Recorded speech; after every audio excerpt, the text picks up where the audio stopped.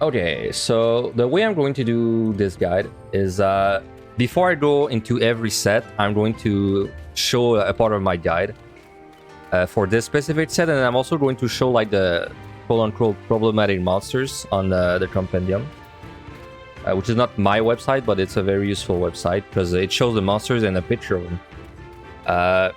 So as a heads up, this will be on YouTube.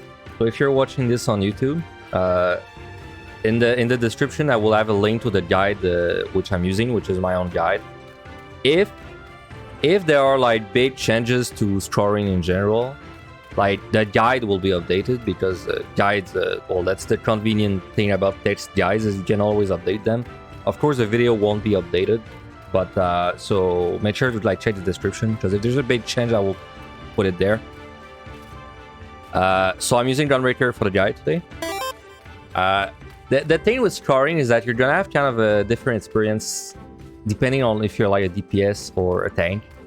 Tank, I would say, are like probably the easiest scoring jobs to start with because they're very tanky, and like they don't have to take that much risk to get like a nice score. And AoE pulls are a lot less dangerous as well. But honestly, for Evan on high, I think like even DPS is not that risky in AoE pulls because really we're going to be doing AoE pulls from 1 to 50, and then like everything beyond that is like it depends on like your basically your comfort level. You don't have to AoE pull later. Yeah, the kind of score we're gonna go for is like something between 1.8 to 1.9. So I'm going to show you basically like the safest way to score, right? So this is not the way you want to play if you're pushing like extremely high scores, but in my opinion, this is the way you want to play if you want to start scoring and you just want like a good score, but without risking the run. Thanks for the follow, by the way, Gozu. I appreciate it. So anyway, let's start for real. So I will first go over a few things like that are just related to every floor, right? Not only on the first floor. So let's go check out my guide. So this is my guide, which will be in the description, like I said. There's a lot of things to read about, but we'll go like through that a little fast. I just want to go over the basics real quick. And honestly, I just kind of want to go over this part real quick. So if you didn't know, scoring is mostly like, if I have to give you a big summary, scoring is killing a lot of monsters and doing certain sets under 30 minutes, and then making sure you explore all the squares, all the floors. So these three things are like the big things, but like I would say the important things to know are these. So these are not the exact point values because like it's multiples of 101. So like, you know, it's like 201, 303, etc. But like you can just use these numbers. It's much easier to remember. So a normal kill, so just killing a normal monster, is always worth 200 points. A normal monster, for the context of everyone on high, a normal monster is any monster you kill from floor 1 to floor 30. Excluding the bosses and excluding Corrigians and Mimics, which have their own rule. So then a high value kill is simply a kill that is between floor 30 and 100. These are worth 300 points, so they're worth like 50% more. So basically every time you kill 30 of these guys, it's as if you killed... let me rephrase, sorry. Every time you kill 3 normal kills, so like a kill from 1 to 30, it's as if you had killed 2 high value kills, which is any monster from 31 to 100, excluding Mimics and Corrigians and bosses. So talking of Corrigians and Mimics, they are both worth the same amount of points, right? So I mean, you just want Corrigians. Like a Mimic is good, but a Corrigian is always better because you can kill it instantly. They're worth 700 points, which is a significant amount. So alterations are obviously a really precious thing to get. Opening the chest is 100 points, and like this adds up, man. Like this sounds like a small amount of points, but on average, I'd say you open 50 chests per set as long as you explore every room. So it's a lot of points. Like it's 5,000 on average per set. So you definitely don't want to be skipping chests. Like if you find a chest and it has an intuition and you're already capped on intuitions, then you want to burn an intuition and pick it up. Because you get these points when you open the chest, not when you check it, but whenever you like actually grab the commander from the chest is when you get the points. It's sitting the floor with buffs or debuffs, so like any enchantment is 500 points per buff or debuff. That means basically that if you don't have to Serenity, you don't want to Serenity, because then you're gonna get a free 500 per enchantment you keep. So like it's actually kind of beneficial in the scoring run when you see like the kind of low well, first when you see a buff, because the buff also gives you 500. It's not only the debuffs, but also when you see like these kind of like not really punishing debuffs like no regen, and even like damage down is I think worth it sometimes, especially if you get it earlier when it doesn't really matter. Okay, so one of the important ones, I would say actually the most important one, is exploring an entire floor gives you 2500 points. So this is a huge chunk, and this is every floor, right? So if I'm on floor 1 and I reveal every square on my minimap, then I get 2500 points, which, I mean, if you compare that to the amount of points a kill gives, like pretty much every floor you do, you're gonna get more points from actually revealing the floor than the amount of monsters you're gonna kill for most of the floors. So this is very important. You must go for this for as long as possible, preferably the entire run, which is just a skill that you develop with time. But I mean, it's way more important to do this than it is to do like AoE pulls, right? Like there's kind of a misconception with scoring. People feel like scoring is all about doing big AoE pulls, but no, not really. I mean, if I had to give you one thing it's about, is this: exploring entire floors. So very important. By the way, using a sight counts as exploring, right? Like as soon as your minimap sees every square, you have explored and you have been given a 2500 points. Though keep in mind the boss floors. So when you go into a boss, it's like 2 squares. Like there's like the square of the boss room and then the square with the portal where you leave. You do not need to full explore these boss floors. The boss floors they don't give you points, so don't stress about it. So next one is the most points you'll see in like one chunk. It's 15,000. So you might be thinking this is more important than exploring the entire floor. Not really, because exploring the entire floor is 9 times per set. This is once per set. This bonus is like really good, but it's not really something you want to like. It's not really something you can play around, I guess is what I mean. Because like basically for Heaven on High, the way it's gonna do is from 1 to 50, you will get the speed run, because the monsters die so fast that you just have time to kill everything and get the speed run, so you'll get it.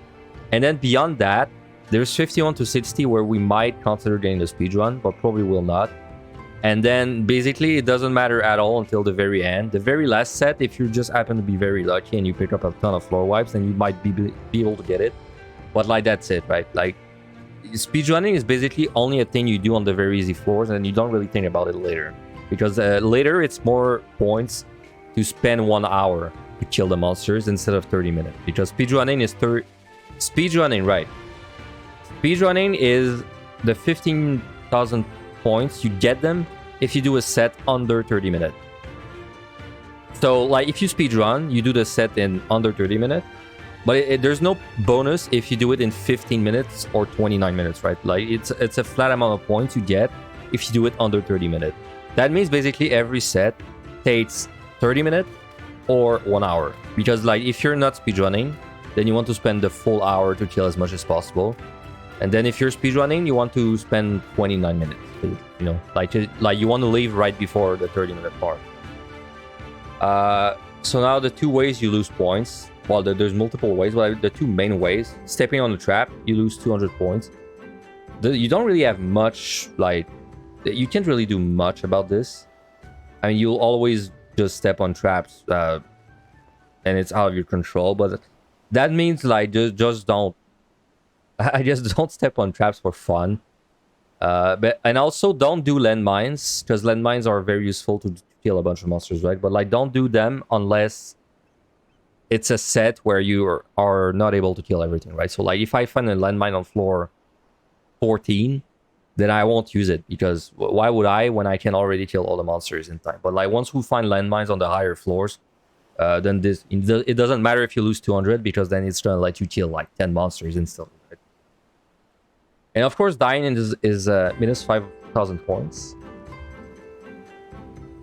So that's a lot. But also, that's also not a lot, right? Like, don't feel like because you died, the run is over for score. Like, it's 5,000 points. If you want to put that in like perspective, this is 17 high value kills, which is basically a difference between a big room and a normal floor, right? So like if you die once, it's as if you had gotten one less big room. It's as if you had missed 2 floor reveals. You know, it's not like that big of a deal. I mean, of course, if you keep dying over and over, then it's gonna add up like really fast. But if you die once or twice, it's not really gonna make that big of a difference on your final score. So don't stress about it too much. And then finally, a few things to keep in mind. These are like kind of point things too, but it's like almost formulas. So if you step on a luring, which is the trap that summons 3 monsters, and so it's a trap, so you lose 200 points, and then you kill every monster that spawned from this trap, you're basically going to be looking at plus 400 points. So it's always worth it to step on the luring if you have time to kill the monsters. But it is not worth to step on the luring if it's a set where you don't have time to kill the monsters, because then you're basically having less valuable kills. So doing the same thing, stepping on the luring and killing every monster, but on the high value set, which is 31 plus, is 700 points, so this is even better. Stepping on the landmine to kill the monsters is only a point gain starting from 2 monsters. Like, you don't... So like... But that doesn't really matter for Evil High, because we would never step on the landmine early on. So this is mostly a PUTD thing. Stepping on the landmine to kill a high value monster is basically anything beyond 31. It's always a gain to step on a landmine to kill a monster, assuming that it's a set where you don't have time to kill everything. Even if you just like see a landmine and you see like one monster near it, it's worth it to step on it and kill the monster. Like, you're gonna gain time, gain points by doing that. A speedrun is equal to 75 monsters for the earlier sets, so like from 1 to 30. Speedrun on a high value set is equal to 50 monsters. Like I said, the speedruns are going to be things you just kind of plan for earlier. So like you're not really going to be looking at these values too much. It's just nice to know. And now this is an important one. Using a Serenity on a no item floor. So the no item debuff is kind of bad for scoring. I mean, it's bad for everyone, but it's especially bad for scoring, because when you have this debuff, you cannot open any chest that you already have 3 pumps off. So like, let's say I have 3 stray, and then I enter a floor with no item, and then on this floor there's a chest with a strength. Now I can't pick it up because I already have 3, and I can't burn a strength because I have no item, right? So I'm basically losing 100 points just because of the debuff. So basically for this debuff, let's say you have a no item, you would only use a Serenity if it would let you gain at least 500 points. So like, let's say there's 5 chests that you can't pick up on this floor because of the no item, and then you have only no item, so that's 500 points if you complete this floor. Well, in that case, you don't lose points if you Serenity, because then you would be able to pick up 5 more chests, right? It's just something to keep in mind. Of course, like, if you get no item in combination with other debuffs, then it becomes harder to like justify removing it. Because let's say you have no item, gloom, and damage down. That's 1,500 points that you would lose if you Serenity. So like, at this point, you would have to find 15 chests that you can't open, which is starting to be a little silly. So, but this is very useful to know when you just get no item like alone. So keep that in mind. So alterations, like I said, are very good points. So basically, using an alteration on the earlier sets from 1 to 30, it's going to be plus 1,000, plus 1,500, or plus 2,000 depending on room size. That's basically the formula where you subtract the point value of a normal kill to a mimic or slash guardian. So I mean, that's all the points, right? Like basically on average, you're going to be looking at 1500 points per alteration on the earlier set. And on the later sets, it's less because the monsters are worth more. So since the monsters are worth more, basically, since the monsters are worth more, but the mimics and guardians are always worth 700, well, the difference in point is less. So they're worth less, but it's still very valuable. On average, it's going to be 1200. Depending on room size, but like on average, it'll be 1200. So anyway, there's a lot of interesting things. I even have some kind of like, not really a tier list, but like a strength and weakness thing that you can check out, which I will finish one day, hopefully. But right now, there's all the healers and the tanks, all with their own VODs. Lots of things to see in the guide. I recommend you read it if you are interested in exploring. But we're finally going to start. So what we're interested in is this part. This part. So basically, I'm gonna go over each set as I'm doing it and like explain like what to look out for specifically. So if you just want to see how this is structured, this is mostly like something you would want to know when you're reading the guide, but like just go over it real quick. I'm just going to be listing all the sets, saying, do we want a full kill? Do we want to do it under 30 minutes? And is it a set where the monsters are high value? And then I'm going to basically explain the strategy or like things that are worth mentioning. And then I'm gonna, in blue, I explain like the justification for this specific strategy. And yeah, so that's pretty much how this is structured. So we can finally check this out. So we're gonna start Heaven on High. So Heaven on High. Sorry, was drinking some coffee. So Heaven on High actually got super nerfed in Endwalker because of the stat squish. So 1 to 50 is like significantly easier now, like a lot easier than before. Like I would say monsters die like honestly like 3 times as fast. Like, it's very, very different, which is good for scoring because that means your 1 to 50 is going to be pretty much the same experience on every job. Basically, the big difference is on tank, you're going to be doing more AoE pulls, and on DPS, you're just going to be doing more single target. But, like, it doesn't really matter. So anyway, first set. So, very simple. We're going to zone into the set with, like, no bombs, of course. What I like to do on 1 to 10 is I like to use a strain and a steal as soon as possible. Just because we're going to find so many of them, and it's just a nice way to, like, speed up the first floor. Big AoE pulls are unnecessary. I'm still going to be doing a lot of AoE pulls, but like you just don't really have to go crazy for them on the first set.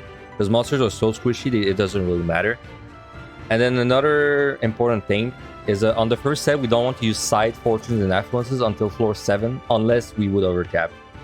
This is because for Heaven on High, from floor 1 to 6, so like 1, 2, 3, 4, 5, 6, they don't drop alterations and a few other commanders. So like we want to try and keep our chest generating commanders for later. Because basically the big point gain commander is alteration. So we want to maximize our chance of getting an alteration. So let me just go real quick over the monsters of this set. I'll just tell you if there's anything to know. So like I said, AoE pulls are not that important, so I'll go really quick over what these guys do. Yumami puts a slow on you, so if you're doing a big AoE pull, it can be pretty annoying to carry these guys around with you. Mutsu put a Vol on you. Can actually hurt pretty bad on the first few floors before you get like any kind of bomb or levels. Like just don't pull a massive amount with these guys. Card just does a big tank buster, but I mean, you kill them so fast, just kind of kill them whenever you encounter one. Bumpfish doesn't do anything. Unreal puts a dot, but it's like very weak early on. This guy can be a little bit of a pain in the AoE pulls. It'll do like an untelegraphed cone that sleeps you. So it can make it so that like you get slept and then you're like sending 5 AoEs because you're CC. Just keep your eye out for this. This guy probably the most annoying monster when you're trying to score. You just have to watch out. He's gonna do something called shock after being in combat for like, I don't know, 5 seconds.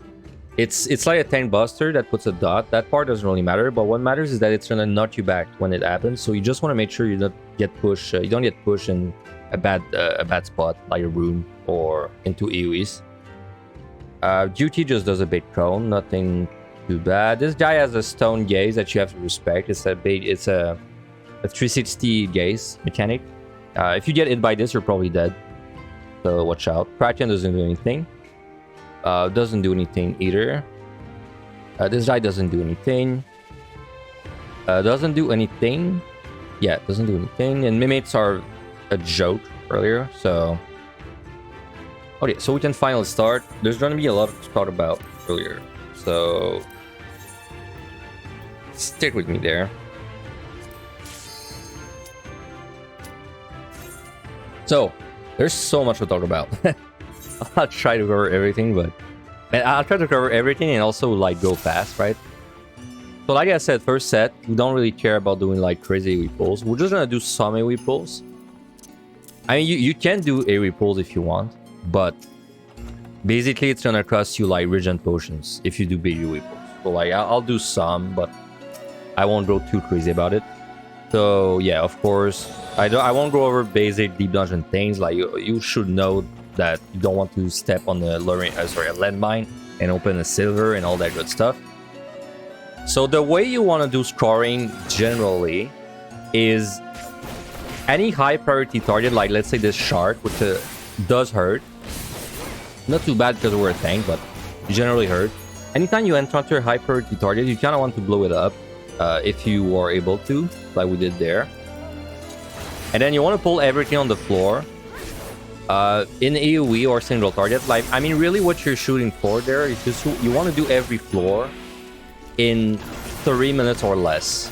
That's the time you should take to do a floor to be able to make the speed run. So you're just gonna know, like, the limit of your job and pull to, like, its maximum size. And then you gotta decide if you want to do a pull that's big enough to use a regen potion. Like, for example, this pull didn't require me to use a regen potion, so I mean it's always a good idea to do a pull in that case because you're not wasting any resource and you're doing faster. Now the other important thing about scoring, which luckily is not that important in High, but still important, you're gonna have to care about respawns. So for High, the first 3 sets, so from floor 1 to 30, you're gonna have a respawn monster every minute, which means you want to try to leave when you know the respawn's dead and when you know it's not happening soon. So, like, for example, you see the time at the top right, it's 58, so something will respawn at 58. What we want to do is see where it is. It's there. Then we want to kill it, and then we want to leave as quickly as possible after it's dead, because we don't want, like, let's say the respawn, let's say I would leave the floor at 57.8, then there's like only 8 seconds before the respawn happens, and the respawn timer resets between floors. So like right now, when I zone into this floor, as soon as I'm into it, the respawn resets. So like right now it's 57:30. So I write that in the chat. That's a good way to keep track of the respawn, by the way. You can write in the chat when you enter the floor. So since I entered this floor at 57:30, the respawn's at 56:30. So as always, we have to make sure we kill all the respawns, which usually is gonna involve some amount of backtracking. Luckily for High, you only have to do this 34 instead of 150 in PUTD. So I mean, it's a good way to practice it, but it's also a kind of it also means that you don't really need to do it. But it's, I know, I personally like everything that gives you free points and doesn't risk the run. I tend to do it because, like, why not? So what's up, Paradox? Hope you're feeling well. Happy New Year's. These little pets, by the way, just a funny thing, in force scoring, they're actually really, well, not really bad, but they're bad for scoring, because when these guys spawn, they replace a monster. So, and that can be a Guardian or a Mimic. So you actually don't really like seeing these guys. If you see one, that means you missed 1 kill. Because you're 15 to temp on 171 now. Hey, nice. Good luck on the 180, Ryan.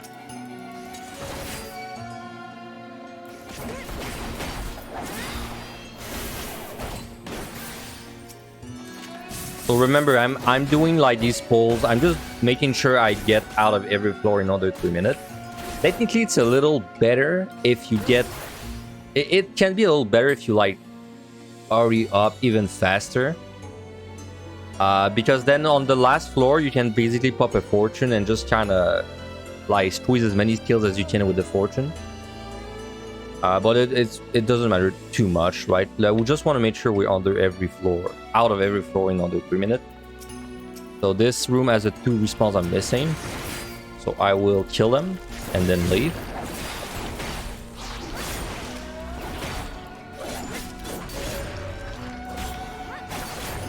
You need your internet to hold more than anything. That's a pain, man. Like I said, we're gonna pop a steal and a strength there. Even though we're going down to 0, it doesn't matter.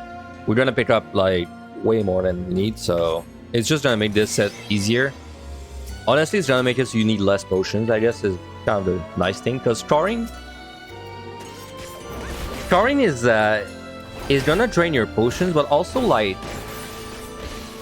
it's weird. Like, it's going to drain your potions a lot, but it's also going to give you a lot of pot shards because you're checking way more chests than usual. So honestly, I'm tempted to say that you probably... I feel like you honestly get a little more potions than a normal run, especially if you're running something like a tank. It also depends like your level of greediness. But since this run specifically is going to be a very safe scoring run, we should get a lot of potions out of this. Well, we can just check that out after, right? Like, I have 838. We'll see what I finish with. So something that is kind of like general DD knowledge, but is especially important in scoring, since we're going to do a lot of AoE polls. You always want to make sure to know your limit with a trap. By this I mean, you want to know how much monsters you can survive if you hit the worst possible trap when you enter a room, right? So like, for example, let's say I'm fighting one monster, then I'm not too scared of walking through rooms, because I know that if I hit another trap, which is the worst, I will survive. So that's just something you have to know. I would say generally on tank, you can survive probably 2 monsters with another trap, and then when you start getting higher, it's when it starts being dangerous. It's gonna be important later to kind of play around the layout. It's not that important on the first set, but like, we're gonna have to start like playing. How to say? We're gonna have to explore depending on where the key is. It doesn't really matter yet, but just something to keep in mind. So remember, even if you have a job with bad AoE like Gunbreaker, it's still, as soon as you hit like 4 targets, it's always a gain to the AoE, because like you're pumping out so much potency every cast.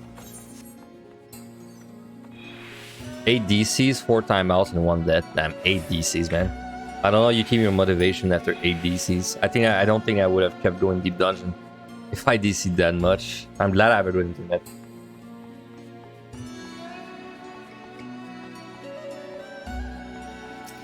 So right now the respawn is in 20 seconds. Because we entered the floor at 40.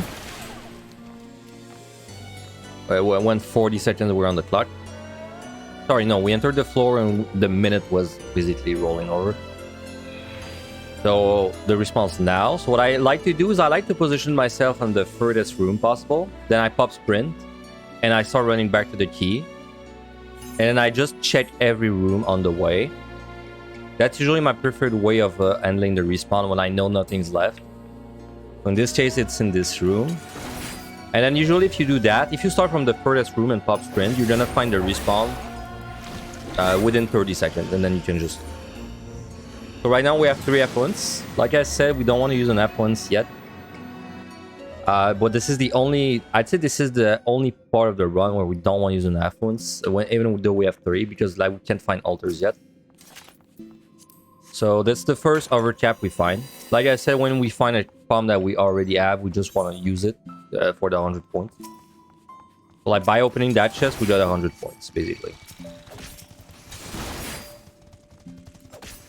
Okay, so now that's an interesting one. There's another chest in that room. Usually you want to check chests while you're fighting to save time. But like this is a case where if I know that if I hit a trap, I could be in danger. So I'm just going to kill these guys normally. And then I'll go.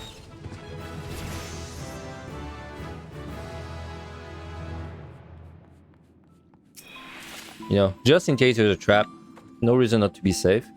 Especially on these earlier sets where you have plenty of time to do them, so you don't really have a reason to take risk. Respawn was now. When the respawn is about to happen, it's also not a bad idea to just kind of like chill in the room that you're close. Just so you can like keep track of where the respawn are. So like for example, I know this guy was a respawn. So now I know that I know for a fact that after these 3 guys, there's nothing left. Which means I don't have to backtrack for no reason. Though in that case, I will probably go for the respawn.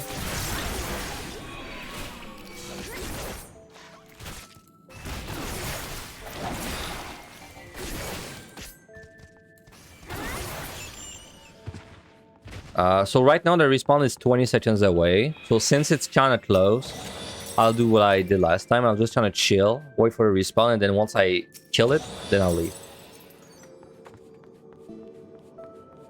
You always wondered if you're ahead, if you should wait for a respawn near the key, and then another if it's not there, or just fortune floor 9. Probably doesn't matter that much. Personally, so yeah, there's like 2 ways to do things. There's this way where you start from the furthest room and then you move to the key. This way is like the safe way because then you're sure that you're gonna see the respawn. But you're right. If you have a lot of time, it's not a bad idea to like do what you said. Sometimes you basically do the opposite. You start by the key, you stay by the key, and then when the respawn happens, basically if you're lucky and the respawn is like right in this room or the next one, then you're gonna save a lot of time. So which is gonna let you squeeze in like a couple, well not a couple, but like maybe 1 more respawn if you're lucky on the later floors. It's not a bad idea to do that, but it's like the unsafe option. And it will cut into your fortune time on the later floors, of course. But I think it's worth it to do it if you have like a ridiculous amount of time. Though I much prefer to be safe, like I said. So like there is an example. I know I could survive 2 monsters, so I will actually move through this room. And then we'll just do a bigger AoE pull. Why not? We have a steal, so... Like I wrote in the guide, you don't really need AoE pull for the first set, but it's also not that bad of an idea to do them because, I mean, you're gonna need them later, so... It's not a bad time to practice it. So respawn is in 5. We'll go check that chest and kill a respawn and leave. Now, something you want to do is also try to hug walls all the time to avoid trap. But I mean, you can also... I mean, basically, if you're cutting in the middle of the room, like if you're running through the middle of a room and there might be a trap, you're basically... It's a risk, right? Like you're gonna get through it faster, but then you're also risking a trap. So it's a calculated risk. Sometimes you're gonna see me run through the middle of rooms, and it's a risk that I'm taking, right?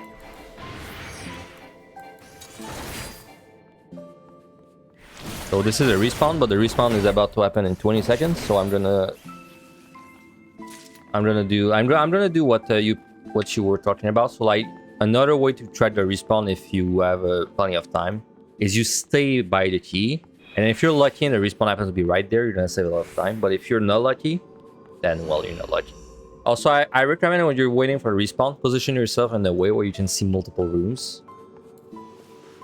So this is an example of a risk. I'm stepping in the middle of the room. I'm basically risking a trap, but making it to the monster faster. So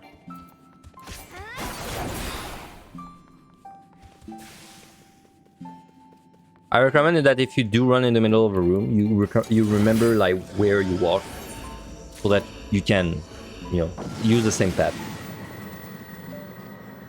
I'm sure it's the way for POTD 110 because you don't want to fortune 9, but in MRI you're not sure. Yeah, in POTD, I'd say from 1 to 10 it's probably always a good idea to do it. I do think it's worth it in MLI though, because like even if it makes you miss, I don't know, like 2 kills on the fortune floor, that's only 15% drop rate times 2, so yeah, minus 200 plus 200. balancing all things.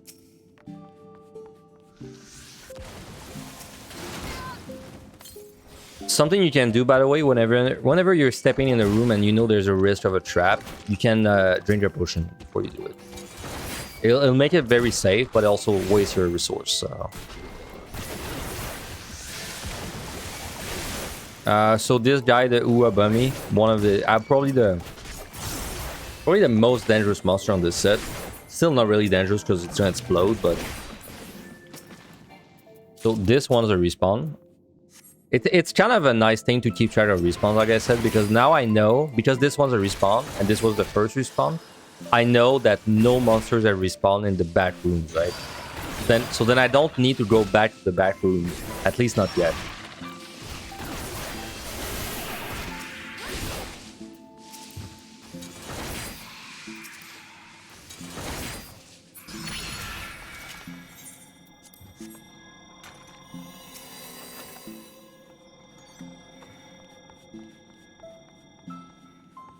So by the way, right now is the last floor where we cannot drop altars. So starting from the next floor, well, starting from this floor, in fact, is where we're going to start using the palms, the way we're going to use them for the rest of the run. So that's going to be a lot of things to talk about. I'll probably go over more details when I start the next set.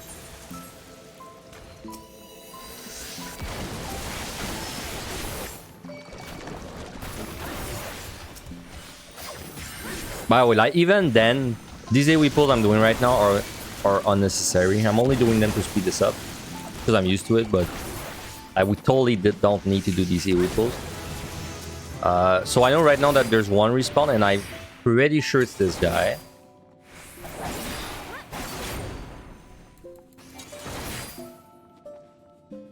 So now by the time I make it to the key, it's going to be the respawn is going to be up by the time I get to the key. So in this case, I'll do what I did last time. Just going to wait in this room for 15 seconds, which is when the respawn is going to happen. Then I'll kill the respawn. Well, I'll sprint to the key and kill the respawn wherever it is. Also, we are going to Fortune now because starting from the next floor, like I said, we can get altars. So, and we don't want to be sitting at 3 affluence whenever possible. You want to avoid to be sitting at 3 commander of something if possible, and if it doesn't risk the run. I'll go over more detail on the next set about what I'm talking about. So this is the other monster that is pretty annoying in AoE pulls. Luckily he's alone, so don't really care. So I don't know all the wall traps, by the way, on the earlier sets.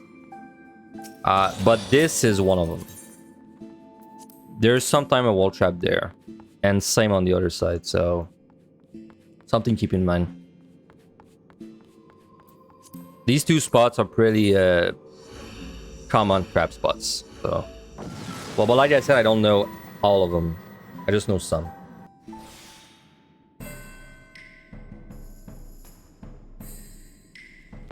So we're on the 7th floor, which is where we can finally start getting altars. Hey, what's up, Perry? Hope you're having a good New Year's too. Yep. I mean, I'm gonna celebrate it later, of course, with my family. But yeah, it's a good New Year's. Well, I hope it'll be. Oops.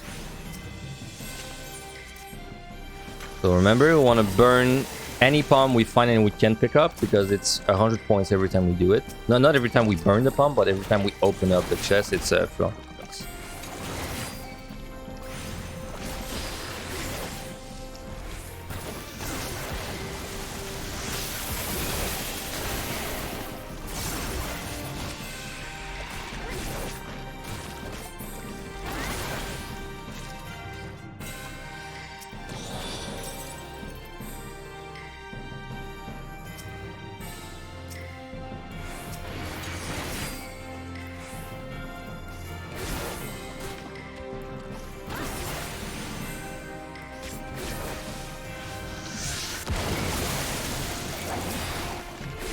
So I know right now that there's one respawn somewhere, but we need to do backtrack anyway, so it doesn't really matter in this case.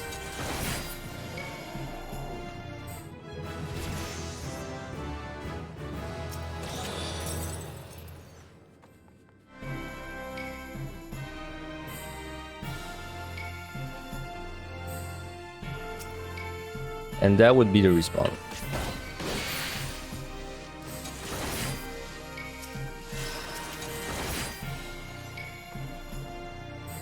So I briefly mentioned it, but of course you want to be checking chests at the same time as you're fighting whenever possible, because it's just a nice way to save up time.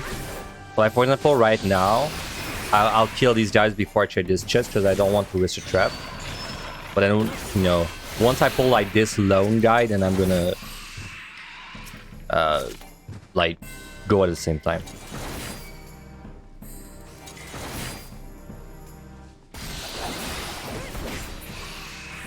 So we can do the same thing again. Respawn is in 35.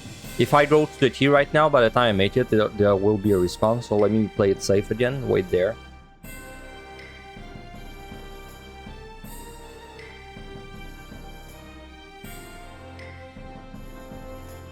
So something I highly recommend for scoring 2, especially the speedrun sets, I recommend that whenever you are at 38 minutes, you use a strength. And maybe even like 38-30. That's because the strength lasts 8 minutes. So it's just like the best time to use a strength, because you know that if you use it at 38, you're basically always going to get like full usage of it. So this is the spawn room. We don't need to go crazy for traps there. Whenever you have a monster on you and then you need to go like a long distance, make sure you are also moving while you're fighting. So I mean, I could go burst this guy right now, but like I don't have a reason to, because if I just spam my lightning shot, is it what it's called? Yeah, lightning shot, he's gonna die before I get there anyway. So better get moving. So this is the 8th floor. So you remember how I said that altars drop on every floor starting from floor 7? That was a lie, because, and don't ask me why it's this way, but it's this way. So this is kind of important. If you have a lot of time, what you would do is and we don't have a lot of time right now, but let's say I got to this floor and I had like 45 minutes left, which honestly is not that rare. Then what I would do on this floor is I would pop a fortune and then stay on this floor for a while, because I'm gonna be killing a lot of monsters, right? Like basically whenever you are in a situation where you know you're gonna be killing a lot of monsters on the floor, it's a good time to fortune. So if I was going to be spending like 11 minutes on this floor, which would mean I get 11 respawns, and I would use a fortune. So you want to do this on the last floor. But here's the thing, you want to do this on the last floor that can drop alterations, because there's a weird rule in the QTD and Level High, and it's that alterations don't drop on the 9th floor for like the easy floors. So like once we make it to I believe it's starting from 61 or 51. Starting from these floors, altars can drop on floor 9. But from 1 to 50, at the very least 1 to 50, it might be 1 to 60 even, altars don't drop on the 9th floor, and affluences too. So that means you kind of don't want to affluence or fortune the 9th floor whenever possible. Like you would do it only if you were gonna overcap. So this is an example of being lazy and just stepping on the trap when I could have on the wall, but you know, calculated risk. Though this one was not very calculated. We got an altar, by the way, so that's very nice.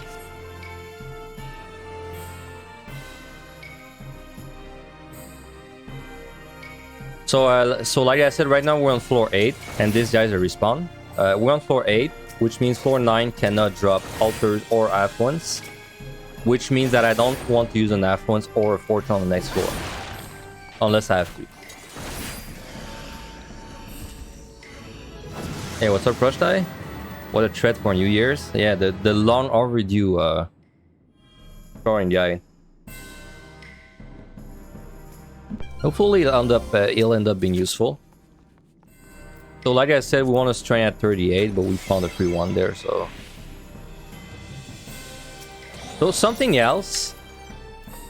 So once you start like accumulating an amount of sites, if you feel that a floor is a good size, Mimic is also very nice, by the way. A Mimic is basically like, this is a chest that gives me 700 points instead of 100. So like, this is always good. Unless you rely on the very high floors where it can actually be a problem, but earlier a Mimic is always good in the chest.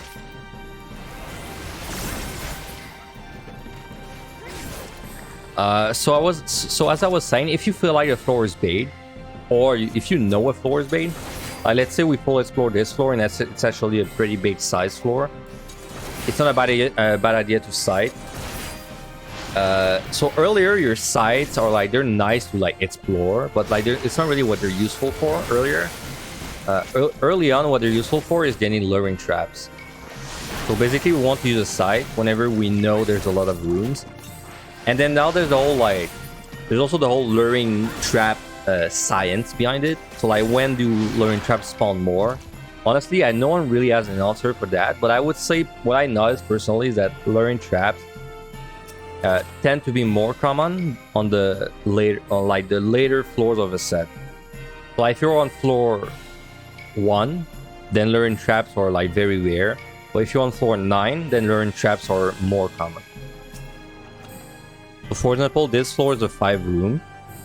If I had 3 sites, I would maybe use 1, because it'd be a good opportunity to, but right now I have only 2. So I don't think 5-room is like that many rooms, so I'm gonna keep my site there.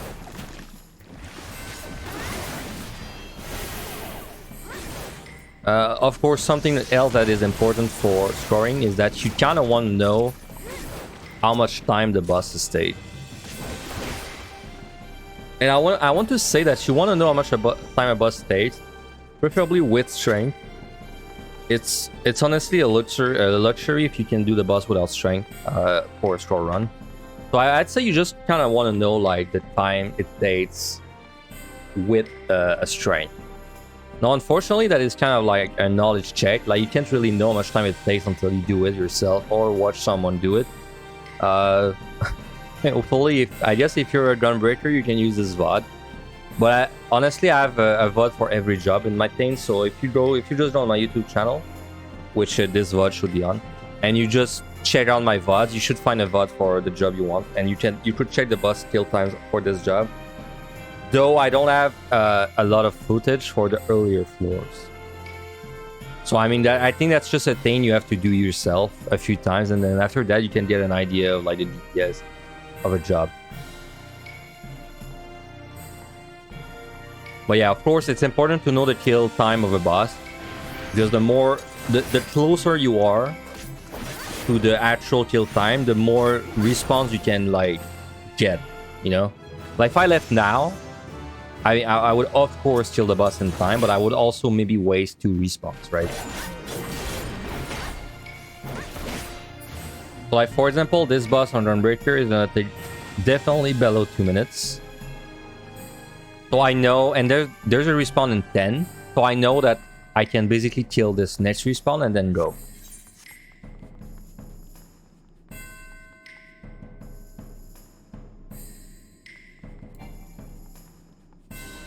We also got an enchantment, by the way. So this is 500 points as long as I don't remove it. So like I said, it's buffs and debuffs. It doesn't matter if it's a buff or a debuff. They're all worth 500 points. So we're going to kill this respawn and then we're going to leave. I recommend that you don't plan to kill the boss with frailty, because this way, if you are actually like rushing for time, you can like kind of adjust with your frailty. Because the issue that I found is that if I plan to kill a boss with the frailty, so like, let's say I know that, okay, on this boss I need a minute with frailty strength. Well then, if I do like end up missing time, I have no way to adjust other than the match side, right? So I recommend you don't plan on killing the bosses with a frailty. You only keep the frailty for like as a backup thing, right?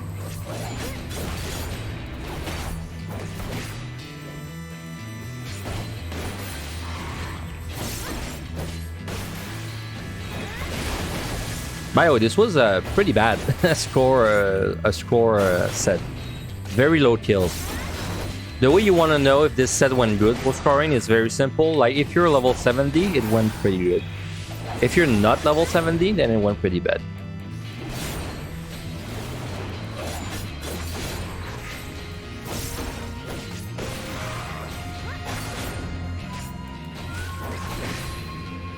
So I don't want to go into specifics of like jobs that much.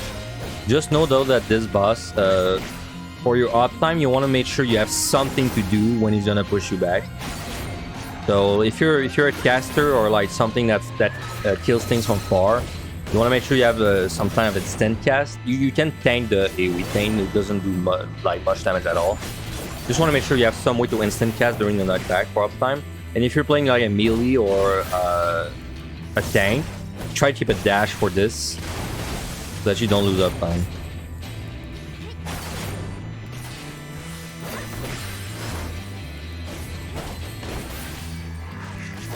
So as you can see, this was very slow because I am in fact level like 0. Well, 69, I mean.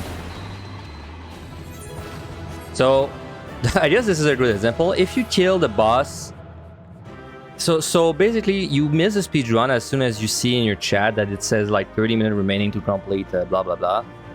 If you kill the boss during that time, or like let's say within 1 second of this, it usually will still award you the speed run, but I mean you don't really have a way to know. Just know that it usually awards it to you anyway.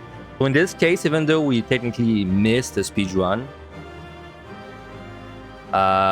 we probably got it anyway. We'll know for sure on floor 30 because I'll be able to tell from the score I get. This is just an example. So for example, right there, what I should have done is I should have used a frailty. Because like time was obviously gonna look tight, so I should. This would have been a good example of using a frailty to adjust for my time there. Reason I did not go as fast as I thought is because I was not level 70, which means I'm missing the whole like continuation thing. This is why it's job dependent, right? Because for example, for Groundbreaker, it is a big deal if you don't have your level 70. But if I'm playing something like White Mage, right, it doesn't really matter if I'm level 69 or 70.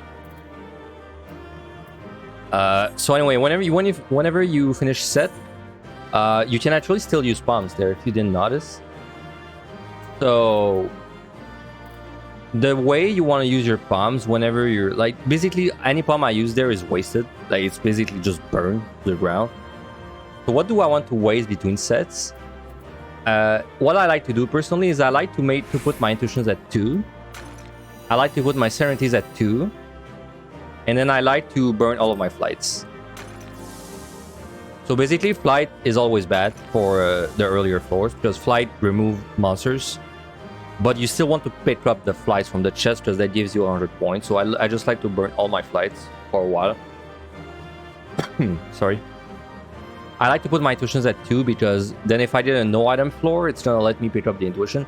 Honestly, you could burn your intuitions to 0, right? Like I could do, like intuition is useless for like the actual run. I just like picking up the bags because like personally I'm working on my achievement. This one, like I'm working on this achievement, so like personally I try to keep my intuitions, but you can burn all of them if you don't care. And my serenities at 2 is the same thing. It's just your serenities is even because like let's say you have a no regen floor and then you find a serenity in a chest, but like you have 3 serenities and you can't burn the serenity to use it because then you're gonna lose 500. So I just like to keep my serenities to 2 for this reason. I don't keep them at 1 or burn them all because then sometimes you actually need them. But I like to bring them down to 2 for this. So something else, you see that the timer is still ticking while we're like, fighting the boss. Sorry, after we kill the boss, the timer is still ticking down, but this doesn't matter. Like as soon as you kill the boss, it's locked, right? Like your score for the set is locked. So it doesn't matter what we do at this point. The only thing that you can do that matters is if you get DC'd on this floor, you lose a run. Don't ask me why, but as soon as you kill the boss, if I DC right now, the run is dead. So just something to keep in mind. But as long as you don't DC, you can like kind of fuck around in there. You can even die. I don't know how you would. Like if you had pods, for example, you could die now and you would not even lose points for it. Your score is locked from now on. So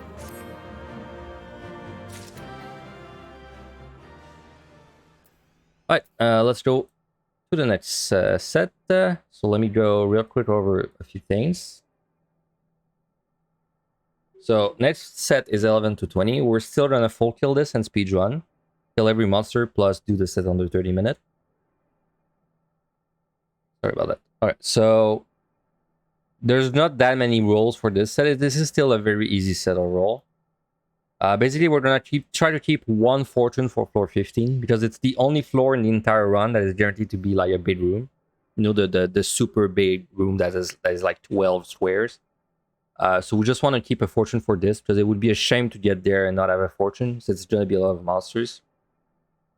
It's also not a bad idea to use a side instead of a safety on floor 15 because it's a big room, like I said. So there's basically 11 squares that may have a luring, so it's like not a bad idea to site instead of a safety. And then to like reveal the key after that, you can just use another safety or a conceal. For AoE pulls, there's two like kind of bad monsters. There's the Heavenly Ends. They have an enraged called, I think, Wash Away, which it's a lot like really hard and pushes you back. So you just want to kill them before. I mean, they're really squishy, so it's not too bad. And then the Auto Chadiers are like very annoying monsters that just spam non-stop spells. But they don't care how close you are to them, so they spam the spell so much that if you're doing any weep pull, they're going to be lagging behind. Like, they're going to be super behind. In fact, often they on-aggro. Because like if you're doing a big weep pull and you keep running, they're going to be casting so much. They're going to be so far from you, they're going to on-aggro and you're going to forget about them. And then watch out for the Shionami's Junkyus and weep pulls because they hit quite hard. So just to go over the monsters real quick. I did talk about the monsters in the guide. I think I prefer to talk about the monsters there because you can see the picture. So I'm going to do that for the next one. So Corporate doesn't do much. Shizuku doesn't do much. Namazu has a tank buster, but doesn't really matter. Shimushi doesn't do much. Akagiri doesn't do much. This is the one of the dangerous monsters as an enrage after I think 30 seconds. You can interrupt and stun, but I mean really you should kill it before. It just means you don't want to do AoE pulls with these guys on you. Onq has a tank buster, otherwise not too bad. Appa doesn't do much. This is the other annoying monster that just keeps casting and lags behind you. Tatsunoko doesn't do anything. Amagoi is kind of annoying in AoE pulls because it has a super big telegraph, but also is not too bad other than that. Aominos doesn't do much. Shioname puts a pretty big... well, actually, this guy can hurt if you have like a lot of them because it puts a poison on you, but it's not really that bad. Especially on tank. This guy can hurt if you have multiple of them on you. They have like a very powerful tank buster. And Mimic don't matter at all. Alright, so let's go.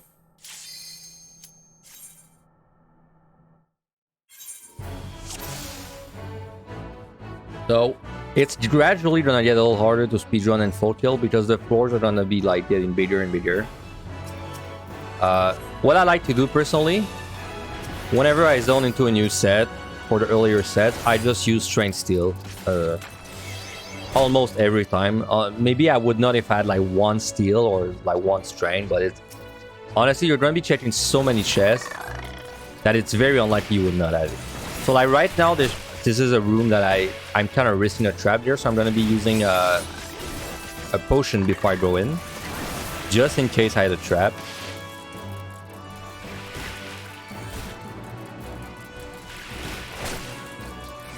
Now this is a spawn room, so there's no risk of a trap.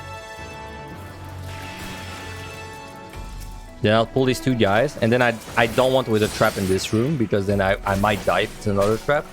So we'll just do the pull there. While we were talking, one respawn happened, and it happens to be there. So that's convenient.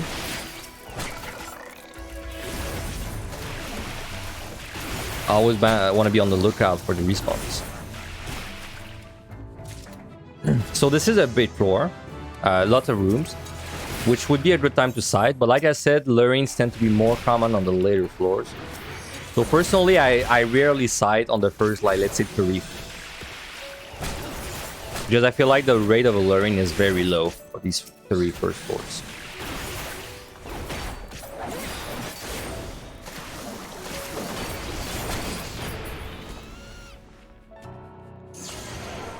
So that's an example.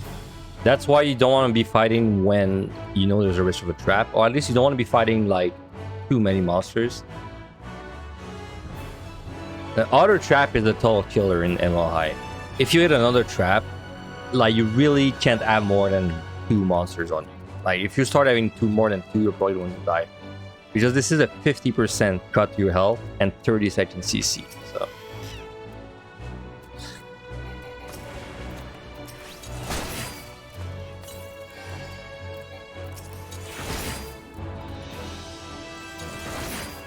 died on floor 1 with 0 kills the other day because of another.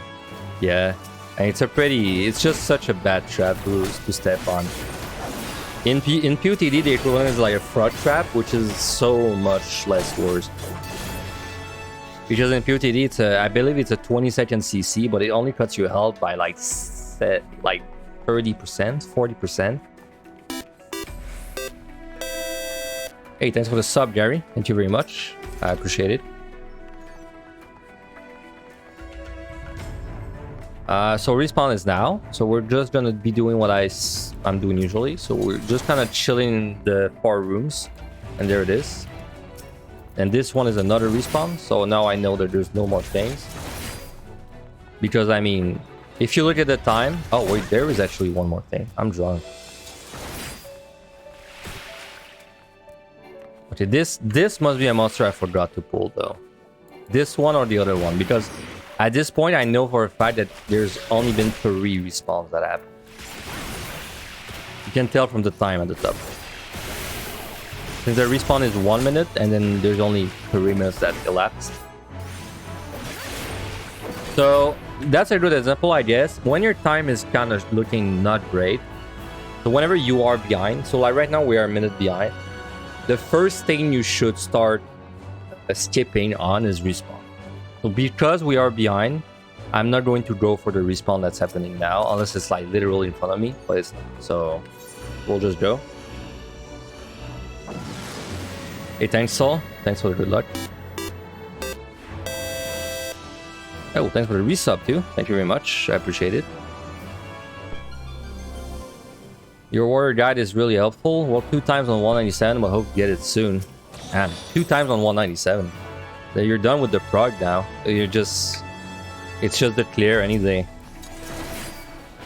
We have Gloom Blind right now. That's really all that means. Really, is that we want to like downsize our pool a little bit. So these 5 monsters should be no issue.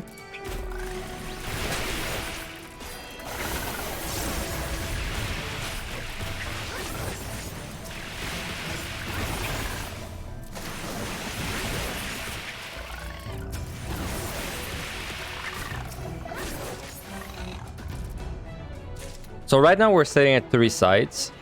This is not something you want to be sitting on for too long. But like I said, the first 3 floors are just so unlikely to have lurings that I just don't like using the site on them.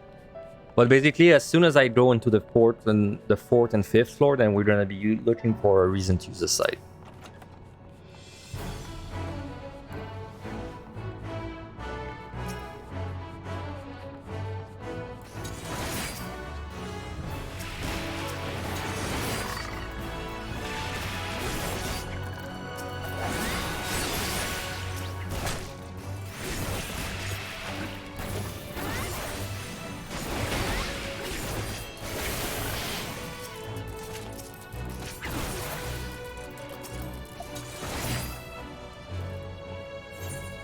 So, okay. So, when do I want to use my fortunes and affluence? So affluence, you kind of want to be making sure you're not sitting at 3 whenever possible. Because if you're sitting at 3, the risk of like finding 2 on the same floor is just too high. And then if you find 2 on the same floor, you're basically wasting 1, which is not something you want. And fortune is kind of the same. Like, you don't want to be sitting at 3 fortune. Because the risk of finding 2 fortunes on the floor is high, but also even if you find a 3 fortune and only 1, then you like if you find it after you kill 5 monsters, you're kind of wasting the fortune. So I would say whenever you're at 3 fortune, you want to use it on the next floor almost always. Right now we're still behind. So like I said, the first thing we're gonna like forget when we're behind is the respawn, unless it's like very close. You lose too many resources on 181 floor set, so you're gonna need to clean that up. Never got to 181 with a single rage yet. And without a single rage too. Yeah, if you had a rage, you could have cleared. I mean, 181 to 190 though was definitely the hardest set, so it's normal that you're struggling to carry resource in it. Okay, so this is a perfect fortune floor. Like I said, we are at 3, so we would use it like no matter what. But this is a very good fortune floor. A way to gain time too is to sight. So I did say that sights usually want to use them for lurings, and I did say that lurings are really rare on the earlier floors. But if you're sitting at 3 sights anyway, or like you just want to gain time, a good way to do that is to sight or safety. Because if you do that, especially on a tank, but I would say on most DPS jobs too, you can just kind of do the whole floor in one pull. Because the biggest danger to doing any pull is not really the monsters, it's the traps. So if you remove the traps, and it becomes very easy to just kind of run between each room, pulling everything. And then you check all the chests on the way as well.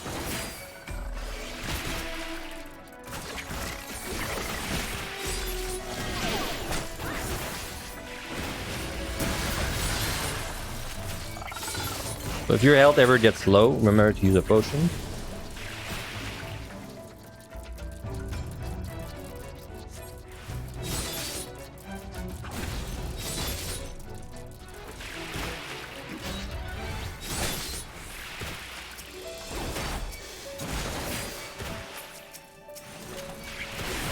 So there's a good example. We found the fortune, so... So, like I said, you don't really want to be ordering your bombs in the store run. So, like, right now, we're eating a lot of damage. There's a lot of monsters on us. I'll just steal, right? Like, you don't want to be ordering your bombs for a store run. You want to be using them whenever you feel like it's a good time to do it.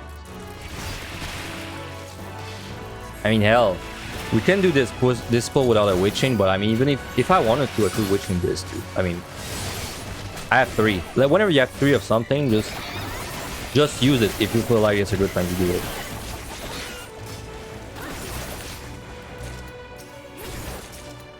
So we use a fortune there. We're gonna make sure we loot.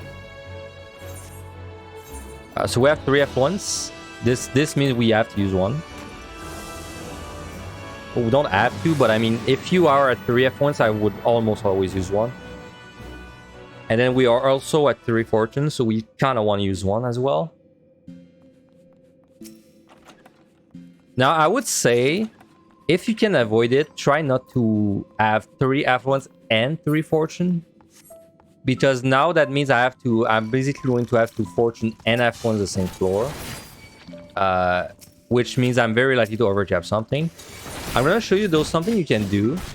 If the floor looks very small and you have 3 fortune, like I have right now, something you can do is don't actually use your fortune, but like, don't kill any monster yet, and check every chest, every gold chest.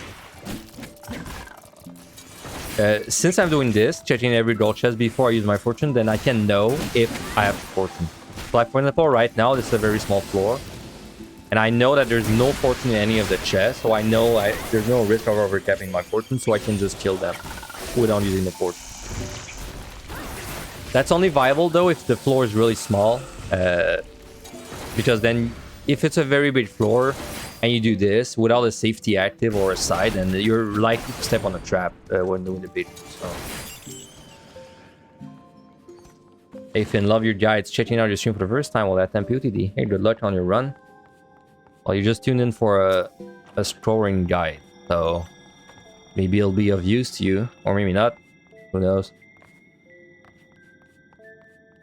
So I'm doing the thing again for the respawn. We're back on a good time, so I'm just going to be chilling there for the respawn. We have 3 F1s. We're going to use it for the next floor. Alterations are kind of weird. For Evan High specifically, we don't really want to be using the alterations until floor 26. Unless we have 3. If we have 3, we'll use one. But if we don't have 3, then we don't use one. There it is.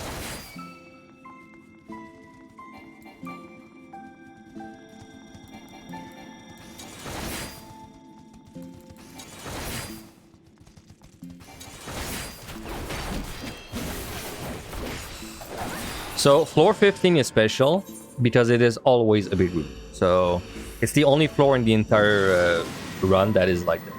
This is guaranteed to be a big room. The way you want to do a big room, I mean, not really that different from a normal run. You want a safety or side. In this case, we will side because we have 3. And also because, like I said, it's a good chance to get some luring traps, if there's any. Because we have like basically 11 squares that we can check. Also, we definitely want a fortune. Not sure I kill him without doing the fortune. Definitely want a fortune, like... Any big room that you plan on like blowing up, you want to fortune it. While blowing up, like slash killing everything. Now what you can do if you have 3 Magicite stairs, you can use a Magicite just to make your life simpler. It's gonna also make this a lot faster. But since we are at 1 Magicite right now, I don't really want to use one. Because I mean, there's always a small risk we don't find it again. What I'm gonna do is I'm going to basically do a big pull and probably petrification, the big pull. Maybe even witching.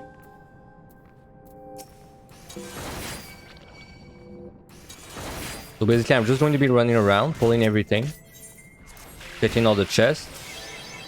It's important that you check the chest while you're doing the pull because you don't want to have to backtrack twice for them.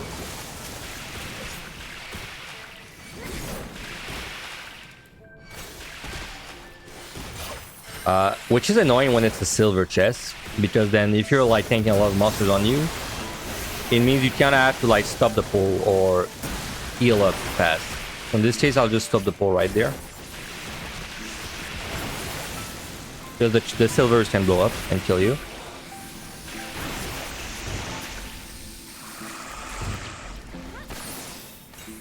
Now, of course, this is a no regen, so we gotta waste a potion.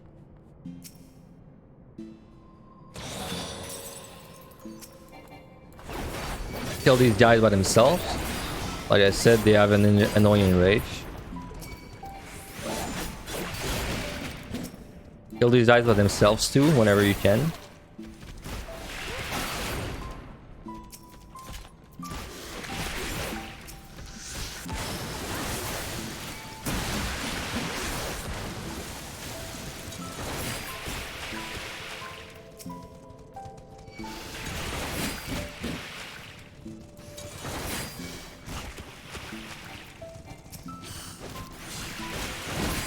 So what you can do when you have like when you're doing an equal and you're like finally encountered a bad monster like this guy.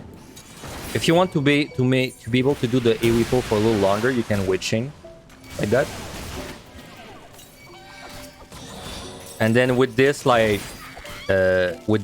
you can pull a little more and then do the AoE pull.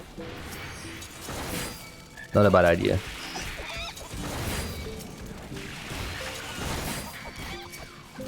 I mean, hell, we have 3 Petries. We could also Petri, right? There's really no reason not to.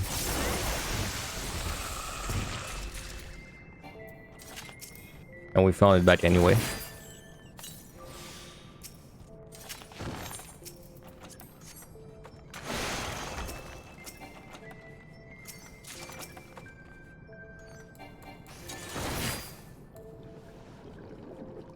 So there's gonna be a few respawns in the big room because like as we were running around, things were respawning.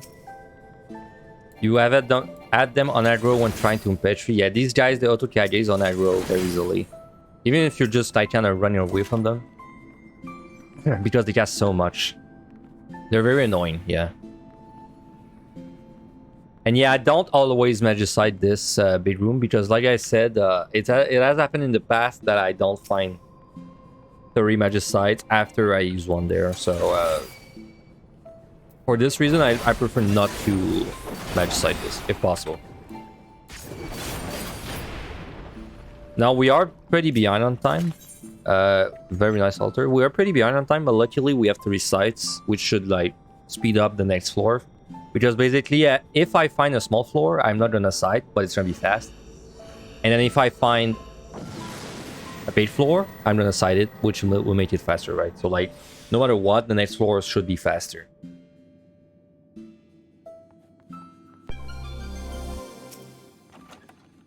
So this is an example of 3 altars. Whenever you have 3 altars, in my opinion, you should use it. Because the risk of overcapping the altar is too big and it hurts too much if you overcap. If you overcap an altar, you're losing more than 1,000 points, so... Now, this is a pretty small floor, so we don't need to side this. Now, here's the thing. I used to think that F1s did not increase the treasure room chance. But it does, apparently, after someone ran some numbers. I'm still not 100% sure it works that way, but now I feel like it works that way. So I recommend that whenever you alter, you also F1s. I would only not do it if your F1s is like... Well, honestly, I would always do it, I think. If I have an F1s, I would always do it. So we're gonna F1s at the same time as this altar.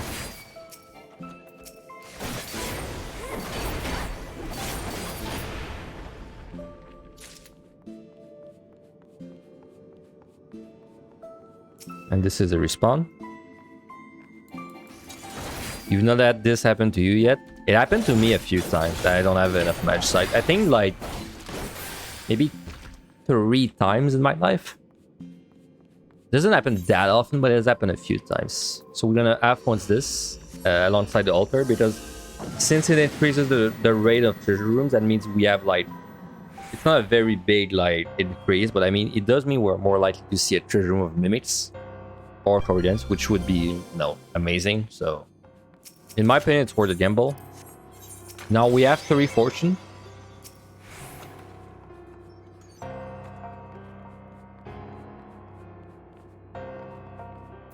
So this is at least 4 squares, which means I'm fine using a site, and this is a good site. Basically, the way you want to do your palms is the more of them you have, like the more you have, the more you want to be... Well, let me phrase it differently. The more you have, the less picky you want to be when you use it, right? So right now I'm at 3 sites. Also, I'm going to fortune because I have 3. And like I said, when you have 3 fortune, you just want to use it. Yeah, if you have 3 of a commander, you want to be like less picky when you use it. So like in this case, so I'm on the later floors, which I have more chance to be a luring trap, and I have 3 site.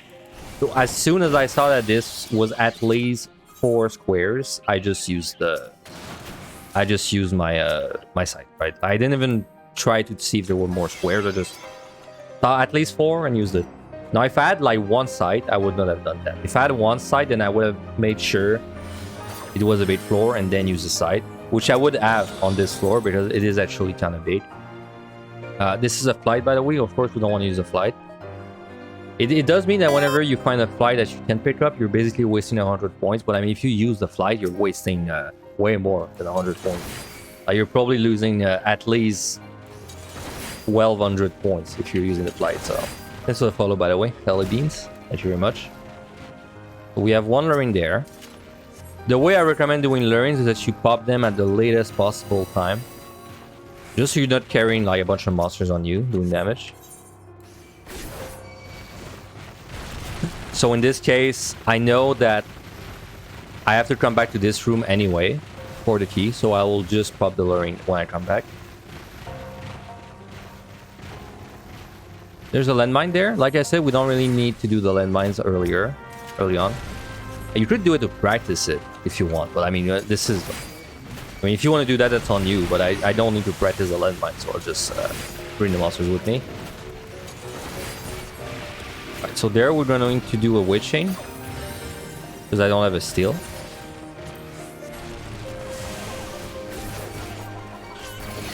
Really, I really don't feel bad about using your palms earlier, even if it means you're going down to 1, even 0.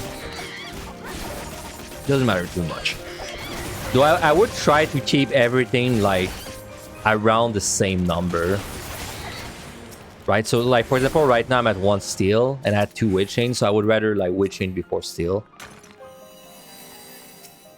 There's 1 respawn which I would have skipped, but it's right there, so let's just kill it. Oh, there's 2 in fact.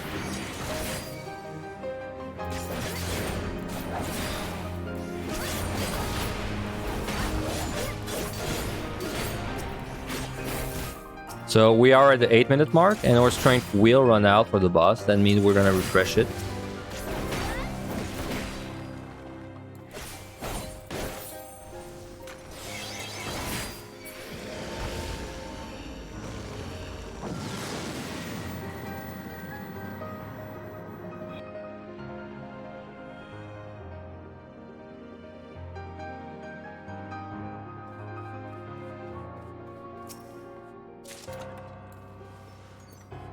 So at the end, we're just kind of trying to see if this is a good side floor. Now we have 2 sides, so we should be a little more picky in when we want to side. I would say it with 2. If I see 5 squares, I'm down. But if I don't see 5 squares, not really.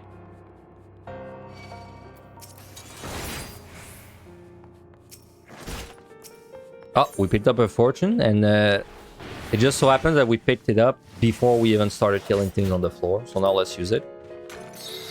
Don't want to be sitting at 3 ever. Let's use a potion there in case of a trap. So this is at least 5 square. I'm down using a side there. There's 1 luring. Okay, so because the key is away from me, in this case, I will backtrack and check out if there's any lurings. There's 1 there. And I just want to make sure if there's a respawn or not. Now again, I'm going to be doing a big pull, but I don't have a steal and I have a single steal. And like I said, I prefer to keep my pumps like somewhat balanced. So what we're going to do there is we're going to fetch you this. So we're going to pop this.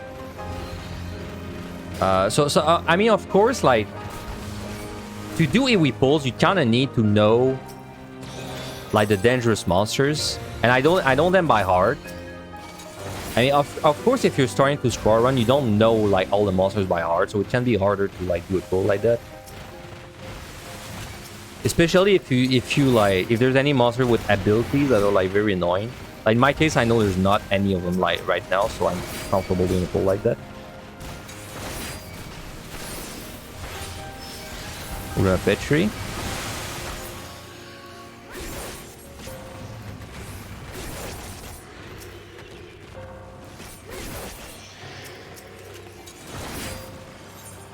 We've got so many flights. That's kind of unlucky, but...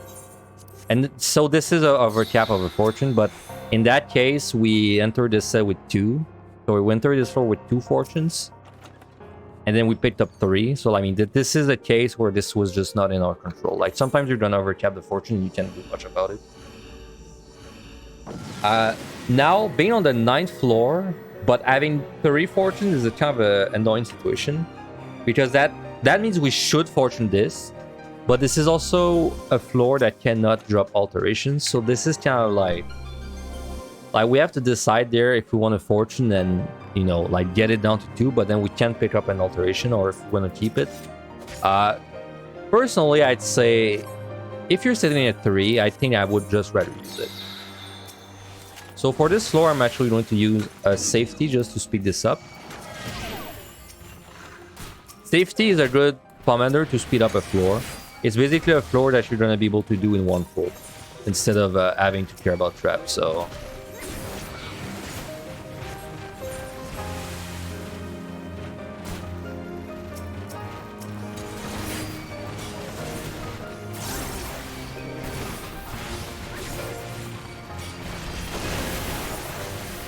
we're going to be drinking potions there and rotating my defensives.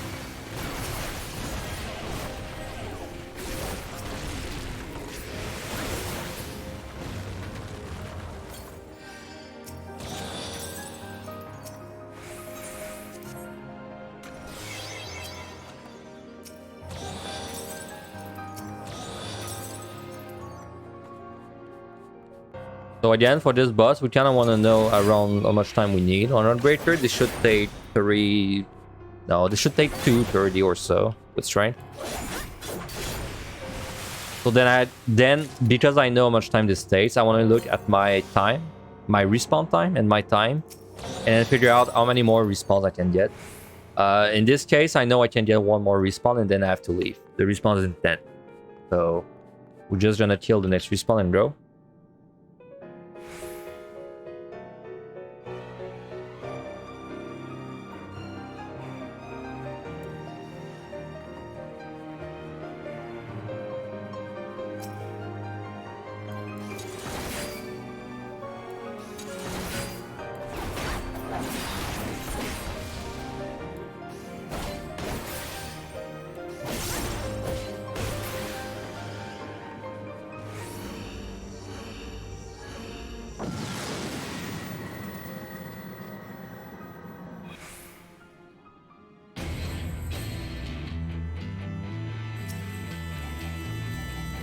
So like I said, keep your frailties just in case.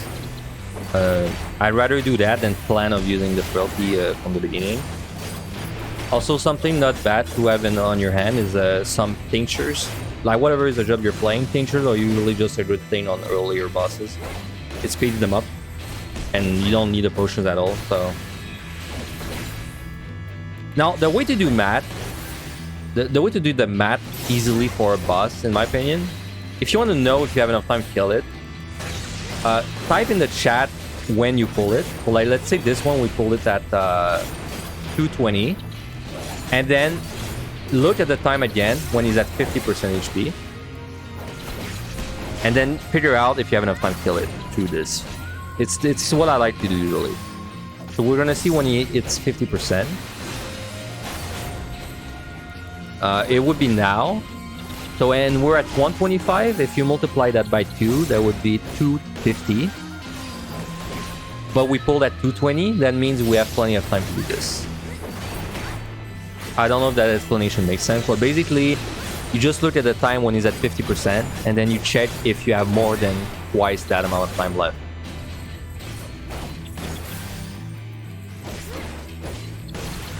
Sorry, you check if when you pulled, you had more. I don't even know how to word it, but basically, if you pulled with 3 minutes left, and by the time you kill it, by the time it's at 50%, you have more than a minute 30 left, and you're good, right?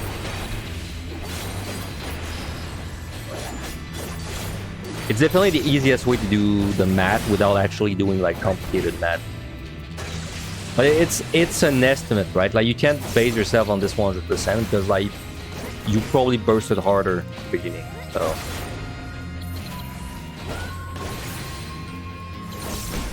So again, finish the boss. From now on, the time doesn't matter on this set. Like, even if we did below 30, it's not gonna affect the speedrun. So we're gonna do the same thing I did earlier. Burn all of your intuitions or some of them. Burn all of your flights. And then burn your certainties until you're at 2. So we're already at 2, so we don't need to. And then we just go onto the next floor, which we will go over right now. Let's see. 21 to 30 is the last floor where we care about respawns, by the way. So this is a very good thing, because respawns are a pain in the ass to keep track of. So anyway, 21 to 30. The way this works, we're going to keep and use the alterations for floor 26 to 29. The reason is that these floors specifically, so a normal floor has 2 to 4 monsters per square, but these 4 floors specifically have 3 to 4 monsters per square, which means that if we keep alters for this, it's basically we're going to get more points because like we're going to get more mimics and corrigans. This also means that we want to keep our affluences for these 2 if possible, right? So usually I would be using my affluences like just kind of whenever I feel like it, but I'm gonna try to make an effort to use my affluences for these floors too. So yeah, we also want to burn most of our chest generating commanders. The reason for this is the same, is that alterations are gonna be the most valuable until 30. And then from 31 to 100, they are less valuable. Still valuable, but like less. So we're going to be using more fortunes and affluences than we would usually. We have to try and keep all of our sites, though this is pretty hard, honestly. So I would say I don't even respect that rule too much myself. But like, if possible, it's better keep your site because the monsters are going to be worth more points on the next set, if possible. And then everything else is the monsters. So let's go over that real quick. There's a few annoying monsters on this set. This is not one of them. This one's easy. This one's easy. This one's easy too. This one's easy. These guys do a surprising amount of damage because they buff themselves with damage up at some point, like very fast. I think after 10 seconds. They can actually do massive damage if you have like multiple of them on you at the same time. Like, I don't know, like say 5 to 8. They can start like kind of destroying you, especially on DPS. Just gotta keep this in mind. On tank, it's not really that big of a deal though. These guys don't do anything. Well, they do a paralyze, but they die so fast that you're unlikely to see it. These guys have an enrage. This is one of the first monsters that like is basically like irrelevant in the normal run, but actually different in the store run. This guy is a pretty hard hitting enrage. He does a mid-array basically. After I believe 40 seconds in combat or so. The thing is that if you're killing them one by one, like you'll never see that. But if you're doing an AoE pull, it's very easy to leave these guys alive for a while. It's just something to keep in the back of your mind. Like if you were pulling out a moto, you probably want to make sure it dies like within the next room or so, right? Like you don't want to carry around a bunch of Adamotos for a bunch of rooms, because then they're all going to mid-array you at the same time and it will do like 1 million damage. Just something to keep in mind. This guy does nothing. This guy, I believe he does a cone that puts an accuracy down debuff on you if you get hit, which basically makes it you can't kill anything for like 30 seconds. Just to make sure you respect that cone, because it is actually really annoying if you get hit.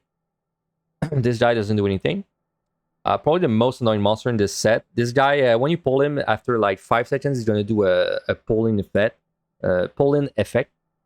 That is like a huge range. Like it's almost impossible to outrange it. You cannot LOS it. Like if you LOS, it's going to basically drag you into the wall. Like it's still gonna drag you. It's just you might get stuck in like the objects. But you can arm's length / shirt cast this, which is what I usually do. It means basically when you pull a UT, you can usually shirt cast or arm's length the first time he does the pull, and then you gotta kill it within like 20 seconds, or he's gonna do it again. This guy doesn't do anything. Tengu has a gaze, and I believe if you don't do the gaze, it puts a CC on you for a short time. Just want to make sure you respect the content basically. So like don't look away when you're pulling them. It's usually not too bad to like do look away monsters when you're in AoE pulls, because like you're running away, like you're running away already. So it's only when you turn around to start fighting that it can be tricky. And the mimics are easy. So okay. So streamer, how do I get 2 million? Is that even possible? Well, that's not the guy to watch if you want 2 million, because we're doing safe scoring. Which, by the way, I didn't even mention that, and I didn't even use it myself, but you should be using food, because it gives you more HP. Do as I say, not as I do. Sorry. So like I said, I like opening sets with steel strength. Even though I have 1 steel, I'll still do it.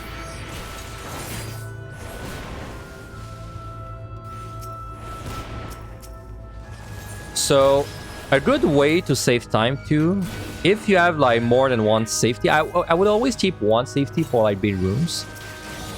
But if you have more than 1 safety and you're on the earlier floors, like the earlier floors, you're not going to sight them anyway. So I mean, if you want to like make sure they go fast, you can safety. That's not a bad thing to do. In fact, I think I saw someone mention it in the chat earlier, but I was talking about something else. But yeah, that's not a bad thing to do.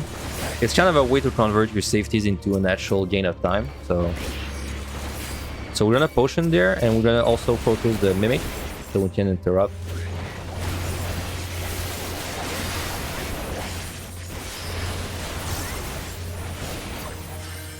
Oh yeah, the fire guys do a gaze too. If you get hit by this, it's also an accuracy down, which basically means you're killing nothing for 30 seconds, so it's good to avoid that.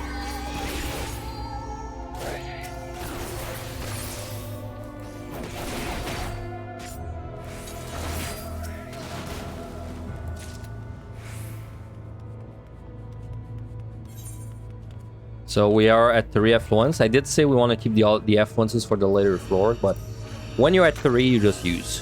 3 is too risky to overcap.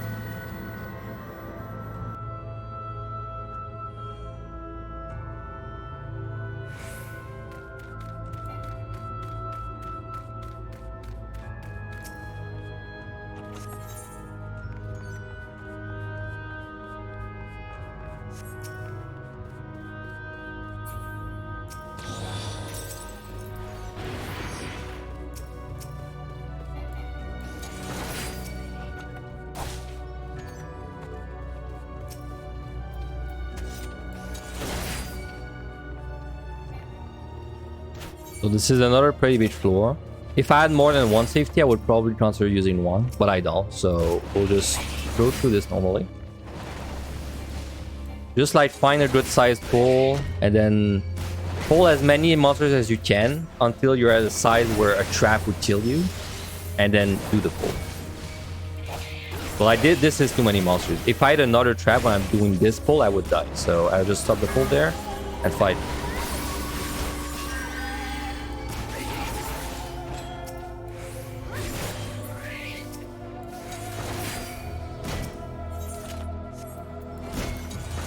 You like to use frailty instead of steel and place your thing at 3? Well, I could, but I don't like using frailties too much instead of a steel, because like the frailty is only 1 floor, and the steel is probably gonna get you through like 4 floors. So, but yeah, I do sometimes use a frailty if I have a big pull, but I usually I do it even if I have a steel on. Like I don't really think about if I have a steel on or not. Though I should say I like to keep my frailties. I think it's like the only palm I like to keep at 3 for a long time, because I feel like it's the only way to adjust on the boss.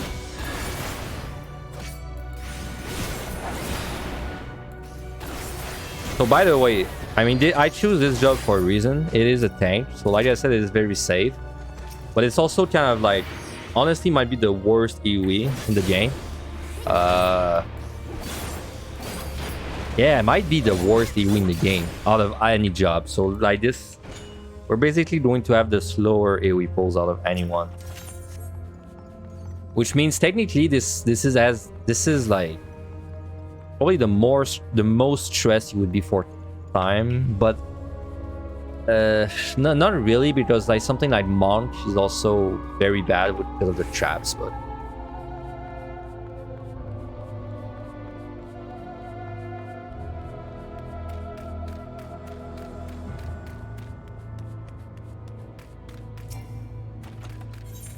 So 3 fortunes. So what I like to do sometimes when my time is like not that amazing, but the respawn's happening soon, I stay by the key, see if the respawn's there, and then I leave.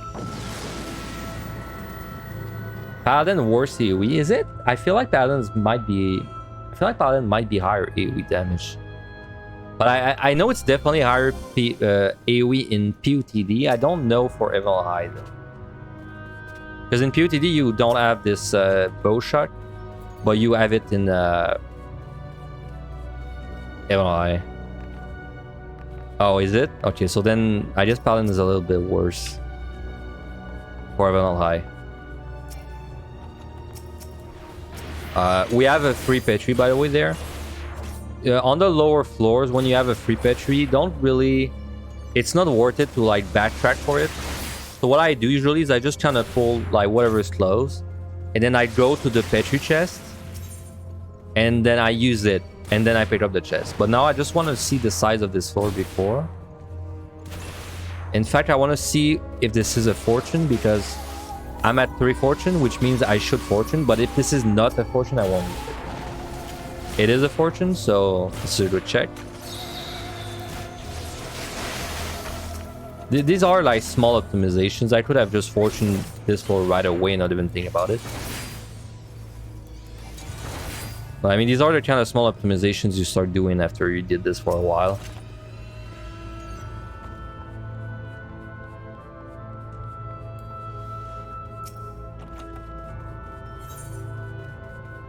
So we're sitting at 3 F1s, 3 fortune again. So we're going to be using both on the next floor.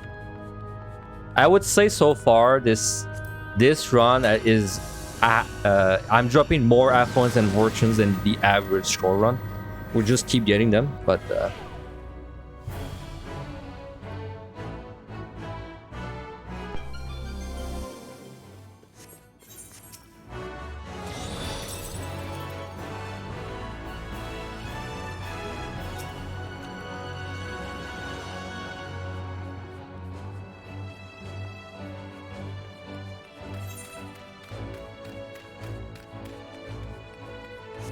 so again, this looks like a small floor, which makes me want to not fortune, but then I'll also have 3 fortune, and then we check this, and this is a fortune anyway, so We'll just use it.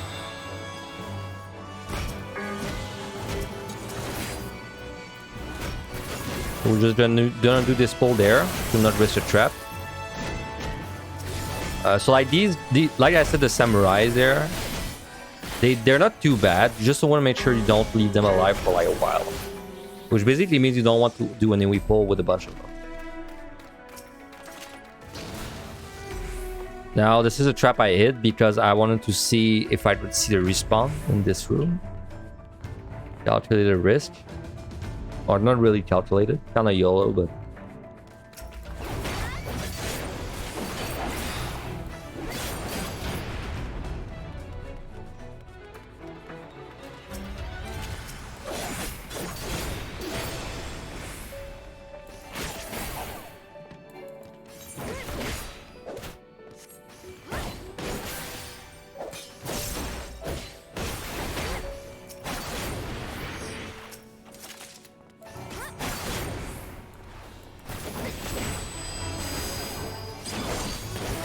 Oh yeah, by the way, I didn't even mention it, but when you pull these guys, they open with a...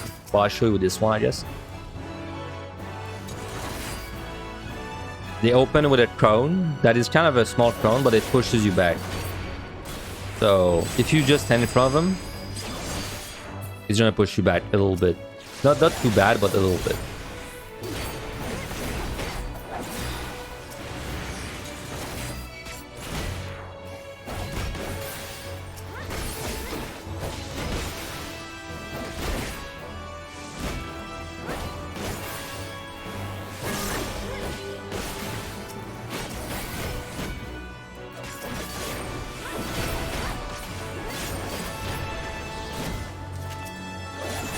So we got another fortune. Can't do much about this one again. There's just some overcaps that you cannot prevent. When you keep getting like... If you get like basically, you only know. If you get 2 fortunes on every floor, then you, of course you're gonna overcap at some point. So I just want to check the respawn since we have plenty of time. There it is.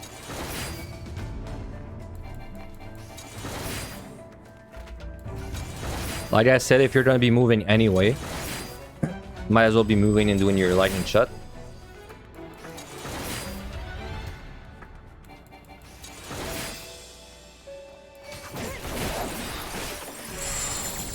Ah, there's a wall trap. So we're gonna influence this again.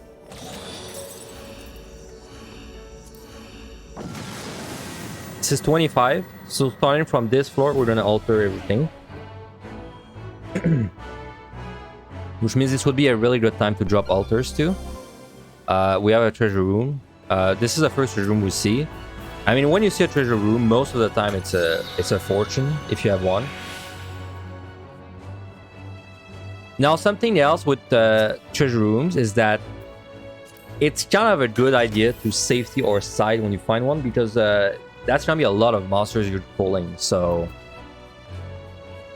for this, I will safety.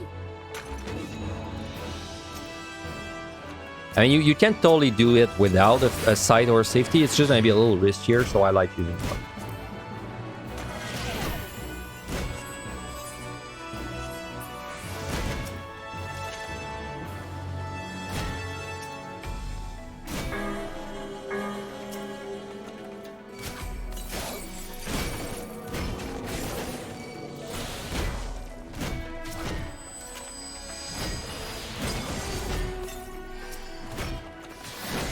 Now we have a witching.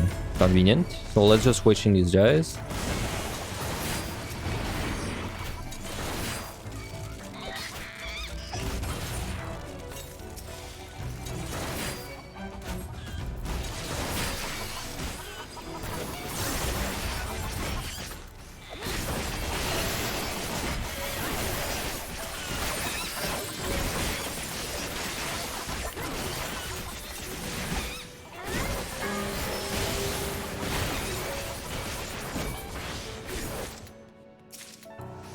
When will you make the first person scoring guide? That's not very high in my priority list. I'll think about it. I've quite a few things to do before that, like cure cancer and find a problem to ward under.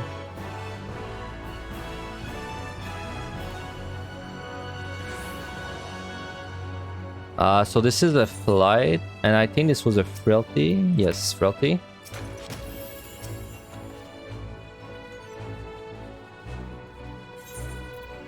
Alright, so starting from now, 26, 27, 28, 29, we want to alter F1's these floors.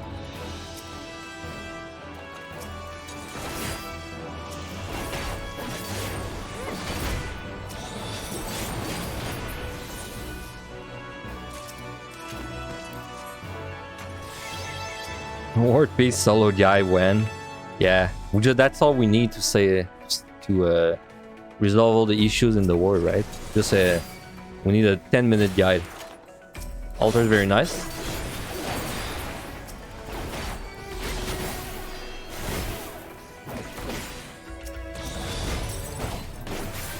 So we have a respawn right now. I'll just check if it's anywhere near. We have plenty of time.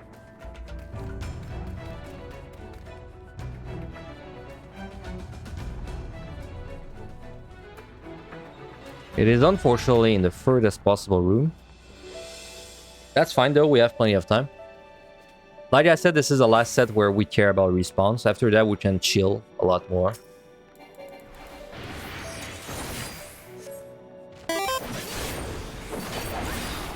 Thanks for the follow, Stavistra. Thank you very much.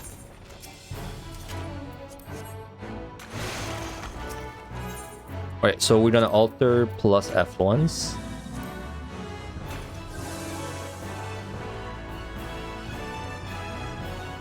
And I'm waiting just to sprint back for a respawn. Which is in 3, 2, 1. Other ways to track the respawn timer, by the way, there. So like I would say the easiest way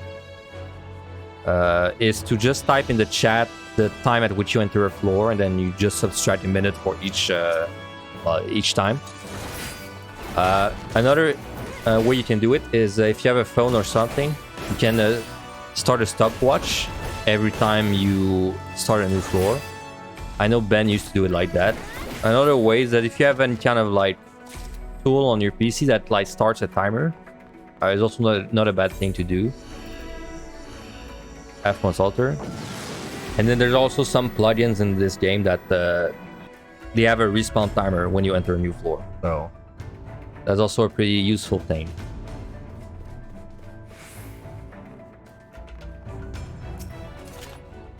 Okay, so next floor, we're not even gonna think about it. We're gonna F1's alter again. If you tend to forget using your palms, by the way, it's not a bad idea to just use it at the beginning of the floor instead of waiting to be on the key. So these guys are the ones that pull you in. So you, like I said, you can't LOS, but like if I dare, it's gonna pull me. But it's not gonna pull me too in, right? So you can like sort of LOS, but like not really.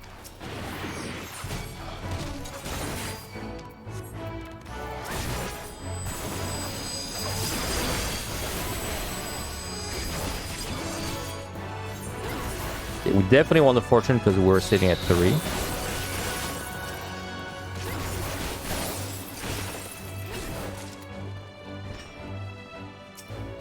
Yeah, man, the big scary plugins.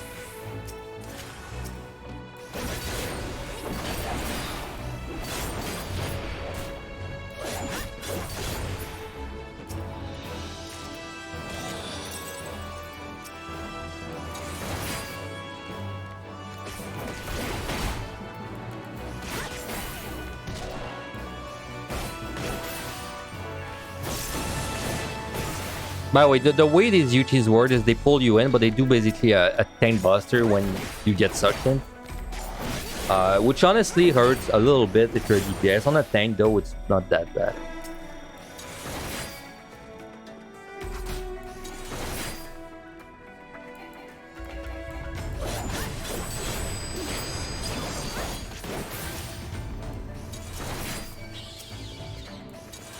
So remember, there's no difference between Corridians and Mimics outside of the fact that Corridians die in one shot. So you always want Corridians if possible, but the Mimics give you the same amount of points.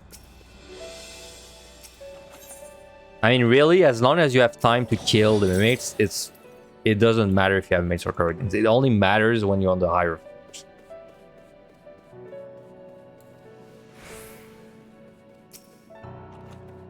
And there we go. That's the last alteration we'll need for this set. I thought I used an alteration already. I guess I did not.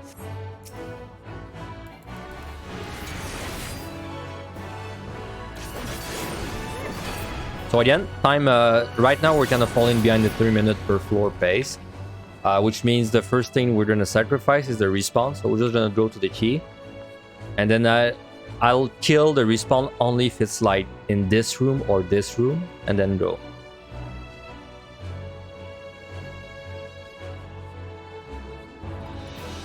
And it's not, so we just go.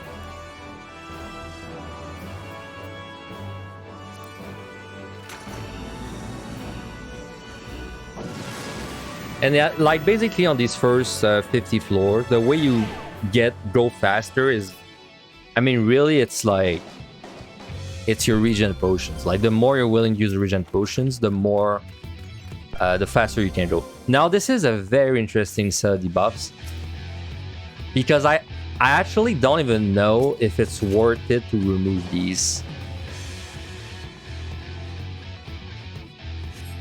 Because these are gonna prevent me from using an altar and a fortune.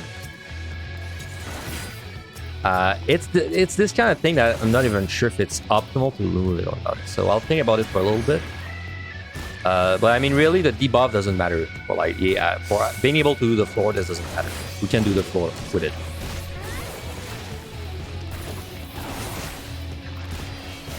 I think this is probably it's probably better to keep this debuff, and then just alter on the next set instead.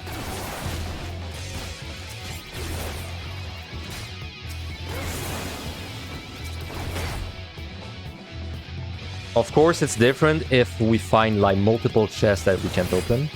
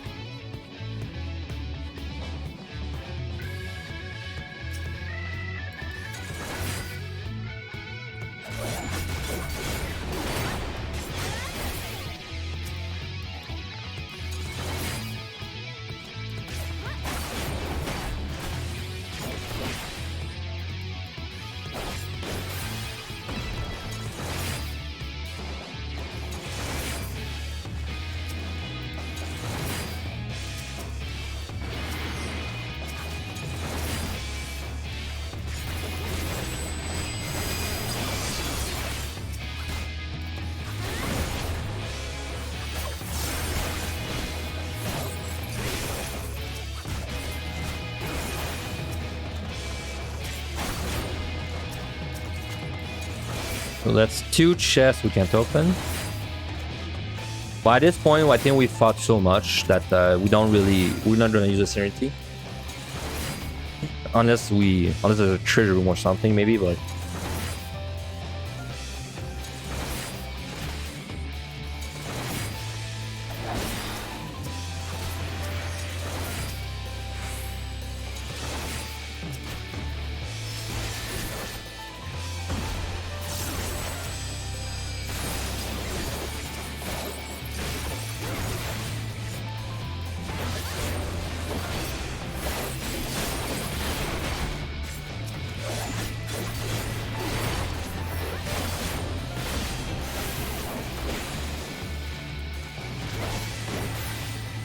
we are behind. We're gonna be behind a little bit, which is fine, but that means we might, if we get a big room specifically, we might actually Petri or Magicite it, but I mean Petri doesn't matter too much. Honestly, we have 3 Magicites, so Magicite doesn't really matter too much too.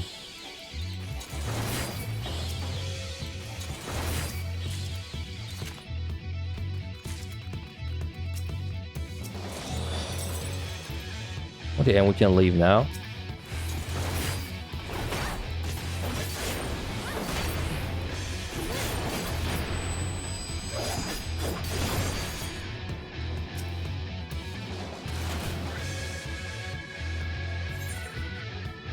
So, right, like what we're really looking for is big rooms. If every time we get a big room on these earlier floors, it's just like a free injection of points. Because we have plenty of time to kill everything. But I mean, that's not something we can really affect, so we just have to pray for it. Now this, no item, I will remove it because this is a single debuff. And I can tell that this will either like eat into my time too much, or it's gonna make me lose too much points from not being able to alter the last floor. So we're gonna fortune this. I might side this. No, I'll safety this.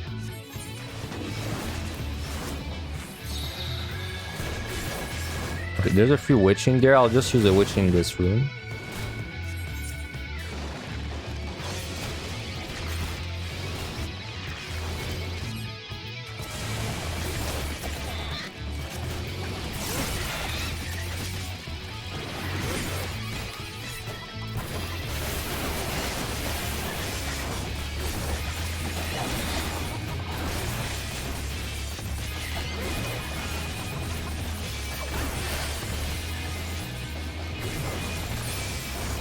I keep forgetting to do it because I'm talking too much. But whenever you're at 38 minutes, you want to strength, like almost always. I didn't do it because I was talking, but you want to do it.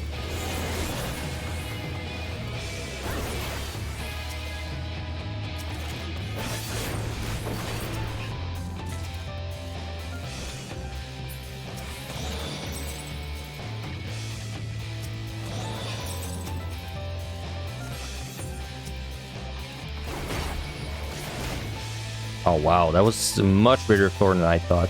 I would have sided this if I knew. If I have mimics, I might petri. Oh wait, I didn't alter, right? Because this... Yeah, right. I forgot.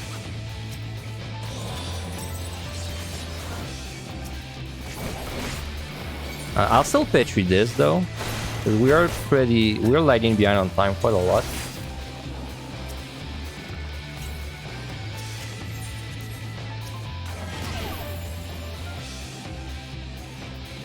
For this boss, we should need about 3 minutes with strength, I think.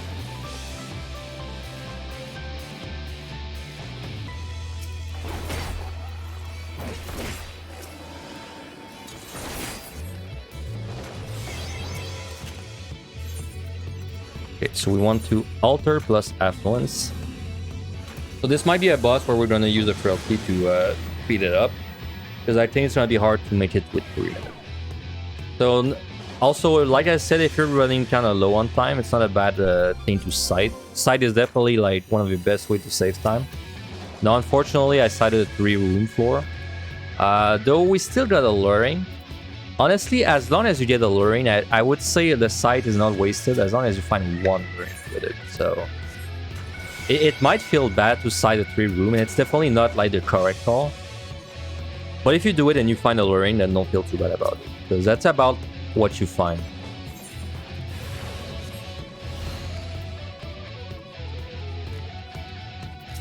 We have a free magicite, by the way, so that's why I'm just trying to move him around. Ah, almost. I was trying to get behind the wall there.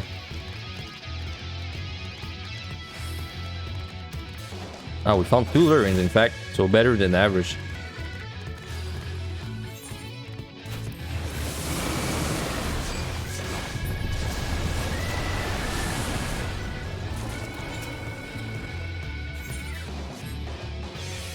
I'll use that petri when I come back, so that I can maybe kill the respawn with it.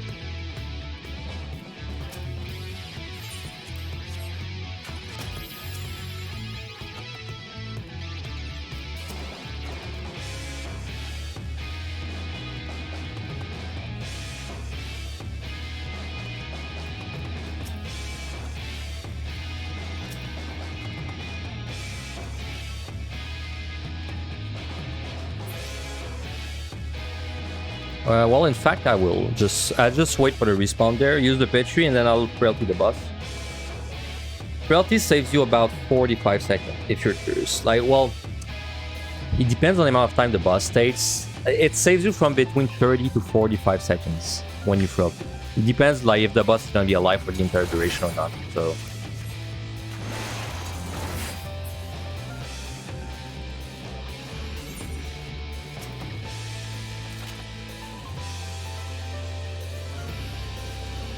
Alright, so this should be...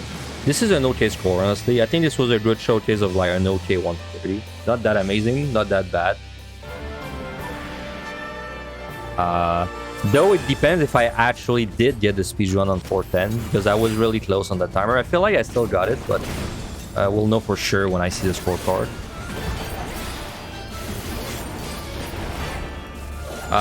Uptime trick on this boss is you can actually stay under the cloud. They do no damage, so... Sorry, so you can actually stay close to the boss. This doesn't do much damage, especially if you use defensives. I mean, you can even stay near the boss on DPS job. That's how little damage it does.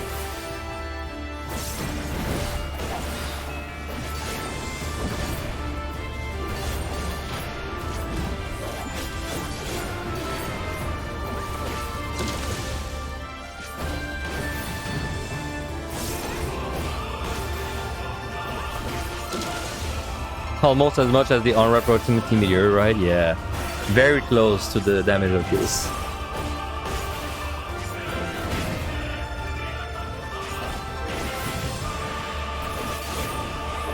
Also, something you can do on these earlier bosses, especially if you're running low on time, you can magicite the boss. I mean, it's so early in the run that even if you magicite the boss, you're like extremely likely to find it again. So if you do feel like you're running short on time, just magicite the boss and don't even worry about it. Now in our case, we don't need it, but if we needed to, I would not hesitate to use it.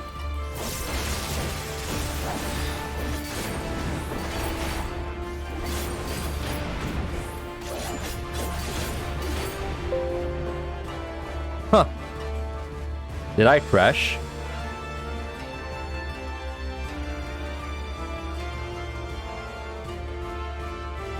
Wow.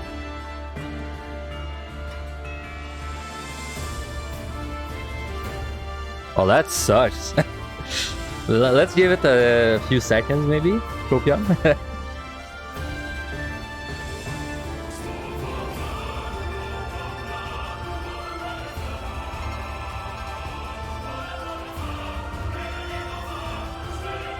To me, this doesn't look like a classic crash. This looks like a weird crash.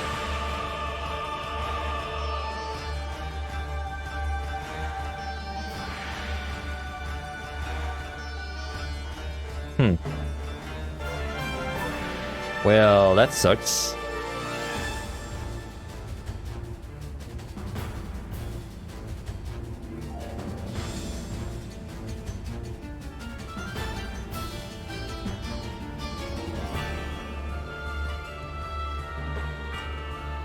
Yeah, I don't think there's any saving that.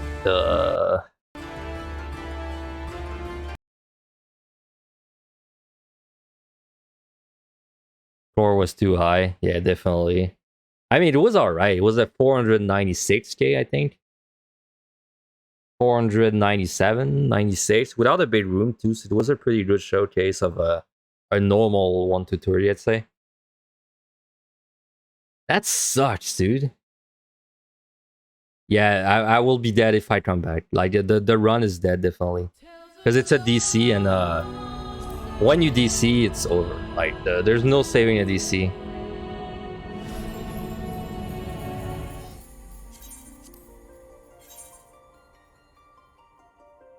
Huh? What the hell do I do? Because I don't have time to do this again. We are already 2 hours 30 minutes, and I don't have time because it's New Year's today. That's annoying. I don't know what to do now. Dude, that sucks. I really wanted to put out that guide before... Well, I can always do it next week, I guess. Man.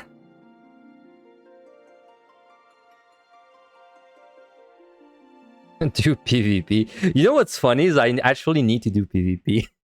Because I need to do it for the... Huh? Excuse me? There's no way there's no way this run's still alive, right?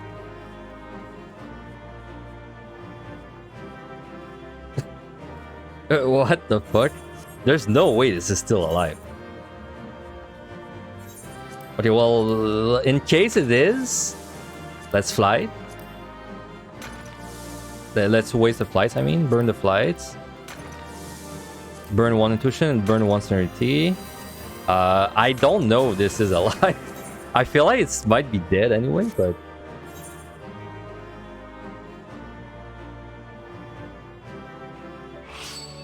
Yeah, 496. So we did get the speedrun on the floor 10, even though it was technically a second late, but... Like I said, you have like a section of leeway. Okay, is this actually alive?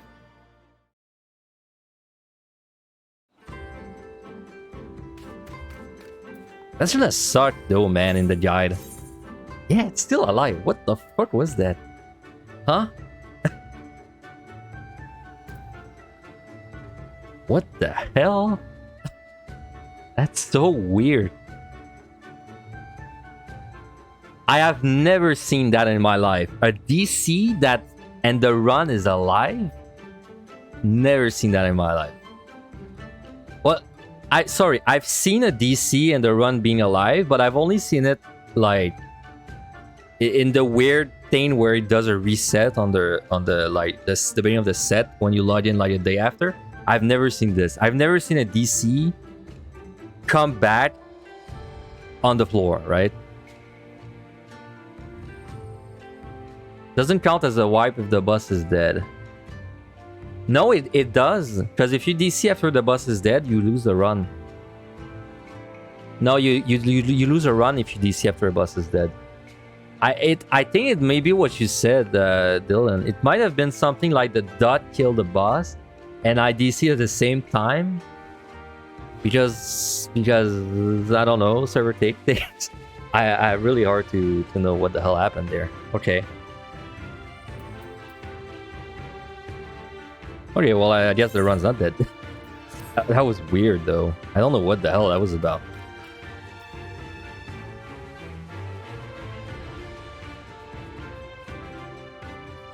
Well, okay. I guess we can just keep going then. So, anyway. Next set.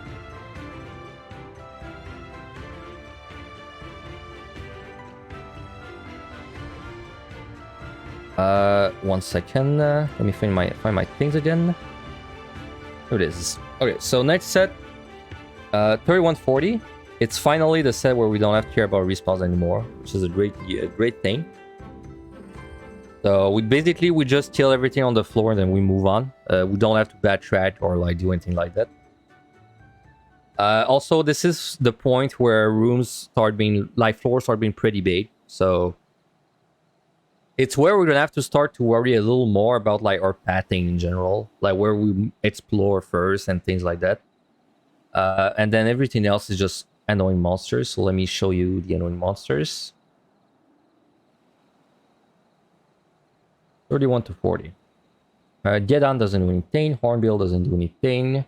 Doesn't do anything. Well, this guy, the Onmitsu, it's unlikely to matter, but like if you bring him to a low HP, I think like 20% or so, maybe more like 10, he's gonna start doing an enrage, a very long cast that's an enrage, and he blows up after this. But like it's rare that you see it because if he's low, he's probably going to die soon because you're probably like doing the pull. Just something to keep in mind. Anya doesn't do anything. Harakiri, this guy is probably the most annoying monster on this set. No, well, he's one of the most annoying. He has an enrage, like the ninjas. He has an enrage that he does when he's low HP, but he's also he does it about after like 30 seconds in combat. So like really, you either don't want to have these guys in your AoE pool for too long, or if you have them in your AoE pool, you just want to have to keep running, because like when they start casting it, you have plenty of time to outrange it. So Vanara doesn't do anything. This is the same as the other one. He has an enrage when he's low, but this one is not a patrol, so it's like it's even more rare that you see the enrage. Doesn't do anything. Doesn't do anything, but has a very weird telegraph. If you get hit by his telegraph, it's gonna make all your buffs 50% less duration. Very weird. Just don't get hit by it, because that includes your food and your strength and all that. Probably the most dangerous monster on this set. This guy has a gaze mechanic. He does like pretty fast when you pull him. If you look at the gaze, you're pretty much dead if you're in an AoE pool, which we are in short run. So it's gonna transform you to another for 30 seconds and you're just dead. If you get transformed and you're doing an AoE pool, you're just dead. This guy doesn't do anything. He does a kind of a stack marker thing and jumps on you, but he doesn't do that much damage. It's just kind of annoying when you're pulling him because you have to keep in mind that he's gonna basically not be on you for like 5 seconds, so it can be annoying in AoE pulls. Not too bad though. Doesn't do anything. Doesn't do anything. And mimics are still easy mode. Okay. So hopefully we don't get any more weird crashes that actually don't crash. Alright. Okay, so food, of course. So that, like, these sets are... So, pathing is gonna start mattering now. Basically, like, if I had to make it simple, I would say... If you find a key, you want to go in the opposite direction, almost every time. So you saw there how I found the key, right? As soon as I saw the key, I just went in the opposite direction. Because basically you want to try and finish the floor close to the key whenever possible. Because let's say I go in the direction of the key. Let's say I did go in the direction of the key and kept going this way for this floor. What would happen is that once I make it to the end of this path, now I have to backtrack all the way to the other side to, you know, finish the floor.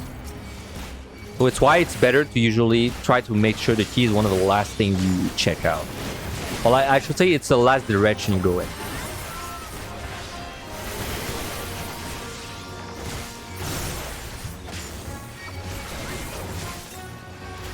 Man, I don't know what that DC was. I'm very curious to like know what the hell happened. Anyway, let's focus on the guide. I don't know I'm gonna make... I don't know I'm gonna do this for the guide too. I might put the two parts together. I don't know. Anyway. Do I have a free petri there? I'm just gonna use it. Now, starting from now on, basically we have no... The next time altar is going to be like, quote unquote, optimal is like in the 91 plus. And that means really that from now on, any altar we find, we're just gonna use it right away, right? Like we don't have a reason to keep it in our inventory, so...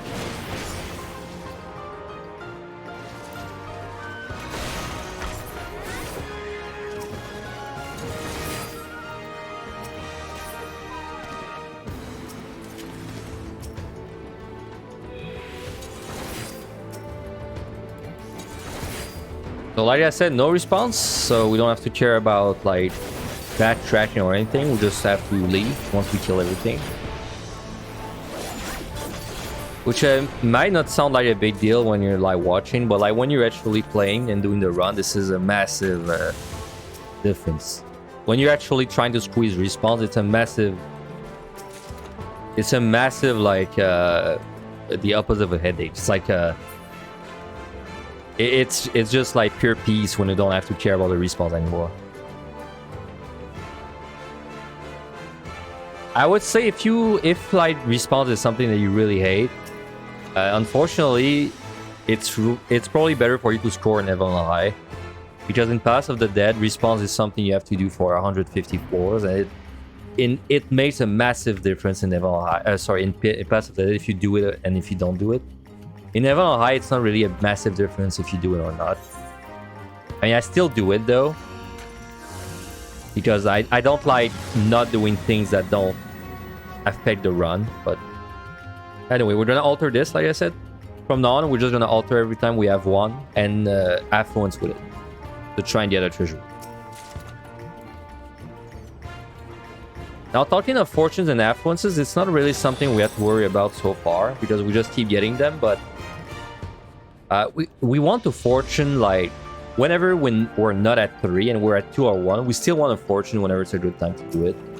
And it's a good time to do it whenever we have like a lot of monsters that we're gonna kill. Now, it can be hard to tell though if we have a lot of monsters to kill.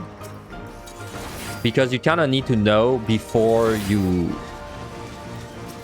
start exploring, because you don't want to risk stepping on traps all the damn time. So, like for example, right now this is at least 4 squares, but I don't know if it's more yet.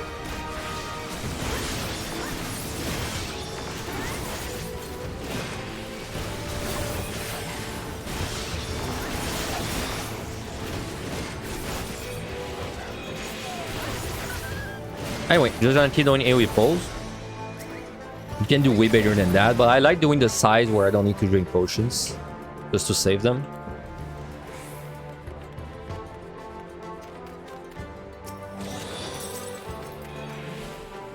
A way to do traps, by the way, whenever you're going through a room like that and there's monsters in that room, and you want to kill the monsters in that room, but you also want to like explore further, like make your way across first and then pull the monsters. This way, if you have a trap, you're gonna hit it when you're traveling, right? And you're not gonna be fighting monsters at the same time. So this guy is the one that enrages after 30 seconds or so. It's a very long cast. It's enraged, so you don't have to worry about it too much. You have plenty of time to stun or interrupt. Well, stun actually, I don't think you can interrupt. You can also line of sight or auto range it.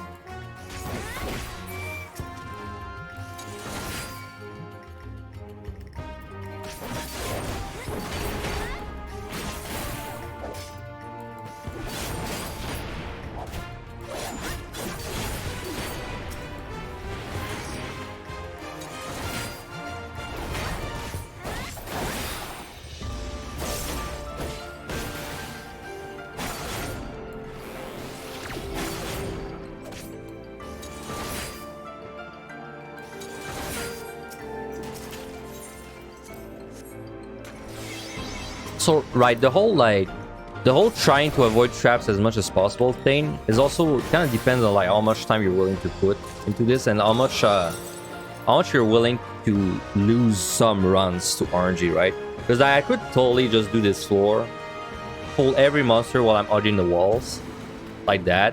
I would still be very unlikely to hit a trap, but I mean there's a chance, right? Well, if personally you don't care that there's a small chance you might lose a run, then you can totally just do like pull every floor every time and just kind of pray you don't hit traps. But I prefer playing safer, so personally I try to make use of my time so that I don't hit traps and don't lose runs, because I hate losing runs. Now we altered enough once again because we picked up 1. Alter is not really a commander you want to keep at 3. At least, well, you kind of want to until floor 25. But then after that, you don't really want to keep it at 3. You want to use it whenever you have it.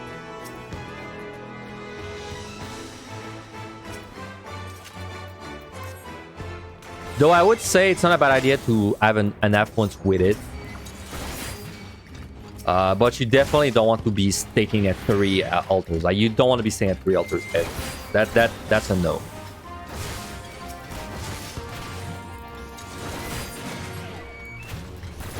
So this looks like a pretty good sized floor, so I will fortune this, because I can tell this is at least 5 rooms.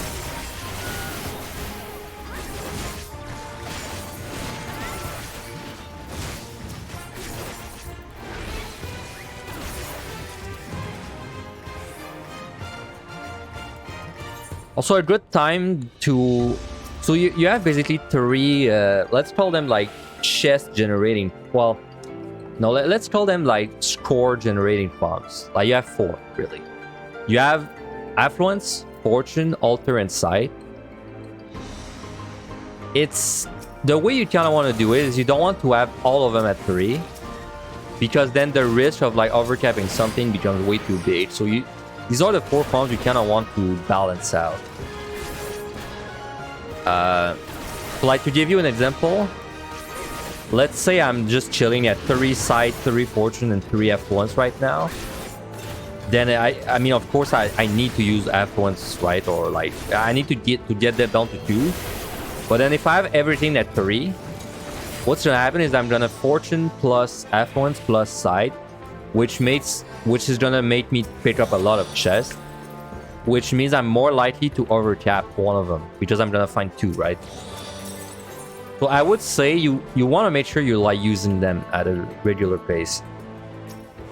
You don't want to stack them up, at least not until you get on the higher floors where it actually helps to clear. On the lower floors, you don't want to let them stack up.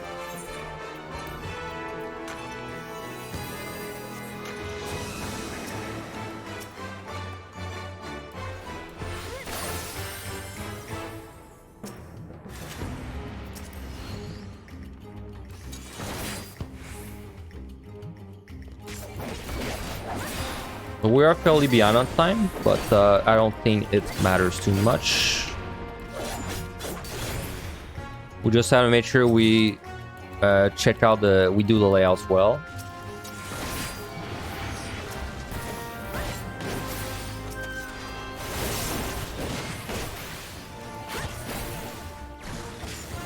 I mean, really, the goal for the 51st floors is that you should not have to leave behind any monsters, right?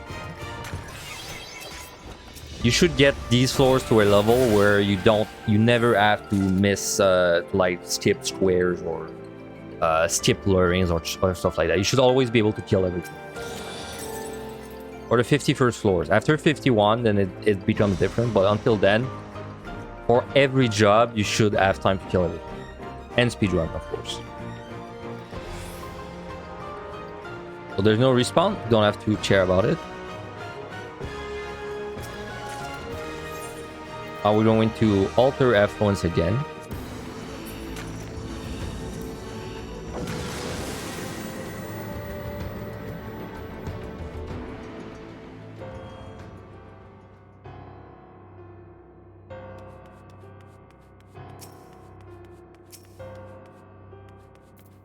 Well, we're gonna cycle the wave of 3-1. So remember what I said about the layout there. It's easy to showcase in this case because we see the map.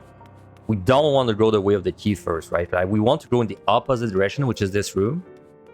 And then from this room, we're gonna bring everything back to the key, and then this way we can leave like as soon as we can, as soon as we're done. Now 2 sides is a little bit unfortunate. That's another cap.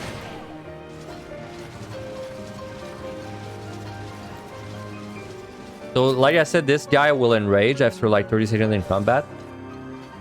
We don't really have to care about it though, because as long as we're running in a straight line, it's gonna like we're gonna be out of range. Though in this case, I want to check the chest when we stun him, but it doesn't matter too much. How the hell do I have a single purity is a good question. I don't know how the hell I have a single purity in 34 floors, but sure.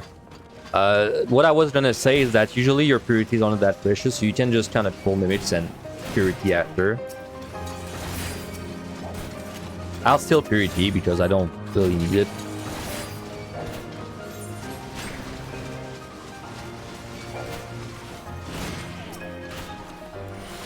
Oh, we have a fortune there, very convenient. So I'm gonna witching this and fortune.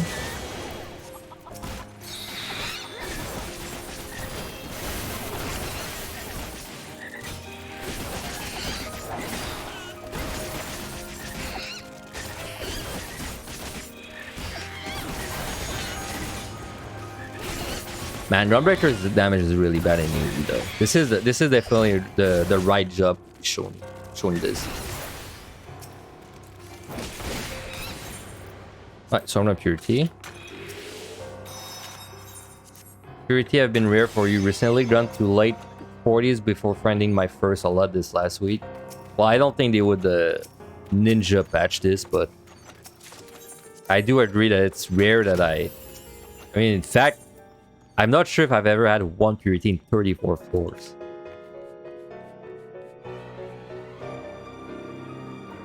I've been kind of starved for steel as well. By the way, we got an altar again. This is very lucky. We're gonna do the same thing.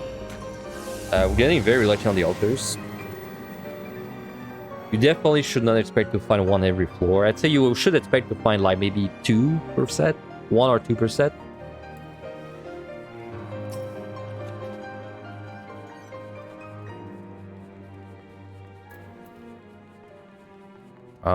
We will side this because I'm sitting at 3. And like I said, when I'm sitting at 3, I just don't really... I'm not picky at all about when to use my pawns when I'm sitting at 3.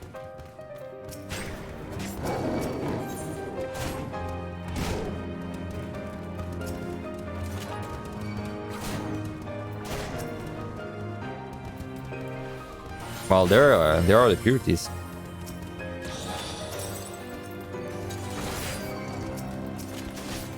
Another altar, damn.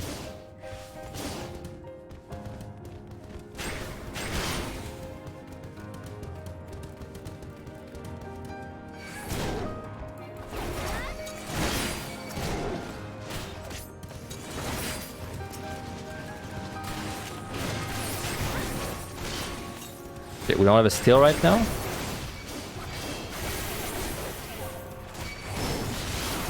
Just means we have to use a little more to survive.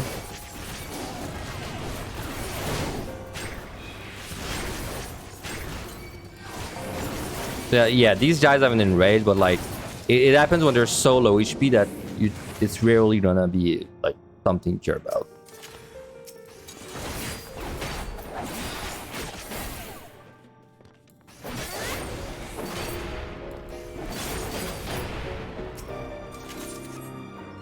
Wow. I mean, I still don't think we're gonna get 1.9. I would be surprised if we're at 1.9 since I'm gonna be playing fairly safe, but...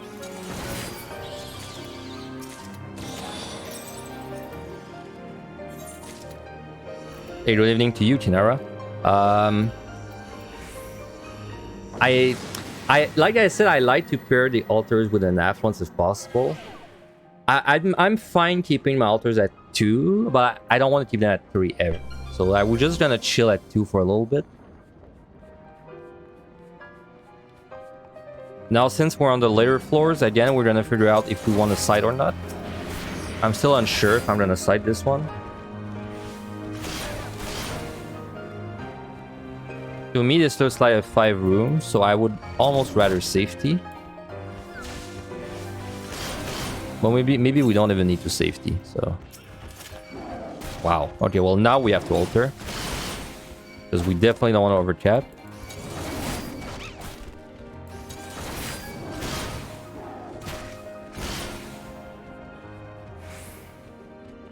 Okay, we're gonna side this. As soon as I saw that it was big, it's when I decided to do this. So we're gonna steal because this will be a big pull. No, I'm just checking the rooms that I already did because I want to see if they have a alluring. These two down. So optimal padding again. Key is on the right there, so we want to go on the left first.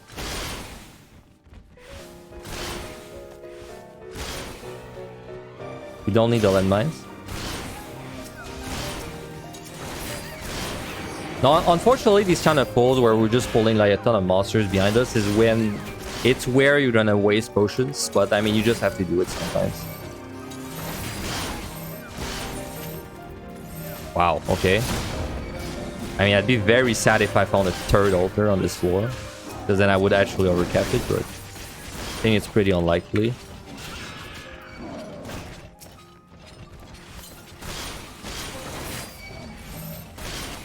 Wow. Okay, well, I know it does look bad, but this is very like uncommon. Like you would never find 3 altars on this floor. This is just insane. Holy shit. Okay. I still would say that keeping your altars at 2 is perfectly fine. Like if you're keeping your altars at 2, you need to find 3 on the same floor to overcap, which we just did there. I mean, you don't find 3 altars on the floor ever, especially since I didn't even fortune this. This is just this is not even fortune or affluence, right? Like this is just a normal floor. So okay, we don't want to use this Serenity because we have a debuff, so we would lose points if we use that. Such a shame about the overcap, but oh well. So basically, this overcap is basically 1,200 points that we lose. on average.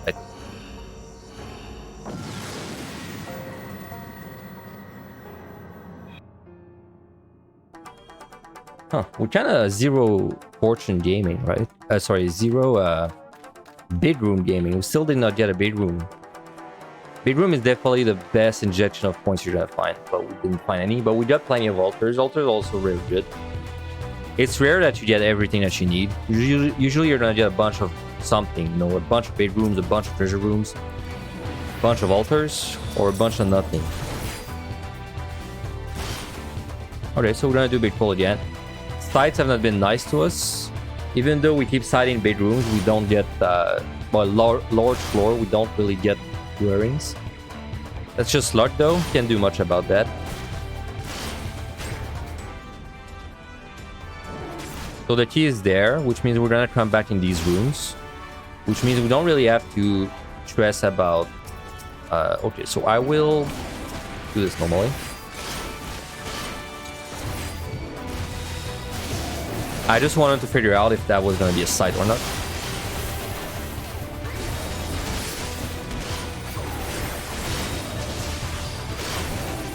This Jaze is what you want to avoid at all costs. If you get hit by this, you're probably dead when you recall.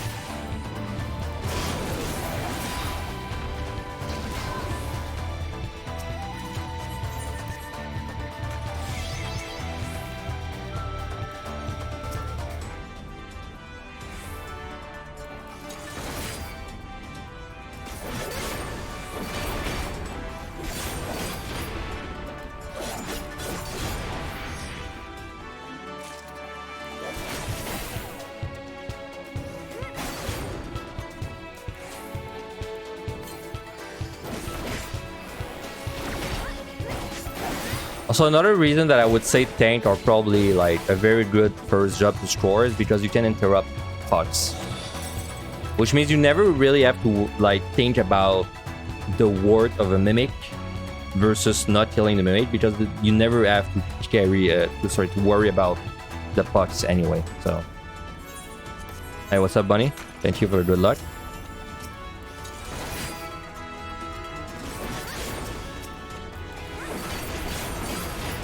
Okay, so we have a fortune there. So we're gonna fortune next floor. Hey, thanks to start. Have a New Year's too. A good New Year's. We're gonna alter because we're at 3. Never want to be sitting at 3.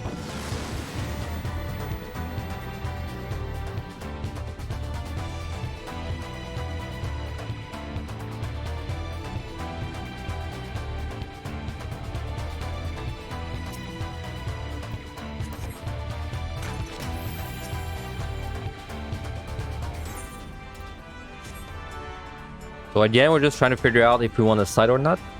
But we don't want to waste too much time thinking about it. So in this case, I will safety because my gut feeling is that this will be a small floor because we already revealed 3 squares and they are not connected to anything but 1. I mean, that might be wrong though. It's just an assumption. We definitely want to fortune because we're sitting at 3.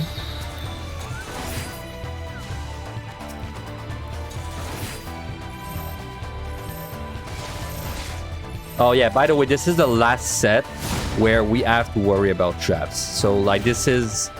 unfortunately, this was the big floor. This would have been a good side, but it's the kind of thing that you can't really know unless you're willing to take risk.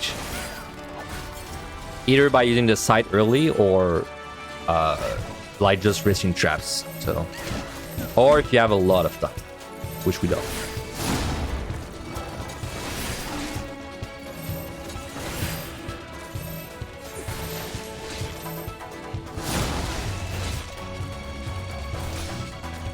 Like Gozu, I mean, you can do these guys in the fold, but they're so like dangerous that I just honestly like to kill them as ASE like that, because they're so dangerous to your run. I've lost multiple runs to these guys. Okay, we're gonna Witch Chain. We don't really need it honestly, but it's gonna save me a potion or 2. Why not?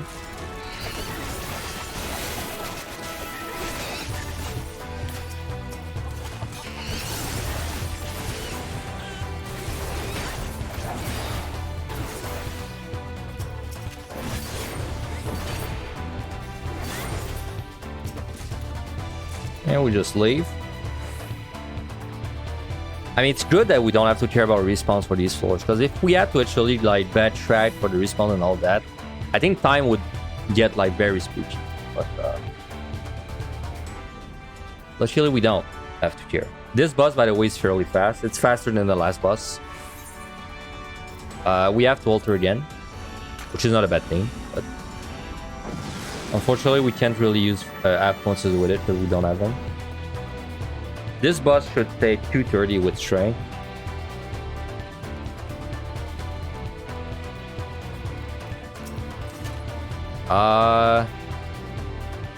This looks like at least 5 rooms, so I'm gonna side.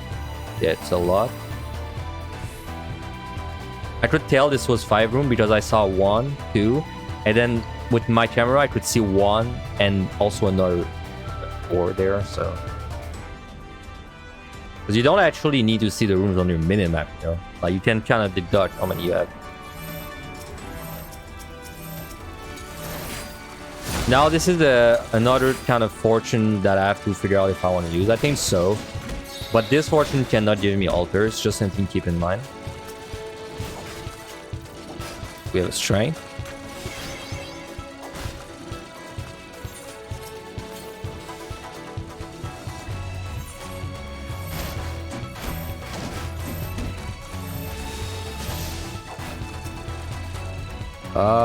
I'm going to petri this. Honestly, because it's gonna save me potions and also because I have mimics, so it's gonna be less of a pain. I don't think we need really the petri for time, but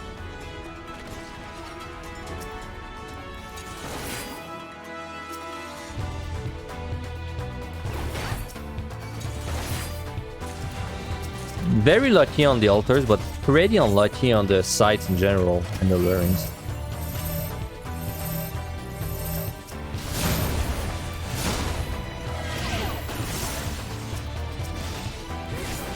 Like I said, these guys, they don't really do much damage for a tank.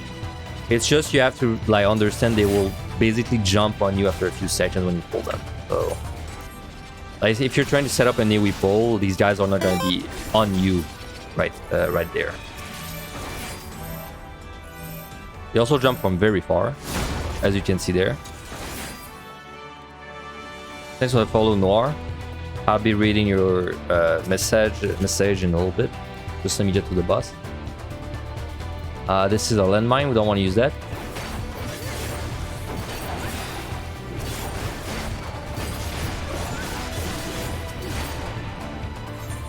And a steal. Alright, so like I said, the boss should take 230 with strength. We'll do the math thing just to make sure again. So like I said, easiest way to do math. You type the time at which you're gonna pull, which in this case is gonna be like 220, I think.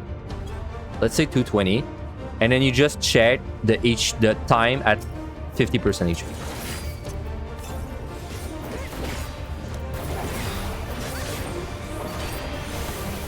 You're trying to get a lone arrow and almost made it the last time you tried with my guide. When you made a hoop, pulled the bait group, saw the landmine, it was time to do cheesing. Guess who forgot his home gang? Oh damn. Well, did you forget the home gang, or did it not go up because you were like out of range of the monster or something? Either way, kind of unfortunate. But hey, landmines are so good, but they do require like a little bit of practice to like really get them down. This boss, by the way, a little uptime trick is again keep a charge or an instant cast when he's gonna do the thing that pushes you back. Also, something you can do if you are a job with like a 30-second dash, you can bring him far from the middle so that when he does this, he has to run to the middle, right? Which gives your charge a little bit more time to recharge. Oh, also something even better is if you have a shield, you don't get pushed back, which we have one on Gunbreaker, so.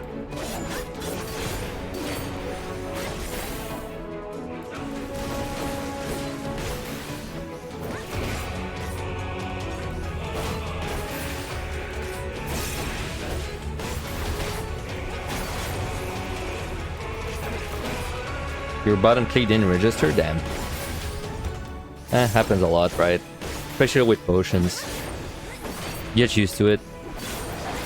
Everyone knows this is a small indie developer. But hey, good job getting these Eye Force. I'm glad the guy has been helping you. Hopefully this guy will also help some people to score.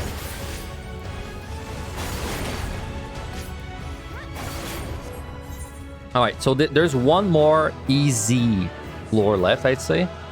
After that, it's gonna actually become pretty close to a normal run. So again, we burn all the flights. I would say you want to burn all your flights until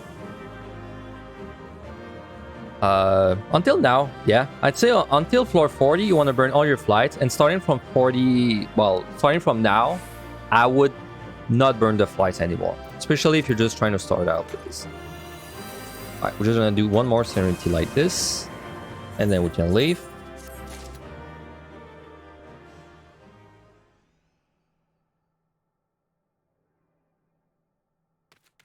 All right, so next set. So like I said, next set is the last easy set. I mean, they're not easy, but like the last... the way I like to describe 1 to 50 in scoring is that it's the sets where your actions don't really affect your run, right? Like we can go as crazy as we want from 1 to 50.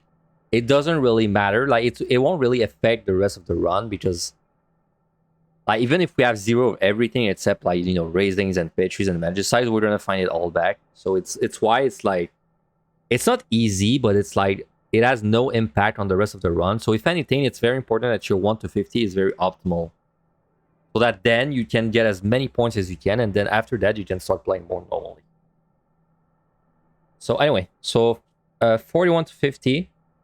Yeah, very important. This is the last set with easy mimics. So this is like, you definitely want to get your altars down to 0 on this set, because starting from the next set, mimics are going to start being a little tanky. Well, a little, way more tanky. So like this is just a really good time to use all your altars and be done with it. And everything else is just specific monsters. So let's go check them out. Does nothing. Does nothing. Very wide line AoE. Other than that, doesn't do anything. Doesn't do anything. Nothing. First, pretty dangerous monster in AoE pulls. These guys, first thing to notice, they have the same name as these. They're both called Sekizos, but these ones are like green. These will do a pull-in AoE after like 15 seconds in combat or so. And you cannot arm's length or short cast this thing. So like if you're doing a big AoE pull, these guys are a massive pain in the ass. I actually recommend you just kill them when you encounter them and don't really do them in AoE. Does nothing. Does 3 super wide line AoEs, and then does an enrage that's like you can LOS or outrange, but enrage hurts a lot. Like I wouldn't pull like multiple of these guys and not keep track of their enrage. I would like keep my pulls pretty small when I have these. Does nothing, though I believe its AoE will stun you if you get hit. So this is one telegraph you definitely don't want to step in. Nothing. Has a 30-second enrage that if it goes off, you're probably dead. If you're doing any kind of AoE pull, because it's gonna stun you and hit very hard. So, and you can't avoid it. So you must kill these guys, and I really don't recommend doing them in AoE pulls unless you're doing the AoE pull like right now, like this. You know, as soon as you pull it, you do AoE. It's fine, but you can't be carrying these guys around with you. And this is another one that I think stuns you, so you gotta be careful. Just does a lot of damage with its tank buster. It's a lot like the ones on the floor 11 to 20. And the mimics are, this is the last floor where they're actually like easy, so. And my wind up Ifrit just sold. Nice. Alright. Alright, so we're gonna do this. Last easy set. Last set where we can get big points without risking anything of the run. Also, this is the first set where traps are not like this is much more easy to AoE pull, because from this point on, wall traps are very well known, which means that it's very easy to move between rooms, and it's gonna remain this until the end.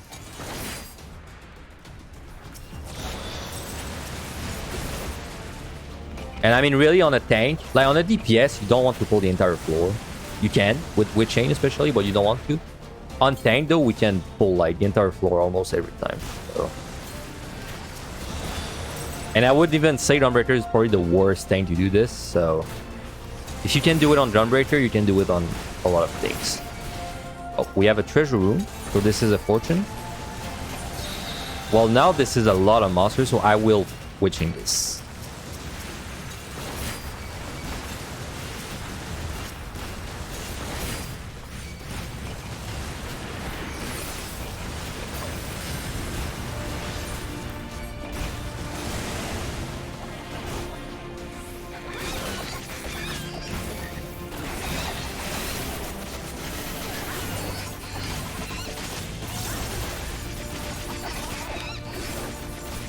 So yeah, obviously when you see a treasure room, it's always a good excuse to fortune.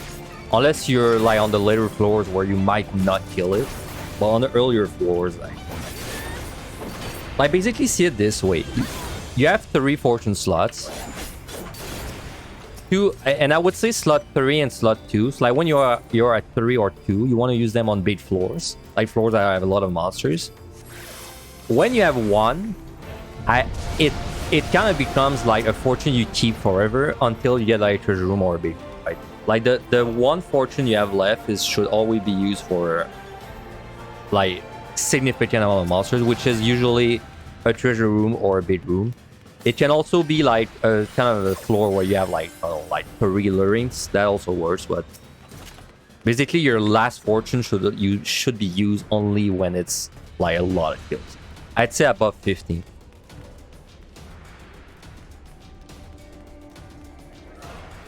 Alright, so like I said, we're gonna be using all the altars. I'd like to wait for enough ones, but I just want to get them down to 0, honestly. So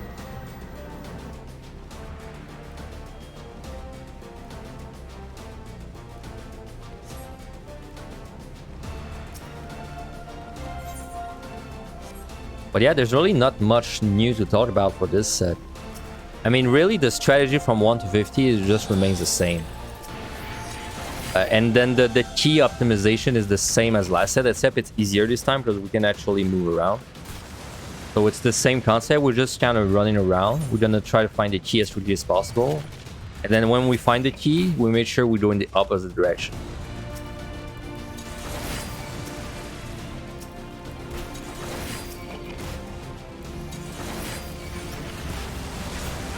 Now, we don't need to do everything in one pull, too. Of course. I mean, we can. Now that we don't have to worry about traps as much, but we can just do, like, small pulls, too.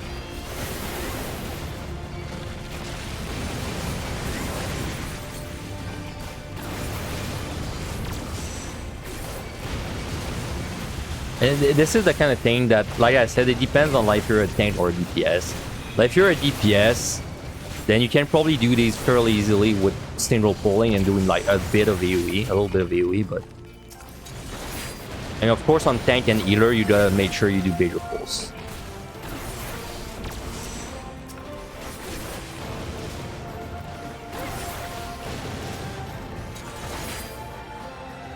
Alright, so we're gonna pray the key's not there. The key is there, that's unfortunate. That means now we have to backtrack all the way.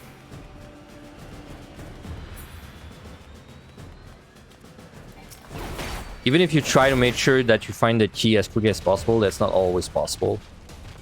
Sometimes you'll just get unlucky like that.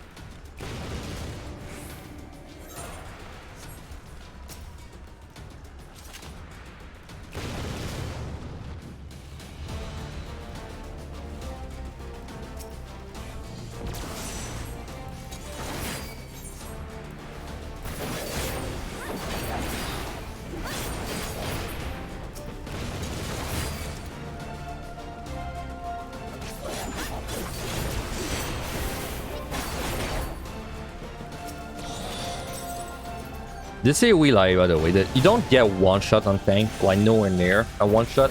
Without still might be a little spooky, but you can still stand him in AoEs. Starting from the next set though, it's gonna be where it starts being very important to not be in AoEs. So I would still like not really tempt fate and stay in AoEs. Especially if you don't know yet like what AoE is really bad. Like for example, the one from the monster that stuns is really bad. Yeah, Omgang needs a Omgang is really weird. I heavily recommend you macro that skill. Basically, the macro is simple. You just want to make sure you target yourself before you. So.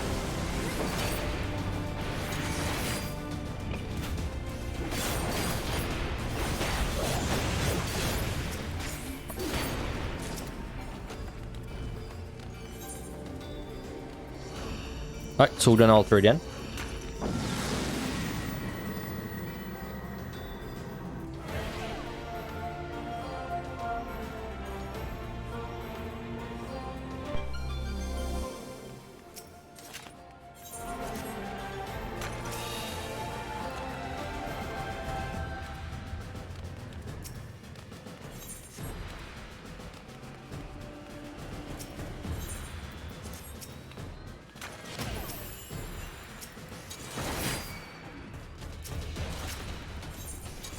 Three fortune, and we still have not killed anything, so this is definitely a fortune.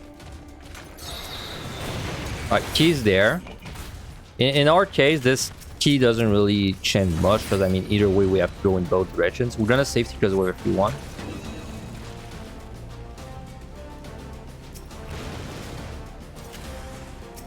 Alright, when I get a mimic during a new weep pull, depends on the size of my weep pull, but usually what I like to do is just kind of kill it by itself. For the earlier floors, at least. Just so I don't have to carry the pots around with me. We have another safety.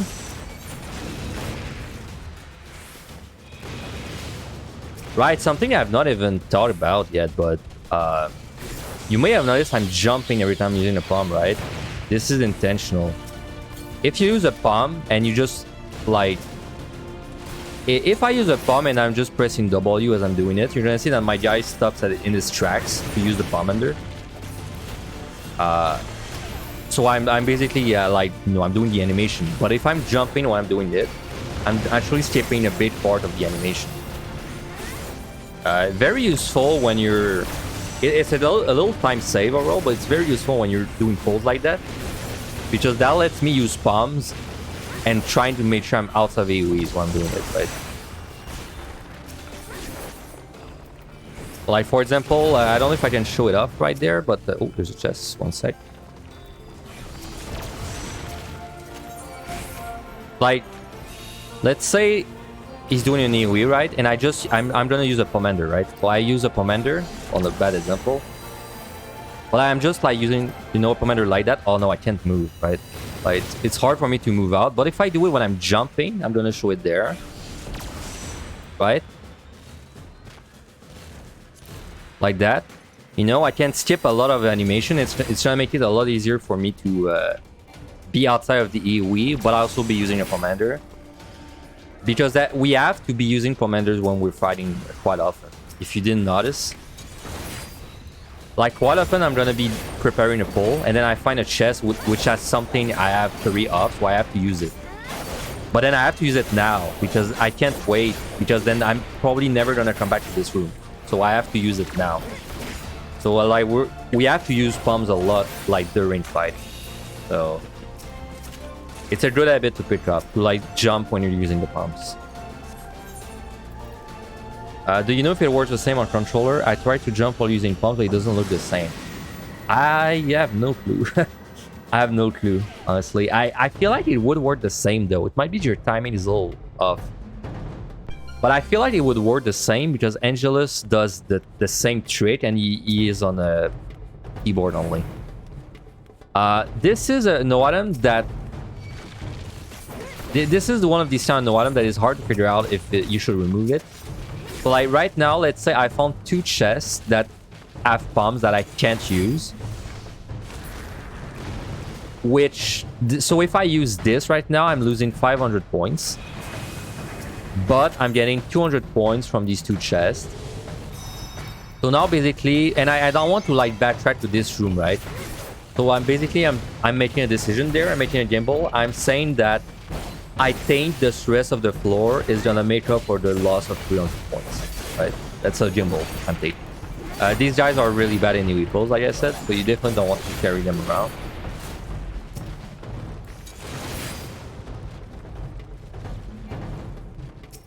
Yeah, it's a really weird time. It's like at the same time, but like not really. Like you want to jump a little bit before you use the commander, basically. It's like very close. It's honestly hard to describe it. It's just your fingers get used to it after a while and you don't even think about it. But it's hard to describe it. Alright, so these guys, just gonna kill them one by one, like I said.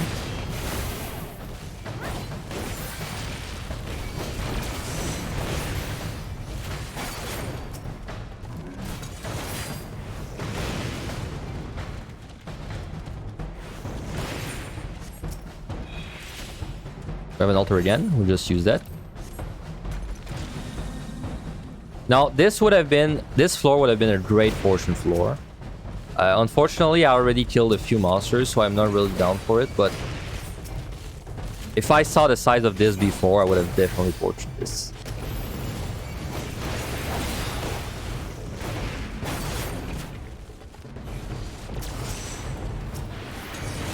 Yeah, jumping to use your palms is the kind of trait that sounds very like unnecessary and stupid, but it is honestly like a massive it's a massive difference for me. It just makes it so much easier to use commanders when you're fighting things.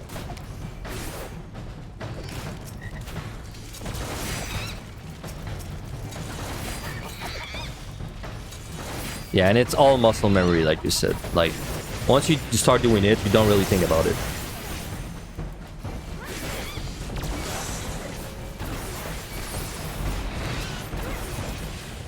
Alright, so this Sekiban, like I said, has an enrage. After he's done 3 line AoEs, he'll start doing his enrage. You can interrupt it. It does hurt, but like on tank, it doesn't hurt that much. I mean, it would hurt a lot if you had like 4 of them on you doing the enrage at the same time, but like 1 of them is not gonna kill. Yeah, it's to avoid some of the animation lock. You can also do this, by the way, with any skill that locks you in place. That you know, Ninja has Assassinate. Well, I used to have Assassinate. That locks you in place. You can also do this for things like that. You can do this for LB, in fact. If you like do the LB, well, it's a little bit different for the LB, but if you do a LB and you jump towards the end of the LB, you can actually move while still going off, right? Kind of hard to explain, but it's the same. It's the same thing. Right, we're gonna leave. So we altered. We have 3 fortunes, so we're gonna fortune this again. Hey, I've recently started trying to get a loaning rope from everyone, and your guides have been useful. Thank you. Hey, no problem. I'm glad the guides are helping you, Jay. Probably keep helping you. And the VODs, too.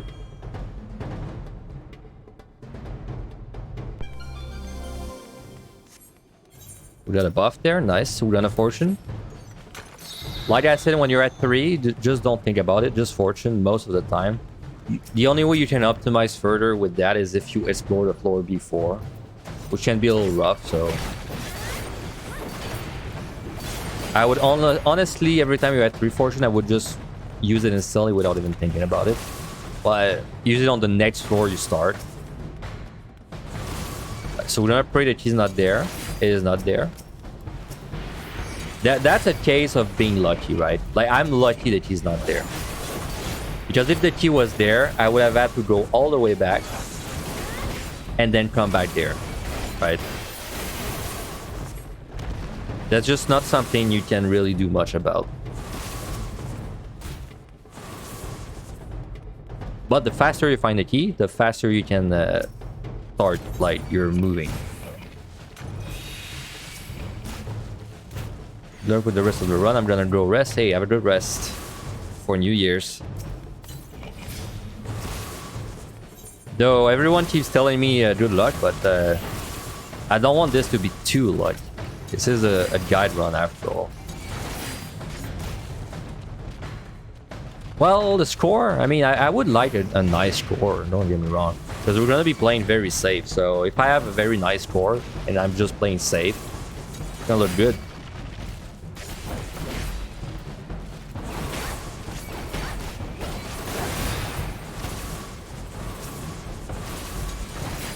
I guess I did say the cube guys, like the state photos, are not really annoying, but they are kind of annoying because they just block your camera with their spells, I guess.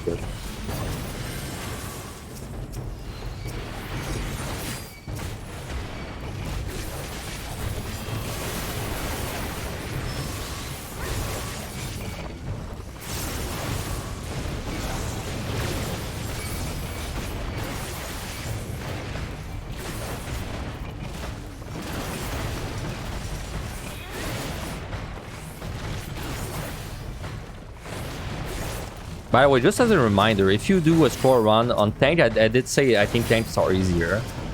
But I mean, if you do it on a better tank like Dark Knight or Warrior, it's actually a massive difference. Like this is... The AoE pulls for Paladin and Gunbreaker are just very bad. Like this will be much faster on the Dark Knight or Warrior. So just a heads up. I mean, if I had to recommend one, I would definitely recommend... Honestly, I think I would recommend Dark Knight a little more than Warrior, just because Dark Knight has very powerful AoE. But even Warrior is pretty strong to AoE pulls. And I mean, really, the AoE is not really it's not gonna matter beyond like 61. The only reason we're gonna do AoE beyond 61 is if you want to get bigger score, but we don't care about that in the context of this. So. Alright, we are fairly behind right now.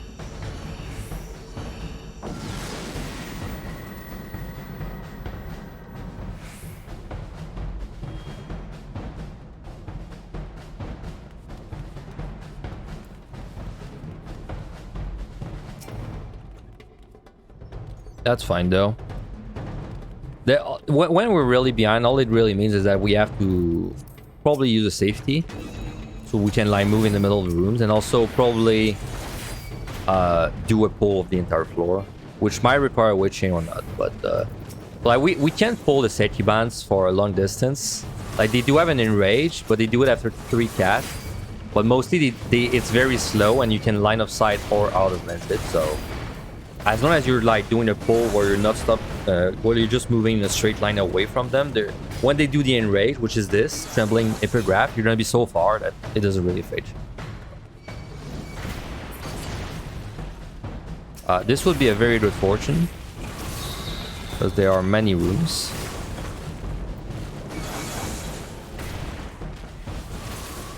I did see a worm back there. The worm, as soon as we pull the worm, we have 30 seconds to figure out what we're doing, basically. So I'm gonna sprint there. Right, so from the moment I pull this guy, I have 30 seconds to figure out what I'm doing, and it's probably gonna be a witch. So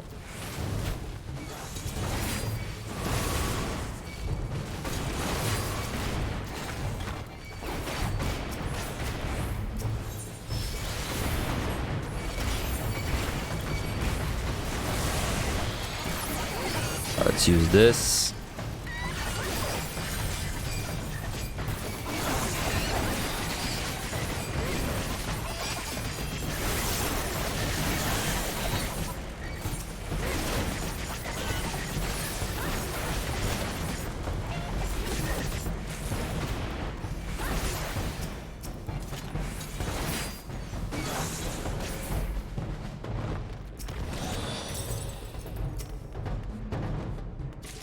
Does Witching reset the enriched timer or does it continue once you come out of it? A very good question.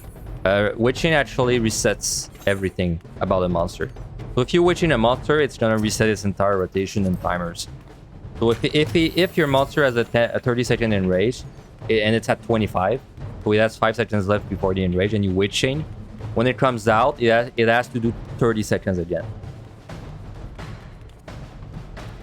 This also works for any monster that has like an ability it uses only when it engages in combat. So like, you know, on the higher floors, there's some monsters that charge you when you pull them. they will never do that charge again.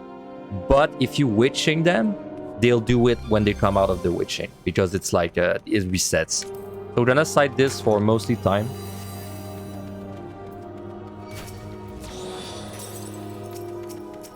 And also because we're on the higher floors, which means we're likely to get alluring.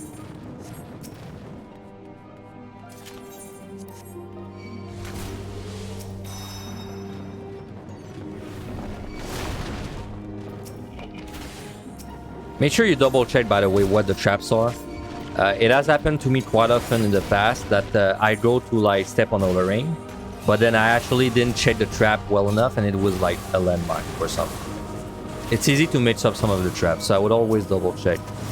I'm gonna kill this guy alone. Make sure he doesn't enrage.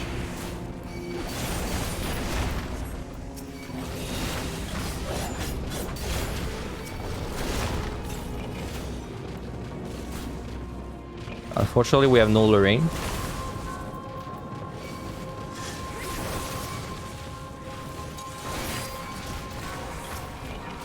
Now we could use that Serenity, but we would lose points for doing it, so we don't want. Because the buff, the debuff is giving us 500 if we keep it. So I mean, technically, if I use this chest, it would let me pick up one Serenity, so I would only lose 400, but it's still a loss of points. So.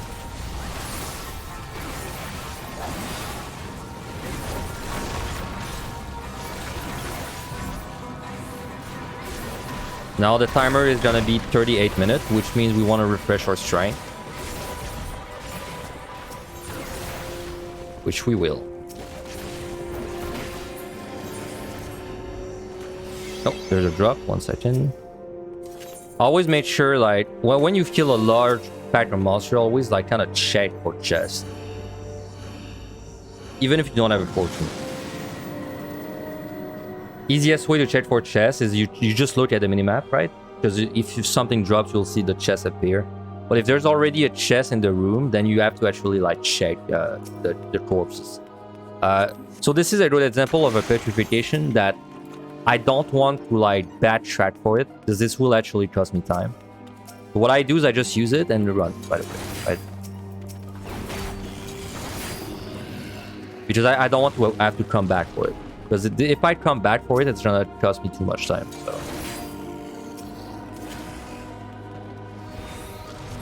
Definitely have a very high mimic count this run, which is really good.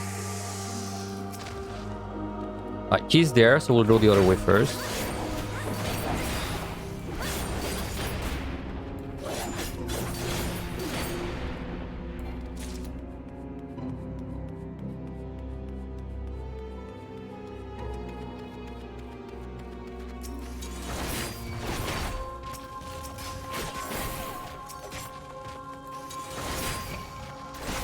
By the way, badges like intuitions like that, they don't give points. I know that's a very common question, but they do not give points. So you don't need to grab them unless you want the achievement or the loot. Which I do. So usually what I do personally is if I have time, I'll go grab it. But then if time is looking a little tight like it is, I just don't go for them. You give points in your heart, yeah. Where's the leaderboard to your heart, though?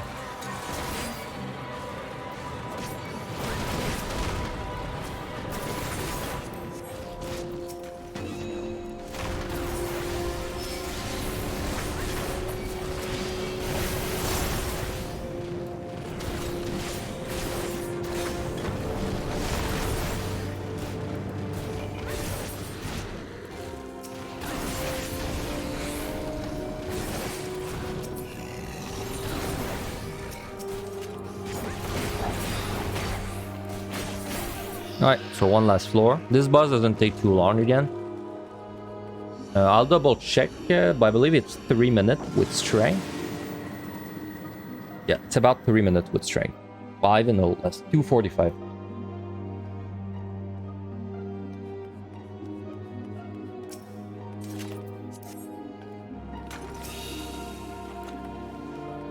Like I said, don't plan to do the boss with frailties, but plan to do him with strength. And then if you do get to the boss and you don't have enough time, then you use the frailty to adjust. And then if you get to the boss, and even with the frailty you don't have enough time, then your last resort is a magicite, but very last resort. It's okay to magicite the bosses until, like, let's say floor 40. Well, no, honestly, floor 30. Until floor 30, it's fine to magicite the boss. But, like, beyond that, then there's a pretty big risk you don't find the magicite again, so it's only a last resort. That.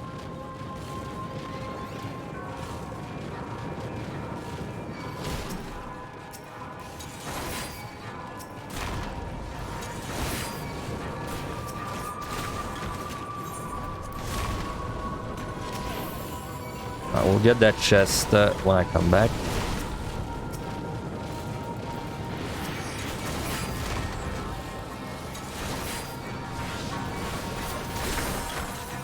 So Gunbreaker specifically is very potion hungry as far as tanks go, because you have don't really have an healing option, right? You can only reduce the damage you get, but like as far as healing goes, you have Aurora and that's it.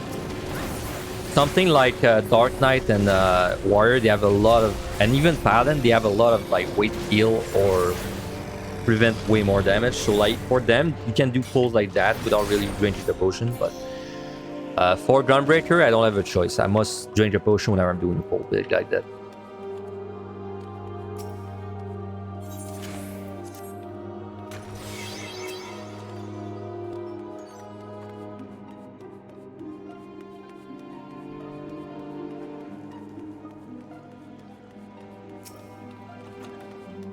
Right, and this is the boss, which takes 3 minutes with strength, so we should be fine.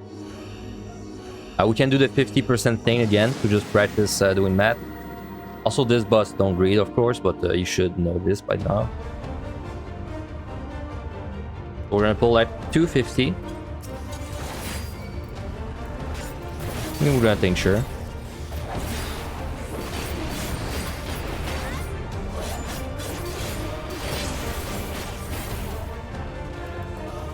So this boss has a nice uptime thing you can do for tank. I'm gonna show you.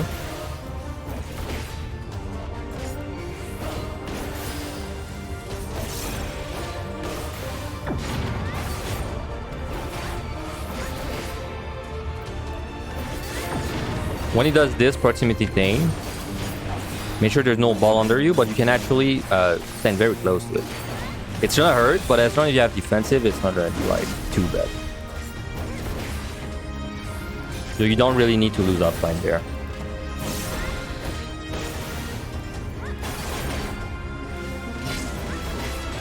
So we pulled at 250, which means if I have more than 125 left, when he's at 50, I'm fine. And he's at 50 right now. We have 145, so we're fine. We're basically 40 seconds ahead, right? So it should die with 40 seconds left on the clock or so.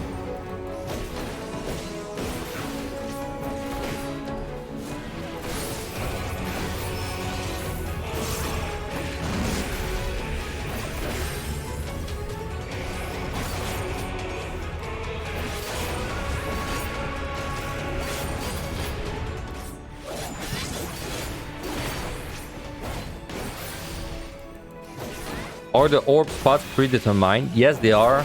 I don't know them by heart, but yeah, it's always the same positions for like every... Well, every cycle has predetermined position, yeah. Though I don't know them by heart, like I said, so.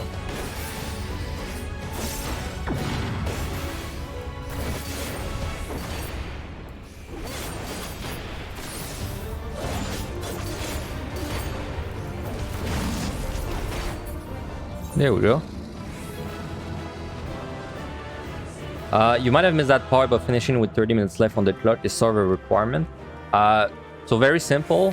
If you finish the set and once the boss dies, if you have more than 30 minutes left,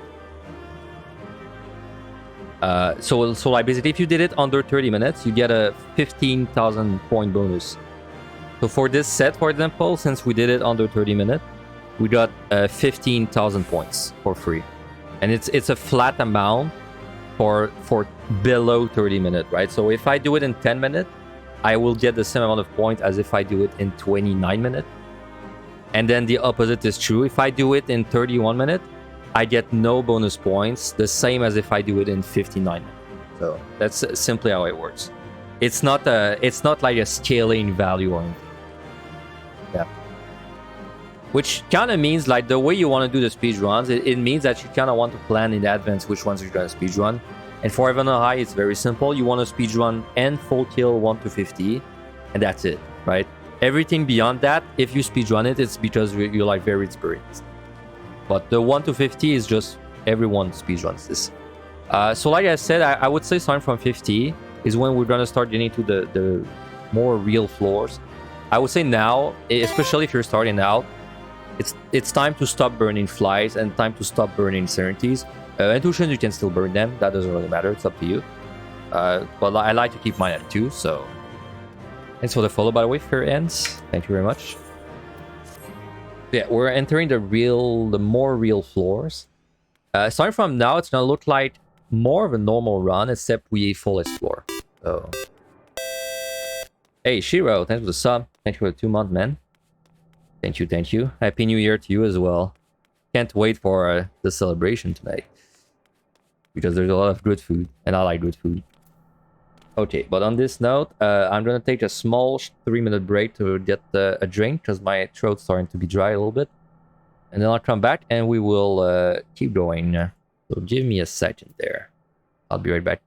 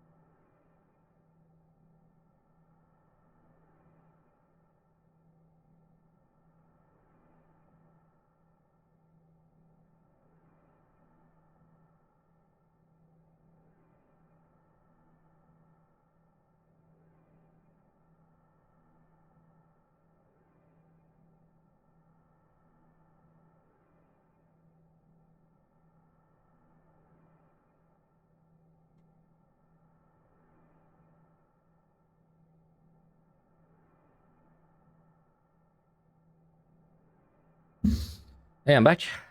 Sorry about that.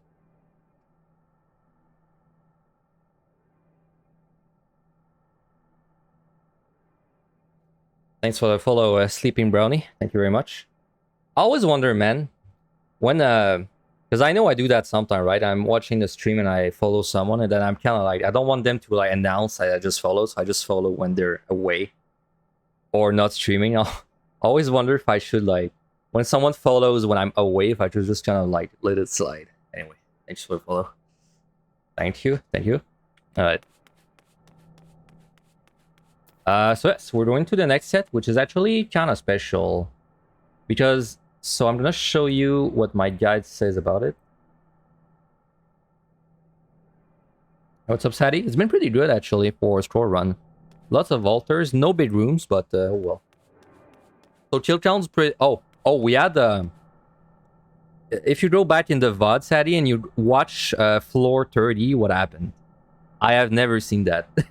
It's involving a DC. I've never seen what happened on 430. So that's definitely something. That's definitely the most interesting thing that happened so far. But guys, doing well. Thank you for asking.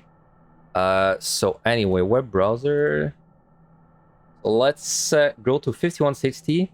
So you may notice there's a shitload of text there, but it doesn't matter too much because so this very first thing is the most important thing. This set is extremely challenging to speedrun while retaining a full kill, basically, while killing everything. So personally, especially for a context of a guide, I do not recommend that you speedrun this set. And you can try to like speed up the first few floors just to see what it's like, but I actually don't recommend you speedrun this set at all. I would only speedrun this set once you, well, no longer need a guide, basically. It's very hard, and it's very likely that by speedrunning this set, you'll just set yourself behind. And it's not even obvious too, right? So just for context, this is the last set. So 5160, which we're about to enter, is the last set where you can kill every monster. Starting from the 61 plus, then we can no longer kill every monster without like investing a lot of commanders into it, which we want. That means you might feel like you're gaining points if you speedrun this by using, let's say, I don't know, 3 floor whites, right? So let's say you use 2 Petries and 1 Magicite and you made the speedrun happen. You may be like, wow, that was really good, right? I killed everything and did this in 30 minutes. And I used 2 Petries and 1 Magicite. The thing though is that you gotta remember that everything you use on this set, you can't, well, you don't have it to kill more monsters on the next set. So if you use 2 Petries and 1 Magicite and you're not lucky and you don't find them back on the next set, and when I say don't find them back, I mean like you don't find the ones you were missing plus extras. Well, like let's say the Petries are worth 15 kill each and your Magicite is worth 20 kill. Well, suddenly your speedrun is not even worth it because like you basically traded 50 kills worth of bombs to get a speedrun that's worth 50 kills on this set, right? So that's why I think the speedrun is just not viable unless you're very experienced and unless you're like willing to mingle with luck, right? So for this reason, we will not speedrun this. We'll do this the way I think you should do it if you're trying to score for your first few times. If you want to speedrun this, this is a you have to like do your homework, right? You don't have to watch VODs of people doing it, which might be my VODs, but and you just gotta try to do it yourself. And then honestly, I would expect it to fail like a few times. And then even if you don't fail, I would expect it to be a point loss the first few times. So anyway, all these words are basically if you want to attempt a speedrun. I mean, I do describe what it's gonna be like if you want to try to speedrun this. But it's a long read, so check it out if you are interested in doing that. All we really care about in our case is we're gonna check out the monsters that are tricky weeples. Thank you, by the way, guys, for the primes. Thank you very much. Fight X and Sleeping Brownie. Thank you very much. I appreciate it. So we're gonna be checking out the monsters on the next set. So we're still gonna be doing some weeples, but like we're not gonna do too crazy on them. Like we do need to do a little bit of weepling to just speed up the set overall, be able to kill everything. But it's not gonna be too much. Though I'd say every monster like deserves to be talked about briefly there. So this guy puts a vuln on you. Wait, no, he puts a dot. Sorry, this guy puts a dot on you. Doesn't hurt too much, but if you have multiple of them on you, it can stack up and start doing more damage than Gen heal. Something to keep a watch for. Thank you for the sub. I will thank you properly after I'm done checking the monsters. This guy puts a Vol on you, but it's a very weak Vol, so really not a big deal. I mean, if you're doing a big pull, things are gonna hurt, like, even without this one, so... probably the most... Like, not even the most dangerous, but, like, just very easy to die to this guy. If you're doing any kind of AoE pull, if that guy's in your AoE pull, it's just a bad idea. I just recommend never doing them in AoE pulls. Because if they petri you, when you're not paying attention, you're dead. It's a guaranteed one-shot, so... this guy doesn't do much. He hurts, but I mean, everything hurts starting from now, so... Condore, very bad AoE monster. We want to avoid doing AoE pulls with them because they have an enrage after 50 seconds or so, a minute or so, and you will die one shot if they get to that enrage. So, and like for tank, if you don't have a strength, and even with a strength, like you might see the enrage. Even if you start the AoE pull right where it is, you might see the enrage. Very easy monster, doesn't attack you, only does telegraphs. Very easy monster on tank, especially because the AoEs are not really gonna one-shot you, but still try to avoid them. Very dangerous if you pull multiple of them, because these guys have a dot that's very powerful. If you have, I believe, 3 of them, it starts doing more damage than your regen potion, so it can get very spicy very fast. Though you can, as a tank, this is more of a tank tip, but you can use defensives to mitigate some of the dot too. Does nothing. Does basically nothing. Does nothing. Very bad monster in AoE pulls. Don't want to AoE pull these guys because they will do a pull-in effect, which we've seen some of them before. But this one is worse because, like, starting from this set, AoEs are like chunk you really hard, right? Like, if you get pulled by a Growan and you step into like 2 AoEs, you're probably dead on a tank. So very bad in AoE pulls. Just a monster that hurts a lot. Like, nothing much to say about it. And mimics are actually going to start being like really tanky and hurt a little bit. So I would probably like not really try to do them in AoE pulls too. Especially on a job like Gunbreaker, which is very low damage for AoE. Alright. Thanks for the sub, everyone. let me see what happened, because I wasn't... Oh, Sadie, you gifted the sub to Fernando. Thank you very much. And Shiro with the 5 subs. Damn. Thank you very much, Shiro.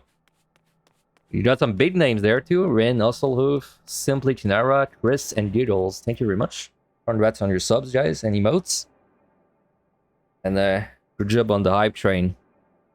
Alright, so let's start. This will be a long set because this is probably going to be I'd say the most boring set, honestly, because like this will be very close to a normal run. And there's really not much to optimize in this one. So anyway. So what this is gonna look like basically is we're gonna be killing everything, of course. To do this, we don't need much other than like some amount of strength and steals. But like basically the way we're gonna do this is every time we see easy monsters, we're gonna AoE pull them. And then when we see hard monsters, we're gonna single target them. That's like kind of the vibe. Now, thank you for the sub. Thank you very much. This is the last set where I wouldn't be scared of putting your palms to 2, but this is the last set where you can like kind of put your palms to 2 and be pretty confident you'll find them back. So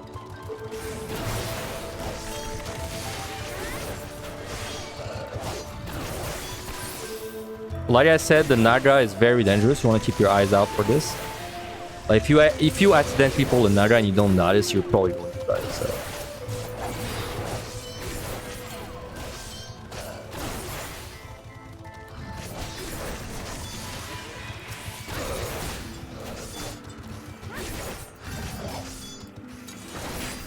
So when I might kill this set, do I put my Petries down to 2? Usually I don't.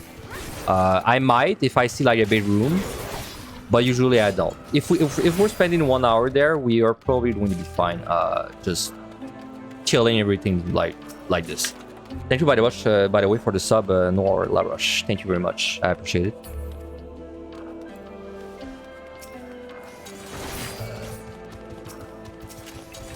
So again, all the easy monsters. Well, there's only 4 in this case, so we can just pull all of them. But so keep in mind, especially if you're running another tank, Gunbreaker has the worst AoE by far. So this is as slow as this will get, really. Like, now, if you're doing this set on a melee, not a melee, but a DPS, like, you know, a caster, range, or melee, for this set, I would say on a melee DPS, sorry, not a melee, a DPS, you want to kill monsters one by one, and if you do that, you should have plenty of time to kill everything. It's only tanks and healers that are gonna have to do a little bit of AoE pull to make up their time.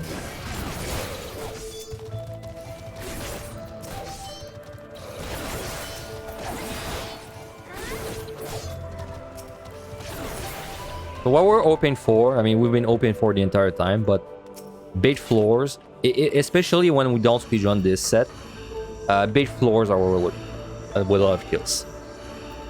Now, I've not really touched on that, but when your affluences are at 2, honestly, it's fine to use an affluence just for no particular reason. Like, you don't really need an excuse to use an affluence.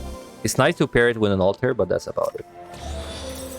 So we have no item there. We might remove it if there's multiple chests that are like good and we can pick up. But as long as I can pick up chests, I don't really care about removing it. So there's our first mimic. You'll see how tanky they are compared to before. They're very tanky.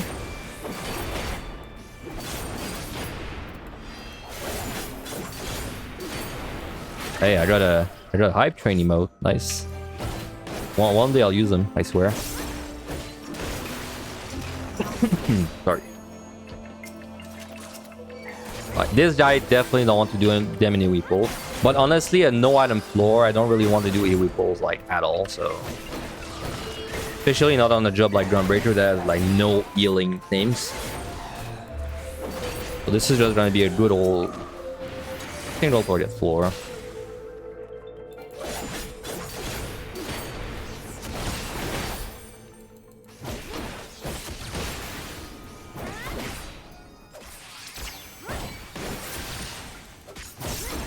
Like I said, there will be plenty of time to kill everything in the full hour there. So, because technically the pace we're looking for, I didn't really thought about the pace too much. The pace is basically the amount of time you want to spend on each floor. It's about 6 minutes per floor when we don't speedrun, and it's 3 minutes per floor when we speedrun. So as long as we are out of floors faster than 6 minutes, we're like on a good time. So this floor I'm on right now, as long as I'm out of it before the timer is 48, we're good, right? This is a very good argument to make me Serenity, though. I might do it if this is a bait floor. Let's see if this is 5 rooms or more.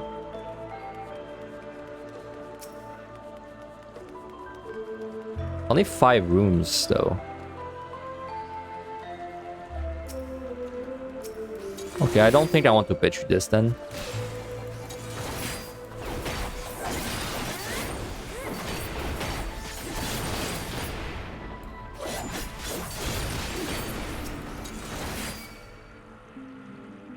A trick when you're pulling these guys doesn't really have to do with the scoring, but if you hide behind a wall as you're pulling them, they're gonna actually like walk up to you instead of doing their range attack first.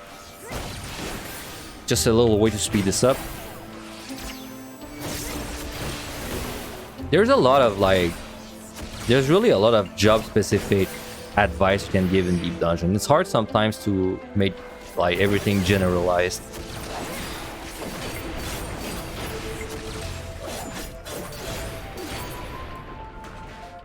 Which is why VODs are such a good thing.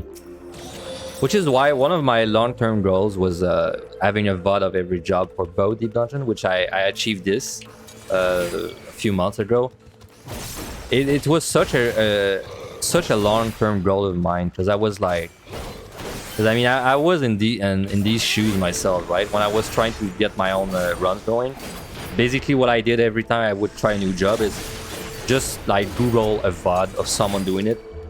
And then when I got to like Astro and Black Mage, it became hard to like find VODs of the people doing that. So I mean, now we have VODs of everything by multiple people. But at least for my case, like, I have VODs of everything. So, I mean, I don't think you should only watch one person, but at least I have everything. So, like, at least I know that if people delete their VODs, there's always going to be at least one run of each job on my channel.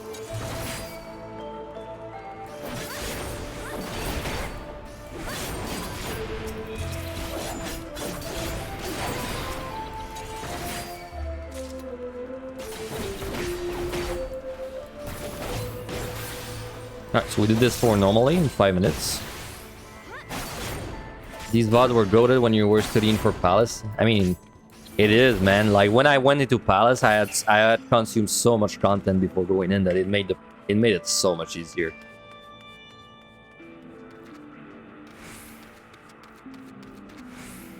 I actually watched my big thing that helped me when I did POTD was I watched Angelus. He did a tutorial VOD for Red Mage back then, and that's the thing I watched twice before going in. That's what helped me clear really fast. Like, tutorial VODs they're both bad and good. Like, they're kind of bad because it's not like, you know, it's not a naturally like edited video. Like, it's not like a 40-minute video that you can watch and, like, you know, consume everything. But it is also kind of nice because, yeah, at least if you have the patience of watching the entire thing, I feel like it's more useful than a guide. Because you see like a point of view of someone doing it, right? So.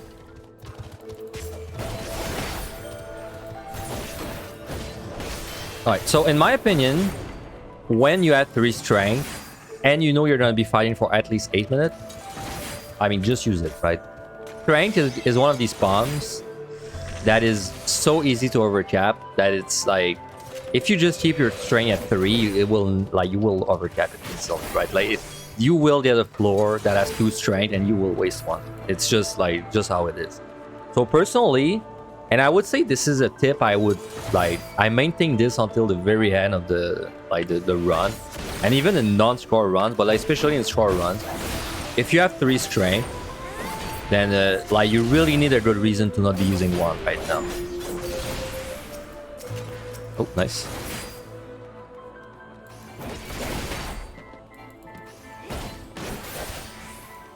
And I would say strength, like, of course you kind of want to keep everything below 3 if possible, but that's like, that's not always like what you should do. Like for example, if I am on, I don't know, like, if my time's really good, then I don't really want to keep my flights to 2, right? Like, if time is already really good, strength is like the exception. I feel like if I have 3 strength, I always use the strength because it's, like I said, it's so easy to overcap, and it's like even if you don't need it, it's such a small investment, and it might actually save you something later, because then you don't know if you're gonna get a Gloom no ability like 68 for, right? Like, and in the context of a score run, you might think that it's bad to get to the later floor with plenty of time for the, like, starting from now. It's not bad though, because like, if that happens, that just means you can kill more monsters on the later floor. Like, if I make it on the last floor and I have 20 minutes left, then I just take the 20 minutes to kill more monsters, right? Like, it's not really it's not like I lose anything. I would only lose something if there was a free petrification or something, right? Which happens sometimes, but so anyway, like I said, these conjuries are really bad in AoE pull. Everything else though, we should do a little bit of AoE pull, and we don't need too much, like I said, but a little bit never hurts.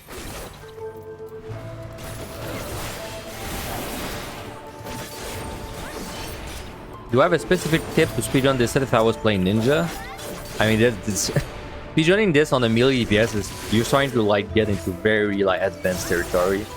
I mean, honestly, a tip, I guess that my biggest tip would be make sure that you're willing to accept the fact that you're probably going to be you're probably going to be using like 3-4 wipes at least. If you're comfortable with that, then I mean really, you're probably gonna be using Witch Chains and Frailties a lot to like kill massive amount of enemies on the early floors. Once you get to the secondary floors, then you're probably going to have to single target them specifically. And then, like, it's where it gets tricky on melee DPS because your AoE sucks. Well, it doesn't suck, but like you staying alive sucks, which makes your AoE hard without a Witch Chain and a Frailty. And even sometimes with a Witch Chain and a Frailty, it's still not enough. So I guess the tip is just like, yeah, it's like, be ready to use like every goddamn pump you have to make it happen. Like you're not gonna be doing the 5160 speed run and using only a Petri, right? Like you're gonna be using so much more. And if you are doing it using a single Petri, it's probably because you are not killing everything, so like you're kind of wasting the speed run. So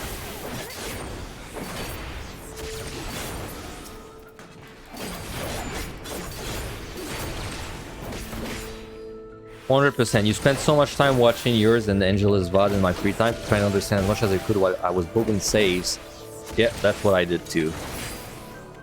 In fact, I would what I would do quite often is I have an exercise bike, and I would just whenever I went on my bike to like exercise, I would put a VOD of Angela's doing a set in front of me, basically 1 hour. I remember doing that for every set of Is Dancer Evan Island. So.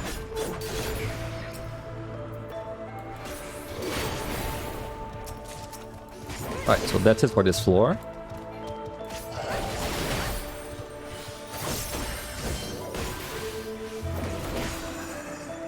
You have 2 clear attempts lined up for your stream later. Hey, good luck on your clears.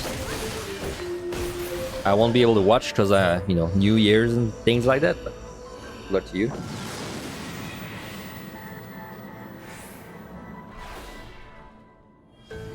Alright. No ability, so this debuff is usually complete ass. Definitely a very high contender for using a Serenity. I might actually use it. This is the kind of debuff that if you let it be, it just drains your time. So I'm just going to remove it. This debuff is just a massive waste of time, so we'll just remove this. I did say that if your time is good, you don't want to be using too much, but at the same time, it's kind of also a trap, right? Like, if your time is really good, you don't want to get so comfortable that you start, like, bleeding time. You know, like the turtle and the... What is that fable about, again? The turtle and the rabbit or something? Well, you know, it's kind of like that. It's not because you're super ahead that you should just stop trying to save time, so... The tortoise and the hair. Thank you very much. I don't know how to pronounce it, but I know what it is.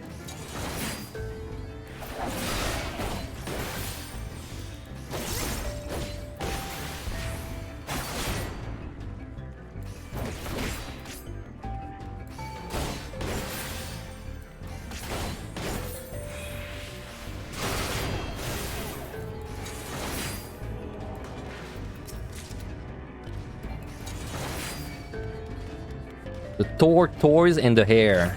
Oh, so you say it like hair. Alright.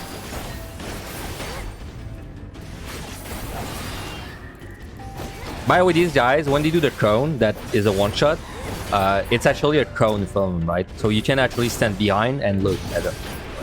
It's not a 360 thing.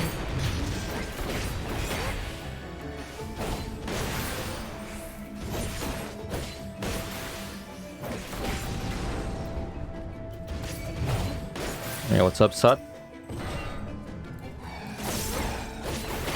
So like when he does this, the cone, right? I can actually go behind him and look at him, right? Like that. So.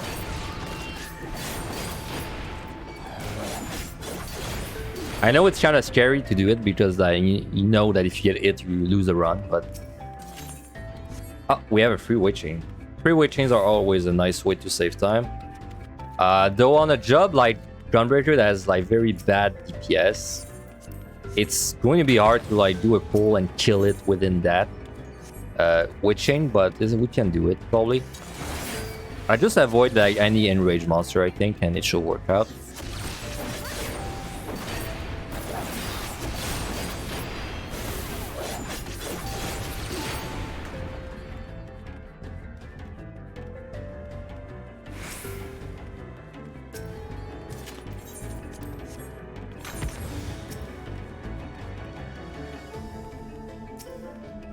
Oh, we have a pet tree, so it doesn't matter. Something you can do when you find a free pet tree. I don't want to do it now because this is a lower floor. Well, you know, 54 is a low chance of getting lurings. If you find a free pet tree, though, this is a good opportunity to turn one of your sight into like kills. Because if I sighted there and let's say there were 2 lurings, like one there and one there, then I can like suddenly I can turn this free pet tree into like even more kills with this. So it's just something to keep in mind. You found the Shikuchi landmine trick, but she delisted it. Oh, I know what you're talking about. I actually use that trick myself often. In fact, if you go in my clips on my my channel, you're gonna see I have a clip where I do a very big POTD pull on the ninja with this. I think it's called like POTD Magicite Ninja version. It's very good, but it's also annoying because oh, there's a chest. It's not consistent. I cannot get this to work consistently. Sometimes it just fails. And you know, like a trick that fails 20% of the time is kind of bad because like you can't really be comfortable with the fact that you're gonna lose 20% of your runs to it. So. It seems to be server tick related.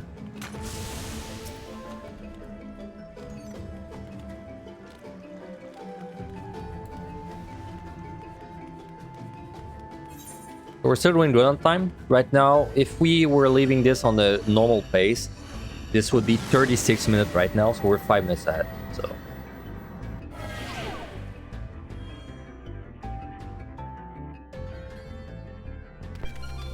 Wow, no item again. Now, this is a mistake I did there is I did not refresh my strength when it went down to, well, when it went out. So now this puts me in a kind of awkward situation because I don't really want to Serenity this because I have only 2. I would not go down below 2 Serenities if possible. I would only do it if it was like a massive loss of points to do so. But anyway, now because I didn't re-strength, I'm going to be sitting at 3. Can't choose one, very likely to overcap my strength. All this because I did not use it when it was at.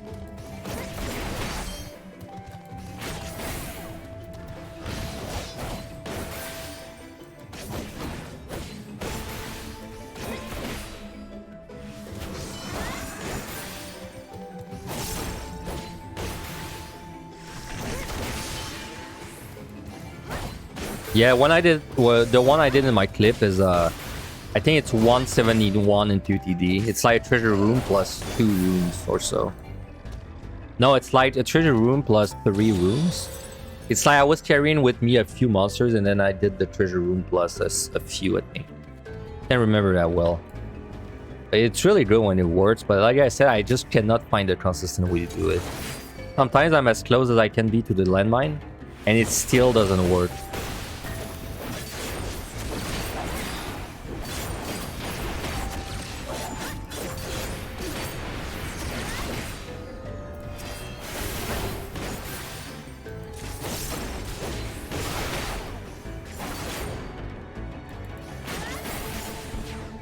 So like I said, these Tessos are like 1v1, they're like not an issue. If you're doing AoE pulls though, they start to hurt a lot with their dodge.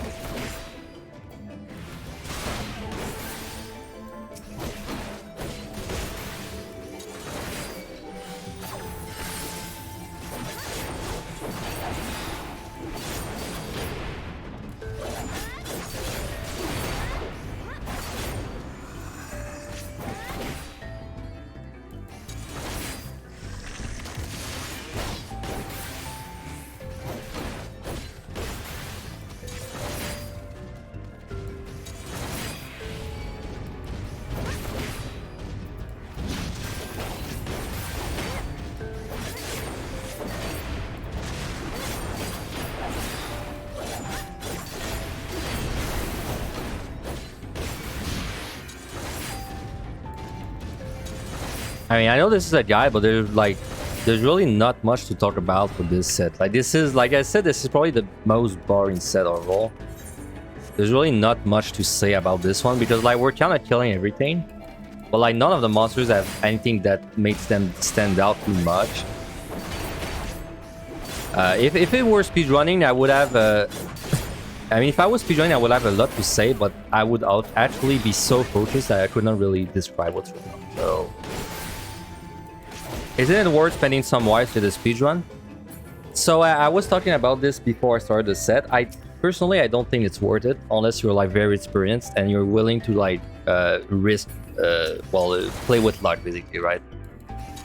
You can speedrun this on most jobs if you're willing to spend like, let's say 3 floor wipes. But then there's a risk you don't find them, and plus it's very hard. Like it's not like you use the 3 speedruns and you have the speed. It's not like you use the 3 floor wipes and then you have the speedrun, right? It's very difficult even with the floor wipe. So like personally, I think it's good if you like are experienced and you want to push a really high score. But if you're just trying to get into scoring, like no, I would never speedrun this. If I was trying to like just get a good score, but mostly like consistently clear, I would never speedrun this. Not worth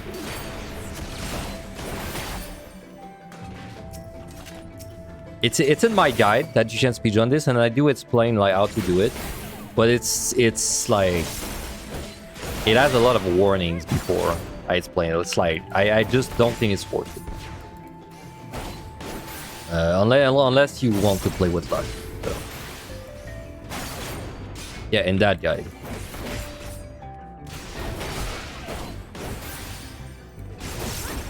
So you're like, you might feel like I'm losing 15k points from not speedrunning this, but it's not really the way it works. Because like I said, let's give a value to petrifications, right? Let's say a petrification is worth 15 kills and a match size is worth 20 kills. And I would say on average, I have to petri this twice and match size this once to get through. So it's like, I'm not really gaining 15k points because I'm losing the same amount of points from the floor wipes I'm using. It's just, the only difference is if I happen to be lucky and I find all of them back plus some extra before the next set, then yeah, it's a gain of points. But if I have just an average run where I don't find them back, I didn't really gain much. In fact, I probably lost things because I use, you know, sights and witch chains too. And strength and steals, so... Well, let's just put it that way. I think it's easy to trick yourself into thinking this speedrun is worth it. It is worth it sometimes, but it's worth it in like a run that pushes really high. The kind of run where you enter 71 with like 2 floor wipes and you're fine with it. So they're definitely not a score tutorial thing. An advanced scoring thing. But like I said, like if you're at the point in your life where you want to do a speedrun 5160, you're kind of at the point where you don't need a tutorial to hold your hand. So.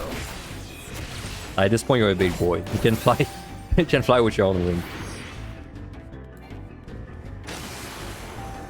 Even myself, I don't even try to speedrun 5160 on every job, right? Like it's only on tanks and healers most of the time, and range DPS, I guess. But like a melee, not even sure I've ever done the speedrun on a melee. It's so hard, man.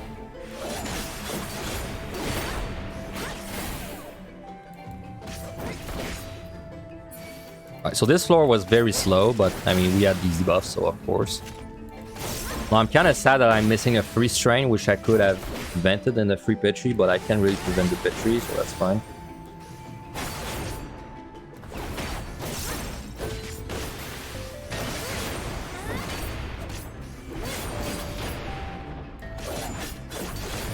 Also, not to mention that if you speedrun this, it's going to be huge drain on your potions. That's also kind of something that is not very attractive.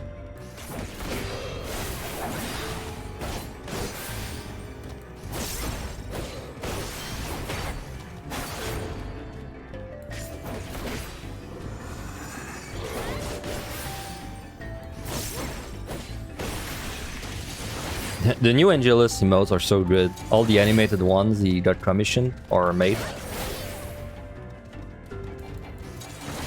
Well, even though high potions are so easy to farm at least. Well, yeah, I mean, if you go farm them, yeah, it's very easy. But I much prefer if I don't have to farm anything.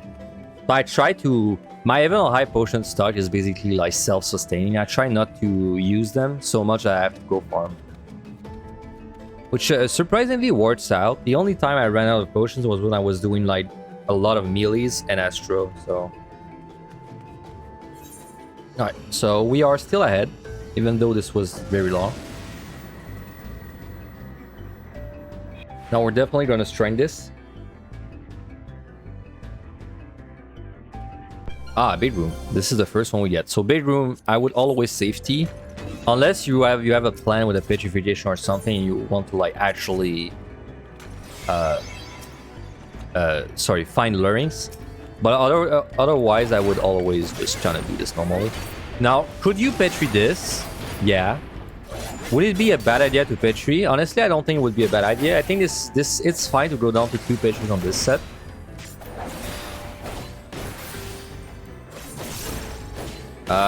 Even especially since this is a blinded floor, this would be a very high value petri.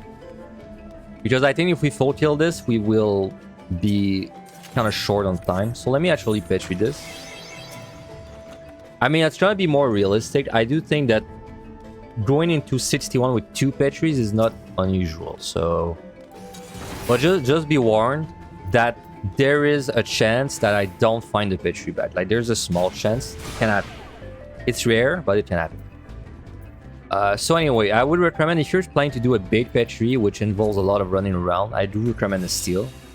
On tank especially, but like pretty much on anyone.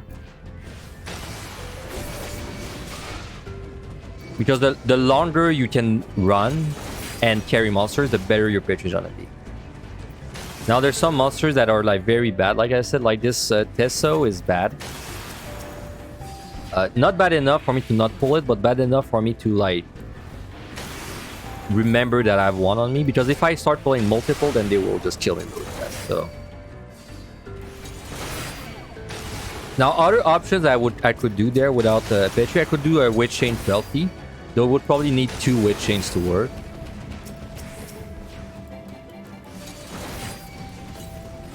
Petri is definitely the I'd say the safest option, right? Wow, thought about a lot of strength.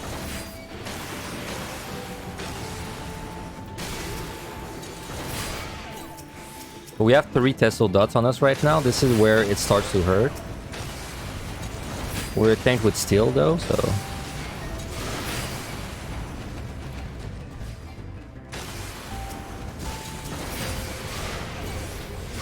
Alright, so we're gonna do the petri very soon. We'll do it now.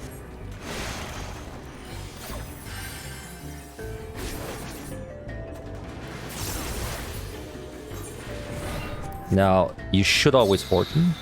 I don't know why I forgot to, but I guess I was talking. Of course, if you're gonna floor wipe a bedroom, you should probably fortune it every time, like I said.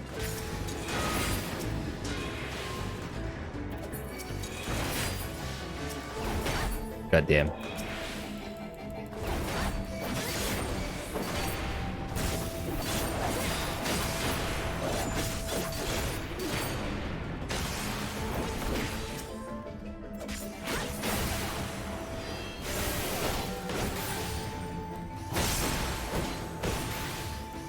But I guess this is an example that you don't really need to magicite, because I know a lot of people's first instinct when they see a bedroom is to magicite.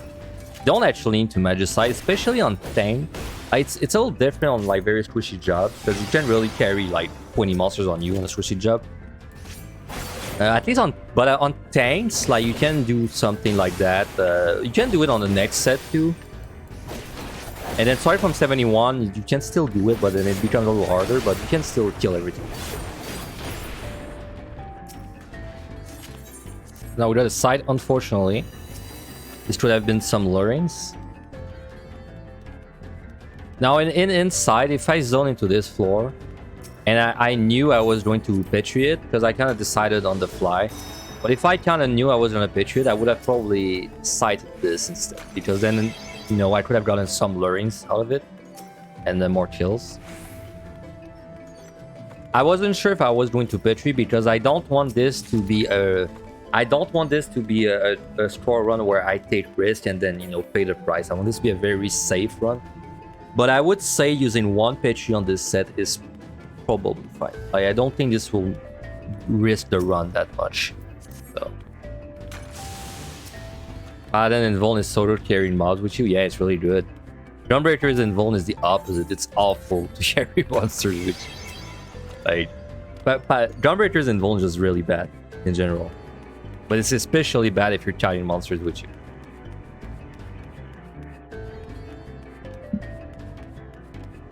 Especially if you have anything that dots you, like the Tessos, because once you get so many dots that you don't get ill anymore from your regen potion, then if you press Super Bolide, you're dead in 10 seconds. So, alright, so we can go. Now we should definitely not be using anything else for this.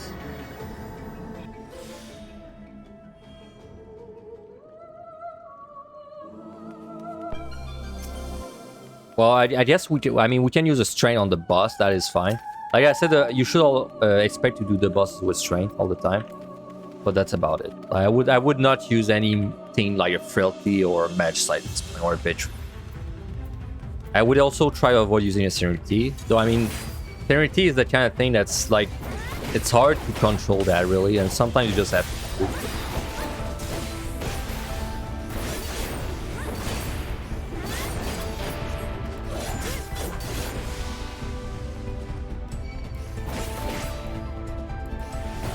Apologies is one of your favorite songs. I always get hype when it plays. I've become numb to the song. It can be done. I've heard them so much. I like them, but it's kind of like my brain just like what's the word I'm looking for? It like blocks them out when I heard them, right? Like people ask me, because you may have noticed I don't really play with my playlist of songs, which everyone plays with their own playlist of songs. The reason I don't, and people they ask me like, oh, don't you get bored of these songs? I mean, really, the real reason is that I just don't hear them anymore, right? I just playing and I don't know, I just don't hear them. I do hear them, but I guess I don't register them in my brain, or I don't know. Some brain shit going on.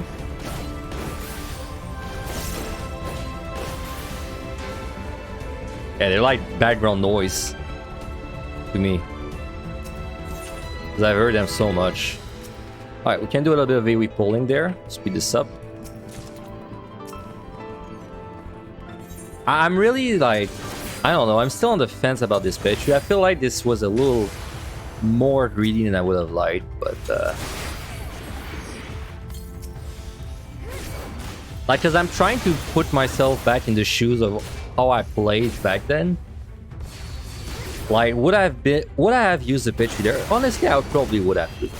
I think it's fine. I think I would have used that pitch tree even when I started out. So, in fact, I probably would have done worse. I think I would have used a Magicite before. So, if anything, that's better.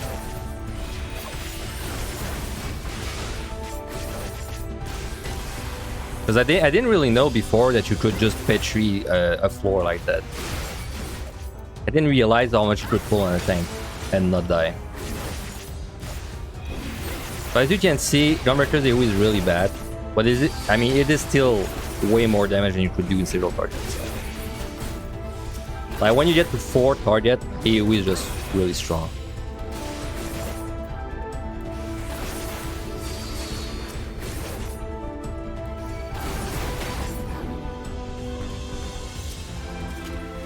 Nice, mate.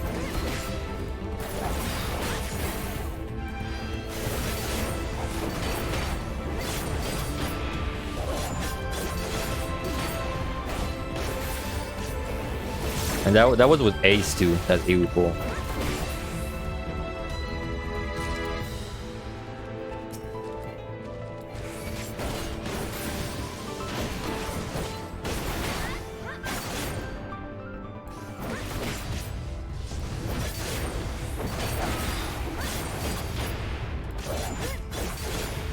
Wouldn't you just not choose a Petri in the next set if you're worried about it? Because 5 forwards into 81 is good. I mean, in fact, for this run, I don't plan on using any 4 wipe on the next set. I plan on going into 71 with 6. Well, now technically we could go into it with 5, but I would like to go into the next the 71s with 6 of them instead of 5. I think if you go into it with 5, it's because you have some amount of experience already. So.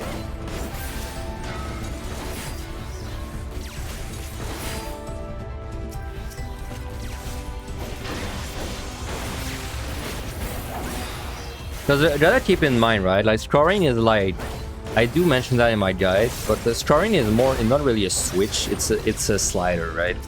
Like you can score to different levels. You can score like a degenerate, like completely like use your palms like every time you have them. You can score like very safe, and then this one I'm doing right now is more on the safe side because it is meant to be a tutorial. So I don't want to show people like, oh yeah, you just have to use like 5 Petries on this set, and then you just kind of pray you find them back, and that's it. I wanted this to be a very safe kind of score, right? So for me, a safe scoring is a scoring where our decisions don't really impact the 71+. Which means that next set, I'm very unlikely to Petri or Magicite. I could do things with the Witching, right? But I'm not really going to floor wipe.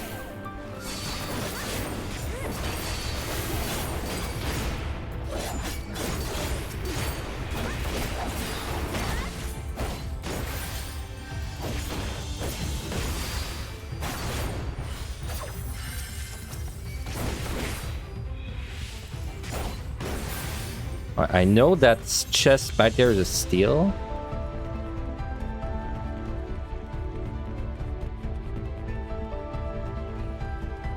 Will you go negative on your palms on the next set to full kill? No. Next set is going to be very chill too. It's gonna be we just kill as much as we can. And we're gonna be using a little bit of the low priority commanders out of our own stock. Like we're gonna be using maybe a few strength, a few steals, a few witch chains, maybe a frailty or 2, but that's it. We're not going to do into super like a super big commander depth. And so we're not gonna full kill it. We're gonna do it the way I describe it in my guide, which I will show you when we get there. What kind of score would you aim for in a safe run like this? It's gonna be between 1.8 and 1.9. Usually it's gonna be like 1.85 on average. So we got another very bad debuff, and this looks like a massive floor too. Sounds fun.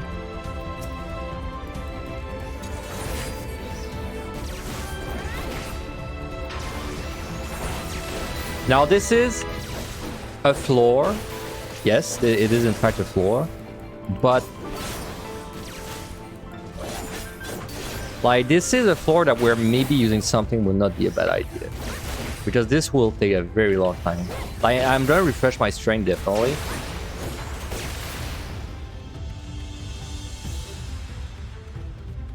I'm thinking of, let's do this.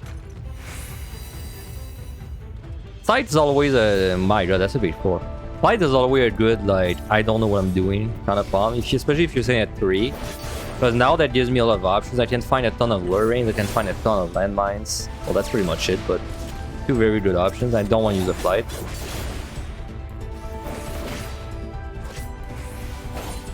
We're gonna re-strength, like I said. Like, this wouldn't be a bad... because we don't lose much damage from no ability if we're doing AoE, because we have like no AoE buttons anyway. And we lose the buff, that's it. Wouldn't be a bad AoE floor.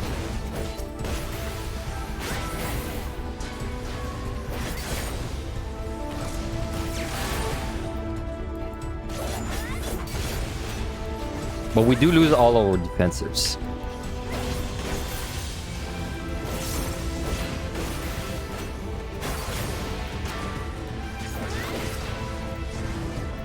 That was a flight, right?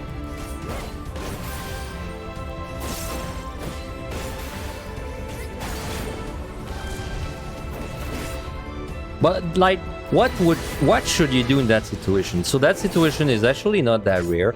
So you're trying to fulfill this set, and then you get like some kind of pretty bad buffs for the last floors, which are are going to take you too much time to do. Like, what are your options there? I mean, if you were still at 3 petrification, this would not be a bad petrification. If you were still at 3 serenities, I would also say this would be a good serenity. In fact, I'd say serenity is probably the best choice if you want to be as safe as possible, but still, get a good score. But then if you have neither of these options, like we do right now, then honestly, like, I see two options. You either try to do something maybe a little weird with, you know, sight, witch chain, frailty, you know, things like that. Kind of low value, well, not low value, but like low... I don't even know what's... Like not the OP palms, basically, right? So, like, for example, right there, we have a witch chain, which means we could, like, kill some amount of monsters with that and a witch chain, right?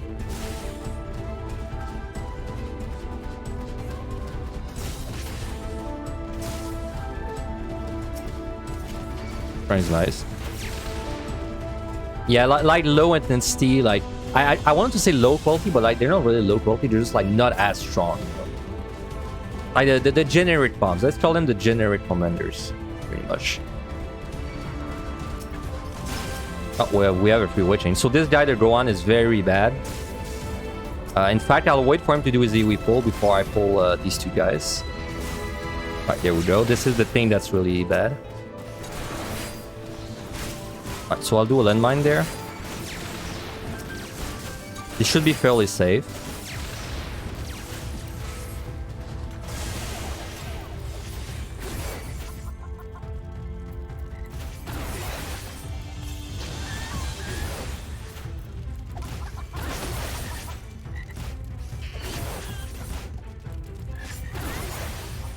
So right, so that situation you get on this set, which you can full kill, but then you have like some very bad debuff luck in general, and then you get to the later floors and debuffs are just really bad, and then you kind of have a feeling you can't kill this in time anymore.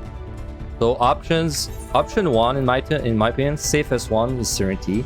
Option two, a little unsafe, like a little less safe, I would Petri. And then option three, if you have like neither of these things, then it's kind of where you want to start getting original, you know, and finding ways. In my case, this would be a side landmine I'm doing right.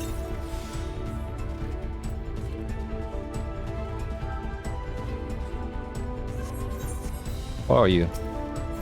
You are another witching. Well, don't mind if I do. So I mean, right now these witchings are costing me 200 points each, but you know, it's speeding this up, and now I feel like time might be an issue with the debuff, so you know, why not? Even if I'm taking a bad decision there, let's say this decision is bad because next floor is a, let's say next floor is a 5 room, super small, super low kill count, and I do actually have time to kill it. Then technically I just wasted 400 points there, but I mean it's 400 points, right? That's not even 2 kills, so I always gotta like wait in the risk, I guess. This is a low risk solution to a problem that could be like high risk, so like normal landmine.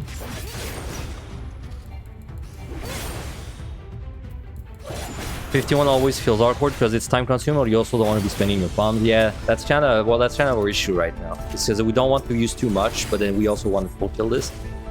But this, I would say this was overall like a good example of the way this set should go. In fact, I would say we got on the unlucky side a little bit for the debuffs and all that. It did cost us a Petri to the big room. But like I said, it's a slider, right? Like from 1 to 50, in my opinion, it's not even a question. You should full kill speedrun. Time for 51 is where it gets a little different, right? Like you could have that big room I Petri, you could have decided not to Petri it, and then you would have had like, I don't know, 20 less kills, right? Like it's up to you. Though, like I said, I feel like the Petri is not really a high-risk Petri, so that's why I'm willing. If we get a big room on the next set, it would be a high-risk Petri. So I'm not going to do it on the next set. This set, though, is fine. Also, yeah, you may have noticed I'm just refreshing my strain over and over. Like I said, strain is like, when you have 3, just use it. Don't really think about it too much. In fact, it doesn't always work out that way. Like in this case, it didn't work out that way, but a very good time to strength is 16 minutes. Because if you strength at 16 minutes, then you get to restrain at 8 minutes, and it just perfectly like adds up for the boss. Alright, we're finally out of this. Still took 8 minutes to do this. Decided to safety 129 after you found an extra one after checking every chest. And the first monster you kill drops aside. RIP. Well, at least it didn't drop an altar which you overcapped. Would have been worse. Alright, so we're gonna do the last floor. Now this boss does take more time on tank. Still not too high though. It's barely, it's like about 6 minutes with strength, so that gives us 6 minutes to do this floor, which should be enough time. And there we go. We got the Petri back. On average, I'd say you should expect to find on a score run specifically, because on a score run we check more chests than usual.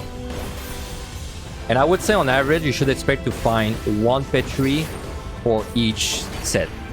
So one Petri per set on average is what you should expect to find. But I mean, of course, you're gonna get runs where you find 0, and of course, you're gonna get runs where you find like 5 on one set. That's just luck. We keep those at 2, so we would not have minded. Do you know what happened on this run earlier, Ellie? I overcapped my altar, and even though I was keeping them at 2, I found 3 altars on the same floor. What a shame.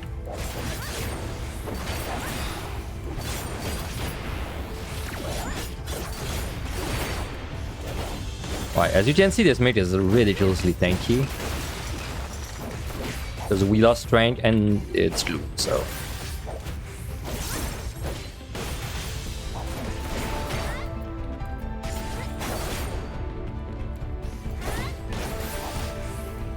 Walked into 21 with 3 and found 3. In this run, or was that another run? Because I remember you mentioning something like that. Unless I'm mixing you up with someone else.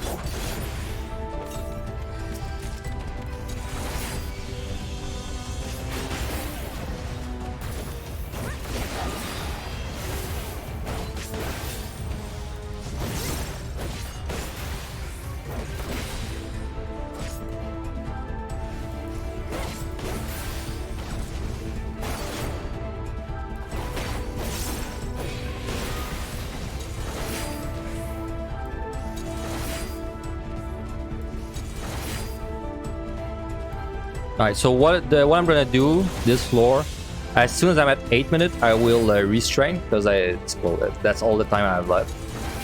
And then we'll just try to kill everything before we have to leave. I would not mind having to frailty once too. Like I said, anything you use on this set, you are still very likely to find it again. So.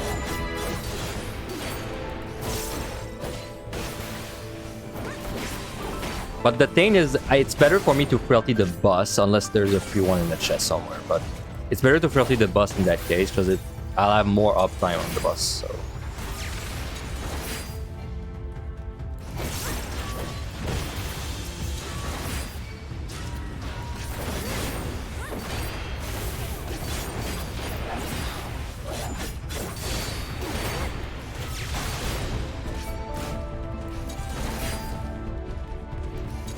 I'll just chill the patrol on the way back. Let's see, it's still a lot of rooms left.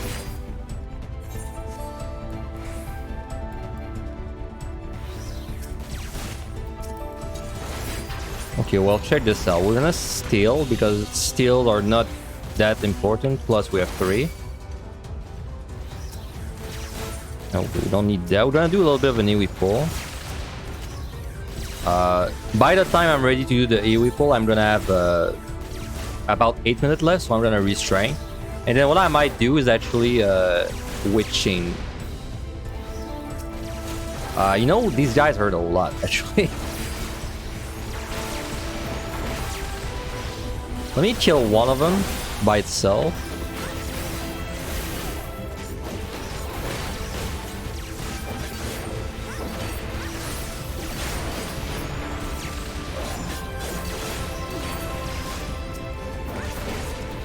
I mean, I don't think I need to rush for time actually. Like I said, we need 6 minutes on the boss, but I'm also willing to frailty. If we frailty, it's gonna be like 5:15.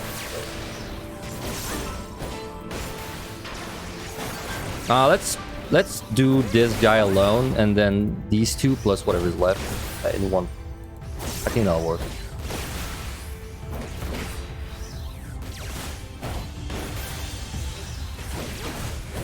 It's hard to give a specific advice for like your specific run, like what kind of situation you'll be in. In my case, this is just what I feel like I have to do. And of course, you don't really know what you should do until you have multiple runs. So, hard to tell, but...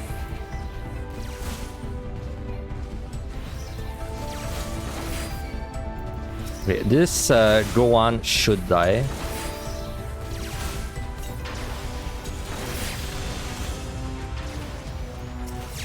What I'm going to do is actually a witching there.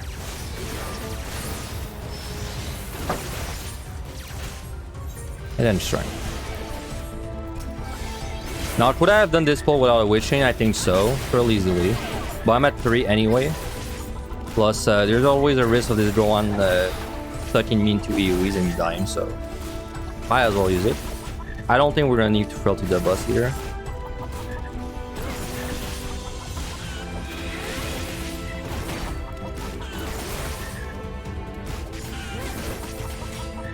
Like, I guess the big takeaway there is that if you have a palm at 3, then it's kind of a good excuse to find a way to turn it into something useful. So right now, witching is at 3. Okay, let's do a witching. Strain at 3. Let's use a strain. Steel at 3. Okay, let's use a steel, and then do a bigger pull. I'll just make sure we don't die.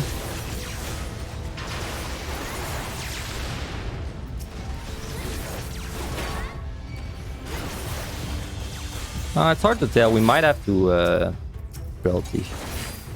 So hard to tell. Well, I guess it's a good excuse to do some math. So we did full kill this. It did cost us a few pumps, but in my opinion, this was below average luck. So I think we got it a little bit rough there.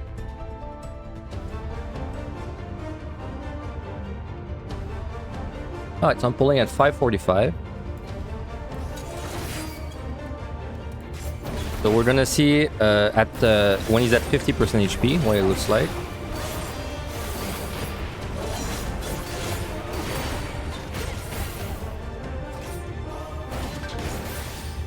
You know, Gunbreaker has kind of this reputation of being like the very high damage tank, but I mean, really, it does the same damage as the other tanks. I don't feel like it's significantly higher than any of them.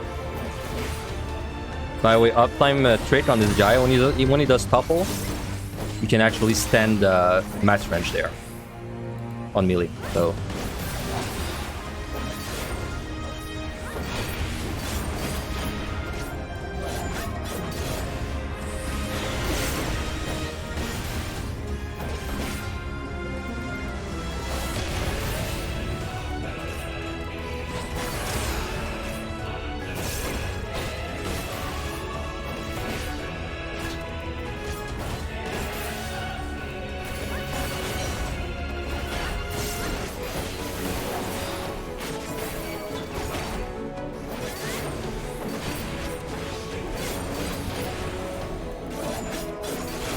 also, I recommend that whenever you have you're doing like pretty tight on time for a boss, just kind of like use your regen potions on the cooldown. Especially if you're not used to it, because then at least you don't have to think about your HP when using the boss. It's gonna cost you a little more, but why not? I'm not doing it right now because we're still obviously fine.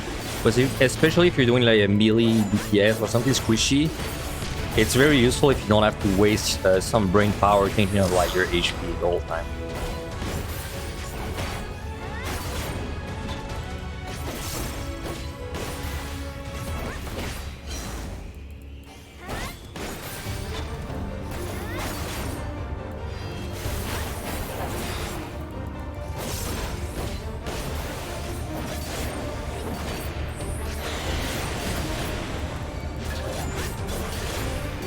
You think on that last roll you would have stressed over time and still strain witching you with full immediately? It was no ability though, but yeah, I mean I could have done that. It kind of depends, like wait 1 second. So 50%, which means we're fine on time. So it's 6:20, and so we're basically like, I don't know, 50 seconds ahead, I think. So we're doing pretty good. Oh shit. That's what happens when you're not paying attention. Sorry, I was thinking about the time there. What was I saying?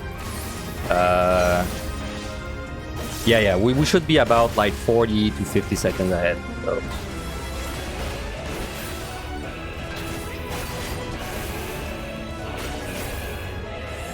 But yeah, that last floor, I guess it depends, like... Because, like, you could stress for time, but also it depends, like, how much do you value, like, getting 5 more kills, right? Because, I mean, really, that last floor, I could have just decided not to full kill it and then miss 5 kills, right? So, it's why I don't really find it worth to stress over it too much. But I have to say, you should get used to doing the bosses with under a minute left. You should get used to doing the bosses and kind of knowing exactly how much time you need on them. So this way you can go into the boss and you know you'll have like under a minute left when you kill it, but it'll still be fine.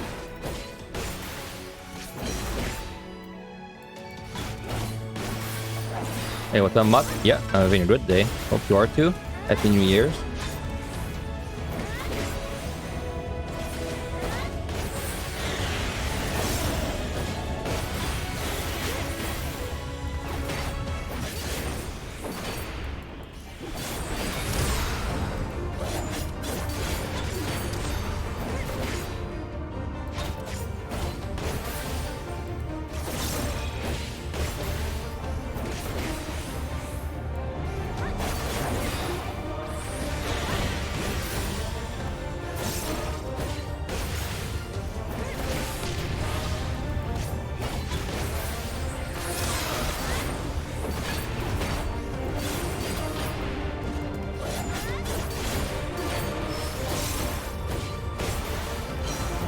Well, it's gonna die with more like 30 seconds left. Still close, still pretty comfy, I think.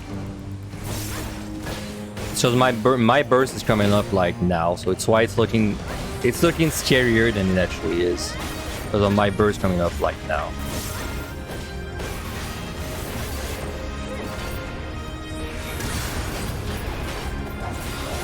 Alright. So definitely at this point, I said it last set, but like, you definitely don't want to be burning your flights anymore. Like, when you burn a flight, it's basically like a gamble that you'll find it back. So it's like 100-point gain per flight. I mean, I don't really think it's worth risking your run for 300 points at most at this point. So just keep your flights. Burn your intuitions if you feel like it. And definitely don't burn your serenities anymore. Not a good idea. Alright, so... I mean, honestly, this is a pretty alright run so far. I think it's gonna be like in the high 1.8s, even if we play very safe. So we'll see what it is.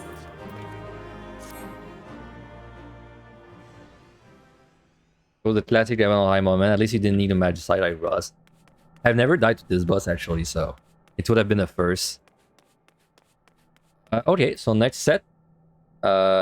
Let's check it out. Next set is a set that is very different depending on if you're doing like how greedy you are, basically. In our case, we're gonna be like very not greedy. But like if you're a greedy player, you can push this next set super hard. So this set, you may notice it's the first set that I don't full kill. So this is the first set where we're actually going to be skipping monsters. So like I said there, from now on, every pomander you use, so like every time you use a pomander that you don't find for free, it's an investment. Like it's not. Well, it's not an investment. It's the opposite. It's a pomander you're not guaranteed to find back, or at least it's a pomander you are like unlikely to find back before you need it. So basically, if you use a Pechu or a Magicite on this set, you have to be willing to accept the fact that you might enter the next set with one less of them. So that also applies to things like strength and frailty, like flights, like kind of low value things, but these are more common. So like these are less powerful. So like even if you enter 71 with like one less strength, it doesn't matter as much. So the way we're gonna do this is very simple. On the early floors, we're gonna kill a lot of monsters. Then in the kind of like the middle floors, we're going to kill basically the bare minimum to get out. And then on the later floors, like let's say the 2 or 3 last, then we'll check like the time we have left. And the more time we have left, then the more we'll kill, right? So it's gonna be like kill as much as we can early on with some fighting pumps, like strength and maybe frailty, maybe steel. Then middle floors are just going to be like explore all the squares and go fast. And then the later floors, we're just going to try and kill as much as we can, depending on the time we have. So at this point, very important. Petrification and magic sites for treasure room and big rooms, only if you are comfortable living less floor-wise for the harder floors. So in our case, we will not petri or magicite like these rooms unless we find a free one. We might like try to do things with a weight chain, but like honestly, Dawnbreaker is a kind of bad AoE job, so might not even try that. So Pommanders, you can get down to 2 without risk, without risking too much. Strength, Frailty, Weight Chain, Fortune, Affluence, Alteration. All these, I'd say all these you can use them kind of like when you feel like it's a good time. I'll just use them for time gain. Like it doesn't matter if you enter like the next set with these at 2. So, and now for the monsters. Now since we're not doing AoE pulls, there's not really much to say about the monsters. Like I mean really, do you want me to tell you how it is? They all suck in AoE pulls. I mean like this guy doesn't suck. This guy does not suck. This guy is alright. And this guy's alright. This guy's alright. This guy's alright. That's it, right? Like, I don't want to go over the monsters because at this point it's kind of like close to a normal clear. Like, you know what an Onra does. It fucks you in 2 seconds. You know what Krusa does. It puts 8 stacks of poison and you die. You know what these guys do. And since we're not really going to be doing AoE, I don't have a reason to go in depth about like their AoE potential. But like there's some of them that are easy enough where AoE is alright. And we might do some. But we're not going to go too hard on the AoEs there. Alright, so let's just start it. So this set is going to be fairly, well, like, not casual, but like fairly similar to the one we just did.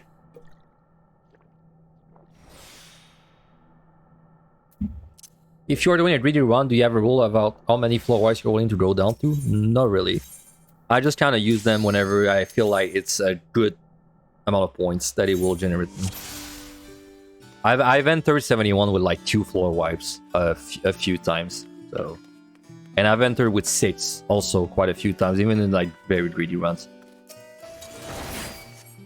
Alright, so I won't bore you about like what all of these monsters do, since this is not a clearing guide.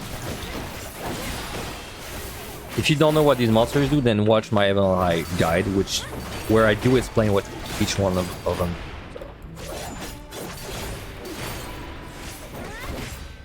Now, if you are curious, if this was like a very try-hard score run where I was doing AoE pulls like non-stop, I mean, even then, these are not good options. Like I can't pull.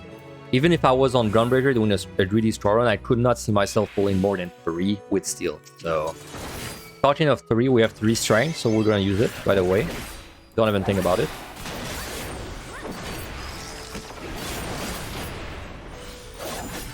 Now, an advantage of not drawing hard on this set for like AoE pulls is that we're going to be saving like a lot of potions compared to a very greedy score. We should really not be using that many potions there. So,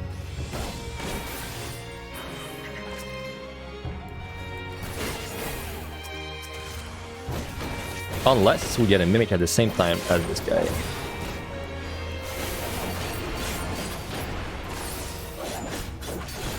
I gotta be careful there, because Gunbreaker is not a good healing job.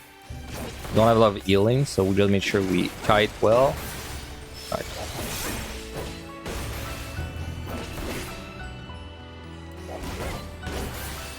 And didn't I do a lot of AoE pulls when I'm playing Scholar? I don't remember, but probably, yeah. I mean, if you want a good score on Scholar on this set, you just have to go really hard on it, because your single target is really bad. So, strength of tanks, well, I don't want the guy to be tank like focused, but I mean, I feel like I still have to talk about strength of tanks specifically. I feel like the strength of thing is that you can multitask like very effectively on these higher sets. So you're going to see me doing a lot of moving around and checking chests while I'm fighting monsters. Right? And basically every time my cooldowns are up, I go hard on the monster. And then when they're down, I kind of like spam lightning shot while I'm moving. You really want to minimize the amount of time you're running around, not fighting. Also means, and also the other strength of tank is that because I'm so tanky, I can check chests at the same time as I'm fighting monsters easily. Because like, for example, when I did a mimic like I just did, all it really means is that now I have to drink potions instead of just kind of chilling with the monster. So, and this is just a way to save a little bit of time there and there. Because the more time we save, the more we can use that time to kill monsters. And you know, actually clear when we get to the higher floors. Well, like I said, the first few floors we're going to kill probably everything. If I had like 2 fortunes right now, I would like using one. With one, I don't want to use one, but if I had 2, I might have.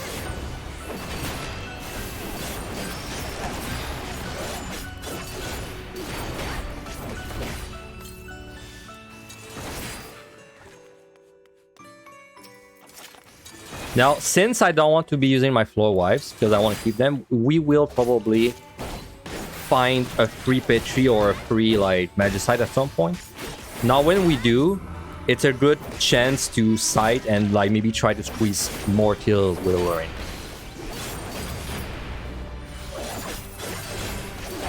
It also means it's not a bad idea to like kind of hurry up and explore before you've killed like a ton of monsters.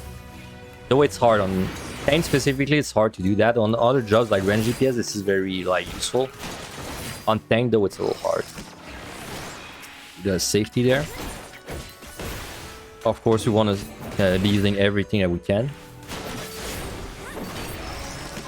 The one thing that's never gonna go away, so we're gonna be doing a lot less risky pulls, but the one thing that's never gonna go away is getting the full reveal on each support. Top priority is always going to reveal every square, because that is 2,500 points every time we do it, which is probably more points than you get from actually killing the monsters on the floor. So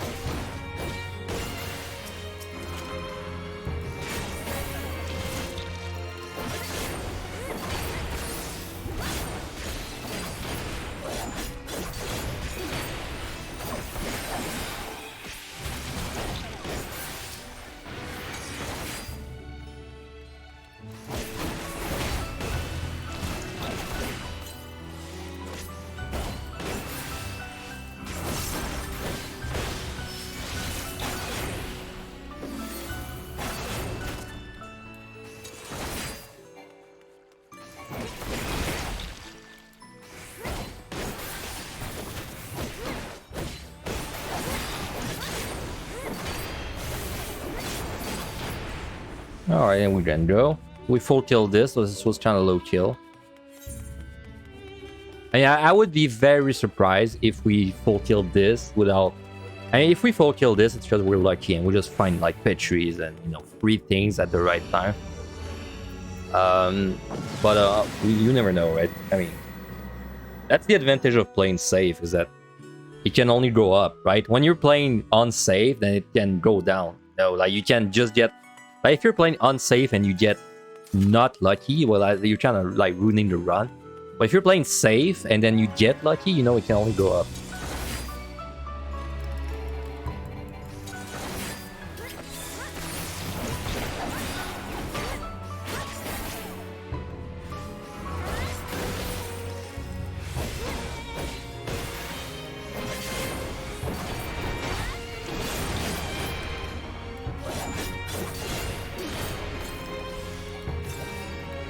Let's try not to die to an Onryo. Even on tank, you're never safe against an Onryo.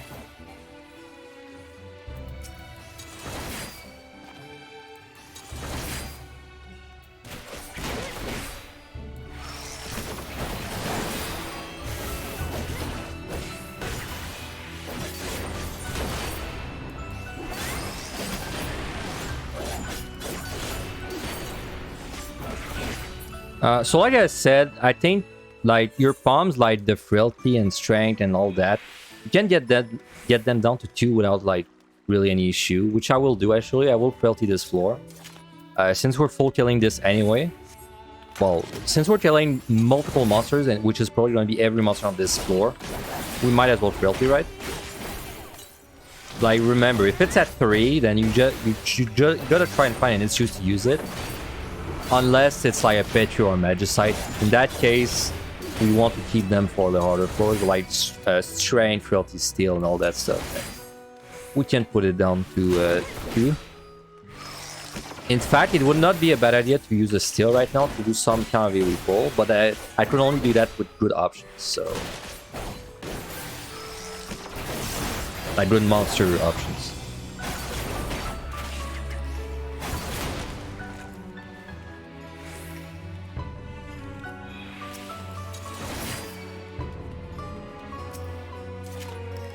Two flags. So like these are kind of good options.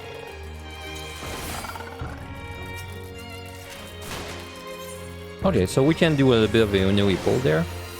I guess if you want to see what it's like. It should be fine with frailty.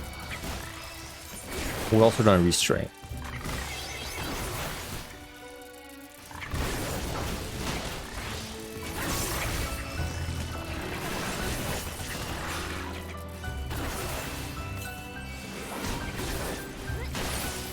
So you can see there I used a bunch of things at that 3. Because it's just a good way to like, you know, get some points. But I also did use a strength. Which I have, I had at 2, not 3. Now that strength was a decision, right? Like I decided that strength was probably worth the points. So I decided to use it. Alright, let me just stun this guy so my bone runs out there.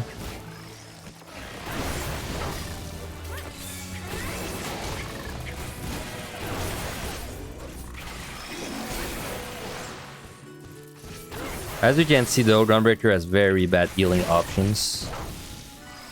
And damage, so it's just very slow. It's still way faster in killing them one by one, but...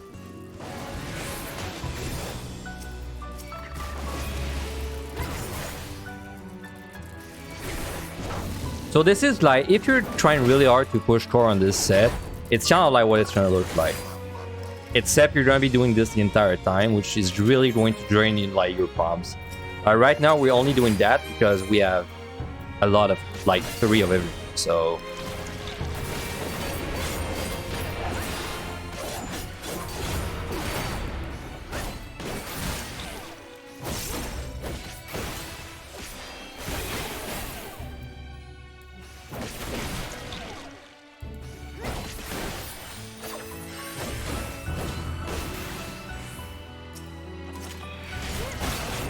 And look, we found the steel back. Like I said, you're so likely to overcap these kind of common commanders that it's just better to use them on your turns, because if you just wait to find them in the chest, then you're going to... because like for example, this steel, if I had used this steel like when I found it, my frailty would have already ran out. So even if I did an AoE pull at this point, it would have been a smaller AoE pull, which is less points.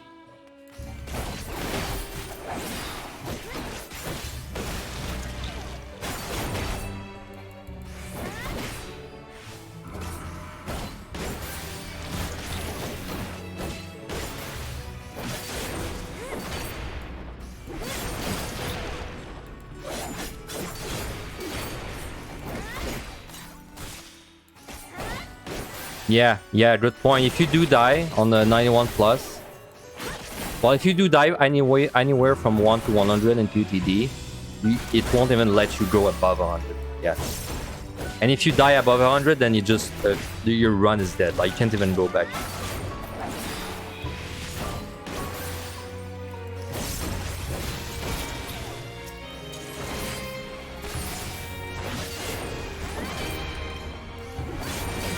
Alright, so as you can see, we full kill this floor again. But now we're starting to lag behind on time a little bit.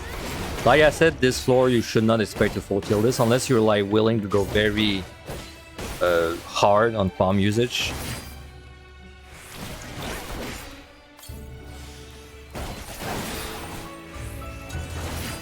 So what I will do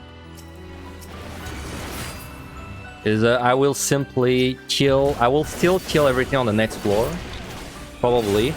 And then after that, my strength's gonna be running out. And then at this point, we'll just kill the bare minimum until we're like on the higher floors. Like let's say 67, 68, 69. If we do it this way, it's very unlikely that we're gonna have to use anything major. Because like, we're going to be saving a lot of time.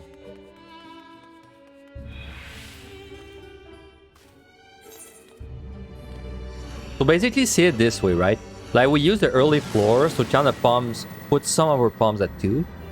And then we're about to like go through 6 floors or so, well 5 floors, where we have a chance to pick up these things back up. And then if we pick them back up, then we'll have them, you know, for the later part. It's why it's better to kill more earlier. Because then it lets you use your things earlier, which means that if you find them later, then they go in your bank, right? Like you don't have to use them right away. Like if we do the opposite, if we kill the bare minimum for like let's say the first 6 floors, and then we only kill the last 3, at this point we can't really control the RNG, right? Like if I find 2 strength on the 7th floor, I just kind of overcap, right? I can't do much about it. But if we find 2 strength on the 8th floor, when I'm already at 1, then you know, suddenly we don't overcap the strength. That's kind of the way you should see this.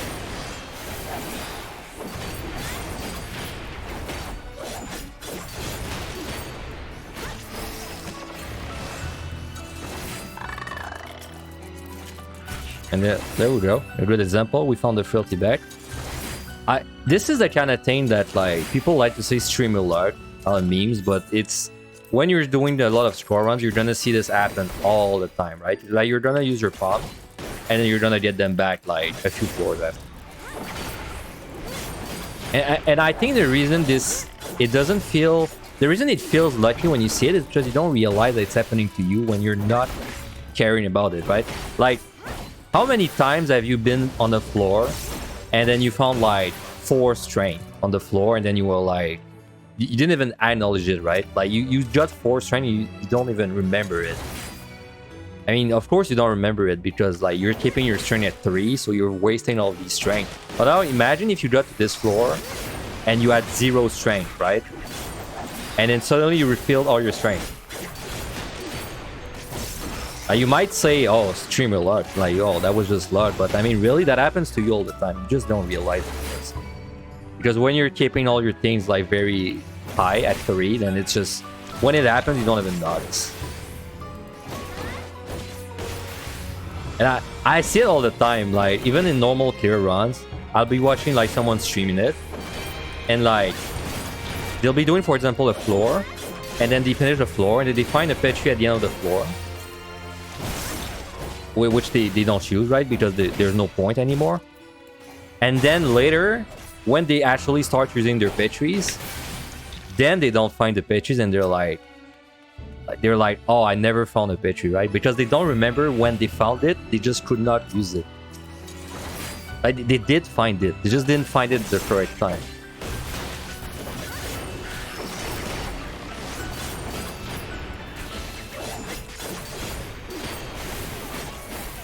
But anyway, like even with all of that, it's still like there's still some amount of risk of putting your things at 2. So like it's why in this case, I think it's a worthwhile risk to put your normal palms at 2, but I don't think it's a worthwhile risk to put your like petries and magicites at 2.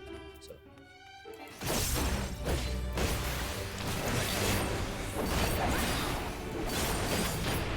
I'd say the big one is strength.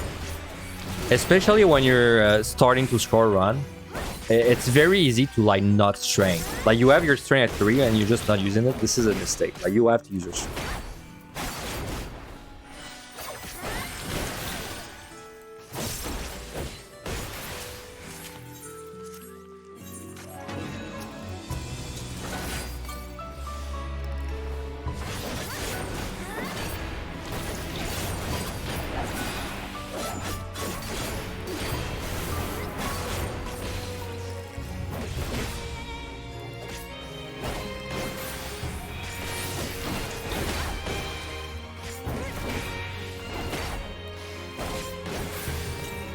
So like I said, we're just gonna finish killing everything on this floor.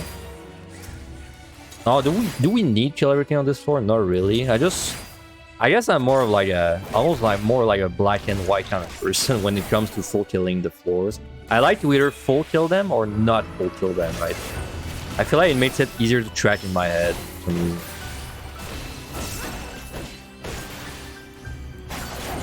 But I mean, I don't have to, right? Like I could just leave this floor and then go into the next one and kill 2 more monsters on that next floor, and then it's exactly the same as if I had killed these 2 guys, you know?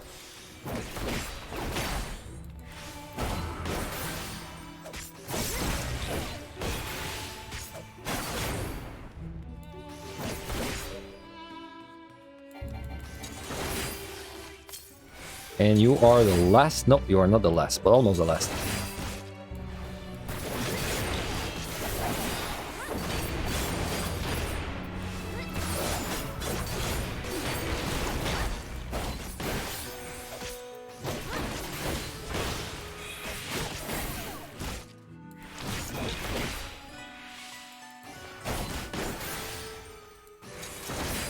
Oh, there's 2 more. Damn, I can't count for shit.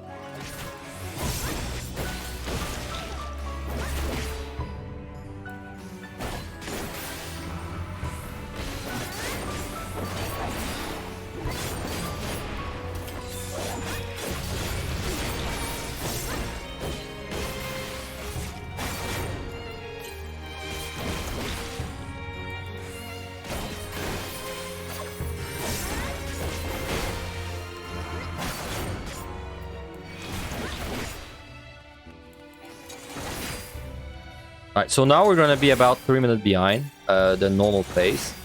So now, I'd say like, you know, the 2 to 4 first floors, you kind of kill everything on them, and then whenever your time starting to be a little bit behind, then is when you stop doing it, and then you start moving more or like a normal run. So you still want to get the full reveal, of course. Very important.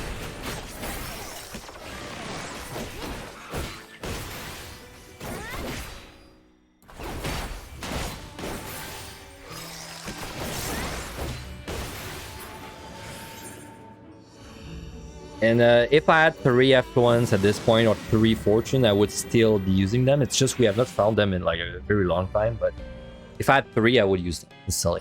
3 affluence or 3 fortunes is just a no-brainer. You have to use it. We got a free steal. I'll use it.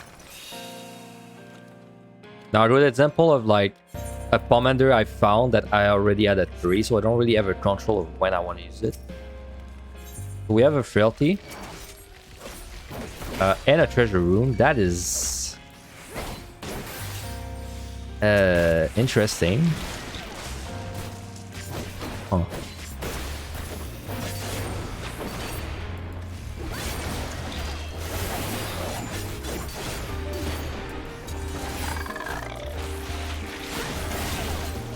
I mean, really, the best way to use my frailty is obviously to kind of go wild on the treasure room.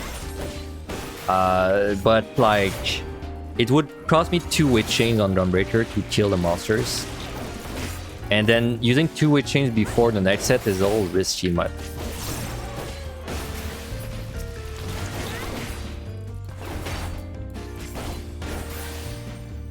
I would say though this is a very good reason to use a strength. I am at 2. So it is again like kind of a decision I'm taking, but I do think using my strength is a good idea. Because I'm going to be running a frailty, and when you're running a frailty, you kind of want to be running strength if possible. Just the most damage you can get.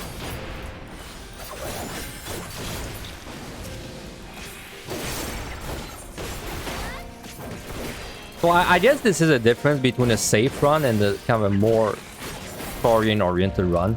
Like this treasure room, if I was doing a high score, like a very high score attempt, this would be a pet 3 fortune, like no question asked. In our case, we're not gonna do that. Because we don't want to enter the next set with 5 floor wide. That's a little too risky to my taste. Because like, we might find it back, but we also might not.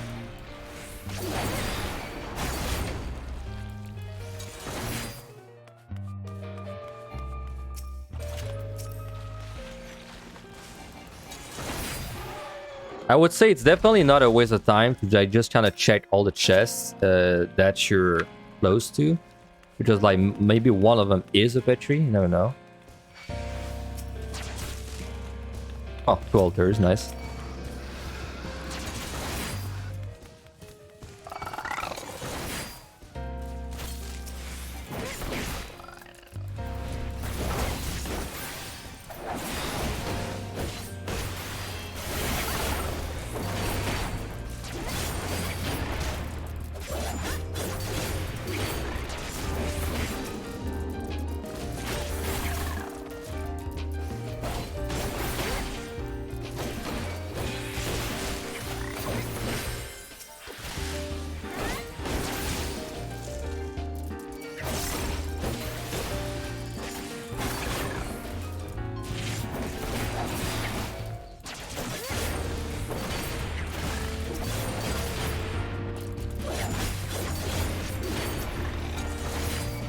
So we're not going to be killing everything on this floor, but we're going to be killing more than we need, obviously, because like we don't even have explored this yet, and I want to check this gold chest.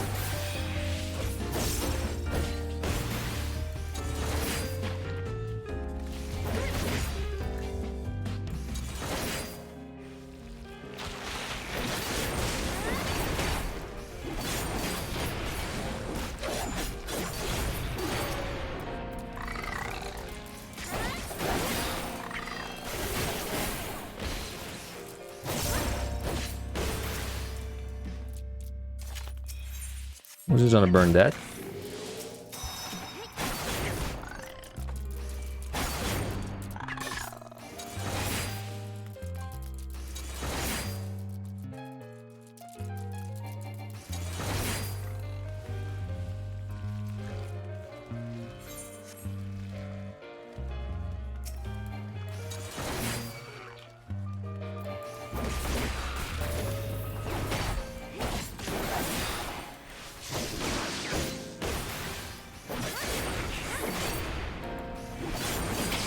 That's kind of funny. We still don't have 3 raisings. That's actually pretty rare.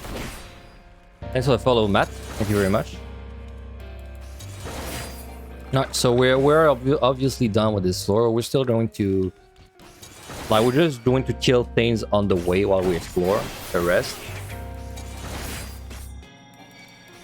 Like, even if we're just spamming lightning shot, it's still better than doing nothing.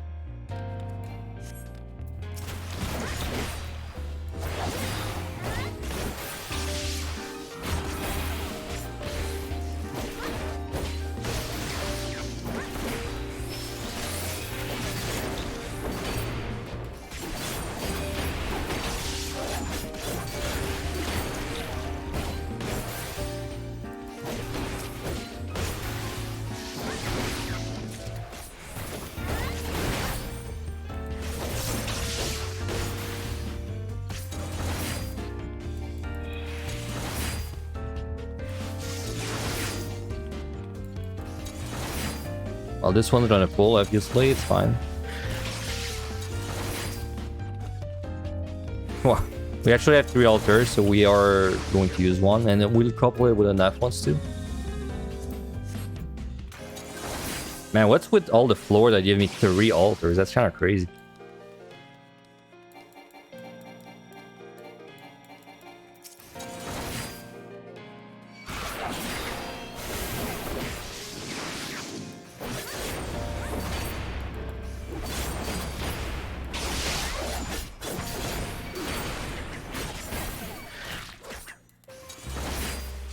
Alright, we're gonna leave. No, we are pretty behind still. I wasn't planning to kill more than I needed on this floor, but the treasure room kind of, well, through this. I mean, you gotta be willing to adapt, right? You can never go into a floor with a plan and just execute it no matter what. In that case, like, even though I wanted to go through this fast, then I decided to spend a little more time for the treasure room to get the chest inside of it, which means that probably now I'm gonna be using like a little more. Or like killing a little less. Are you sight? I don't even know. Yes, you are.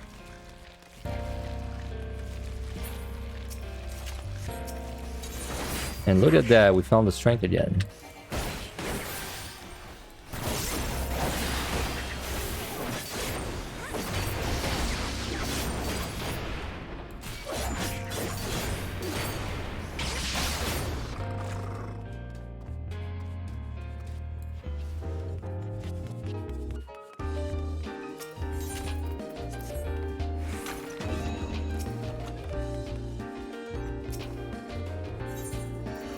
So we have an altar F1s. I mean, we're not going to full kill this, but we'll definitely kill the mimics if we have them, or Guardians. Now, gotta keep in mind a reason that we want to like go fast during the middle floors and then, you know, adjust on the later floors is if we get bad debuffs, I want to be able to deal with them normally. I don't want to like start using a bunch of bombs to deal with them because like we spend so much time killing everything. So. My buff is up. I'm going to burst this guy.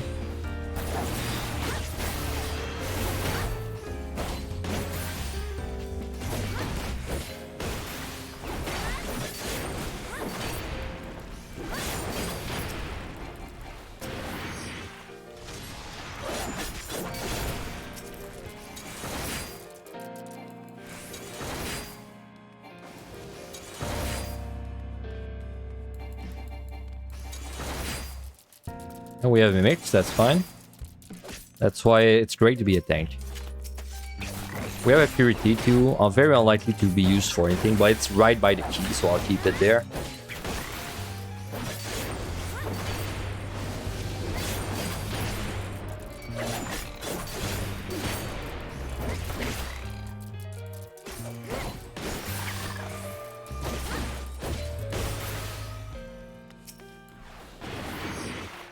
So remember, like, we're exploring as much as we can during the fighting. Which is harder on some jobs like tank, but easier on some jobs like machinist and, you know, like dancer or... You know, anything that... Basically anything that is range, that has range power has an easier time doing this. Like on Gunbreaker, I do have, like, you know, like, the best time for me to explore is when my burst is down. And basically spam lightning shot while I'm doing it. You definitely just want to be doing some amount of like multitask. Like if you're just standing there fighting the monsters and then you explore, you'll never make it in time. Never. There's way too many rooms to go through.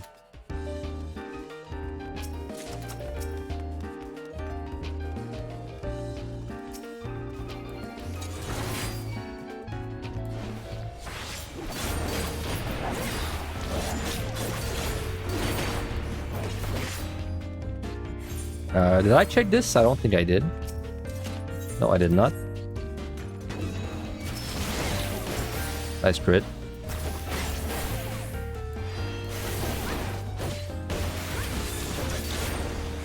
Grunt sword go boom, yeah, pretty much. That's a good summary.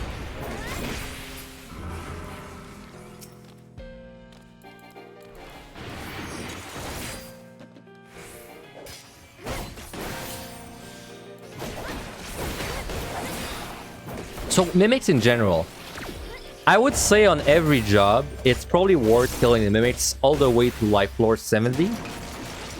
I would say even 80. All the way from floor 1 to floor 80, it's always worth it to kill mimics, even if you can't interrupt the box. And then starting from 81, then there's some jobs where it becomes like of a questionable work to do it. Like things that can't interrupt and have low damage, like healers, for example, it can become tricky to kill a mimic because then you're like, yeah, you're getting more points, but you're losing also a lot of points from just the debuff being on you for so long. Luckily, in our case, it's not something we have to worry about since we have an interrupt. And for us, it's always worth to kill the mimics. Alright, let's just go. In fact, we can even use that mimic. Sorry, that flight. If we want to feel a little safer. I mean, there's a risk that we do find a pit tree on the next floor, which we overcap, but we're playing more on the safe side right now. I mean, starting from 61, in my opinion, you can use your flights whenever you want to.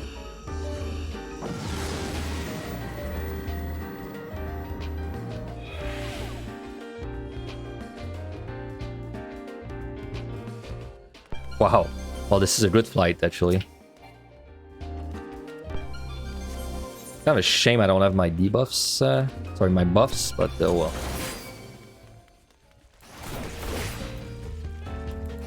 Now, Groundbreaker is actually pretty ass for these debuffs, but we'll try.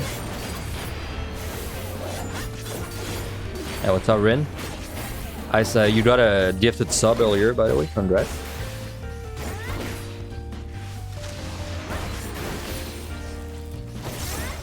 Alright, patrol.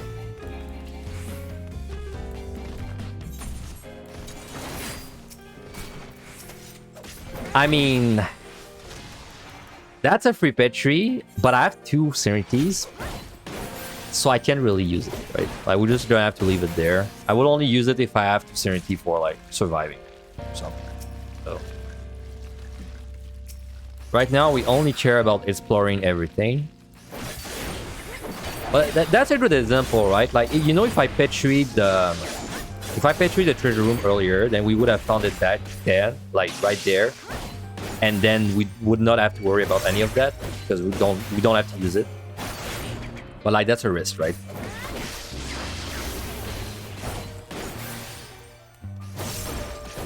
Depends how much risk you want to inject into your run.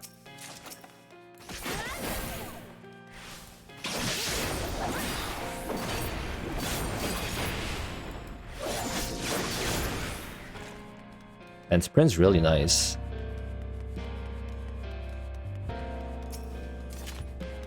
Wow. Alteration capped as well. Wow, 2 Petries? Excuse me, what the fuck? This floor at 2 altars and 2 Petries, okay. Damn, I wish that was a very try-hard score run now.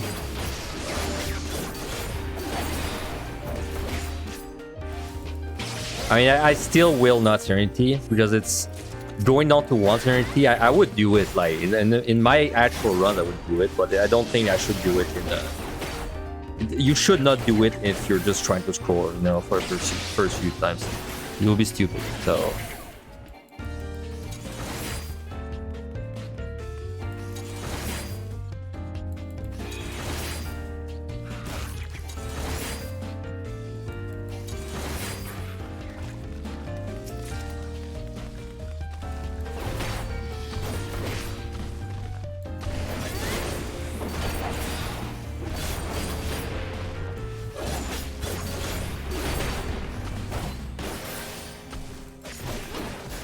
So I mean, there's really there's not much to talk about for the actual like scoring, I guess. Sorry, the actual scoring guide anymore.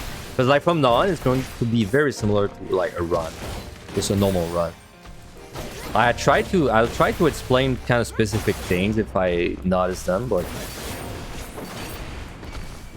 I think it's the 1 to 60 that is kind of specialized, and then everything else after is just kind of play normally.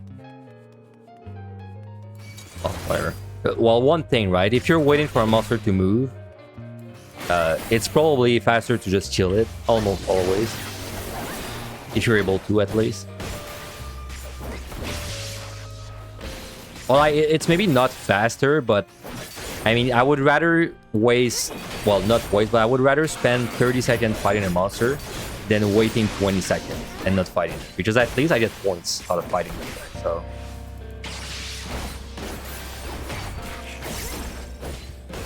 But I don't get points when I'm waiting around.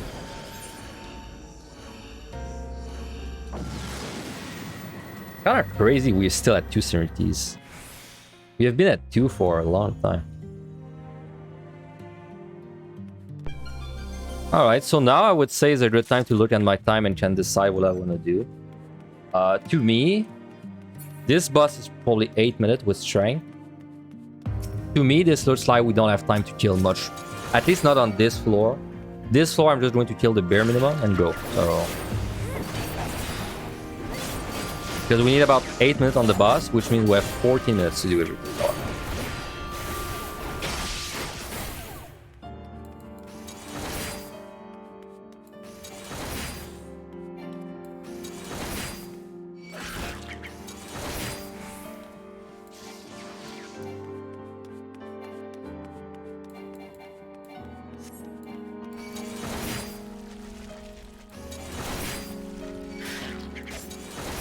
These estuaries are like... I mean, there's quite a few monsters that are bad in AoE pools, but these are especially bad in this set to do AoE pools because they do a big donut. which kills you if you don't stand inside. But then they also do a gaze after, which is very annoying if you're doing it. And the gaze will also kill you, so.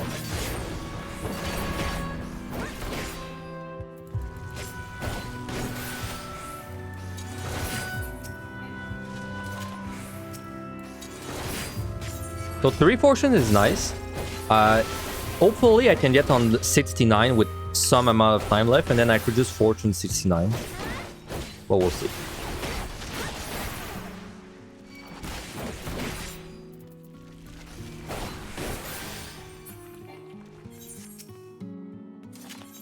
Oh, nice.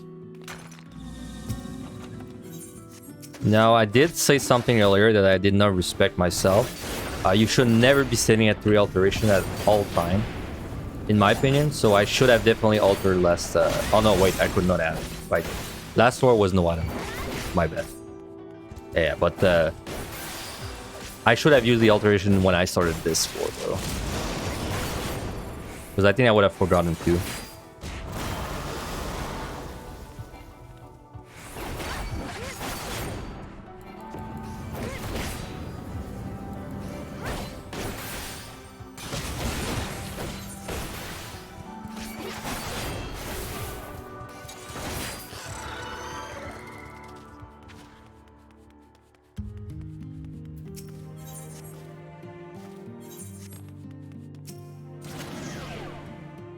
Wow, that trap was so close to the wall. Really? Wow, that was right there. That was... I'm not sure I've ever seen a trap that close on this set. Outside of like the actual wall traps we know. I'm surprised. You hit it many times. I'm not sure I ever hit that trap.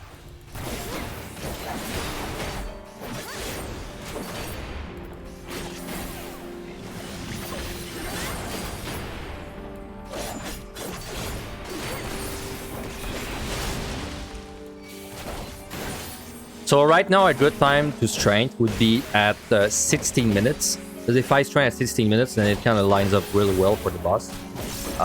Don't know if I'm going to do that though. It's probably going to depend how fast I get through this floor I'm doing right.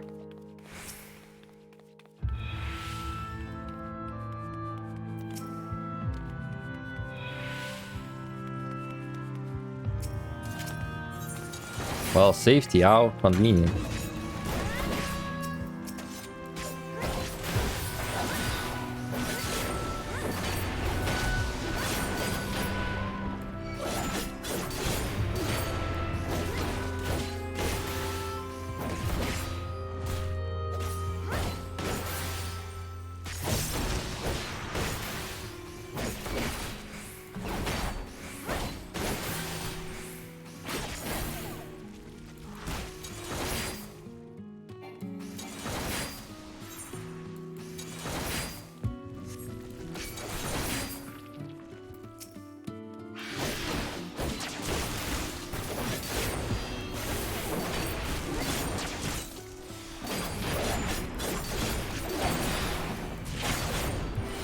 I mean, I gotta say, man, after playing Dawnbreaker again, I do really think it's the worst tank now. I really don't feel like I'm more strong than the Paladin. I mean, I definitely do a little bit more damage, but the whole thing about having no heals is just pretty bad. Alright, so next floor is altered.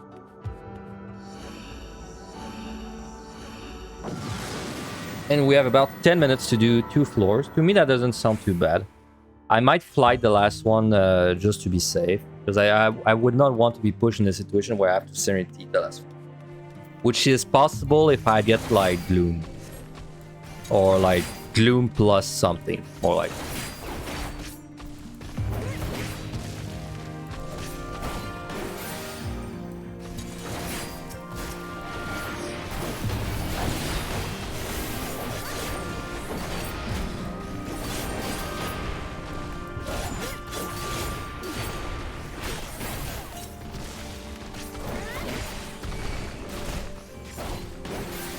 I think it was only popular in Shadowbringers because it starts at 60. Well, it was, I mean, Warrior did not have the whole like raw intuition thing. It was still very strong. I don't think it got any worse. I just think like the other tanks, and really, well, no, I guess both. Oh, nice strength. So wait 1 second. Sorry, I'm getting distracted. So this strength, then with 3, I'm looking for an excuse to use a strength, and you know, 16 minutes coming up, so it's gonna be a really good time to use my strength.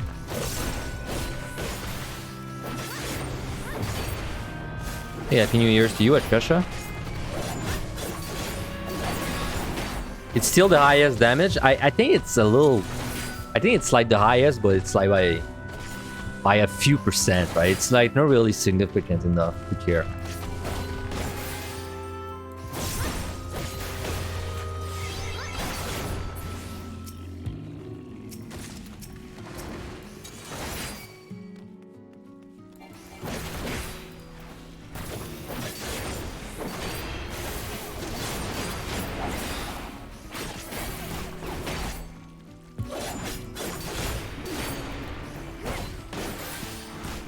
You know, a scoring guide is definitely something I'd like to do maybe one day, but like a natural, like, edited scoring guide, right? Like a natural video made for it.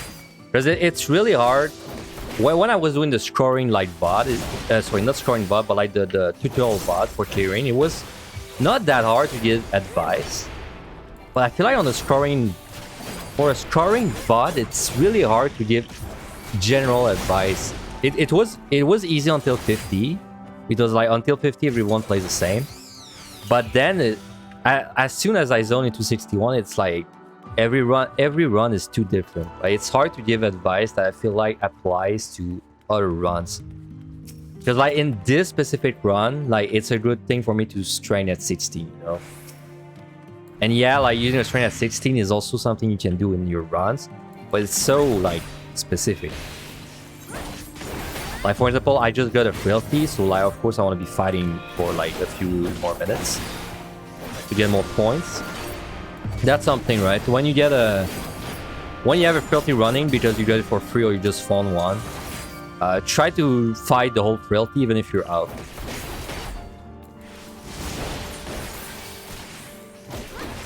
Is it just me or treasure rooms are 4 more common 91 plus? I think they are, yeah. I think they're much more common 91 plus. I feel like I get one like every 2 floors. It's not more.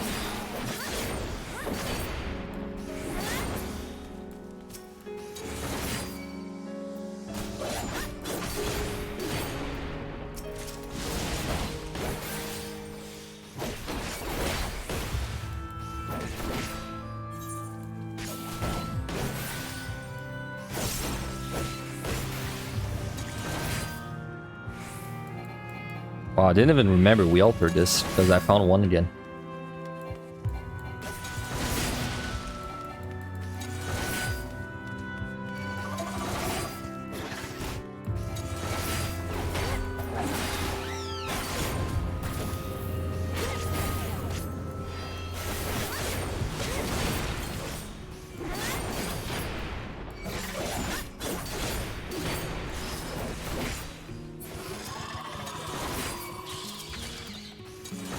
Alright. Alright, Serenity back. Only took 20 floors. Alright. I mean, there's still a little bit of frailty, but my burst is down, so let's just go. Okay, well, with 3 Serenities, then I'm not really scared of having to use one. I mean, it would suck. If I was a DPS, it would suck really bad, but on a tank, I mean, even if I entered 71 with 2, not really something I care about, so... Well, like, there's a chance we Serenity this if it's something especially bad. Well, it is kind of bad. Is it bad enough, though? I feel like it's not.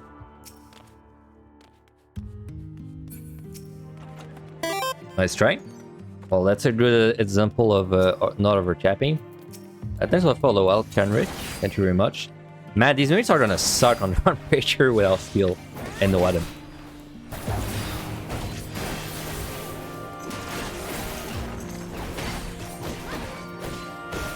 Well, maybe it's not that bad, actually. Maybe I'm underestimating Gunbreaker a little bit there.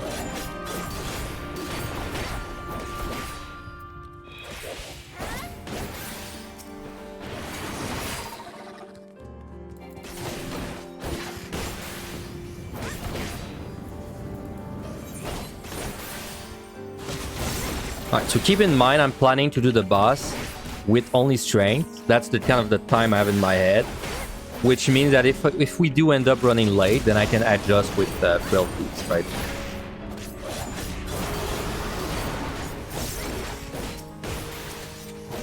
A free sight. Can't use it though.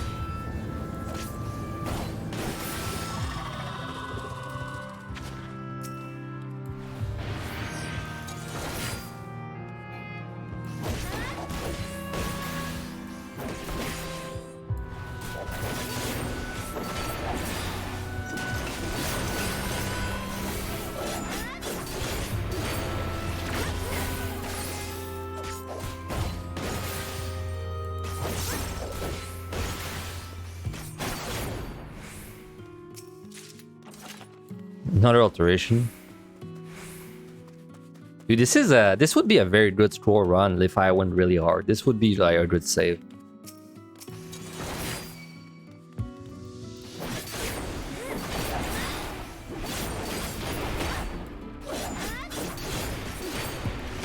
I think this could be a 1.9 even though we didn't push it that hard.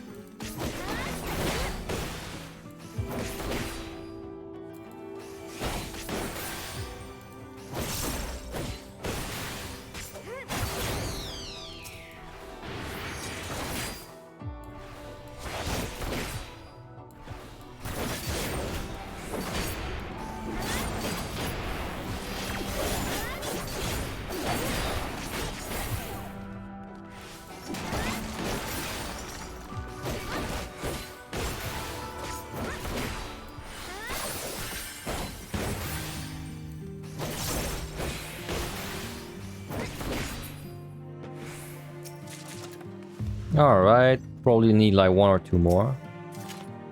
That strength's wasted, that's a little fortunate.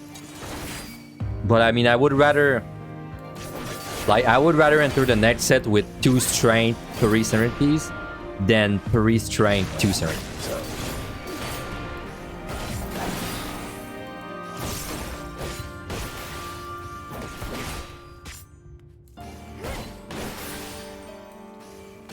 This is the way, by the way, that my scoring guide, and well, this guide, because I'm basing it on it.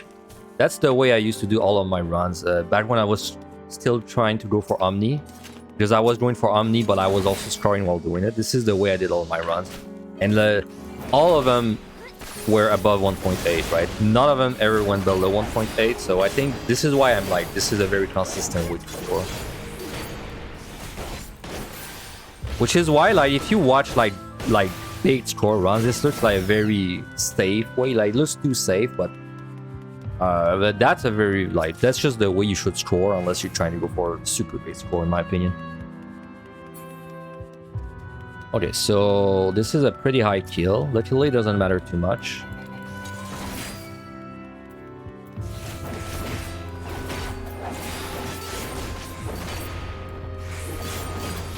So we're entering the maybe after frailty the boss territory right now. Okay, thanks Zerfiel. Happy New Year to you as well. Take care as well.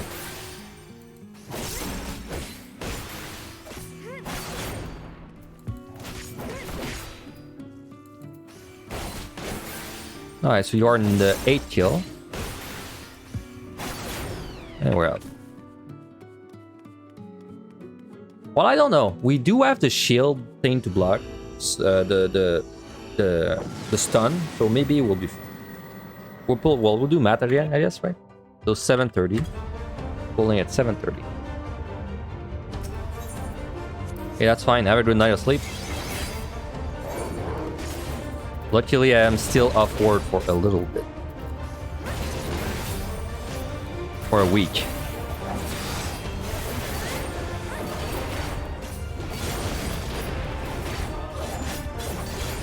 Well, we pulled more like at 720 in fact, so let me write that down.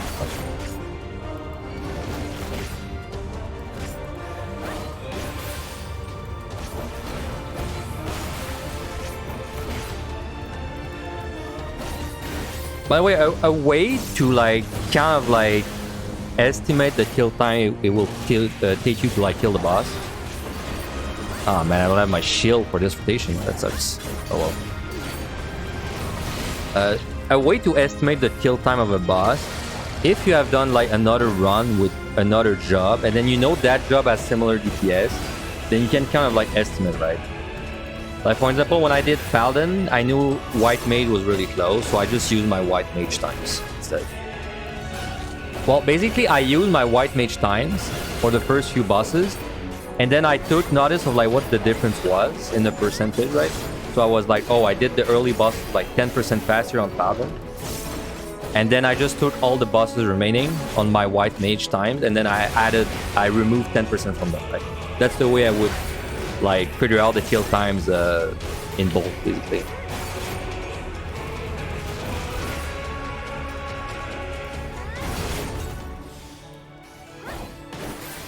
Dude, my shell is just such badly timed right now. Let me... Okay, now I have it.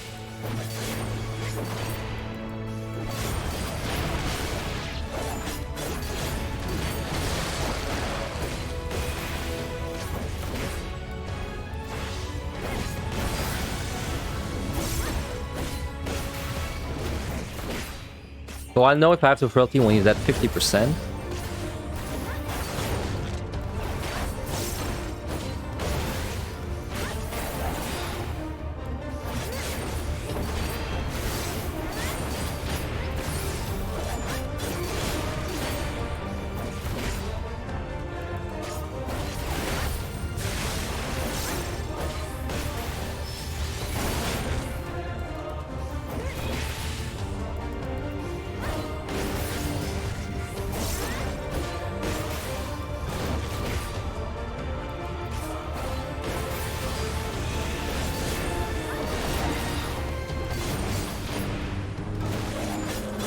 God damn, I'm not gonna have my shield again.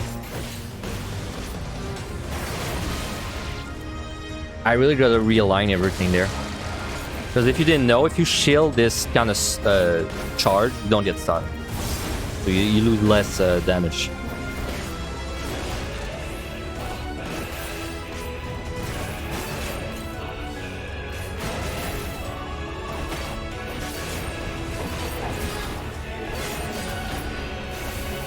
Oh man, we're more than enough fine on the time. Holy shit. We're gonna kill this with like almost a minute of time left. Way faster than I thought.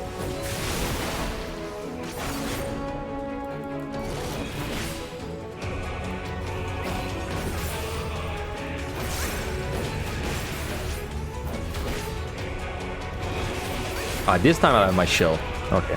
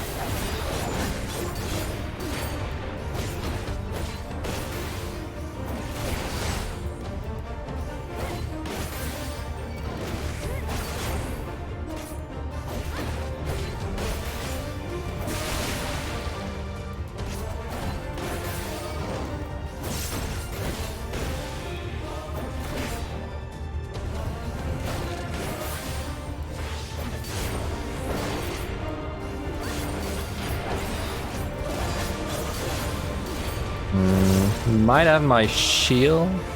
Yeah, I'll have my shield.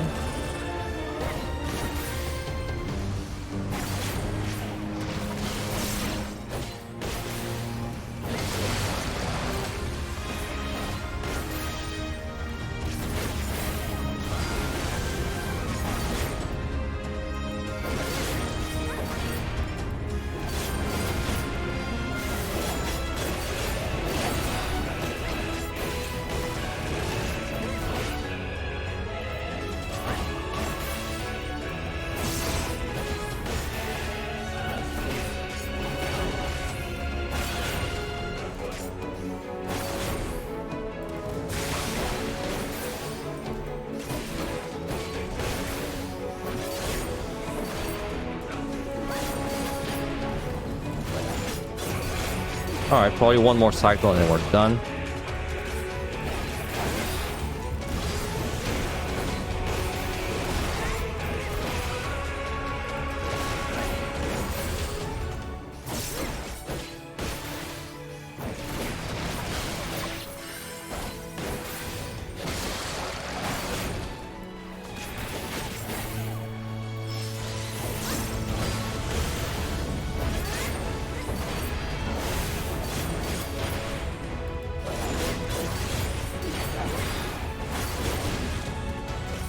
Okay, about 50 seconds left, 45 seconds or so.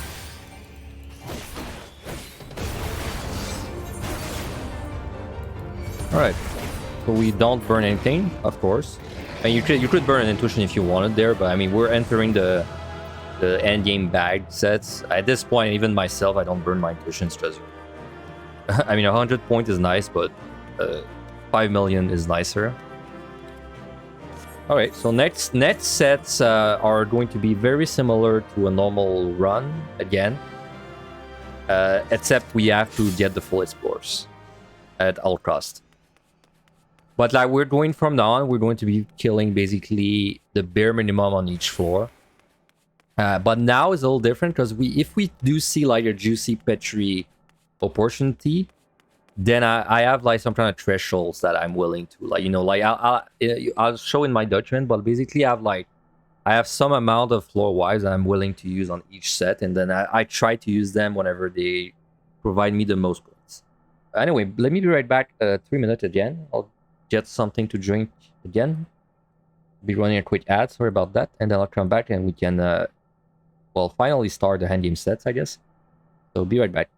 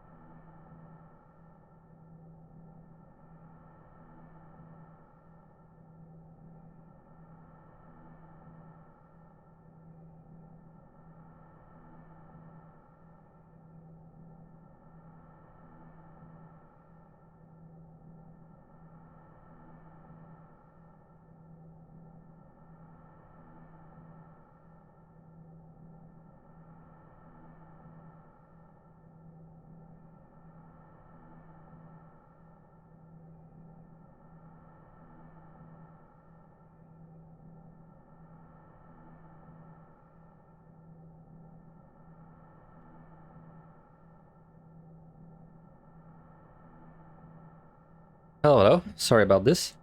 About that. All right. All right. All right. So I know the two last sets were a little bit boring, honestly, for scoring. Because, like, I mean, really, it was nothing that special. But the three next are a little more interesting. So, sorry. Let me show you what this is about. So, 71 to 80. All right. So like, obviously, from this point on, we need to use the palms to clear. I mean, of course. I mean, we can't really be wasting all of our forges and petries and all that. We need, we need, actually to clear. So the way I do it is, we're not going to kill any extra monster. So we're going to kill the bare minimum, unless it just so happened that we're running in a direction, like unless we need to explore basically, or we have a frailty running, then we're going to kill like a little more. But outside of that, we are not. 71, 72, 73 have an increased rate of landmines. So this is basically one of the only ways to turn our sites into points.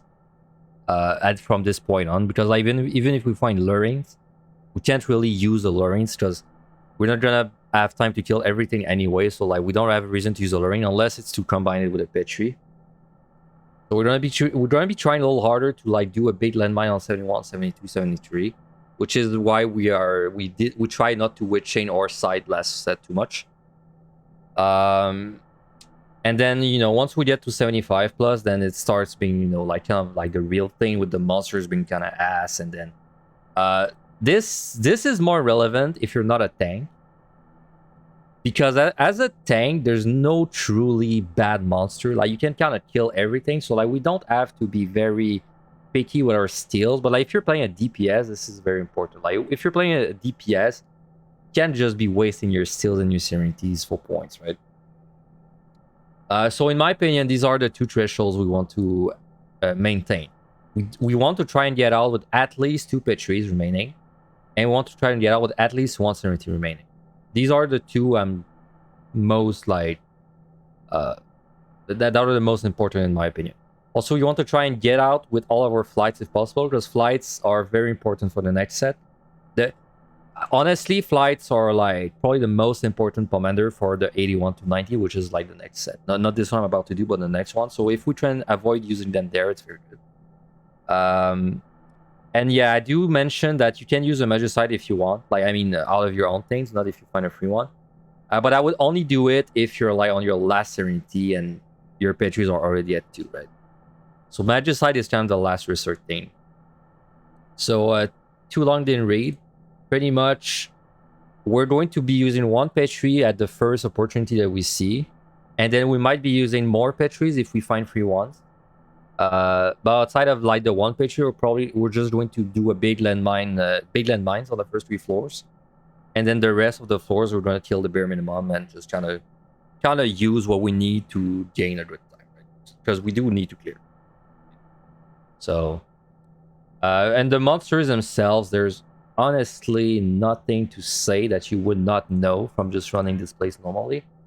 I mean, we're not going to be doing AoE pulls. I guess for the landmines, this tiger is very bad if you're doing a landmine. You need to avoid pulling it, or if you pull it, you need to like be very methodical about it, right? Like, you need to wait for the cone, respect the gaze, and then you have like about 10 seconds to bring it where you want. Well, you can't just pull the tiger and like run in a straight line, because you're gonna regret, obviously, because of the crown. Kind of the same with the ghost. If you have like 1 or 2, it's not too bad. If you have multiple for the landmine, it can get really spicy. I mean, everything else is just the way it is normally, right? Like, these monsters are not really landmine monsters, so we don't care about it too much. And yeah, everything else is just the way it is in a normal run. So and we're about ready to go. So yeah, we're gonna try to do big landmines on the first few floors. I mean, honestly, it's not different than a landmine you would do to clear. It's just we're gonna try to have as many monsters as we can. Though we're playing one of the worst landmine tank, so we can't go too crazy, but we can do some good pulls still. We have 2 raising somehow, so we'll use 1. So I'll use a side. We have 2 witchings, which is a little unfortunate, but that's fine. So on Dawnbreaker, I would not strength on another tank, but on Dawnbreaker, I'll probably need to strength to kill the monsters fast enough. Conceal's not that bad, honestly. Check it out. So there's already 2 landmines. Now the way I would be doing this floor if I did not have the Conceal is I would be running around like that. It's just I would have pulled like, you know, all the easy monsters on me while I was doing it. Now this lets me explore more to my comfort. Okay, and we have no landmine there, so we'll pull you. Now, like I said, the tigers, I would avoid them. Just kind of pull like all that's easy, which would be no Yeti bombs. Gozu is easy-ish, but it's still something I would pull last. So let's check out this first. Alright, so I'm gonna bring all the monsters back to the landmine.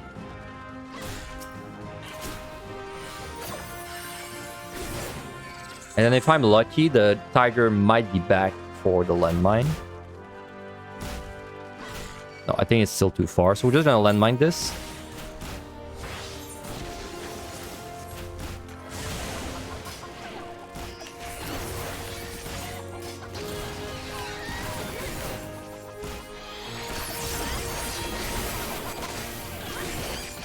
Don't want to mess with the tiger.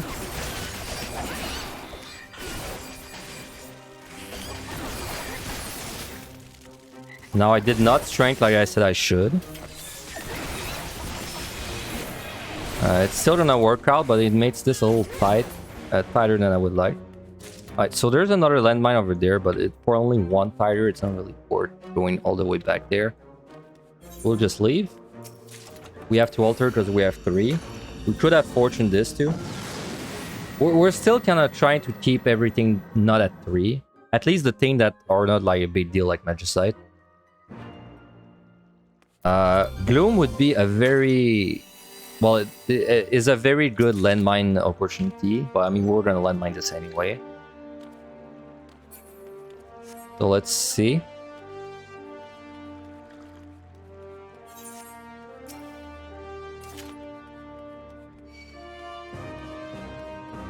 I mean, free flight can really spit on that. Oh, we have a free Petri though. Okay. Okay, I know I'm gonna do this, I think.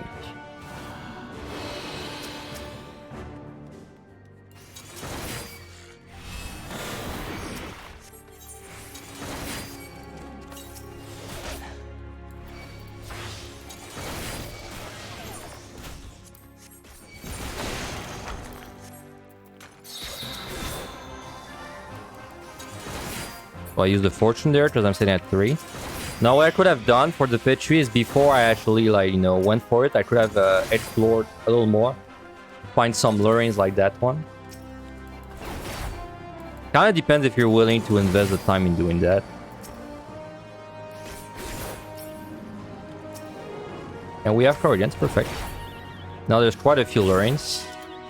I mean, we could not have popped every single one, but... would have definitely popped 2 or so.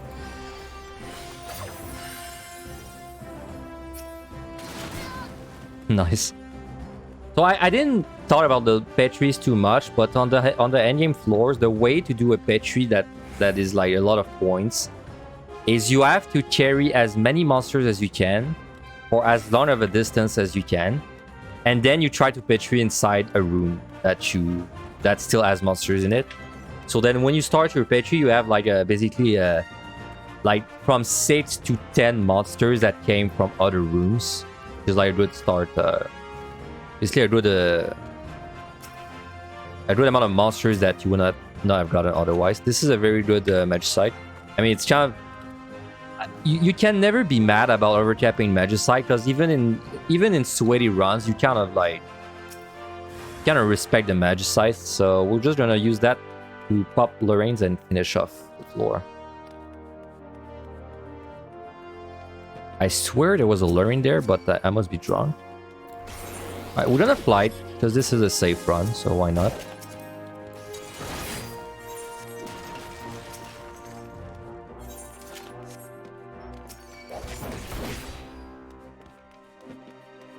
So I believe there's 3 lurings I could get to.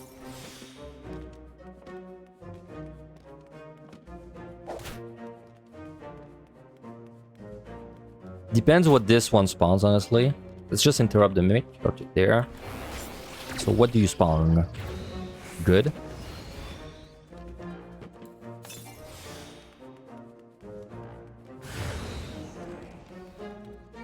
Not bad. Alright. There we go.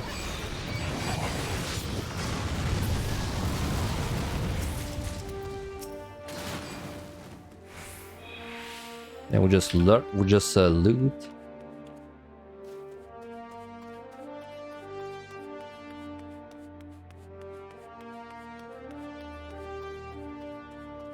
Definitely, top priority is check every square, check every chest in the score run. Like, even though we technically could have gotten out of this floor, like, I don't know, 3 minutes faster, it's way more points to have killed all these things with the pickups, so. I just ended up being a 27 kill on the Gloom floor. To be fair, we got a free Petri and a free Magicite. That's pretty lucky. Oh, there was one more there. Oh, that's a certainty. Oops. I remember checking this too. So next floor is flighted. Don't really want to use anything then. Maybe I won't even use a landmine.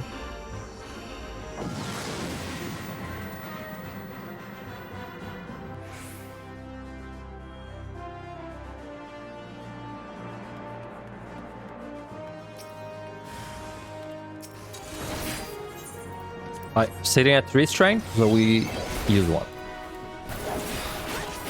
Even if time's really good. Man, I don't know why, but I tried to stun the witch. Not a good idea. Yeah, so even though time is good, still don't want to be sitting on 3 strength.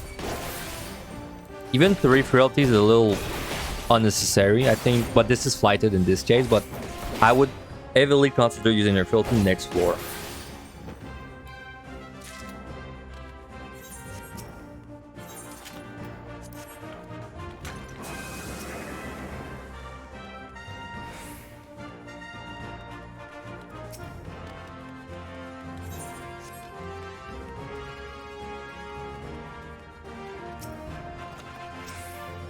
Okay, so we're gonna alternate floor, guaranteed.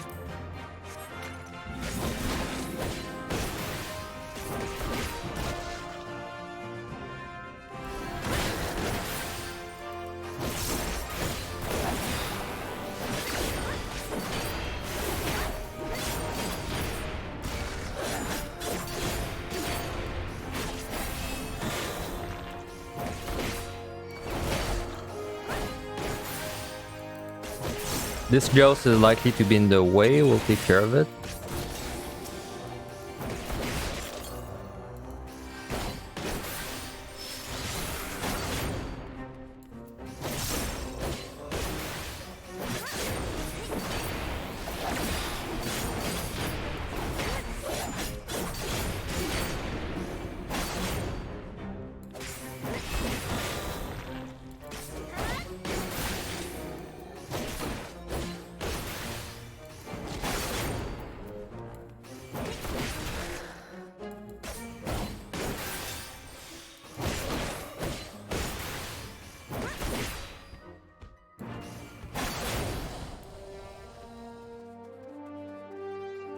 By the way, this room has 2 possible wall traps on each, well, 1 on each side, so that's definitely not a room you want to be fighting monsters while you're navigating.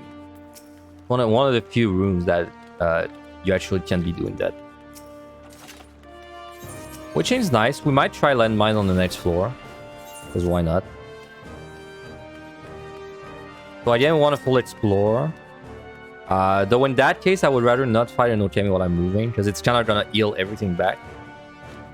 But I mean, there's only Okamis around, so I guess we'll fight one.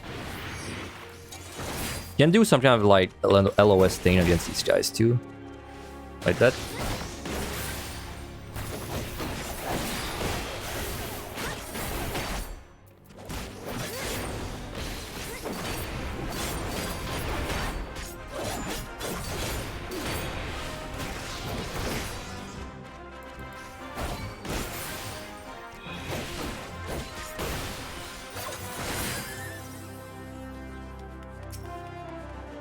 Alright, so right now we're moving from point A to point B.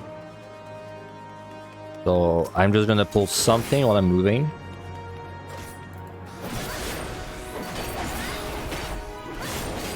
Like it will be a bit slower than if I just like went there without fighting anything, but like I said, I would rather waste more time but get a kill during it than waste less time but then accomplish nothing during that. It's just a small kind of optimization you can do to get a better score.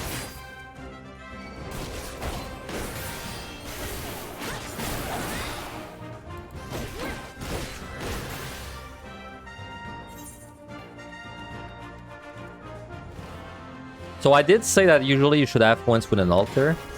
But in that case, I have only one affluence plus everything's capped, right? Like I have 3 Petries, 3 Magicites, 3 Fortunes, so I don't really want to use an affluence in that case.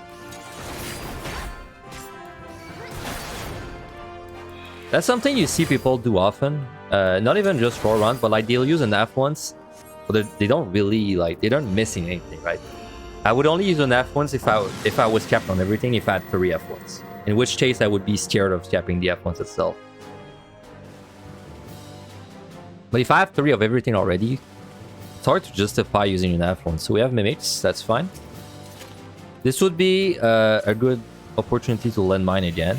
So landmines are less likely starting from like 74 to the end, but you never know. You know, it's only gonna cost me a side, so. Now this would also not be a bad Petri. Nice phrasing. I was missing that. Wouldn't be a bad Petri, but then this is a risk Petri, right? Because like I said, everything we use at this point is a risk. Like, do we need to use a Petri for time? Absolutely not. But it would be a good time to do it because we have mimics plus 2 lurings.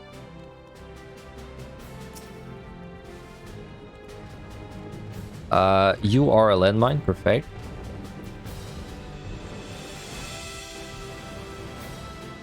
You are a luring, okay. 3 lurings, 1 landmine. As much as I wish I could do all of them, I can't, so. Okay, so we're gonna... like purities, I mentioned this briefly earlier. Purities, you can kind of see them like... Since you don't need them, a good way to make a use out of them is if you have to bring mimics to another room, well, just kind of like take the box and then remove it after, right? So we're gonna steal there because we have 3 plus steal is helpful. And then we're gonna bring these mimics to the landmine. So they'll box me, but I don't care, right? Because I'll just use my purity to remove the box after. Now we want to do a pretty good sized landmine. To accomplish this, we should use the lurings in that case.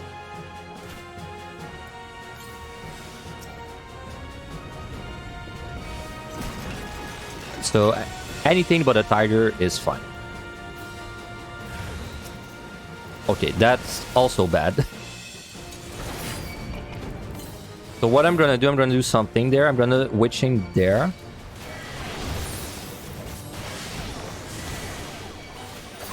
And then I might re-witching when I get to this room.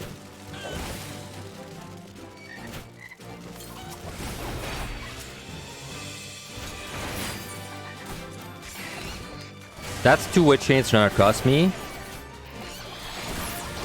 But I have a free witching anyway waiting for me, so it's only really 1 witching that's costing me.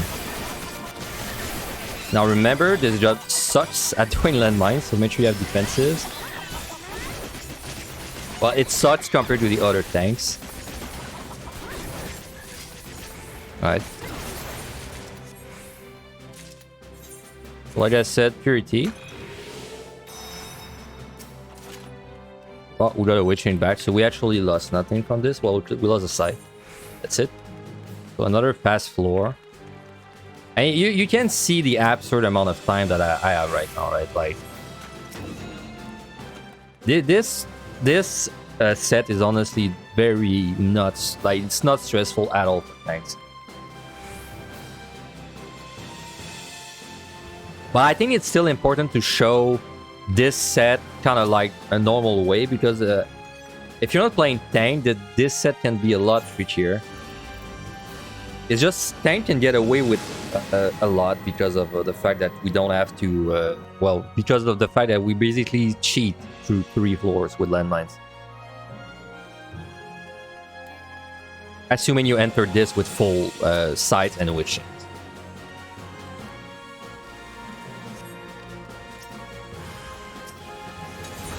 Wait, we have 3 fortune, we're gonna use 1. When it's at 3, don't even think about it.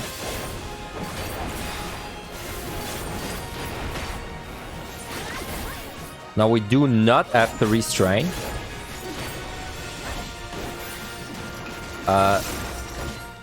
But it would not be a bad idea to use 1, right? It would be unnecessary though, so I'm not gonna do it, but it wouldn't be that bad of an idea. Happy New Year from Bulgaria. Bulgaria, thank you. Happy New Year to you. My New Year is in a while still. It's in like what, 8 hours, I think? 6 hours, sorry.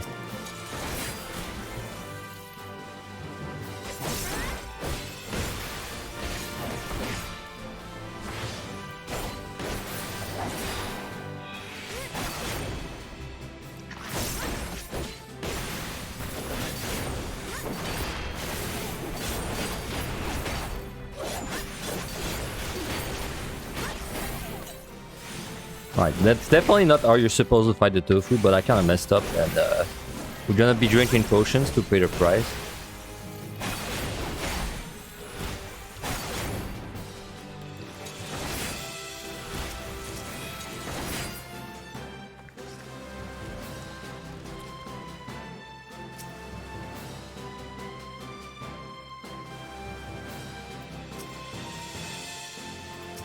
Oh, we have a treasure room there, interesting.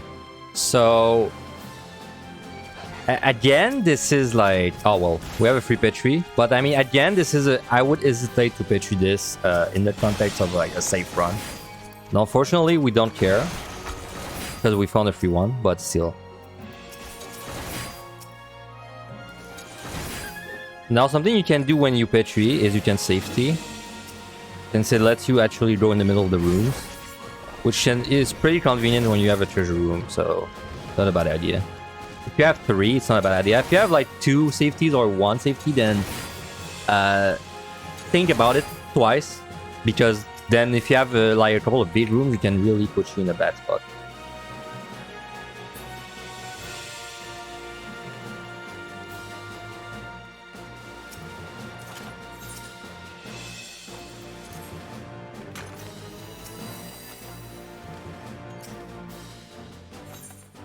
Oh my god, there's 2 petries in the room. Because that was a petri too, right? Yeah. It's why it's hard to do a guide, man, for scoring, like... I'm doing the best I can, right? But it's hard because every run is unique, right? It's hard to... because, like, if I keep finding petries, I have to use them, right? Like, I mean, it's 3 points, so... oh, there's actually no monsters left, so YOLO. I thought there was a monster left.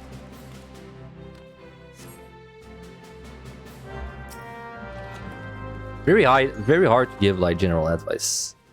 Well, I hope this will, at least with the like additional explanation, I hope this will end up being useful. At the very least, the 1 to 50 I think was very good, very useful. We explained a lot there.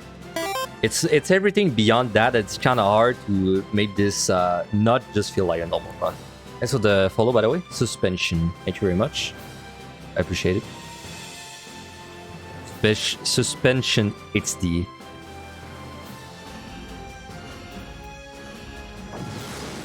Alright. Well, time is ridiculously good. I don't remember what it is at, but it's like above 40, I think.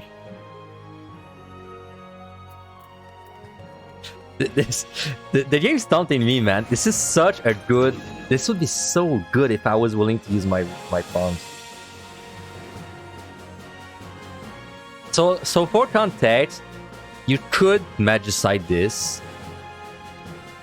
You could Petri this, like... like... you could do a lot of things. But the thing is, we don't need 2 for time, right? Like, if I Petri this... doesn't really provide value, but I guess I did say that, in my opinion, it's fine to Petri this once. To Petri this set once, right? It's fine to enter the 81 with 5 4-wives instead of 4, or instead of 6. So we can probably Petri this and not feel bad about it. Well, I guess I'll show like how you do a Petri on a very high floor. Is well, on tank anyway, you make sure you have a still up, which ours is running out. But in my opinion, if you're doing something like that, it's worth refreshing still, even if you're going down to 1. I wouldn't go down below 1, but to go down to 1, that's fine. So I'm gonna show you the double witching way of doing something like that. Pull as many things as you can, all the easy monsters. Then start pulling like the little harder, the things that are a little harder. Like the Griffin, this guy. Then let's go to the Mammoth. And then... witching. Once. So we witching there. Alright. So now we basically have a ticking clock. We have 30 seconds to do the Petri, right? So now for the 30 seconds we have left, we're going to try and pull as many things as we can. This guy does a very big cone, like that.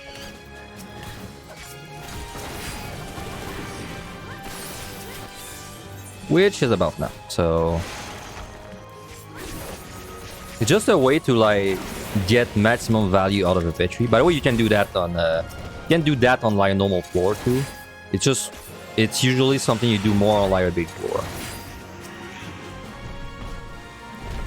This is the only way you're gonna get like 25 plus kills with a Petri.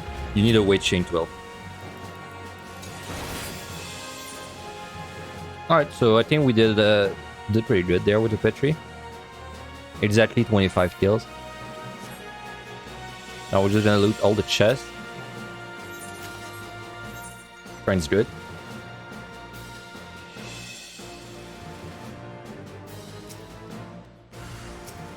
Mimic is good in that case, because I have plenty of time. If we end up getting to the last floors and we have like way too much time, we're gonna use that time to kill more monsters. On DPS, it's not always viable to do that, but on tank, it is, because we don't need steel for anything, so...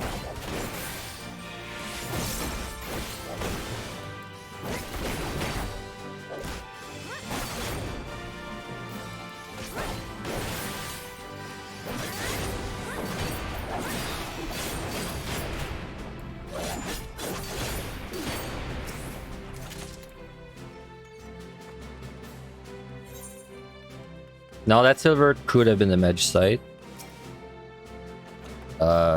And to be fair, I could have checked this silver before I did the Petri. So, I mean, if that's a Magicite, I mean, that's a good example of why you should check chests before.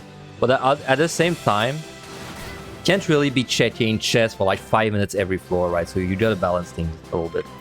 We picked up an altar, we're gonna altar again. Would not be a bad affluence. So I'll use it. Like, we're down to 2 Petries, so like the affluence is actually a little more valuable. So I will couple it with an altar. We have no item, unfortunately.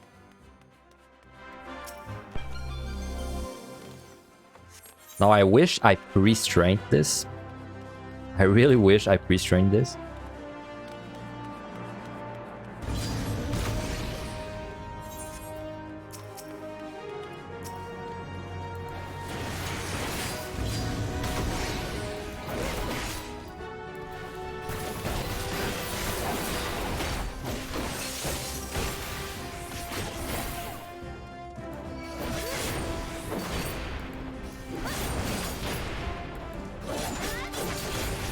I may actually Serenity this. If I have like mimics, I might.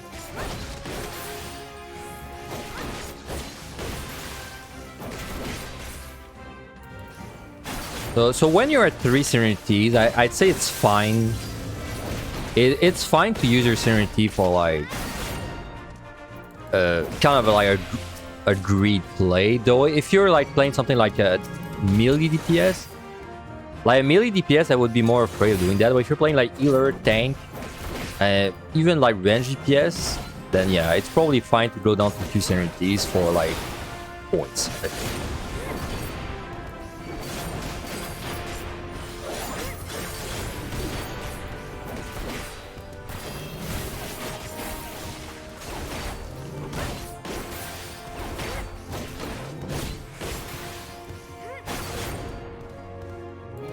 We did get mimics, which makes me want to Serenity this.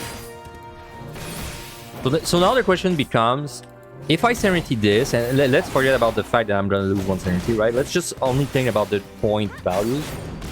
Like, if I Serenity this, am I gonna gain or lose points overall? If I Serenity this, I have a free strain, so that's +1. And there's also probably a few chests that I'll be able to pick up that I otherwise would not be.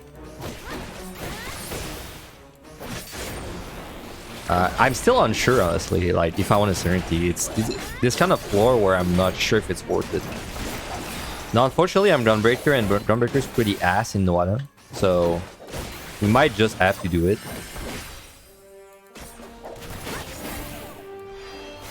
I don't really have to take a decision about it anyway, so I can just kind of wait.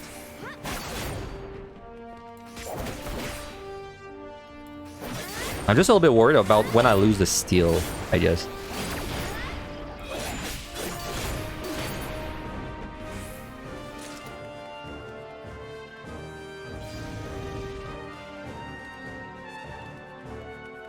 Still want to get the full explorers, of course, the full reveals. Top priority. Right, come here. I'll kill all these mimics because I can, and then probably decide if I Serenity after that. But though I would say I'm likely not to do it anymore unless there's a very powerful pickup in the chest. Like, let's say I find a free Serenity, a free Petri, then I could Serenity for points, right? This is kind of like what I mean by a point play, and I would be fine doing that. I don't think it would be that risky on tank specifically, so I would do it for like a free Petri. Or like maybe an altar that would overcap me otherwise.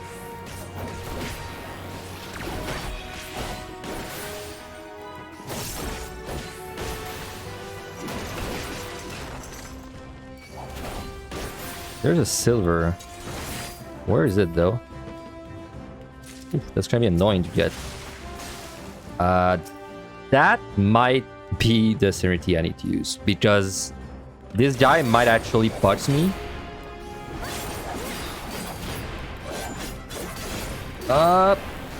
Whew, barely, okay.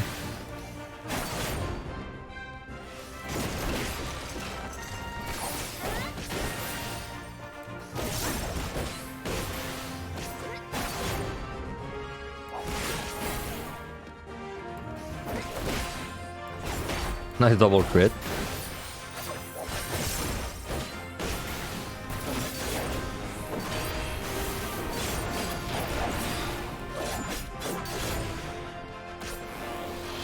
I super belied. I didn't want to do it, but I wasn't sure if he was gonna have time to attack me after the interrupt. I think he might have to. He might have had time. I know we're leaving a mimic behind, but I mean the way things are right now, my steal's out. plus HP down. I feel like if I engage a Mimic, there's a chance I'm not able to kill it. Same with Lead Griffin, honestly. I think this is one of these floors where we just kind of leave and accept the fact that we're going to be missing a few kills. A few chests, sorry. It's just safer this way.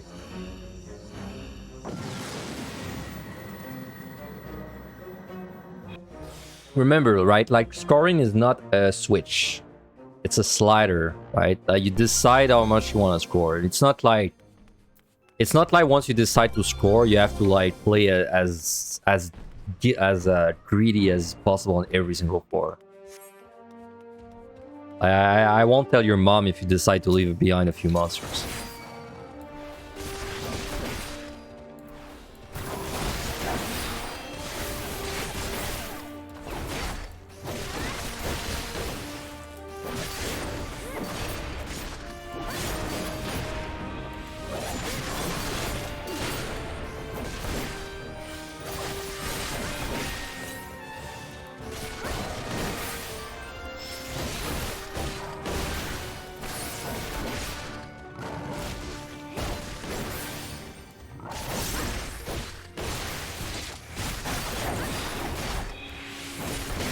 We are sitting at 3 strain.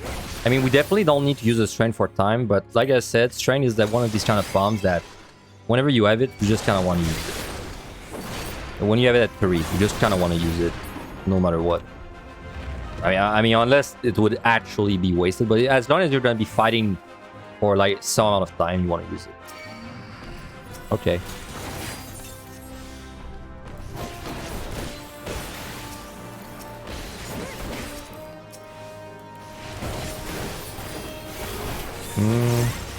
I mean, I can probably make this work, right? Come here. Okay.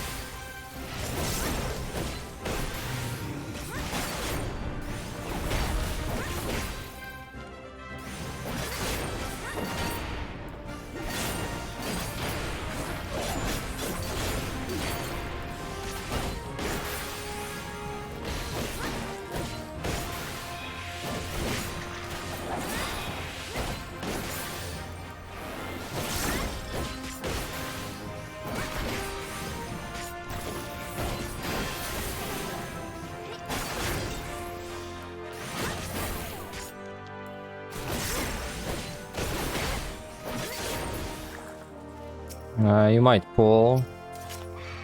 You will pull.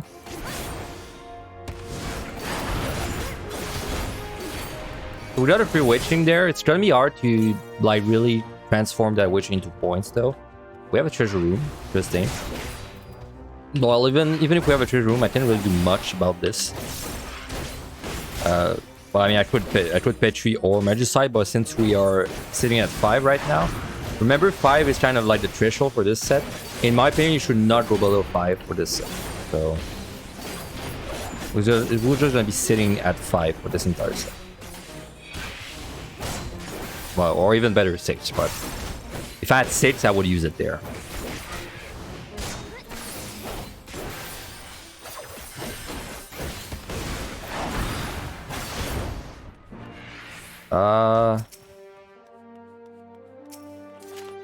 We're raising back. The game's trying to tell me something. Now the thing though with the treasure room that you don't want a tree is that you still kind of want to try and get the chest inside of it, but sometimes it won't be possible. In this case though, it should be not that bad, especially since we have a lot of time to kill anyway, so I mean, even if I end up killing a few more monsters, it's still gonna be worth it.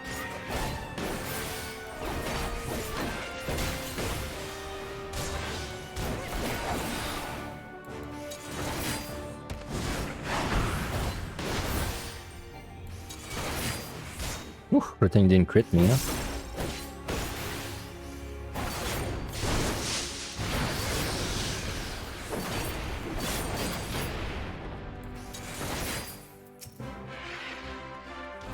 I guess I'll pull you. Right, remember, the more time you save on the earlier floors, the more options you get basically on the roof. So it's why it's a good thing to use our things fast. Also, it lets them like get down to 2. We don't worry about overcapping as much.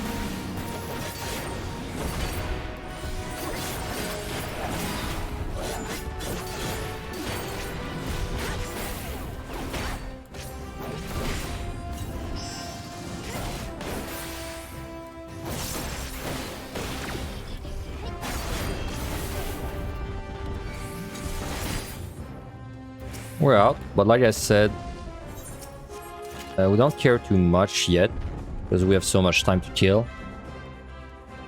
Now, if that was a Magicite, that would be pretty goated. But it is not.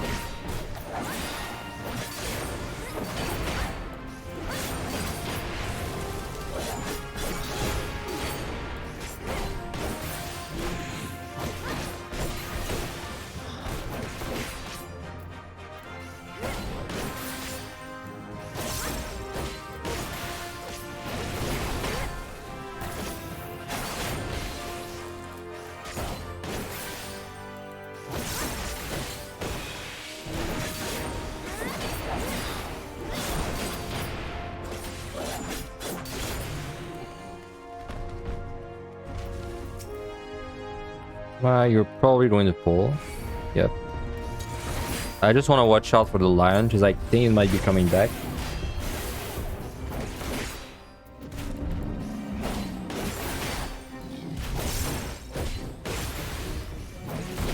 By the way, my mindset for scoring personally is that you should always plan to do the boss with strength.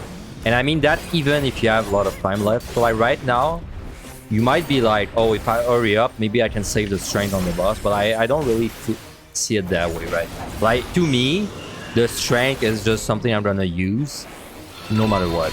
And then if I end up being very lucky and actually, let's say I do actually find like a free Petri on the last floor or something, then I'm just like, okay, sure, like, I'll take it. Thanks for the raid, by the way, Sadie. Welcome, welcome. I know you were in the chat earlier. What were you up to? Were you doing some deep dungeon? Because if you were and you came back already, it kind of sounds bad.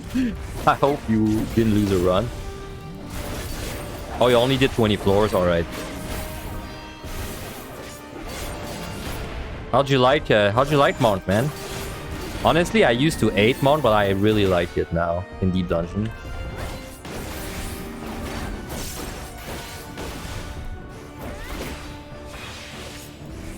You love the damage, but that's about it. Yeah, that's what I felt before too. Patrol. Dude, the rotation is so complicated, but it's the kind of thing that like it's so fucking annoying to execute when you don't when you've not practiced it. But then once you've practiced it, it's like it's kind of chill. Well, it's not chill, but it's like lots of rooms to optimize, I guess.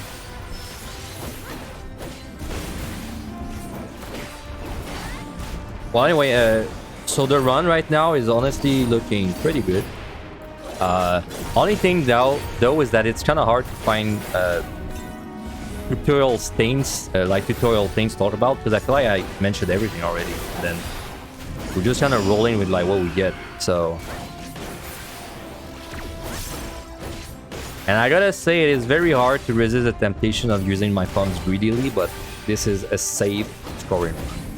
I want this to be a run someone looks at and they're like, oh wait, I can score and it doesn't actually risk my run, you know? And then they just do it. That's the way I want this run to be perceived, so...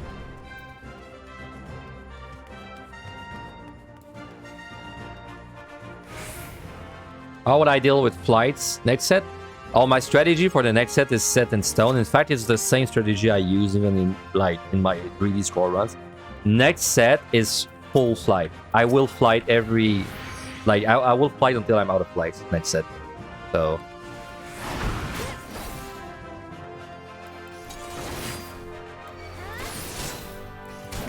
Yeah, I've been using 4 flights on this set. Well, I use 1.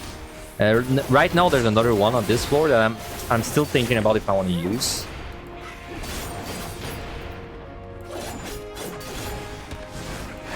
Do you hear this? Yeah, I know Zeal does not fly the next set, but I mean it's like he's not score running, right? So it's the different mindset, but I know he doesn't do that.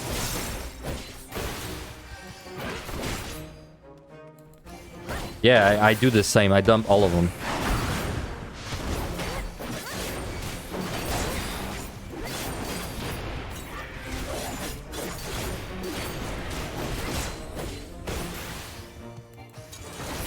Whew. Could have died there. Yeah, I dump all of them because, like, I mean, it's kind of a... Ooh. Alright.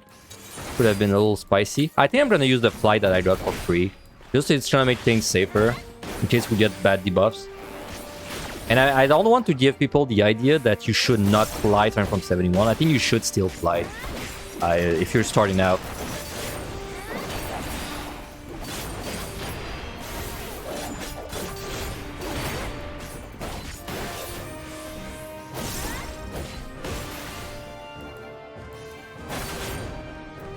Is there any specific floor you'd fly? No. Personally, I never use specific bombs for specific floors. So the way I do my flights for the next set is I pretty much just spend all of them as quickly as possible. That's pretty much my strat. Good chill with the crits, dude.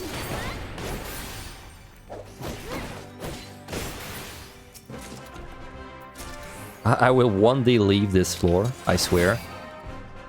I guess it's kind of good to have a free flight then. And we killed 13 monsters, a little more than what we needed. You'll see my strategy for the next set is actually, I still use that strategy, like even my 4 run nowadays, so... It's very tried and true. And I mean, I say my strategy, it's not really my strategy, but I mean, it is, but it's... I feel like everyone that's 4 runs kind of does the same. Like Akina. For starting, but for clearing, different story, right? Not that different, honestly. I kind of do the same thing when I'm just trying to clear as well. Because, like, every monster sucks so much on the last set that I would much rather not have to fight them. Even if I'm just trying to clear.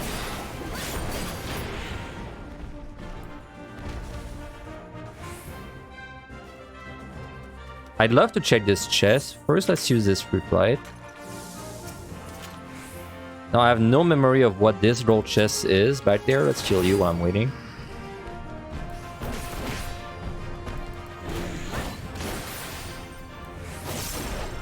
Yeah, so you do the same thing to clear. Yeah, I do think to clear, it's just the best thing. Like, you really don't want to mess around with the monsters 91 plus if you don't have to, because they just hurt so much. Like, on tank, I guess it's okay, but, like, anything that's on a tank, it's just so bad, man. Dude, you know this guy's gonna turn around and just ruin my day.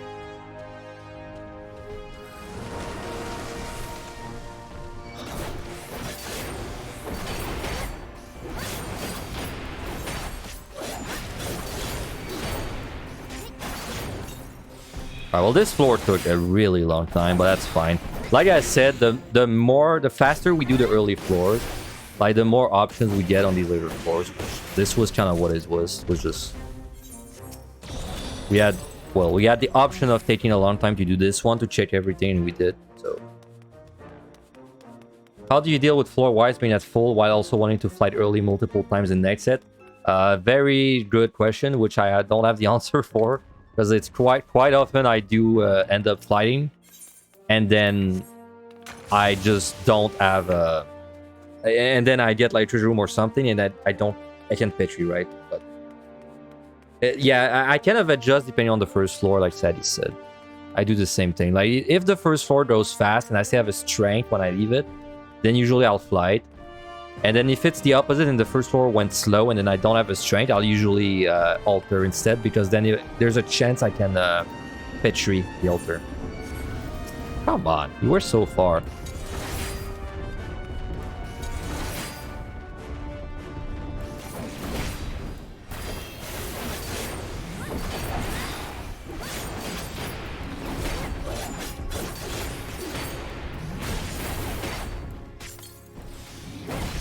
I did consider using a strength at the 16 minutes. I just don't feel like I need it, so with the flight, I don't think we need it.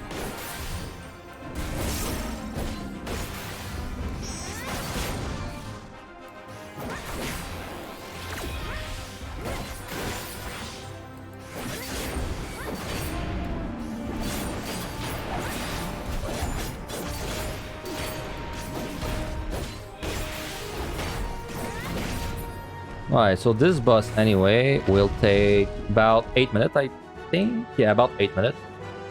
We have 6 minutes to do a flight of floor. That is more than enough time. We killed 15 monsters on this Gloom floor. We definitely we spent a little bit of our life there. In fact, I think we spent like 16 minutes.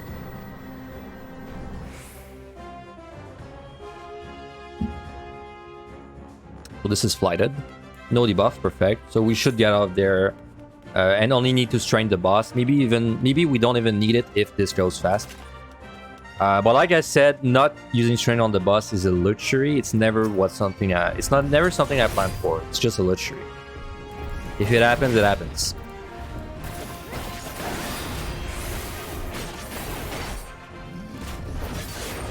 So this is a case of like my strain is at 3, which means I should use it. But like in this specific moment, it's not a good idea to do. Because if I use a strength now, and then I have to refresh the strength for the boss, I'm wasting like a lot of value out of this strength. So in this case, I'll wait for it.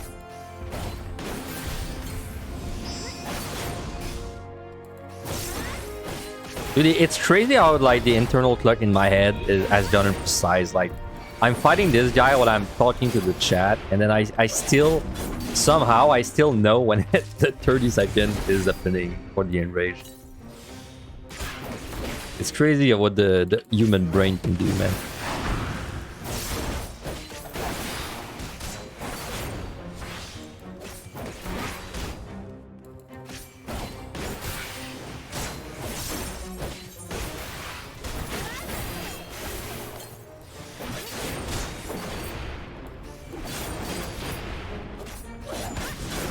Always like using altars for 984 since Shizu conversion can slow you down. I mean, they can, but it depends on your job. But like on tank, it's not really right. Like on tank, there's no difference between a Shinzei and a Garula as far as fighting goes. So it's why it's hard. It's why I'm saying this is a very hard like kind of guide to make, because it's so. It depends so much on like what the job is, because it varies a lot depending on the job. I mean, in the best case, in the best of words, I would have a guide for every job, right? But it's not really realistic. But I mean, it's kind of what my VODs are in a way, right? Like my VODs are kind of like a guide. Well, it's not really a guide, but it's like a helper for every job. But like making a natural guide. Very hard to like generalize things when it's so different between the jobs themselves.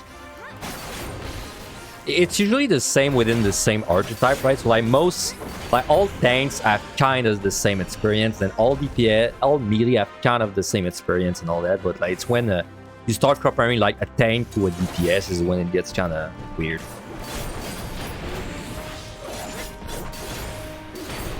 Because basically on tank, you know you'll never need a pump to fight something, so everything you use is only to optimize your time.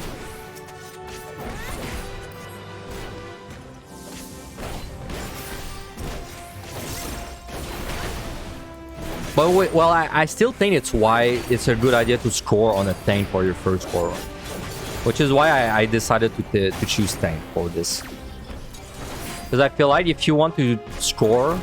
Well, you probably have like some amount of understanding already, so it's better to play something that is like, I'm tempted to say brain dead. It's not like tanks are not brain dead, but they're like, I don't know. Like let's say they follow a very set in stone game plan, and as long as you follow it, then it's usually like a very consistent thing. So if you're playing a very consistent job, then you can focus on like the actual scoring things happening. And then after you've like experienced a little bit of scoring, then you can, start branching out to other jobs.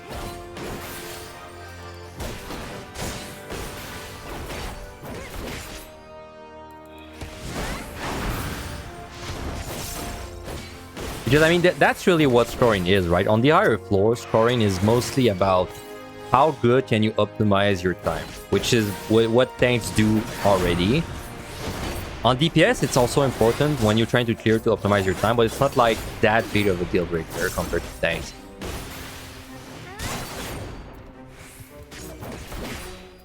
But if you're scoring on a DPS, then you're going to start having to like optimize your time, right? So I would rather pitch you back, never punished.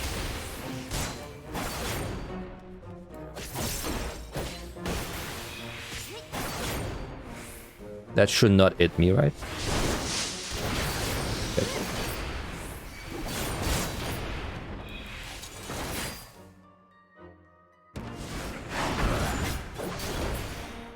Alright, I think we can go now, and we just have to strain the boss.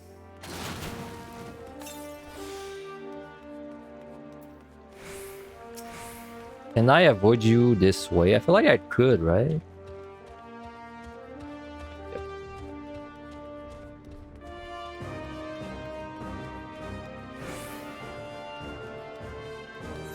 Alright, so we're just gonna strain. Like I said, I don't plan on doing bosses without strain. Well, even though this floor I could have hurried up and went to it without a strain, we picked up a Petri on the last chest, right? So... Alright, so we should have enough time to do this easily.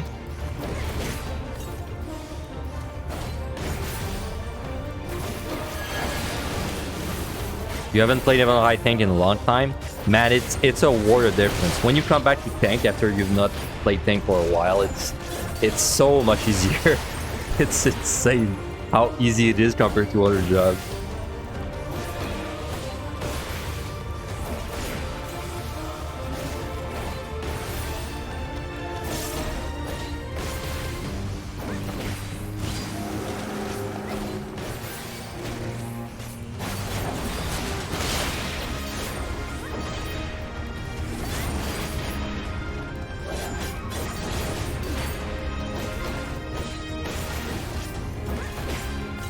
It's easier but slower, yeah, pretty much. But it's because it's way easier to work on being faster than it is to work on being able to fight like ridiculous monsters.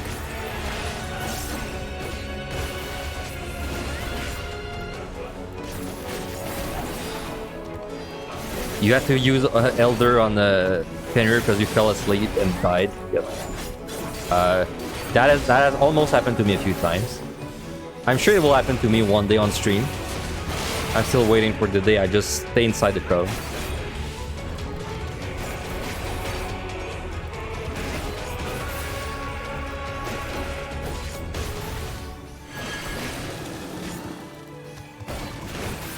You do tank when you need some confidence again.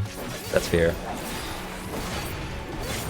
I kind of feel that way, man, for like what was it, like 2 weeks ago when I did like I feel like 3 runs in a row, which is really weird. Like I did a machinist speed run in MLI and it failed. Then I did a paladin run in MLI and it failed. And then I did something else and it failed too. But I don't remember what that last one was. I was like, man, 3 failed in a row? That's kind of crazy. Was it a mount score? It might have been a mount score. No, I think the mount score was like something else. It was something I did very recently. Machinist. It was a machinist score, I think. Or dancer. I don't remember. I don't know. I'm just curious on range DPS, man. I feel like on range DPS, I'm already like not the best range DPS, but when I play range DPS, I feel like I'm dealt the stupidest luck.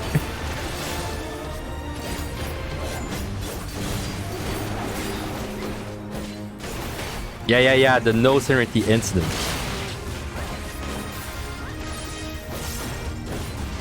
By the way, at this boss, there's nothing to mention about uptime because I mean you already have 100% uptime. You just have to not fall asleep.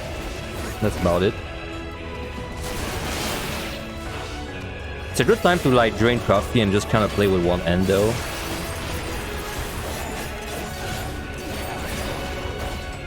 Like that. Oh yeah, the paladin where I forgot the floor. Yeah. That was funny after. That wasn't that funny when it happened. I mean, I did laugh when it happened, but I didn't find it that funny. I was pretty frustrated, but it was pretty funny to look back at. All right, we have more than enough time to kill this. I just checked I just did the 50% HP trick.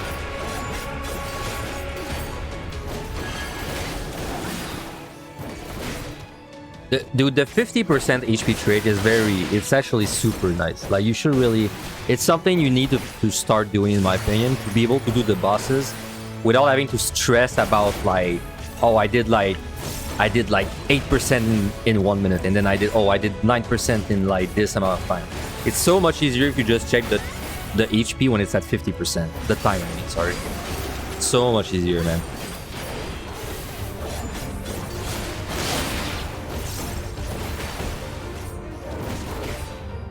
Well, it works if you know you're going to have the same buffs before and after the 50%, right?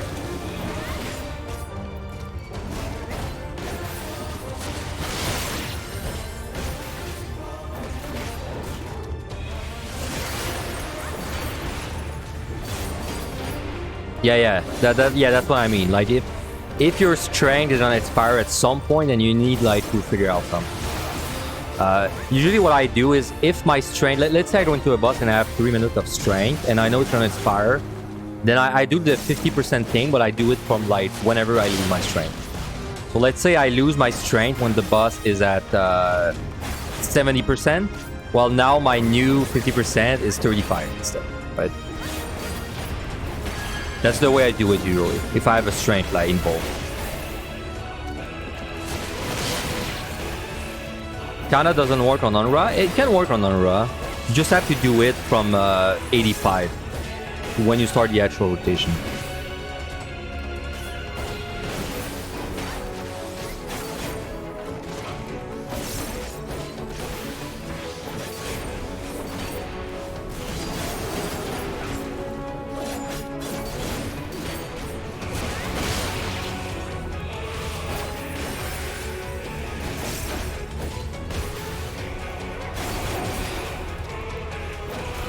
By the way, I saw that Rin Karagmi, what is he? I don't know his name by heart, but the streamer was actually doing Paladin in QTD, I think, yesterday. I don't know if he cared, but I saw that popping on my Twitter. Don't know if anyone knows if he, because I'm very curious to know if he got to 180, and if he did, how he went.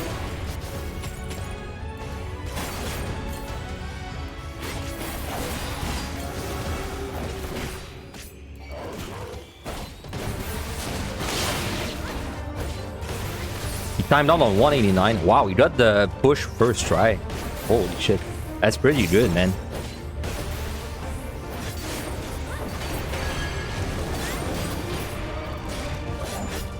I mean, Rin's a gamer, honestly. I watched him play for like a few streams until I was hit by like 20 ads and I had to go. But before that, I watched him play and was pretty gamer, man. He's like a Final Fantasy XIV streamer. I think he does PvP and raids most of the time. Can't wait for it to be easiest push on Behemoth. Yeah. Probably, right? They're gonna make it more bursty, so yeah, probably. Alright, so we're done. Don't even know what the time was like, but we were fine. Alright, so we don't burn anything off course. I mean, we have bombs that I think are pretty much what you should expect to have if you're not playing with big risk. At most, you might be missing a Petri or a Serenity, or maybe both. And like in the worst of the worst, like maybe you're missing 2 Serenities and, you know, like a Frailty or 2, but I don't think this is unreasonable to have bombs like that for score. Where you're not pushing like an insane person. So anyway. Hey, Happy New Year to you two there. Thanks for the good luck. I mean, I'm pretty happy with this run. I think this is gonna be a pretty solid score. I think this is gonna be I'm pretty satisfied with the 1 to 50, let's like, explanations. The 51 to 100 explanations are a little harder to like, because, you know, I don't want I'm not targeting anyone, right? But I don't want to be that kind of guy that, you know, makes a, like I call my run a tutorial and then it's just a run, right? I feel like that's a little clickbait. So I do want my tutorial runs to feel like a tutorial, which is why 51 plus has been a little bit of a struggle to like explain what I'm doing, because I feel like I'm just doing the same thing I'm doing on my normal runs. But I'm doing my best. So make sure if you have questions that you keep asking them too. But I mean, you guys have asked a lot of questions already, so that's great. You're paying the clemency 2k mana at 60. That would be insane, right? I know it's 4k right now. Even at 4k, I think it's really good. So I can't imagine 2k like in MLI.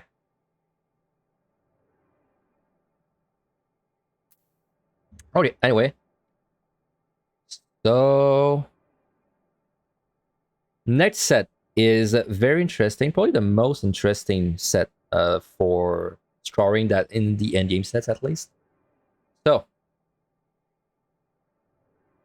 So I did say that we should keep our palms at 2 for like, you know, like most of them. But I would say starting from now, we actually would like to keep our palms at 2, including Magicites, right? Like everything that we have is good to get at 2 because this is the hardest set time-wise to like manage. So if we ever run into a situation where it would be a good time to get palms at 2, then we just do it. And then I just go over that even more there. So like if you're something at 3, it's probably more of a priority to use it than something at 2. Same thing with the Petries. First opportunity to use a Petri, we'll do it. That might be a treasure room, bad debuffs, mimics, and that's pretty much it, right? So like if the first thing I see that would be a treasure room, bad debuffs, or mimics with a slightly bad debuff, I'd say, then any of these 3 things I will Petri instantly. Because I want to get them down to 2. The faster your Petries are to 2, the better it is, because then as you don't have to stress about finding a petrification, and then you're already done with the floor. Try to avoid using Magicites unless you find an extra one, or we'll have to go down to 0 serenities. So I don't know if I agree with this anymore, which is kind of funny because I wrote it. I think it's fine to go down to 2 serenities. I would never go down below 2 serenities on this set. But I think if you are at 2 Petries and 3 I think if you are at 3 petrifications and let me rephrase again. If you are at 2 petrifications and 3 Magicites, in my opinion, it's worth it to Magicite if you have a reason to do it. On average, on this set, you need about 2 floor wipes to make it through with. Like, of course, it's job dependent, but I would say on tank, you usually need 2 floor wipes to get through. So if you have to use 1 Petri, 1 Magicite, and then let's say worst case scenario, you never find them again, then yeah, I think that's perfectly fine. But I would always use the Petri before the Magicite. So let's say I enter 81. I have 6 floor wipes. Then I use a Petri. I'm at 2 Petris, 3 Magicites. And then I find another Petri. Then I would use another Petri, right, before the Magicite. So basically, I would try to alternate between Magicite and Petri, but always prioritize the Petri.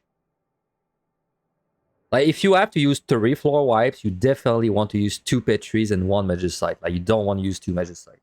Unless it's a thing where, like, you need the Magicite to not die, right? Like, or you're gonna die, or, like, the debuffs are impossible and you have, like, no serenities left.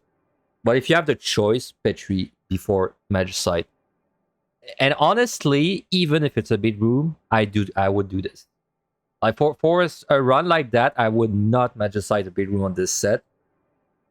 Like, unless maybe you had 6 floor wipes and things are looking really good. But even then, I would try to Petri it, I think.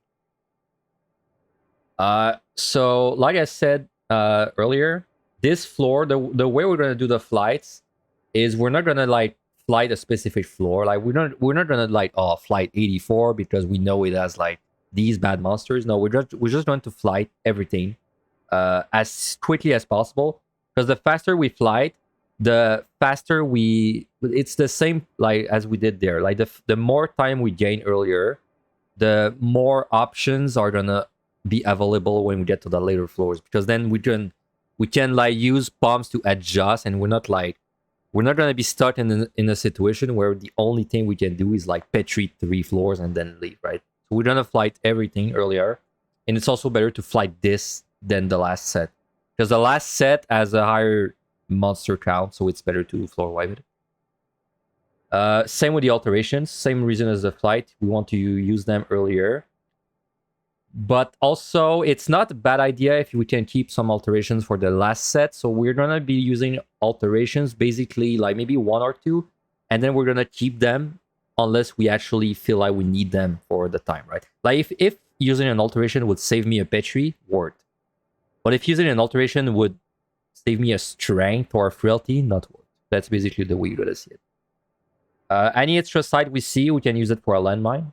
Mostly useful on tank, which we are. So if we somehow end up having like, you know, a site or 2, we can actually try to use a landmine instead of a floor wipe.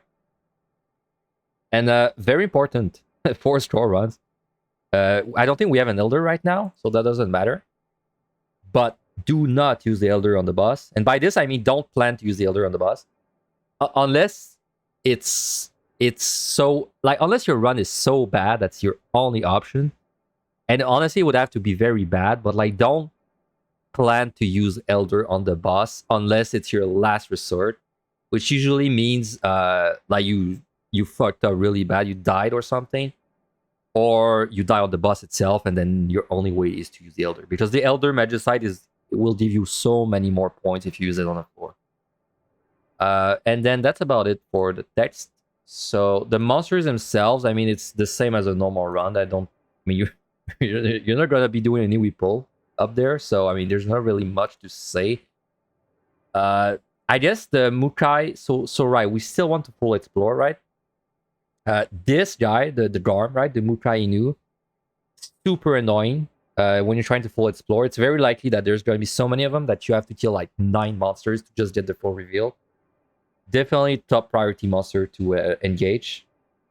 But I mean, it's kind of the same. It's the same in the normal run. It's just we're really gonna feel it in the score run, since we want to explore all the squares. I mean, honestly, I mean, these monsters hurt. Some jobs handle them better. Some jobs handle them worse. Not much to say there. Same with the Crotty. He's also a proximity monster, so you kind of want to kill them whenever you can, which usually you do anyway because they're easy. They're an easy monster.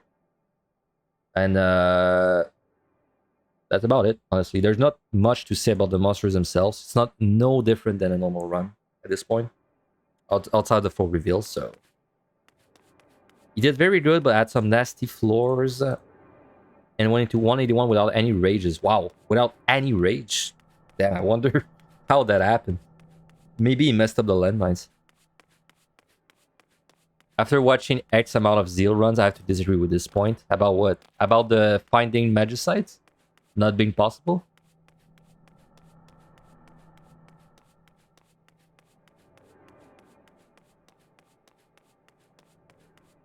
Yeah, magicite is like... I used to be like... I used to, in my opinion, I used to be in the opinion of that you should have 1 Petri, 3 magicite. But I think now I'm more of like a 2 Petri, 2 magicite guy. Because it is already rare enough that you find 2 Petries on the floor, right? So it's like... there's not much value of having 1 Petri. Because it's like, to overcap 1 Petri, you would have to find 3 on the floor. Like, that's kind of insane.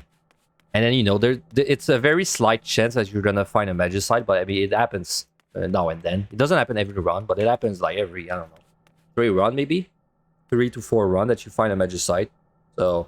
and overcapping a magicite sucks, man. Like, it's rarely your fault, but it sucks. So, anyway. So we're gonna do this.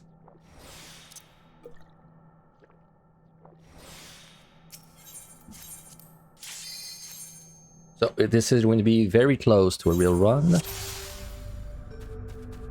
Raising, of course. Guerrilla. Now, something I like to do... this is...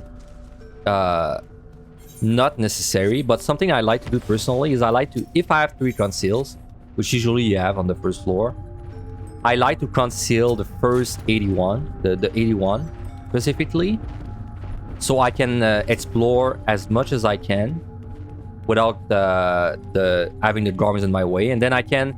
It lets me do two things. First, it lets me maybe skip fighting Garms that I don't need to fight. Second is I don't have any strength or still running at the moment, so it's not like I'm wasting anything. And then third, it lets me see if there's a treasure room nearby, right? So... Because if there's a treasure room, then I would rather petri the treasure room right now, instead of wasting my time.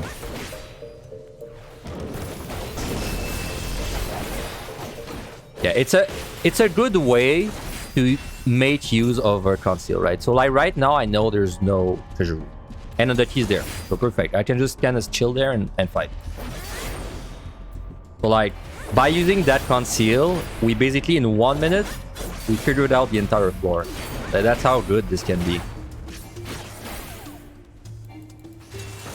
Do I ever plan for landmines? No, landmines are a luxury for me on this set. I will do them if I happen to have like an opportunity to do it, but I don't plan for them because it happens often that I just don't find a landmine, so I cannot plan for it.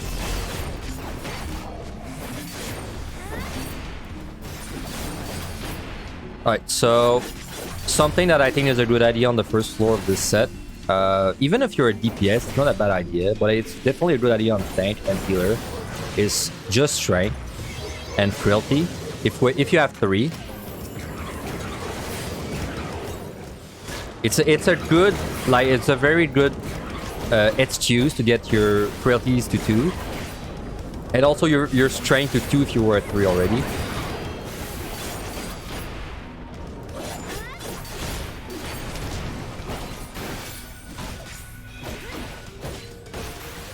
And now basically the way I do this set, I guess, is the set where I have a plan, like kind of a plan instead of kind of just winging it.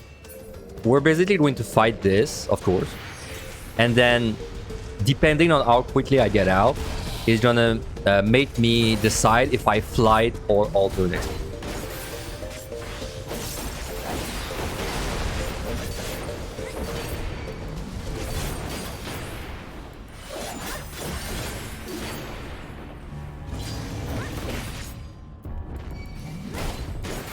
As soon as you go into 81, you just strength and frailty down and go toward. I mean, I do that sometimes. It's only the thing that I did with the conceal there is I only do it if I have 3 conceal. And I only do it if I have like petrifications to spare as well. Like if I entered this set with 4 floor whites, I don't think I would have done it.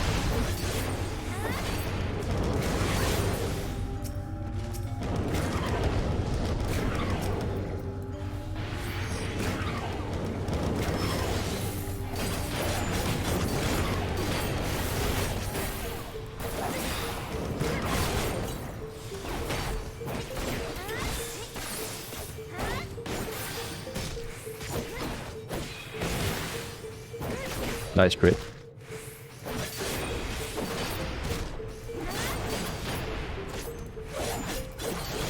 Because I know I do sound like... I sound like making sure your Petri is at 2 is a big deal. In fact, I make it sound like it's bad to have your Petri at 3. I mean, of course, it's not bad. It's just the sooner you have a reason to Petri and it's at 2, then it makes everything so much simpler because now I don't have to worry about a gold chest being a Petri. Like, for example, this chest right there that I just realized exists. Well, if that's a Petri, I just wasted 5 minutes, right? We're gonna check it. That's would be a perfect example if that was a Petri, so I'm kind of wishing it is. But like, the sooner my Petris are at 2, the less I have to worry about this kind of thing happening. It's a certainty. But I mean, if that was a Petri, I would have just wasted 5 minutes. But then if this was a Petri and I was at 2 Petris, then I just, you know, I just store it later. And it's like, it's good for the clear, but it's also good for points, of course, because I mean, if I waste a Petri, wasting a Petri is basically me losing 15 kills. Maybe you mentioned it already, but would you Petri this floor even if no treasure rooms? The very first one, I don't think I would, unless it was full of patrols. Like, unless it had a ridiculous amount of patrols, I don't think I would. Because the first floor is like it's kind of a good floor to put my frailties down to 2. So right, like even if I don't find an excuse to Petri, it's still not like a useless floor. So yeah, you don't have to stress about exploring so much, though it's still important to explore, because if you only explore once everything's dead, then you're wasting a lot of time, but it does make it less stressful.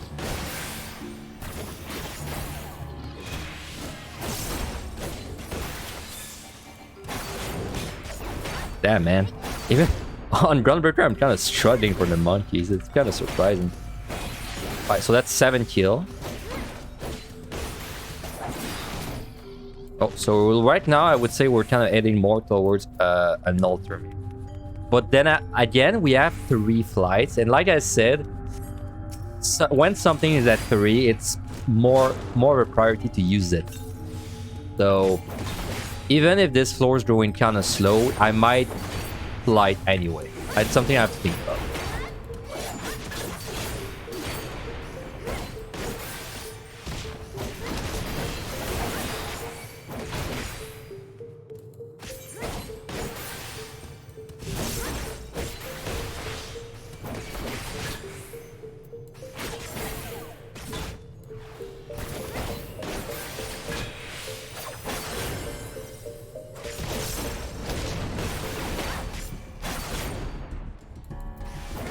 That would be 8 kills. Pretty likely to open, but still not out. Wow. Not a nice first floor.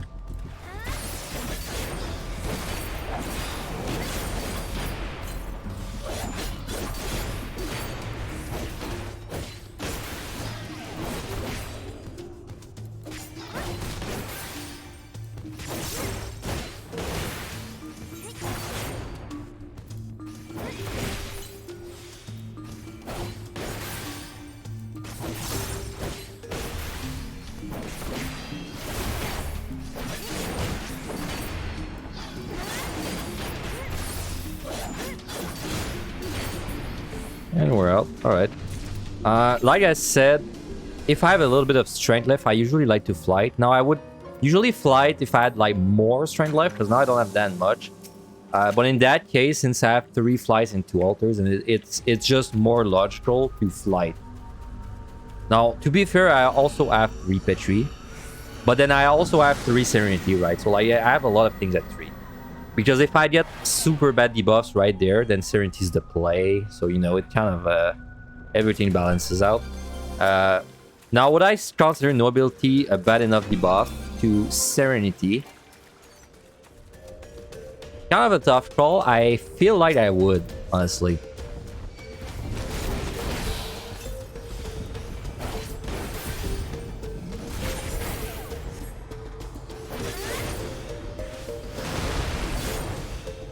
I'm thinking about it for a second there. I'll kill this Garula and then I'll think about it, but I actually feel like...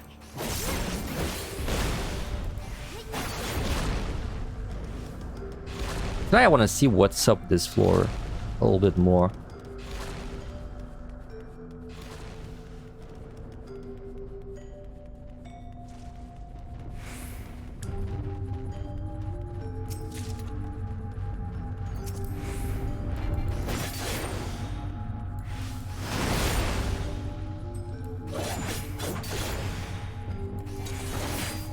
I almost got stuck on the corner there. Oh, there's like no chest on this floor. Okay, I don't think I'm gonna Serenity this then. There's like... It seemed very unlikely that I would have to fight like extra monsters to get anything.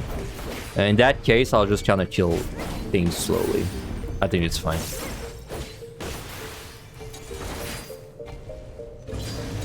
Oh, and also, yeah, something... of course, I think you should Serenity this on the Fear run. But something I did not mention, it's just that this is 1,000 points, right? This is why I'm hesitating so much to remove these things. Because I'm basically getting 1,000 points by doing nothing. So, for this reason, it's probably giving me more points to keep these than remove them. So it's why I'm going to keep them. Though it is slowing down the run, right? So... It's a trade-off. I'm getting a little bit more points, but I'm losing time for it.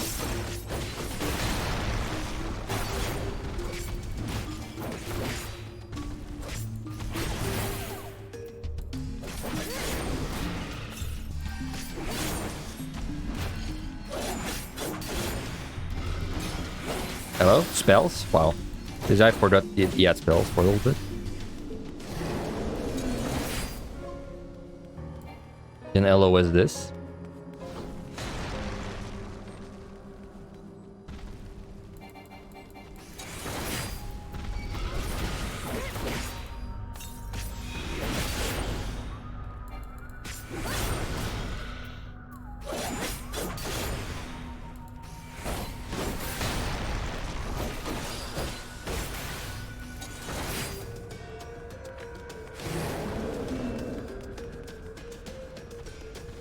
So remember, always try to be doing multiple things at once whenever possible. So like right now, I knew this guy had moved, so I just killed it. Sorry, I just moved while I was fighting the other guy instead of waiting.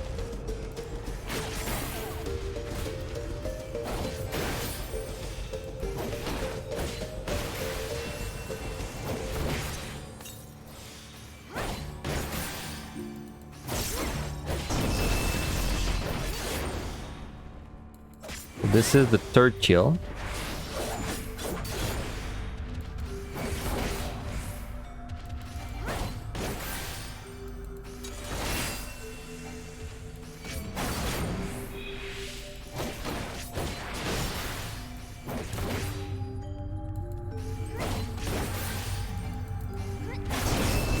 New Year. Happy New Year to you too. I will try not to forget what floor I'm on. I swear.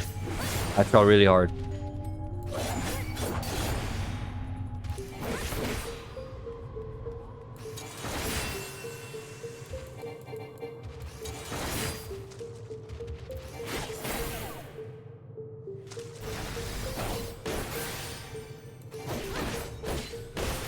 I think that's the kind of mistake you'll make only once. Yeah, I think so too. The kind of mistake you make once and then never again. Alright, so there's a chest there. We're out.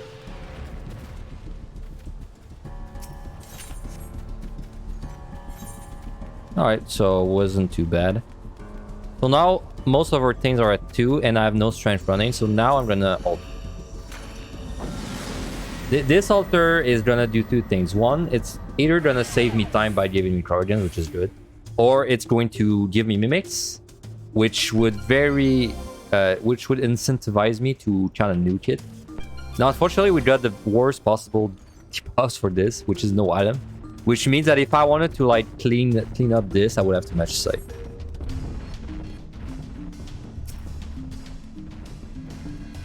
I'm not gonna go for this bronze.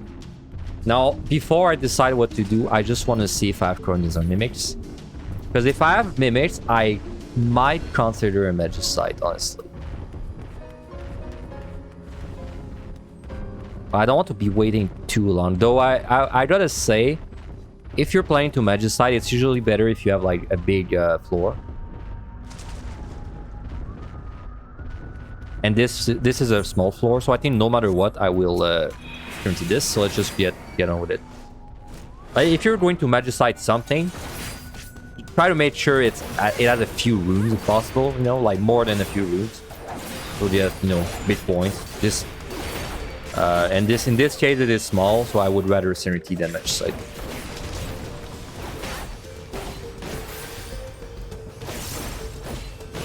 Now, if this was something like a Gloom floor, I would have definitely Petried. Well, maybe not if I have Corrigans, because I still don't know which one I have, but either way, this was a Serenity, so. Are the landmine floors in Evan High like in 2TD 171 plus? Yeah, there is 71, 72, and 73 in 2TD. Sorry, in Evan High. So the same as 2TD, but like minus 100.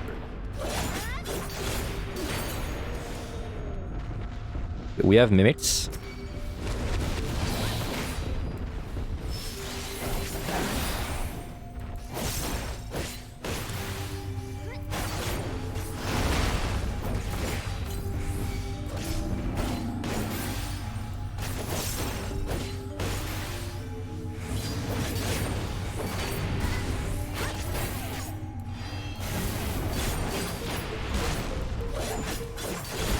What's my rule for fortune usage this high? Usually if I have like a Petri running.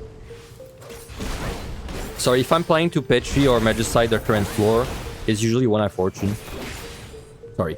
Other than that, like technically if I'm at 3, I should fortune, but it's like you kill so few monsters that I usually like I almost end up waiting for like a free fortune and then just kind of go from there. And of course, I'm more what's the word I'm looking for? I'm more likely to fortune if I'm missing Petries or Magicites, which I'm not right now.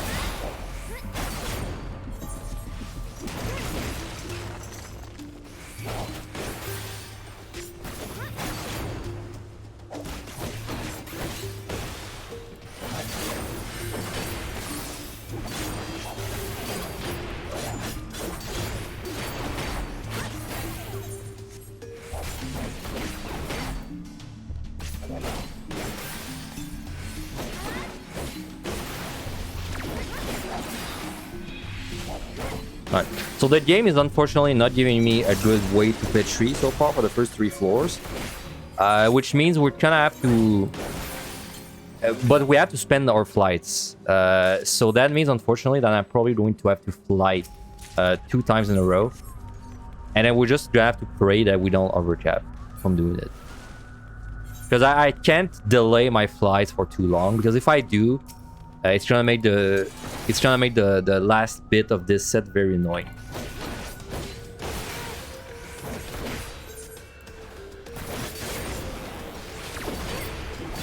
Like this set, when you're scoring, is basically you want to use as little as possible there, so you can get more points on the set after this. Like this is the recovery set, I guess. Well, no, not recovery, but like it's like the set where you don't try to score, so you can score more on the last one. So really, all you want to get is the 4 reveals and chests, and that's about it. Fucking Gunbreaker sucks, man. How am I having so much trouble against a Mimic?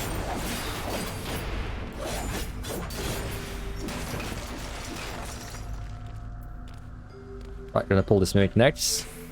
Just gonna give it 5 seconds to get my my thing back, my interrupt.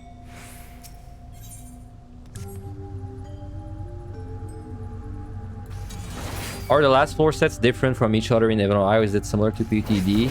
That's all the same. It's different. Every 20 floors is different in Evan High.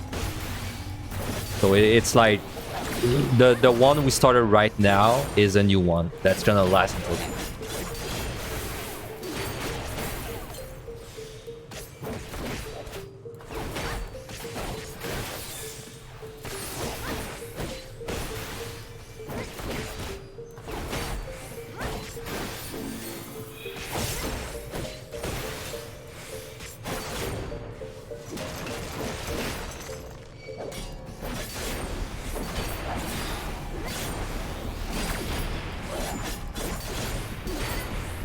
Okay, we're not out yet.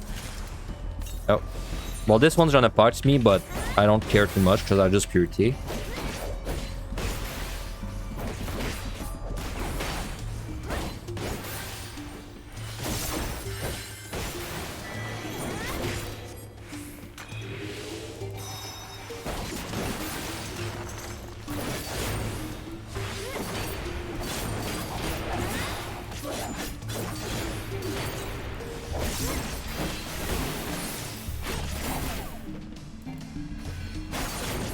Now, I do have 3 frailties, but I like to couple my frailties with strength.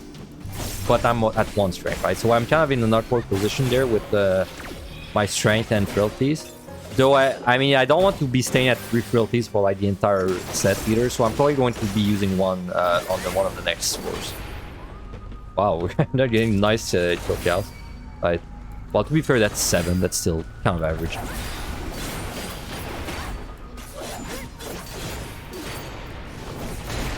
But we are behind, but I mean, you are always going to be behind on this set. Do you think it's possible to get through this set without using a single floor wipe? Yeah, I think it is, because I have been able to. On tank, I think it's also possible, but you are going to need like a lot of flights and strength and filters. On Summoner and Machinist, though, I've gotten through this without a floor wipe fairly easily.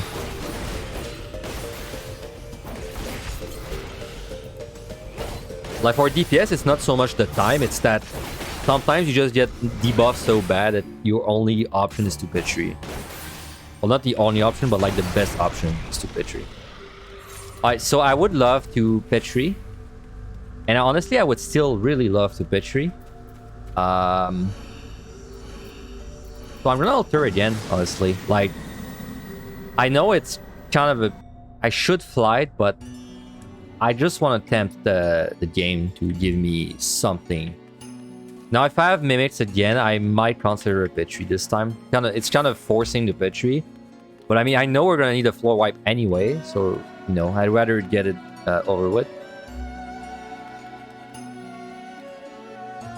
Yeah, unfortunately, it doesn't look like I'm going to be able to explore easily.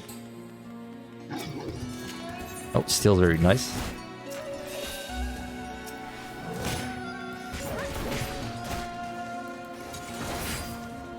Well, this one's gonna see me if I go there. Let's wait.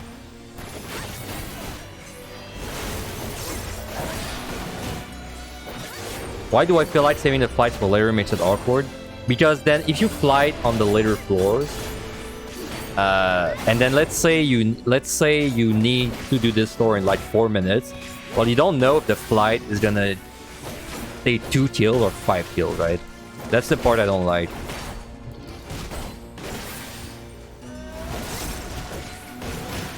But it's why I'd rather get all the orangey bombs out of the way first. And then for the later floors, I can kind of see like... I can just kind of fight them normally and then adjust. I prefer doing it this way.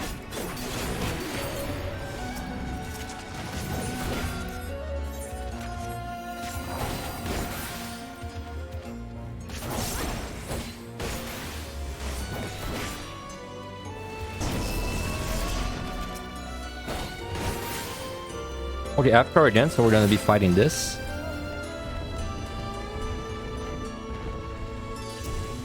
Well, only 2, but still. So you might think this is a weird...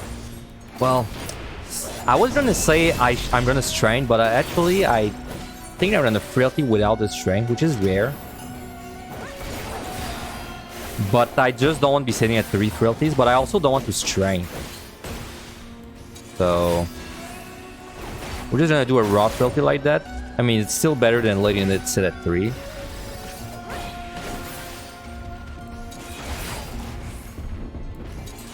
So as I said, these arms are a pain in the ass if you're trying to navigate the Explorer.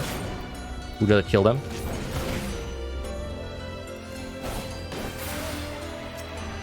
Alright, this one's not in the way.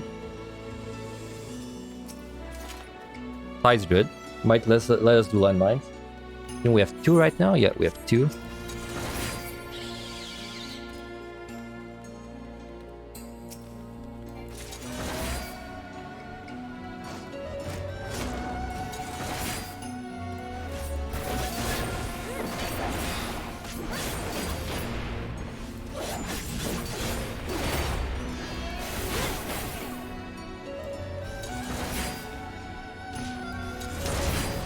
I mean, so far, I've still had no reason to Petri, really.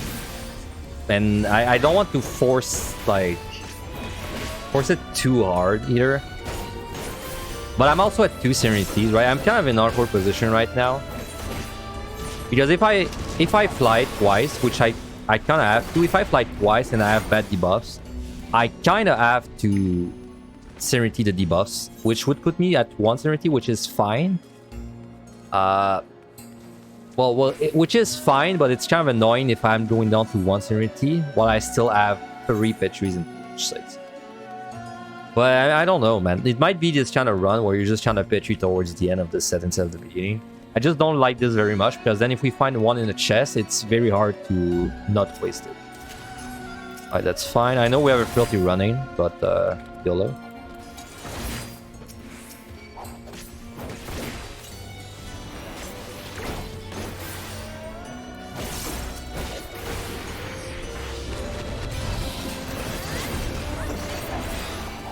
Just so I can use the frailty a little bit.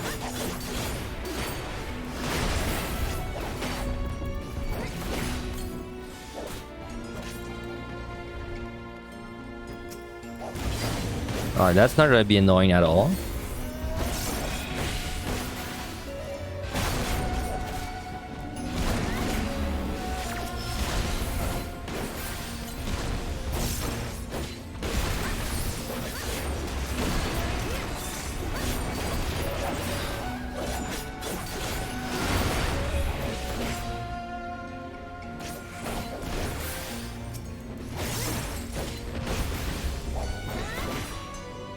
Would you wait for a specific floor to look for landmines? Yeah, usually no one has really gathered numbers on it, but we feel like landmines are more common on the last floors of this set, though I can't really confirm or deny it. It's just the way we think it is. So usually I'll try to landmine towards the later floors.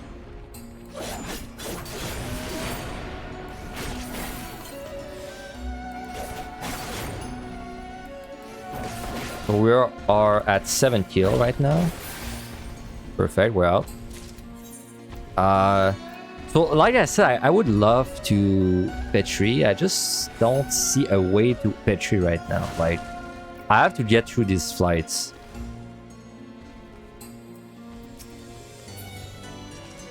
So I guess we just Petri and we pray that we don't find a free Petri for the next 2 floors. I just don't see any another way of doing that.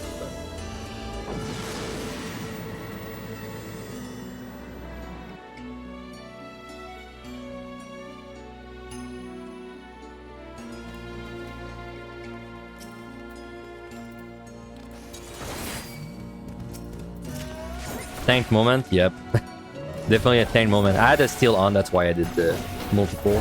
But it wasn't really a multiple, it was more of like I want to make sure I use my frailty, so...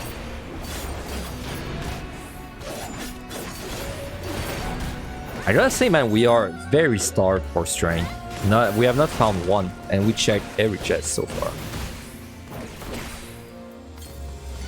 Well, no, that's not true. There's one floor we skipped chest. One. And not all of them, a few of them, but still. Alright.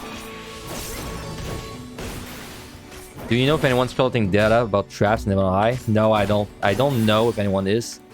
I feel like no one is, actually. So, if you want to be the first one, go for it. It's just, it would be such a pain to collect data on the traps. I think that's why no one's really doing it.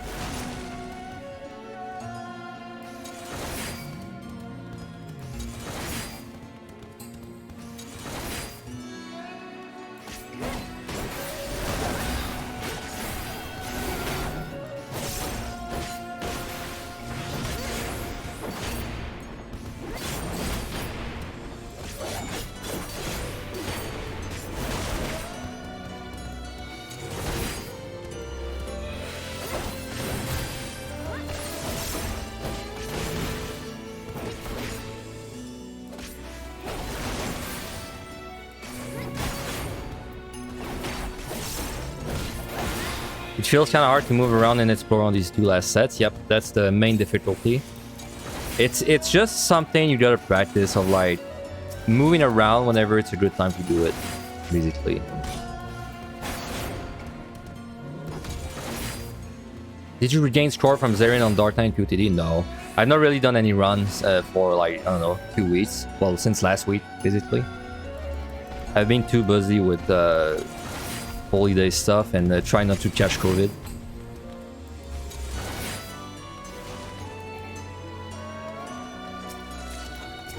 I've been busy. I've been playing other games, but I guess when I say I'm busy, I mean more like I don't have like a long length of time to be playing. And if I can only play 1 hour at a time, I don't really want to be doing duty and the MLI, because I like doing it in one session. So Shinzei on tank is not too bad.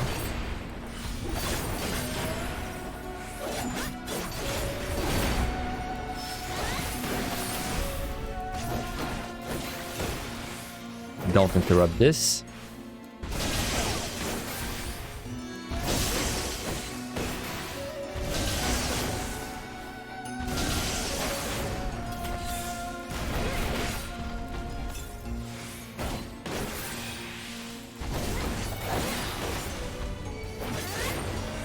Oh, I have a free steal. I forgot about it. Might as well use it, right?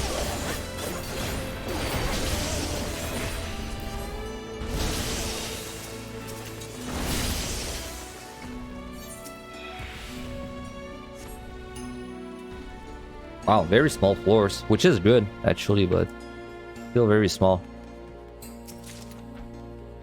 Well, let's kill the region.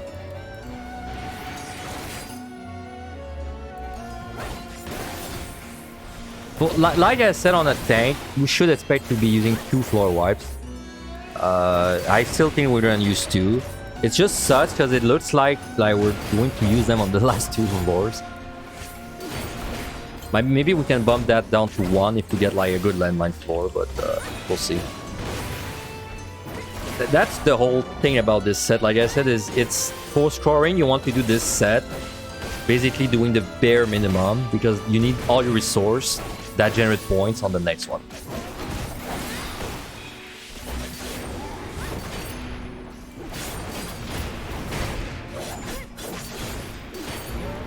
And we're out.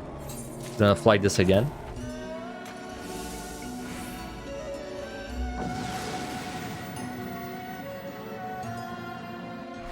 We are on 86, I think.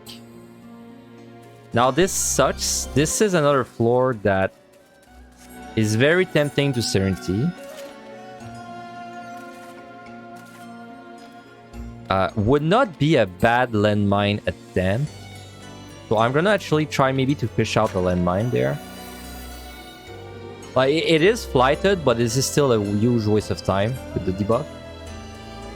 So there is a landmine there, which is pretty convenient. In fact, I'm gonna use this one, unless there's one in this.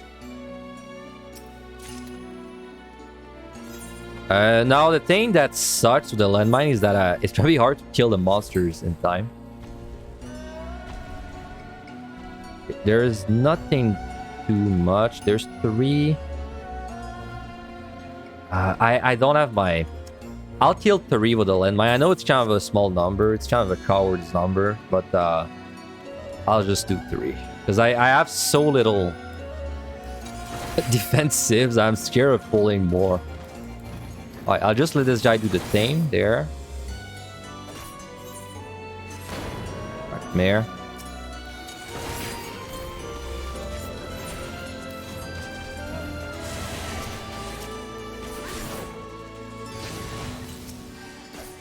Oh, really? How did you not see me? God damn. Well, now I'm gonna have to kill this guy the real way.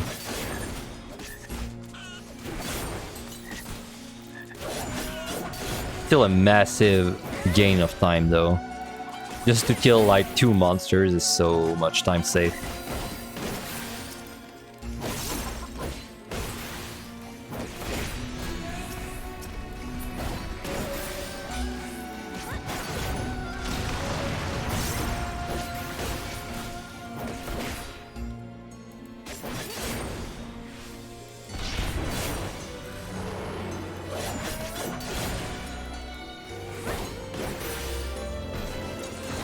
When this guy does the suck thing, this is a good time to kite. Because now there's no danger of him pulling you into like a trap and dying. Just trying to see if there's like another landmine real quick. Nope, not there.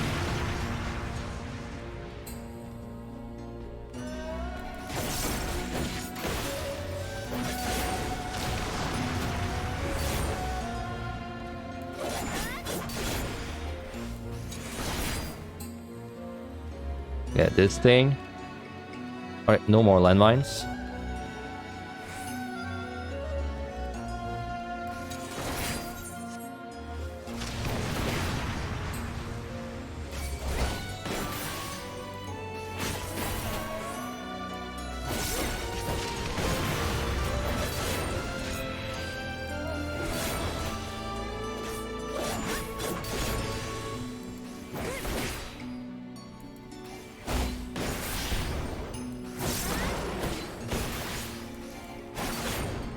Don't go on the side for this. You can go like far away from it, but don't go on the side. You'll blow up.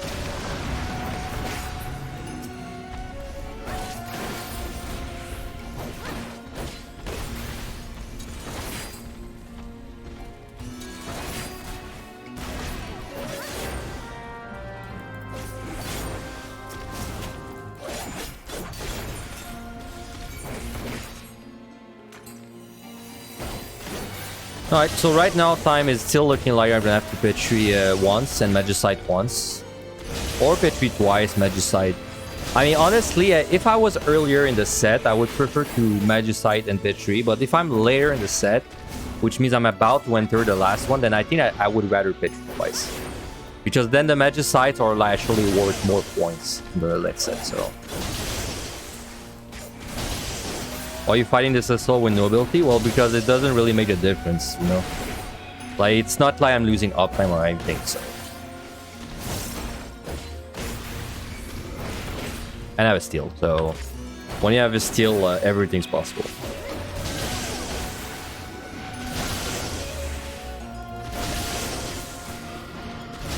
I mean, that's kind of the tank mindset, right? Like, you don't want to be picky with your choice of targets. You just want to pull whatever is closer to you.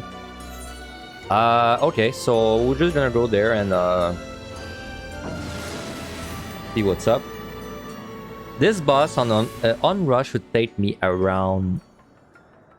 This is always a tough one. I think 10 minutes with strength. Okay, we have a blind. I feel like this is a good chance to get another landmine, since we have a debuff. Luring. Might be a good Petri too. Excuse me.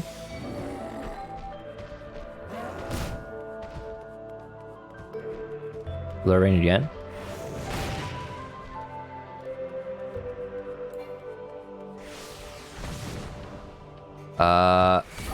I think that's a landmine. I saw like 2 pixels, but it looked like a landmine to me, right? I need to double check. It is. I really don't want to strength, but I might have to. Or double witching would also work. Okay, I think I know what I'm doing.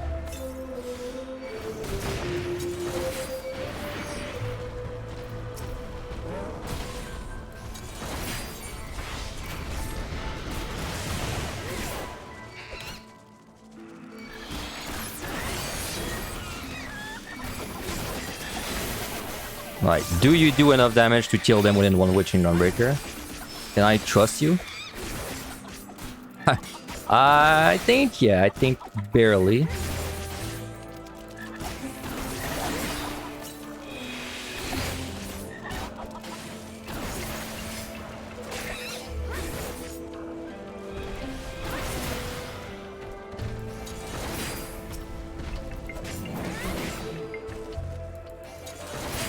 Kind of expected you to pop all the Lorraines first. If I was on a better tank, I think I would, but on Gunbreaker, with no strength, I don't know.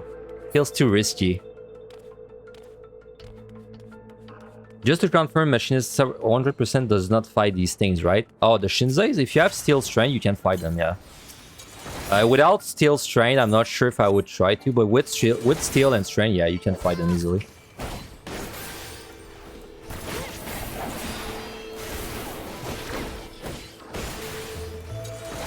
Alright, is there maybe a landmine in this room? There is not. Yeah, another luring.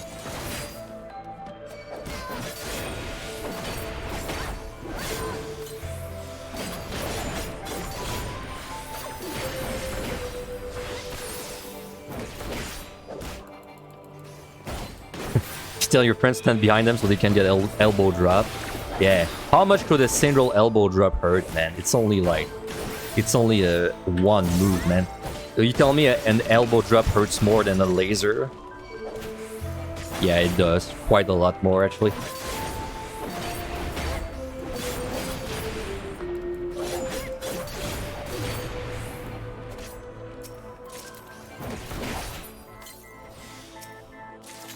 Purity. Well, we probably don't need that, but sure.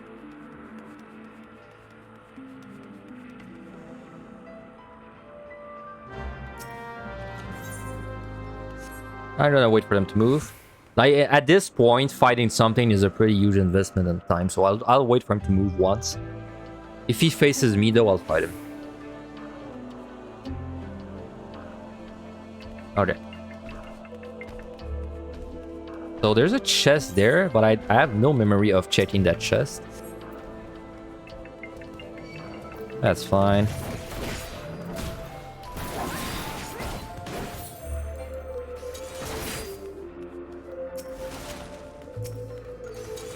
Maybe I did. I don't remember.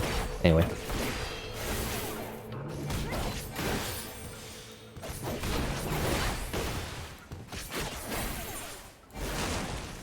Alright, well, I think I can actually only floor wipe once now. Well, because of the lead bind. It kind of depends what my debuffs look like, but I could also alter to maybe make it more likely.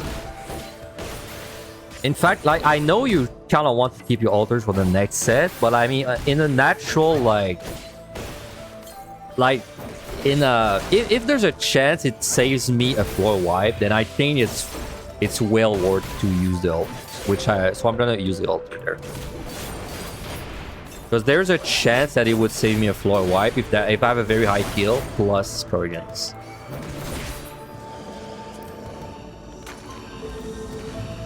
Let's do it. Alright, sounded like debuffs. Would be a very good Petri floor. Yeah, would be a very good Petri floor unless I have Corrigan's.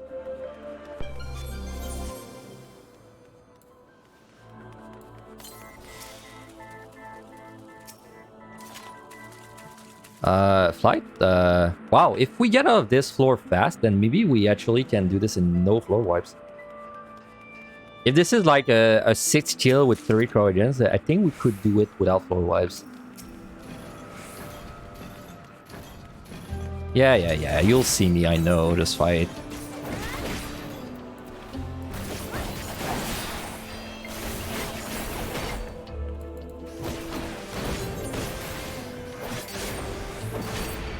I'm only missing like a strength, man. If I had a strength, I'm like almost sure I could do this without a floor wipe now, but I'm missing strength.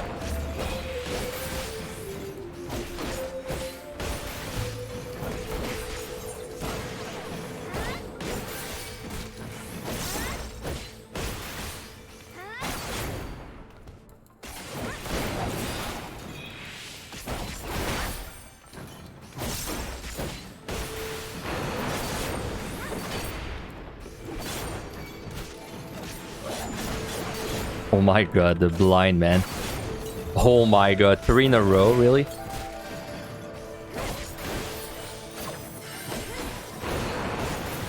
Alright, go. Show me this. I do think I'm gonna have to floor wipe the last floor, though. Seems very unlikely that I would get out of there fast enough.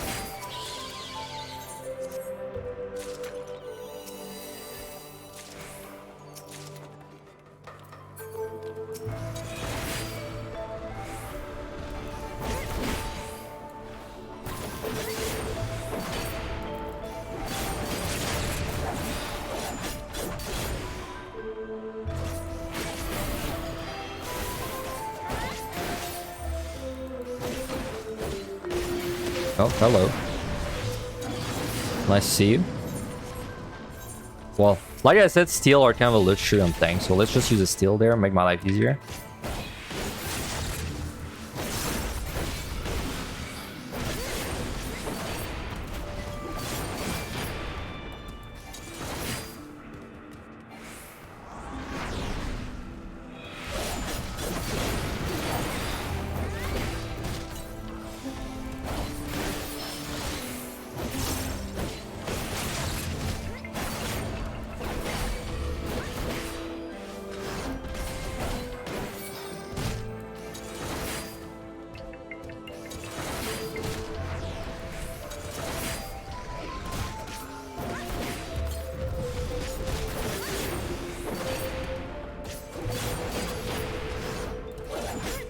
Oh, hello. Well, I guess we're gonna be fighting too. Because I don't want to... I would rather pull 2 Manticores than the Cyclops and a Manticore, so...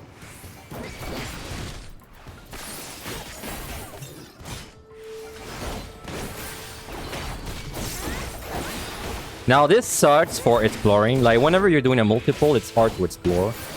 Which is why I'm not a fan of doing multiples up there.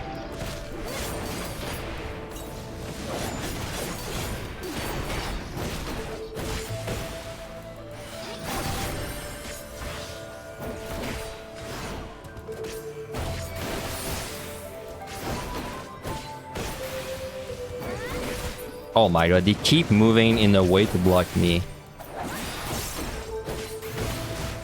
By the way, it's not it's not impossible that you do have to conceal to like get the full reveal on the floor.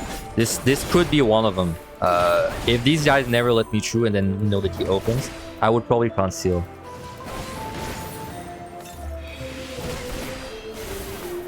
Because I'm doing like two things there, right? I'm fighting this guy, but I'm actually looking at the room up there. This is all I care about because I want to be able to squeeze through like that. The bronze, I don't care enough. So let's get the last reveal. So yeah, looks like we're gonna pitch you the last floor. I do think though that I feel like if I really wanted to, oh hello. I feel like if I really wanted to, I could probably pitch flight the last floor and then frailty twice. I do feel like it's possible. If it opens with this skill, maybe. Man, it's tempting, man. Because if I frailty the boss twice, it's definitely going to be fast. Like, it's going to be... If I frailty twice, it's probably 8 minutes. So then the question is, do I do a flighted floor in 4 minutes? Well, actually, the answer to that is probably not. So I guess we're not even gonna try. We're probably better off using a Petri on the last floor. Yeah. So greedy, yeah. And it's easy to go back in the greedy mindset there. It's not really greed though. It's more like trying to optimize as much as like. So let's just Petri this, and then we have plenty of time. Now, since I'm gonna Petri this anyway, plus I have like a lot of time, I might as well fortune this, because even if I get mimics, even if I get mimics, I'll have time to kill them. Well, damn. Depends on how many I get, but you know what I mean.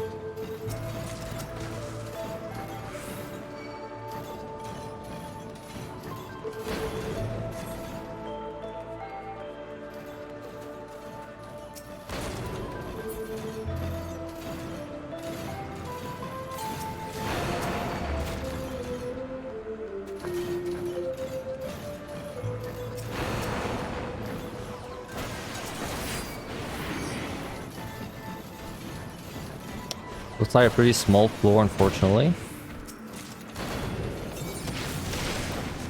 Hello, friends. Holy shit, you guys are so behind. What the fuck?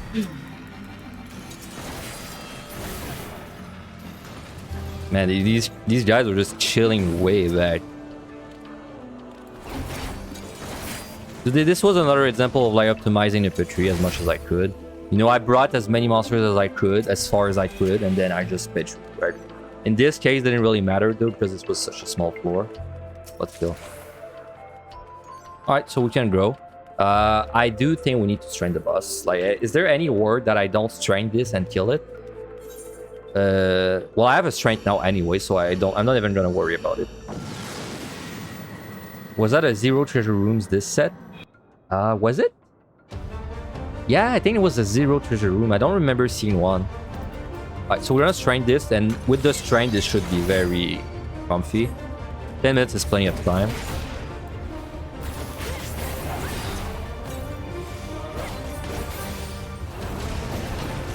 Yeah, I do think this was 0 treasure room. I don't remember seeing this treasure room. Alright, this boss on anything that's a melee has very real uptime issues.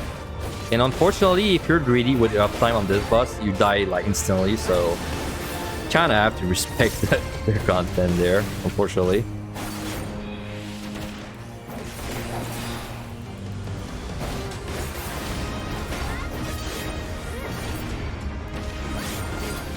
And even worse is that this guy, like whenever he does the uptime thing, is not a full minute, right? It's like, it's I think 50 seconds every cycle. So like naturally your CDs are gonna like drift into the bad time to use them. Like you can't do anything to prevent that. So that's just how it is.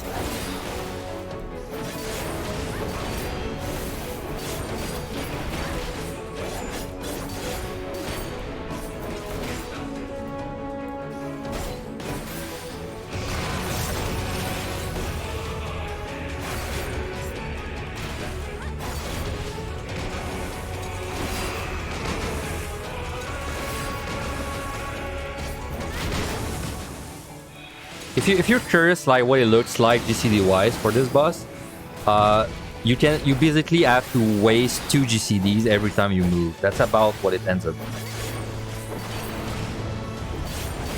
It's sometimes 3, but most of the time it's 2 per movement.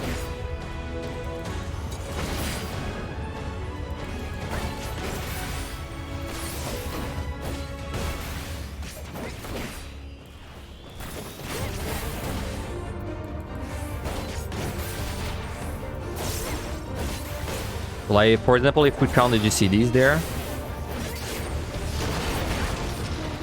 you're gonna see that when I have to move, it's gonna be 2 or 3. So 1, 2, and this time it's 3, and then you can get 1 melee GCD off, and then you have to move again.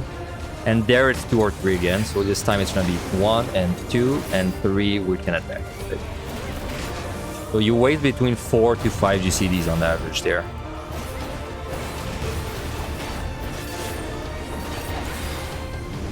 And then when he does this, you waste 1 or 0. Depends if you're... It depends on how it's lining up.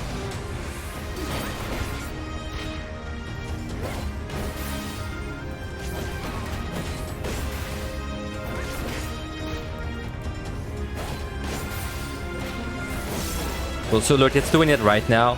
Like all my rotations or all my CDs are like lining up at this very, very bad time. Can't do much about it. It just happened naturally.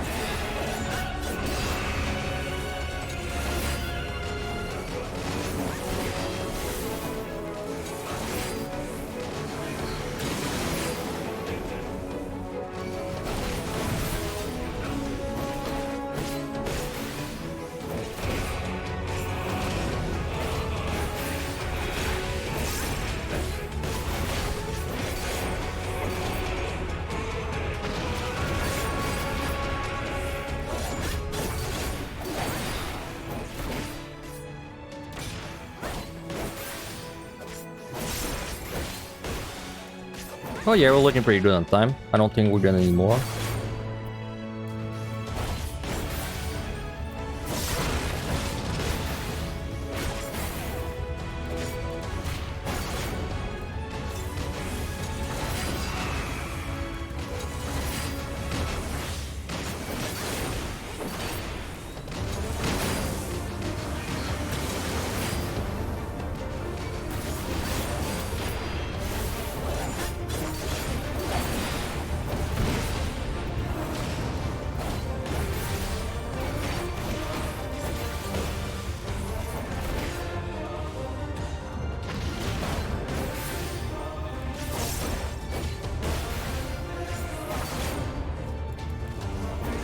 Man, that crash with that authority was so weird. I have to watch this again after the... I have to actually like make a clip out of that.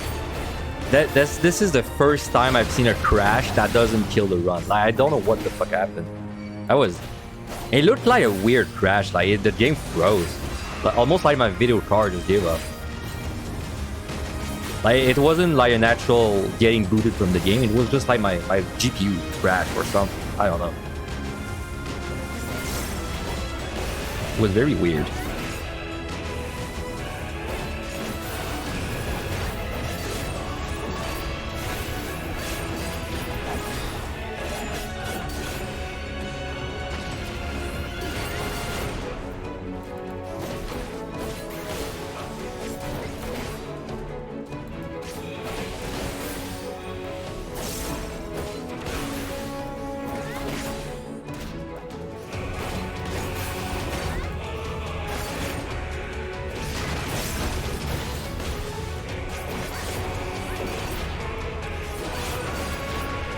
Man, my everything is lining up so bad now.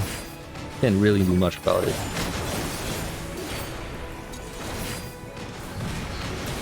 Oh, very early mid-year.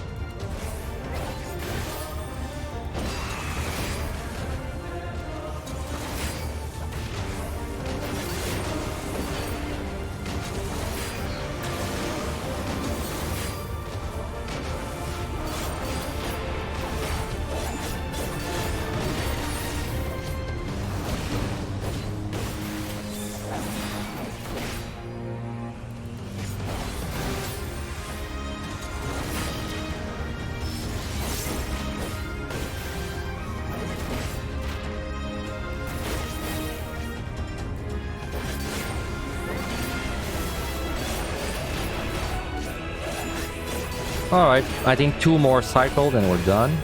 I mean, we're losing the strength, but it's not really gonna matter for time, so...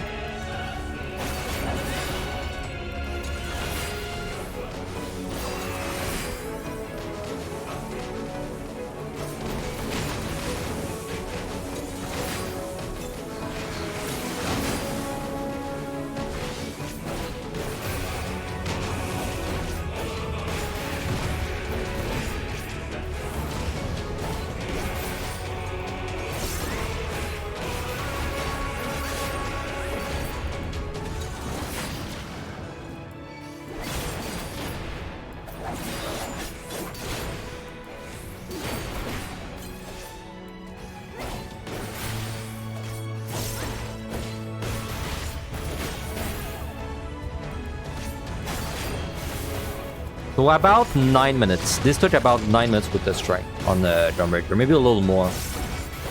Well, they're kind of close to it.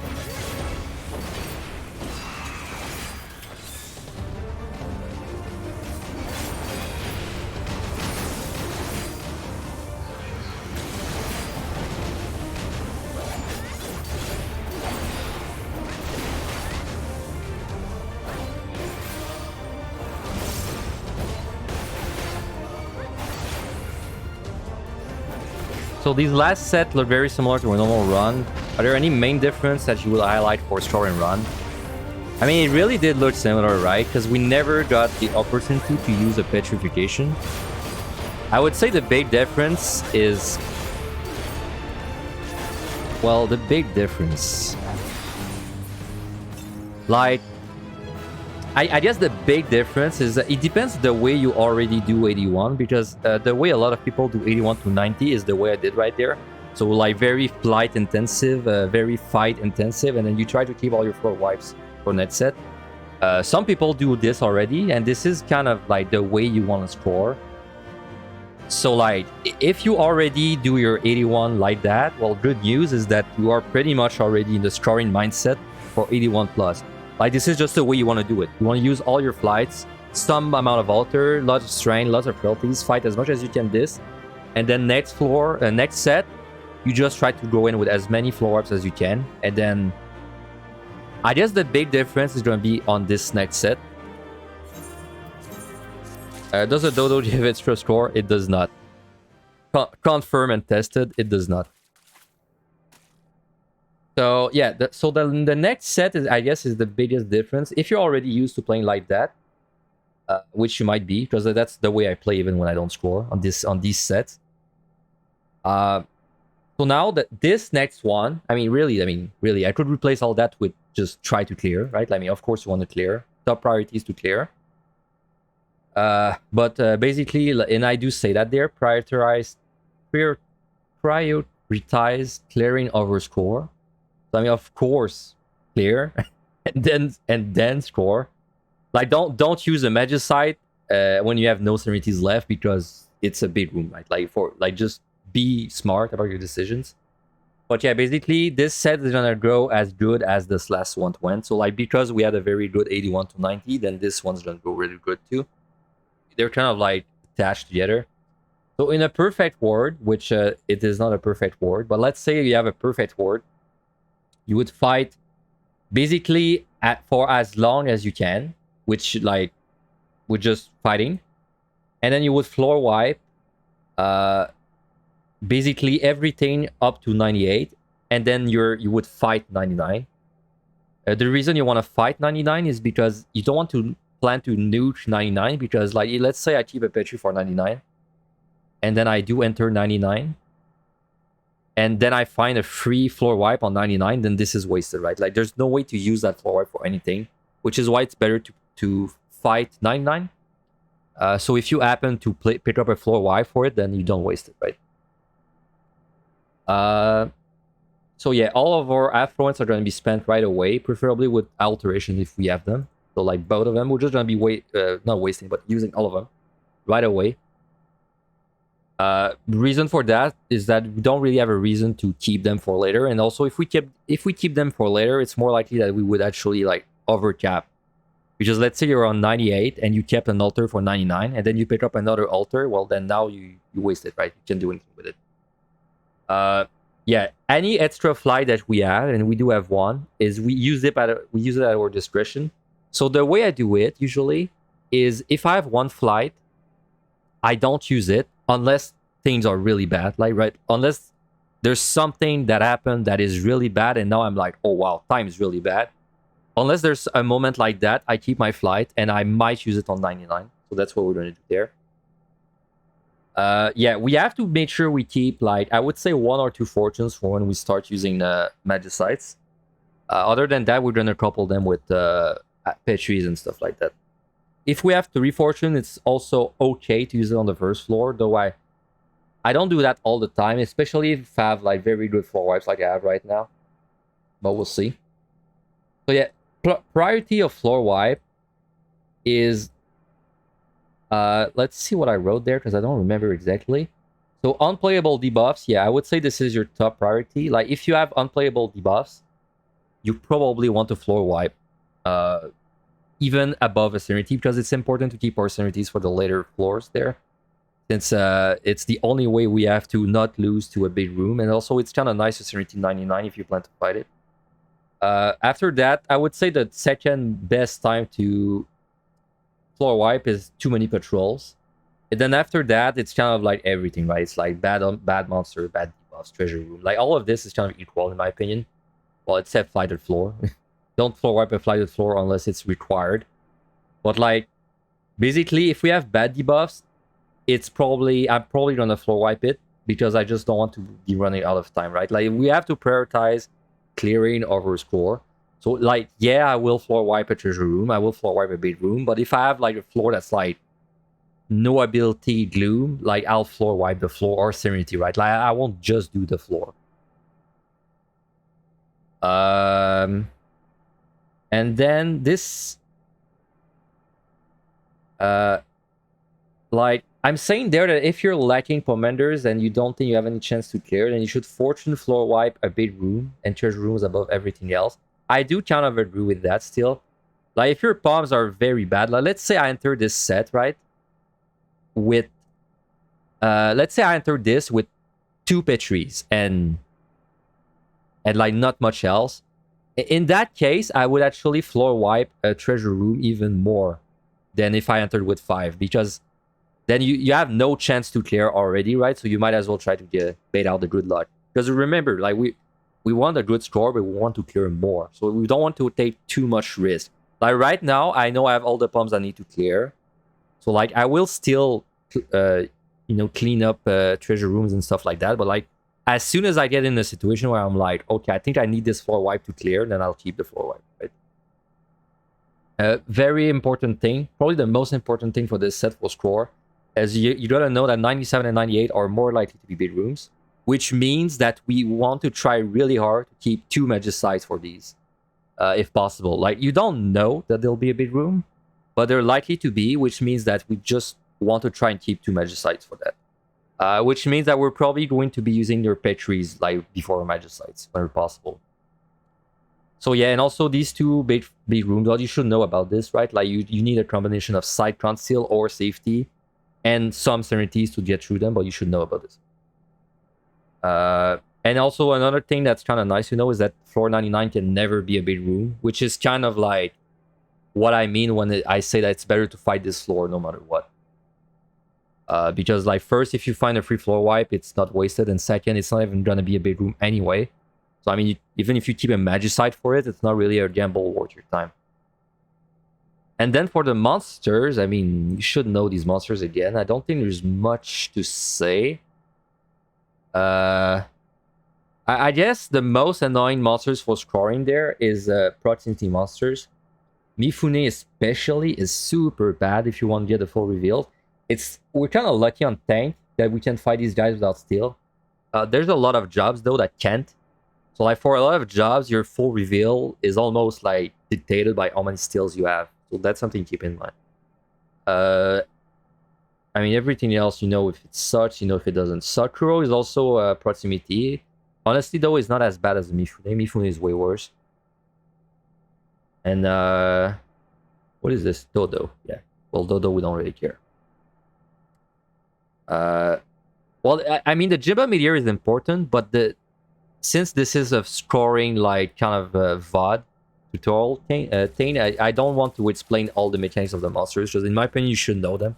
If you don't know them, well, well, if you don't know the mechanics of the monster, I applaud you for watching 8 hours of this video, but you should watch my guide on clearing before, right? And then maybe watch the last hour of this one, but yeah, I mean, if you don't know what the monsters do, you need to know what they do before you try to score. Or you are very brave. So anyway, we're gonna start this.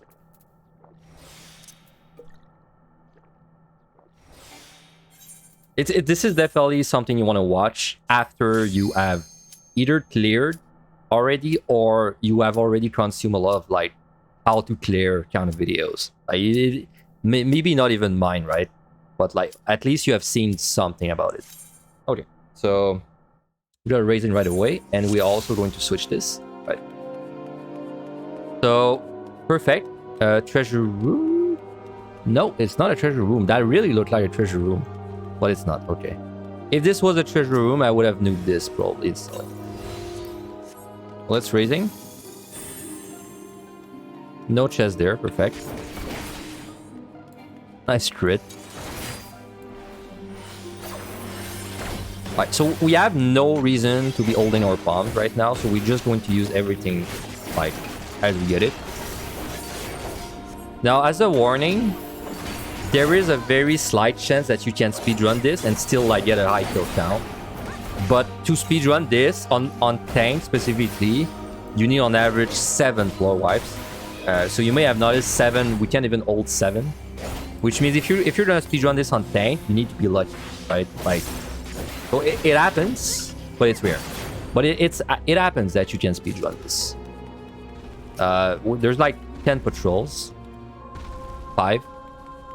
6. So, you know, in my opinion...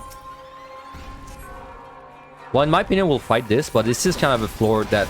If I had 3 Petries right now, I would heavily consider blowing this up. Wow, there's 7 patrols.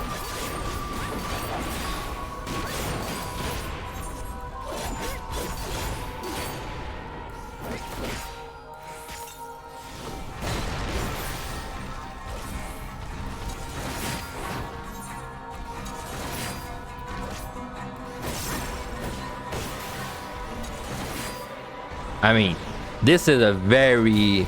This would be a pretty good floor wipe, honestly. Like, I'm the only reason I'm not doing it is because I already felt deep, so I'm kind of, like, not sure how I want to do it. But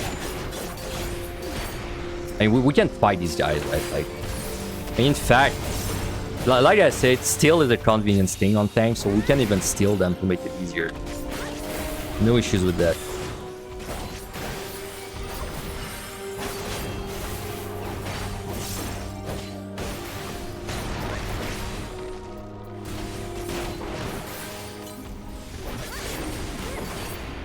Yeah, we're doing a lot of damage.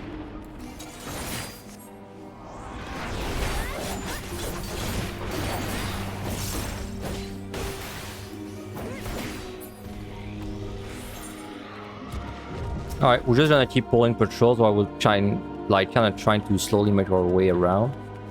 Like, we don't want to kill everything and then still have to explore everything. That's just a huge waste of time.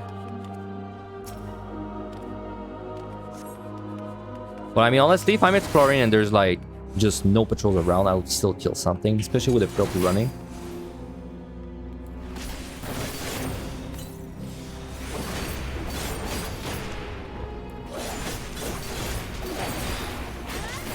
There's a patrol. Now, kind of a tank privilege thing is that we can actually tank the white mage, well, pretty much infinite time. For an infinite amount of time with steel, so... We don't actually need to, like, endanger ourselves with the patrol. We can just move. Which when I'm watching tanks, I feel like that's something people forget. Like, they'll try so hard to keep the LOS thing going on for the white mage. And like on tank, we don't really need... Like, just pop defenses.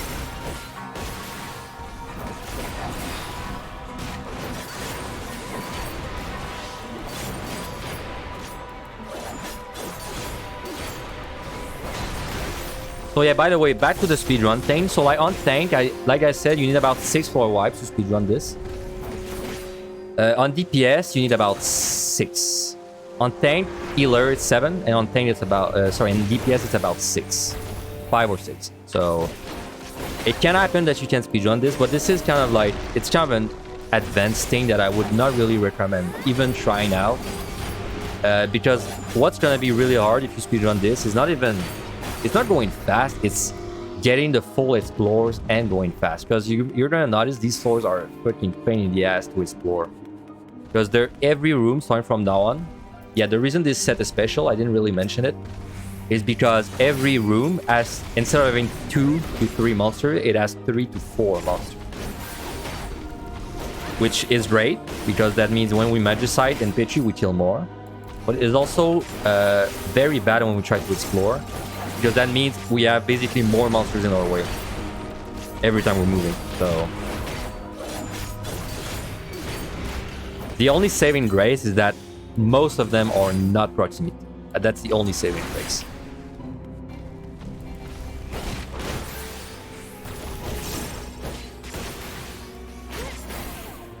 Yeah, and there's Mifune is in the way too, quite often. Though, like I said, luckily we're tank. Tank cheats a lot for this. Because on tank, we don't need steel for the Mifunes, right? So we're never gonna be in this... We're never gonna be in a situation where we're like, I want to explore, but this monster is impossible for me. Like, this is never gonna happen for tank. But maybe on something like a no ability floor, but like not on a normal floor.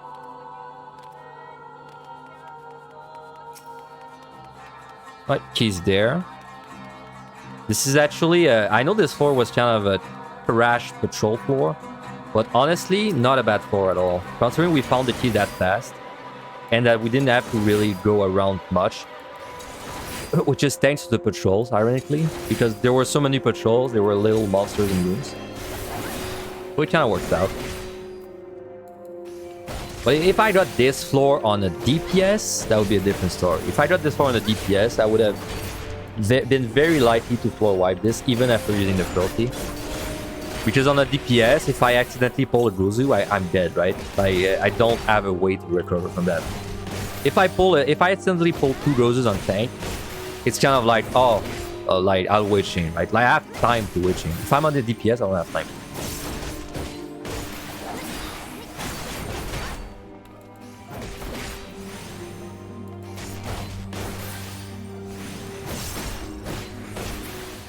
So this is 7.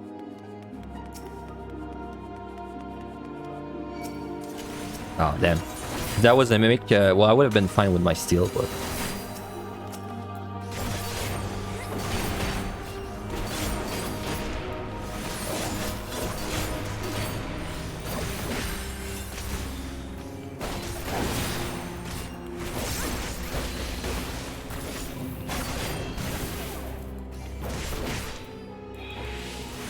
Oh, I got a chest drop there.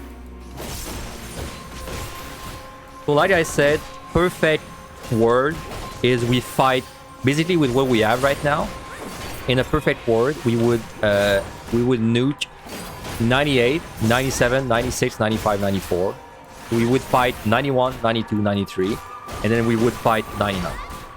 But it's in a perfect world. What's likely to happen is that we're going to get some debuff at some point that we just can't do or don't want to do, and then we'll pitch with that. Because like I said, like even if this is a scoring run, top priority for floor wipe is bad debuff floors. Top priority. You're not going to lose because, like, I mean, you probably have realized at this point that the biggest wall is debuffs, right?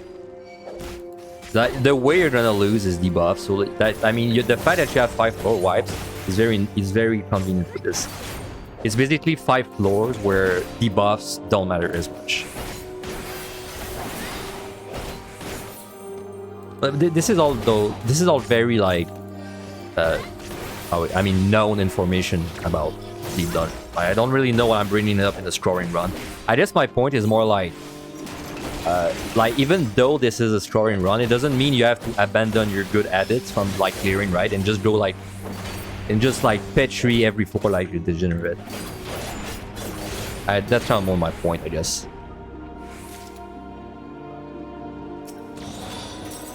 Just there's so much misconception going on with scoring in general.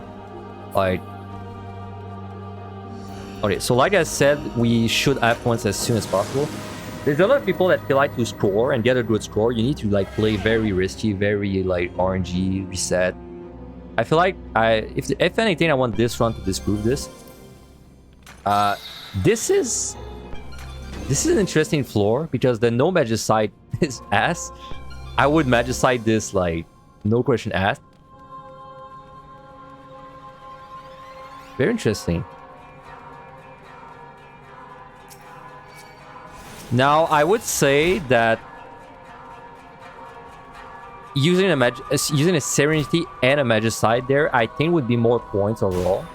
But it would be a risky play. And I don't think this is a risky play you want to take on the very last.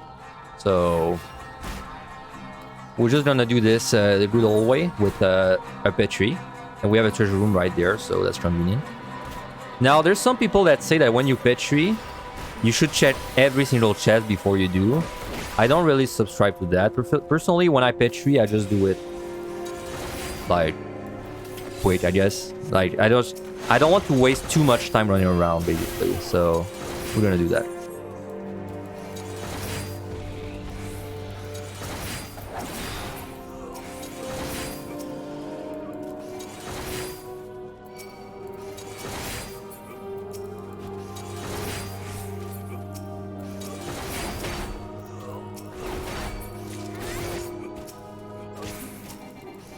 Right, I didn't even mention it, but like you may have noticed when I'm doing my Petri, it's not as like it's not as spamming my buttons as you might think, right? Like there's actually you actually have to think of like what to use and when. Like you don't want to just go to every monster and use a GCD, right? You have to try and hit as many things as you can, and also like kind of shuffle your OGCD with your GCD. This will be a little bit of an annoying fight. We should be able to do this though.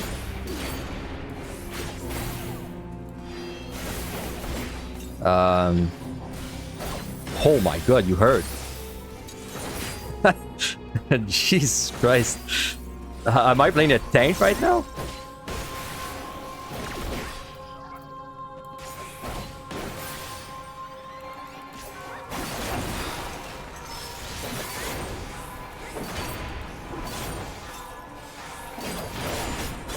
I know my skill's down, but still, like, Jesus Christ, that damage is insane.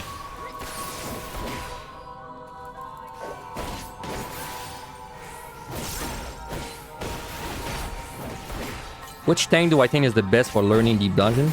I would say, for learning Deep Dungeon is a good question. I would say Dark Knight, honestly. If you want to learn Deep Dungeon, so when you say learn, I assume you mean like learn, right? Like learn it deep. Not just do one run and clear, but actually learn. I would say Dark Knight is the best tank for it. Because Dark Knight just has so many tools and teaches you a lot about everything. It doesn't really have a I win button like Warrior, right? If you have no experience and you want the Necro title, like you just want the Necro title and be done with it, then I would recommend Warrior instead. Warrior is probably the easiest one to pick up and learn. It kind of depends, right? Like, it depends if you're in for the long haul, like you want to do Deep Dungeon a lot, even after you got your title. In that case, Dark Knight, I think, is a better plan. But if you just want the title and then to be done, then I think Warrior's better. We got another Mimic.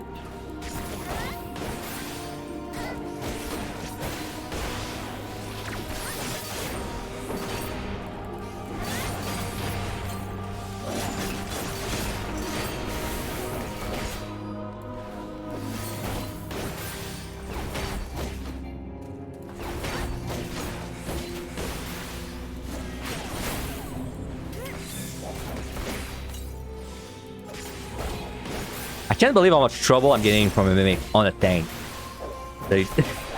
Damn.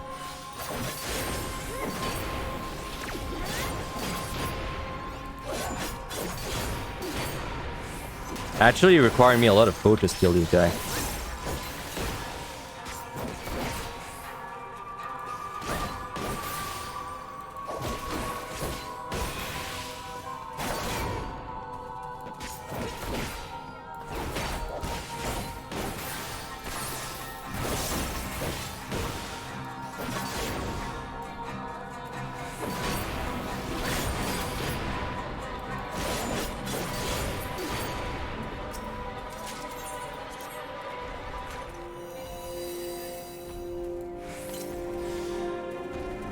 So we did waste a lot of time because of the mimics, but that is just RNG. I mean, we could have checked these chests before, but like I said, I don't think it's worth it to like go crazy with checking chests before you do your pet tree, especially if you have very good pumps already.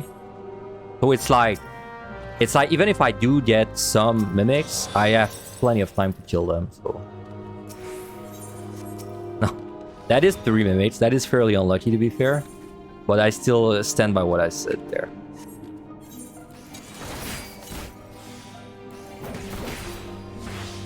And you can't really be playing expecting 3 mimics on every floor.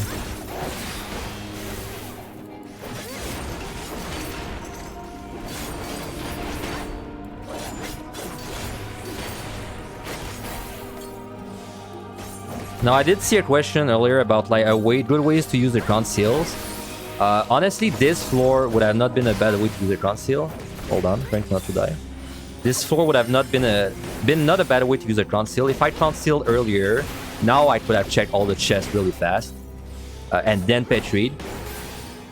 Outside of that, honestly, conceal is like when I have a lot of them, it's the most useful way to use it is the way I used it earlier. It's just try to scout the floor before you decide like what you want to do with the floor. It's also let me not die. This guy hurts so much. My god, I can't believe how much focus I need.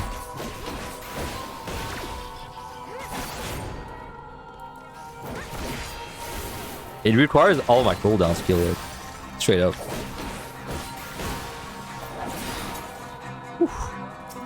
For sure, crit would have killed me there. But yeah. I mean, the conceals also, they can save you on these big rooms. Because if you happen to get a big room that you don't have a safety for, you can conceal to find the correct key. But that's just something to keep in the back of your mind. So like, for example, right now I have 1 safety, so I should keep at least 1 conceal. So I could survive, 2 more big rooms. That's the way I see it.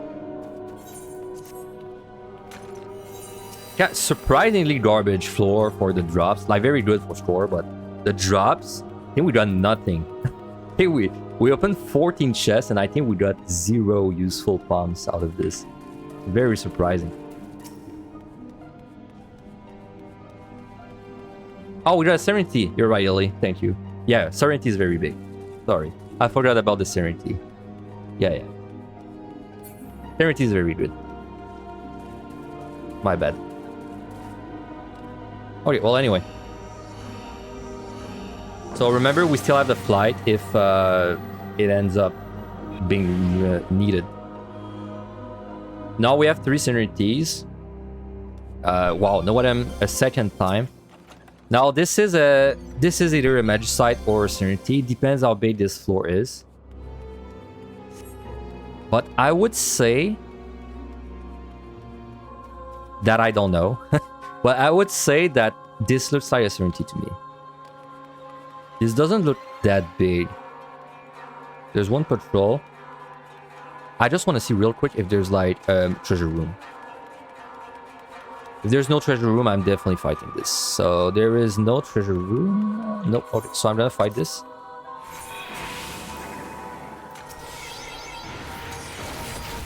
And we're gonna frailty 2, why not?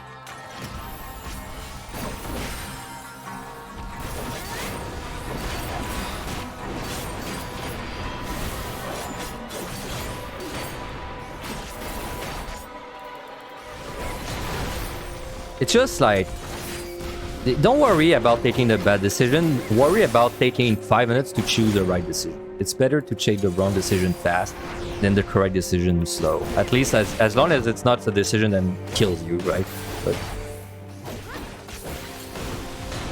though this is more of a tank thing, right? That I guess I'm explaining right now. It's not always true for DPS.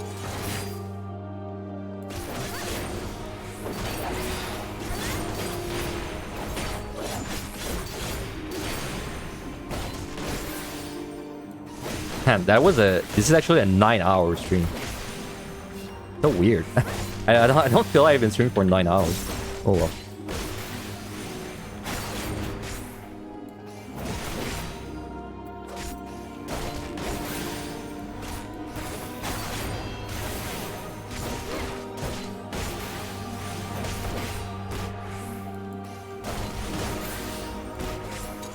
I think we could technically fight the warriors with Frailty, but it's the kind of monster that I don't really want to mess with unless I... It's just so rare that you have to actually mess with one. So yeah, unfortunately in this case the T is where I went first, so I need to backtrack to get the Explorer.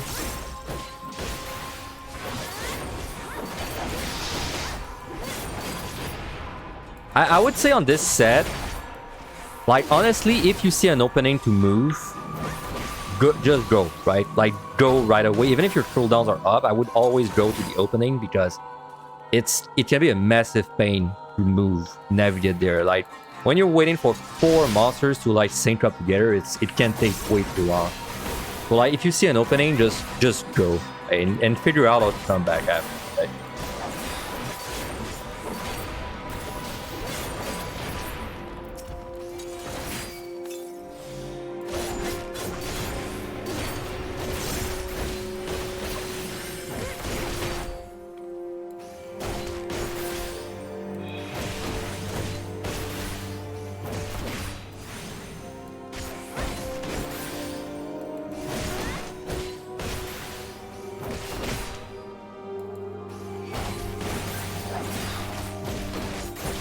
Have we picked up any floor wipes from like 81 to now? I think we have not, right?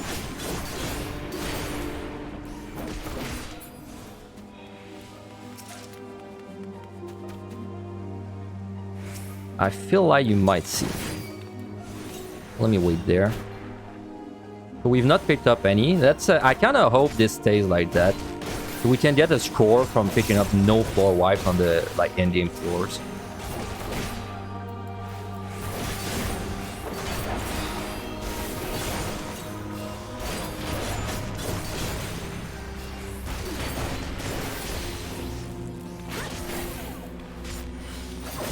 So I'm checking out this warrior right now. I'm waiting for him to move.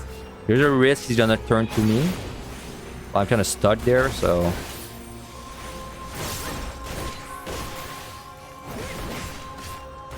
Yeah. Look at that. Like a homemade missile, man.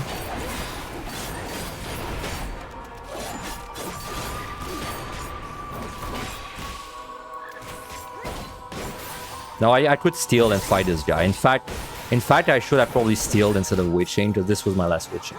But, oh well.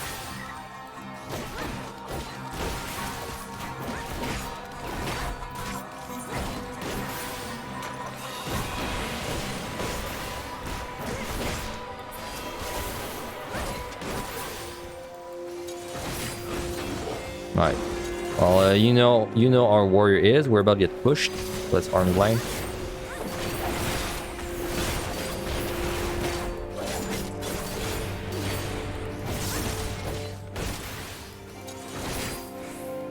That is 6 kills. Pretty bad kill counts though, gotta say.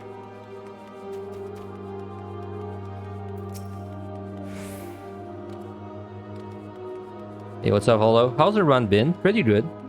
I think it's a good showcase of a scroll run.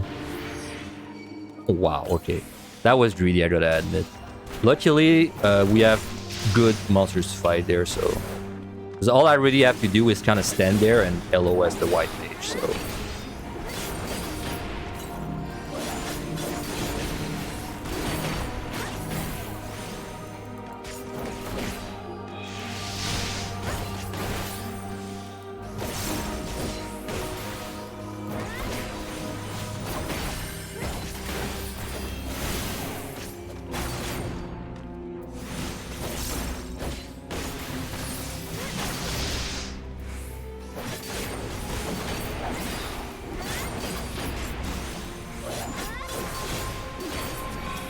Wow, I forgot the white mage cast here.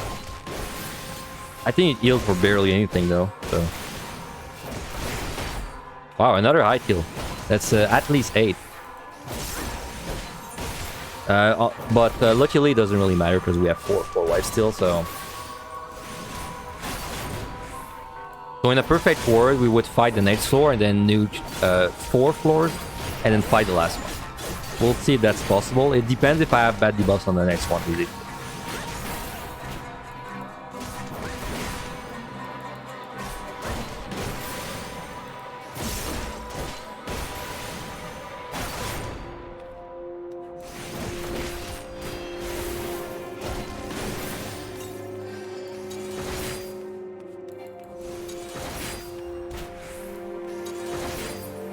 And we're out. 8 kill. Could have been worse.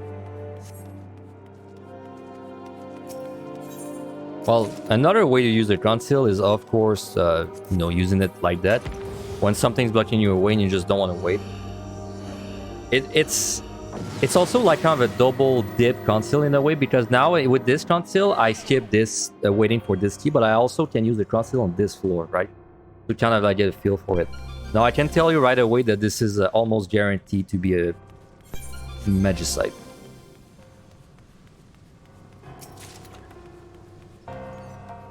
I might Petri this if it's ridiculously small.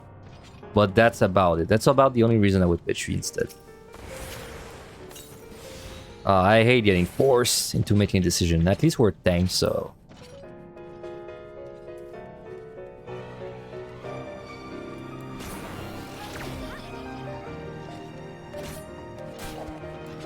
Alright, what's... That looks like it's pretty small. I'm gonna wait for the jetty to move.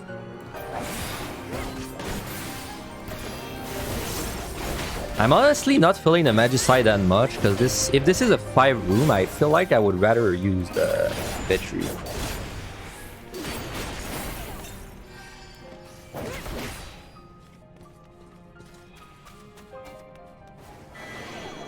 Ah, forgot about the pots. That's fine. Okay, now I'll Magicite this. I'll do as I was intending to. Can I just check this before I commit? Am I blind? Am I blind? Hello? Where's the oh, there it is. Right. Right, nice. Where is it? There it is.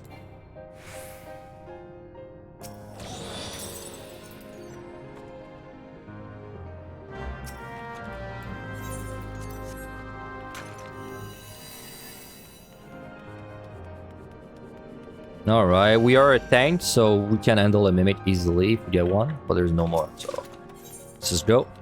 Alright, so we're still gonna, like I said, we adjust with debuffs. Most important thing, even in the scroll run, is to play with the debuffs.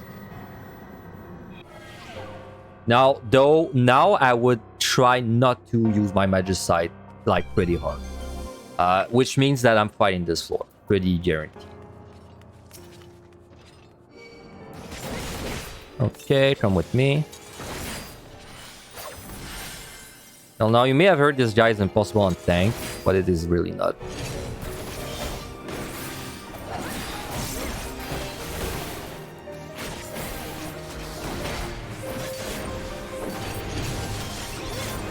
The trick to fighting these guys is you want to fight them near a pillar of some kind. And then you try to, well, first you try to make him follow your damn ass over there. Right, like that. And then the way you want to fight this guy is very weird. You want to like poke out and in constantly. If you keep doing this, sometimes you will miss the cleave. You know the thing is doing 10k damage to me right now? Sometimes I'll miss if you keep doing this. Or you can just kind of wait like that too.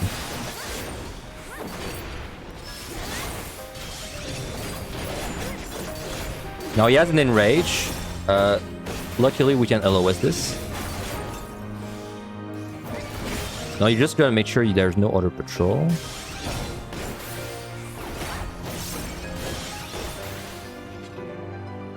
Yeah, that's the enrage. You can just LOS this. He's a big boy.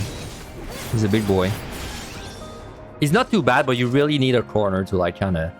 Because the way this works is that they have a cleave.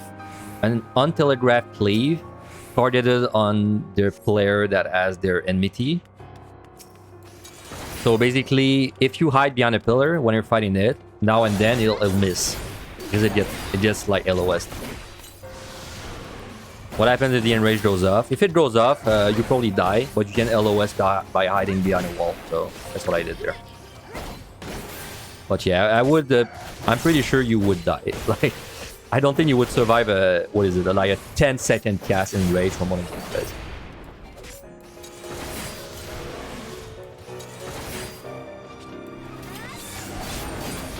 Now the only thing that sucks that I'm fighting this is that I don't have a strength to use, but it doesn't really matter. Yeah, you can interrupt it too, but it's the kind of thing that's like I don't really think it's forced to interrupt.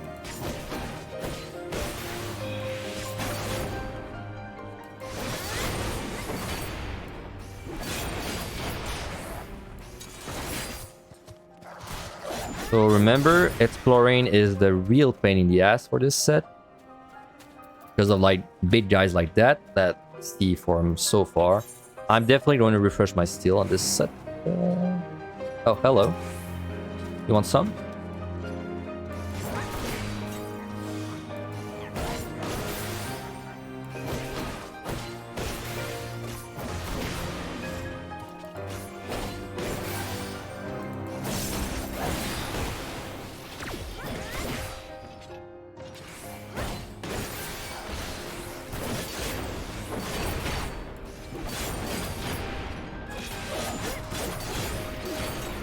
So I'm just waiting to see when this Jimbo moves. And then I want to make sure he doesn't move. Okay, perfect. Now I can go.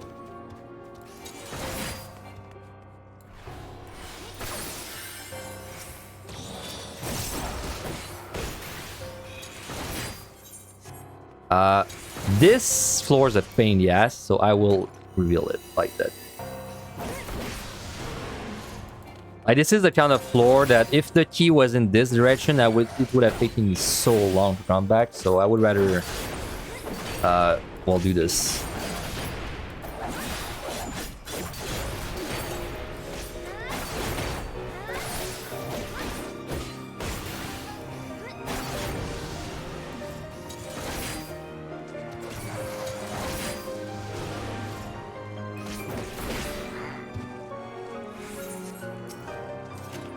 Strength is very good. Definitely going to use this probably now. Now you can find landmine on this set, but it's kind of rare, and honestly the monsters they hurt so much that I don't know, I rarely make use of a landmine even if I find one, but it's something. So why is there a chest I didn't check? Because I didn't check this room. Makes sense.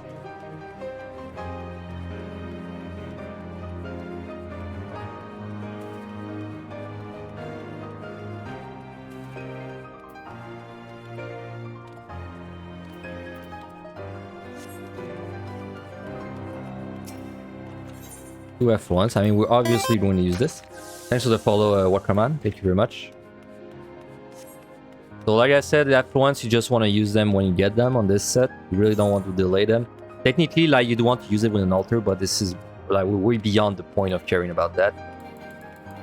We just want to get as many chests as quickly as possible, so we can figure out like how much we can kill exactly. Let's pull the Jack key. And it's strength too.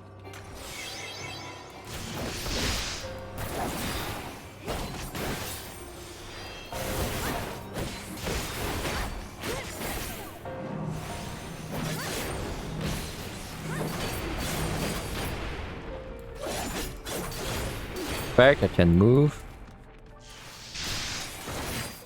Though I don't really have a reason to, but I mean, I can get that bronze. Bronze, yeah, you know, I said a chest give you 100 points. That includes bronze and silvers, by the way. So it's not only gold chest. So, I mean, you can feel good when you go for your butchers because you are actually getting 100 points when you open the chest. So.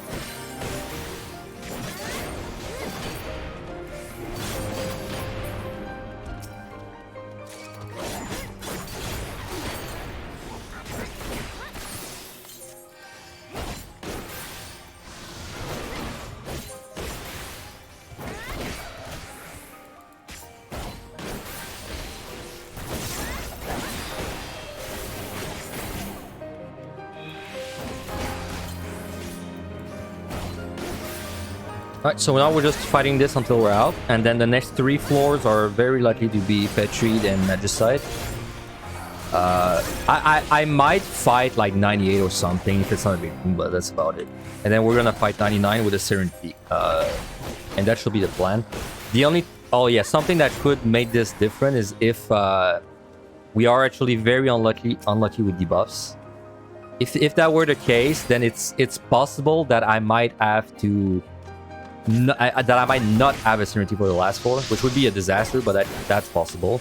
If that happens, then I have to keep a Magicite for the last floor, which is not even guaranteed to work, but I mean, it's the best I can do.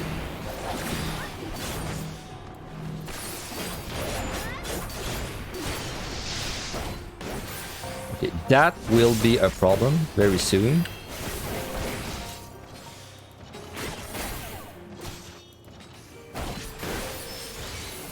What the fuck, really? Oh, that sucks, dude. That sucks. My only way to survive is to tank the Kurina sheet there and then do the LOS after.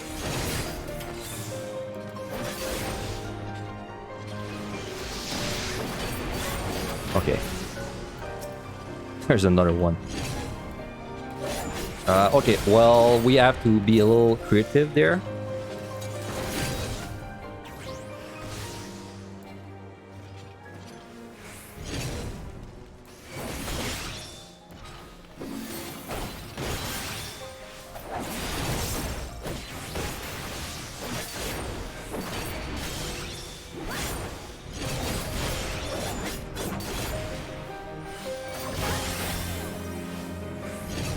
Yeah, he's gonna be... This one's gonna be a big boy. A very big boy.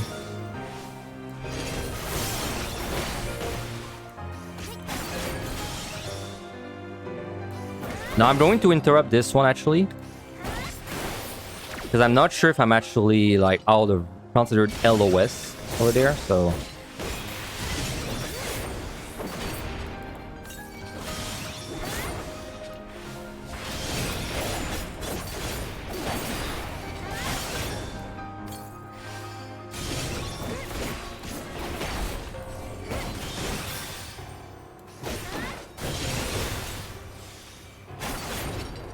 Alright, that worked out.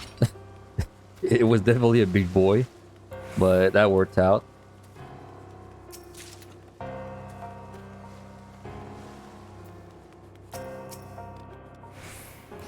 Alright, let's pull a Jimba.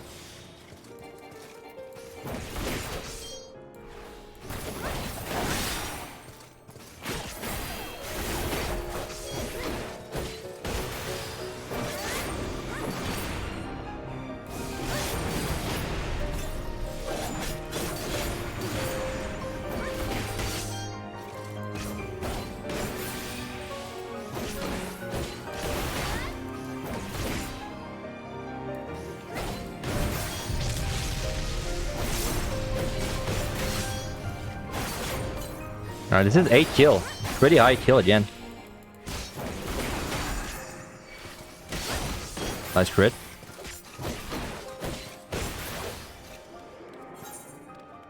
So we have an F1 running. If you turn around, I'll just chill you and complain about it after. So yeah, we're probably going to nuke the 3 next floors, like I said. Now we would really... This fucking sucks. Like these debuffs I got are really bad because now I'm kind of forced to Serenity this, to Magicite this, because I really don't want to go down to 1 Serenity for the 3 last floors.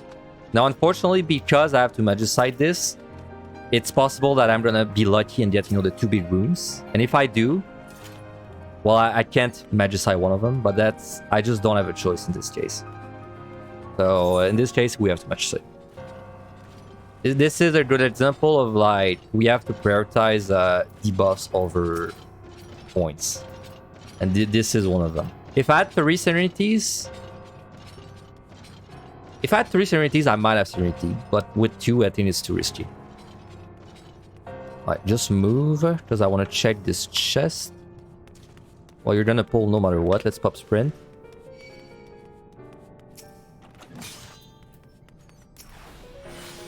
We can probably scout one more room and then we have to blow up. And we cannot check any more chests after that.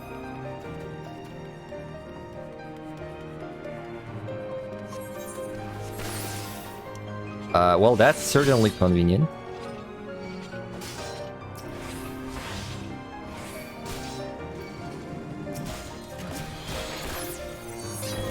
Excuse me. Pardon me.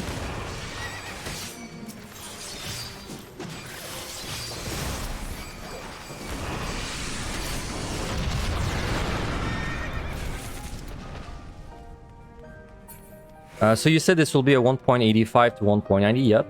If you want to be sure to hit 1.9, is it mainly to get lucky with some extra floor wipes? If you're shooting for like at 1.9 plus, basically you want to be like way greedier with your Petries and Magicites and Pump in general. So like for example, you remember when we saw treasure rooms in the 60s and the 70s, and then I said like oh, I don't want to floor wipe this. Well, instead you would floor wipe them, and then you would just pray that you find the floor wipes again when you need them, or be skilled enough where you don't need the floor wipes to clear.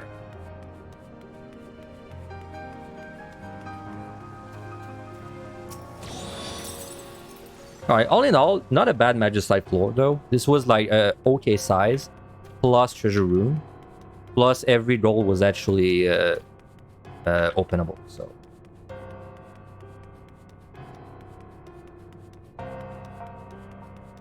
Now I actually don't know what score this will get, by the way, because I crashed at 4:30.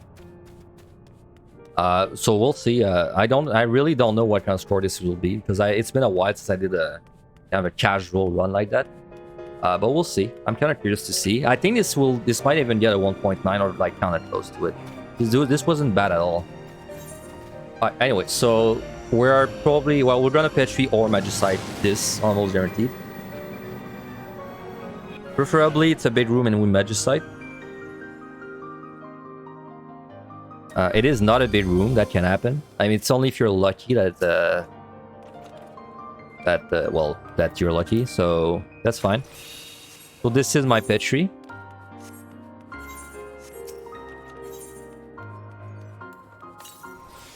So now we have 2 conceals, and now I know there's only one more big room possible. So I'll use that conceal to set up my Petri as good as I can.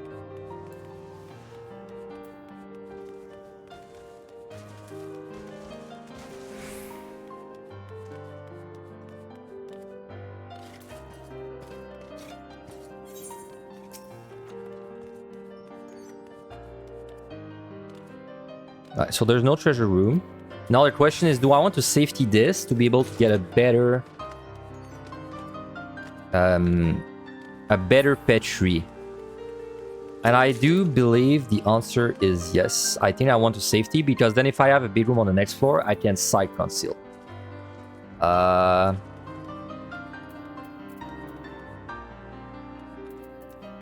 Yeah, I'll do that. So I'll safety this, and we're going to Petri this.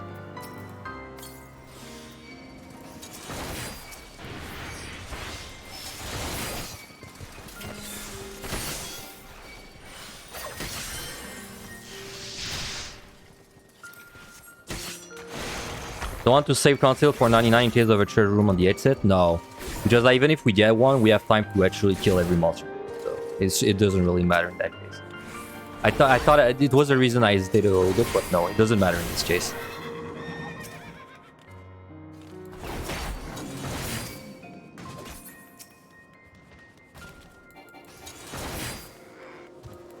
And the safety was a good choice there, because that let us kill every monster.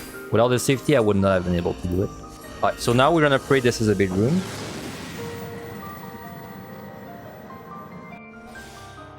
If it's not, too bad. If it is, well, points. So it is, very good. Plus, we don't actually have to safety... sorry, we don't have to serenity this. Well, it doesn't really matter, but... So what I like to do on big rooms, when I have like some kind of... a lot of resource left, is I like to try and find luring traps that I can proc before my Magicite. So I like to mark them if I have plenty of time. You are also a learn trap. So there's 3 nice ones over there. Now just let me make my way over there and check all the chests real quick. Well, all of the ones that are close anyway. Then I'm gonna loop around, proc all these rings, Magicite. Then we're gonna loot whatever is left. And then depending on the amount of mimics I got, I will decide if I flight or not the last floor. So I would say I'm probably going to flight the last floor just in case. We got a mimic. Doesn't really matter. I should strength. I don't have a reason not to.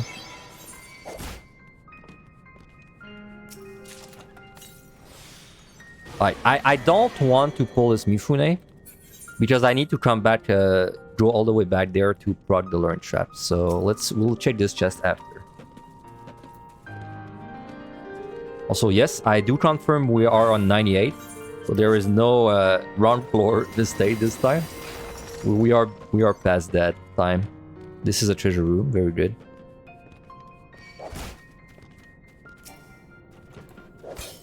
Last floor altar. Nice. Alright, I think that's about as much as we can check. Oh, I pulled a Zenki.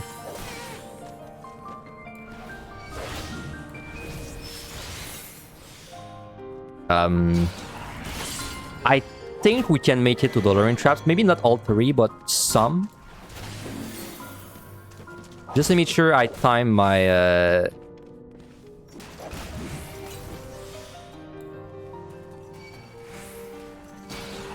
What the fuck, the range on that? Okay. Oh, there's one there.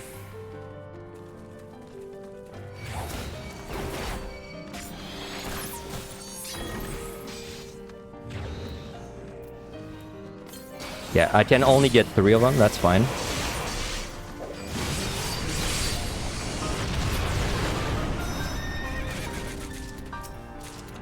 That's fine. Just a good way to turn time into points, right? If you have too much time, this is probably the best way to turn that time into points. Just like take your time with the luring trap and decide all that. Okay, anyway, so let's check all the chests remaining and then we'll decide if we fly or not the last floor. Though I'm kind of like leaning on the yes, I will fly the last floor. But I have an altar, right? But it's like... Well, I'll see, I guess, right? This is actually... It's not a big risk, this altar, but it is a risk, right? Because if we did get a Mimic Treasure Room on the key, like, we could technically lose from that. Because then I think the Mimics would just take too long to kill. Now that's what I was saying when I said that you should use all your pawns as quickly as possible. Because now in this case, I'm wasting an altar. But in this case, I picked up the 2 altars on 98, so it was out of my control. But it's an example of what might happen if you're not using your pumps when you get them on this set.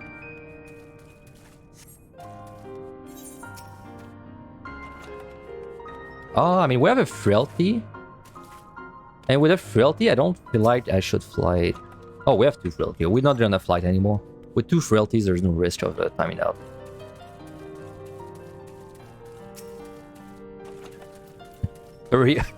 That's just rude, but okay. Alright, so we're gonna conceal. That's just rude, but hey.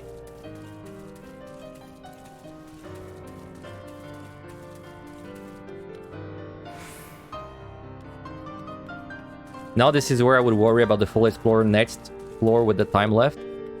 That's a fair complaint, honestly. I mean, I'm hesitating a little bit to flight. I don't think it's possible that we would time out. But I could see it being possible that we don't get the full explorer, but I think it's okay risk to take. I don't think it's like that big of a risk, so. Alright, so we remove these debuffs, obviously. And then we are going to fight. Like a madman. Faster we find the key, better too. Not there.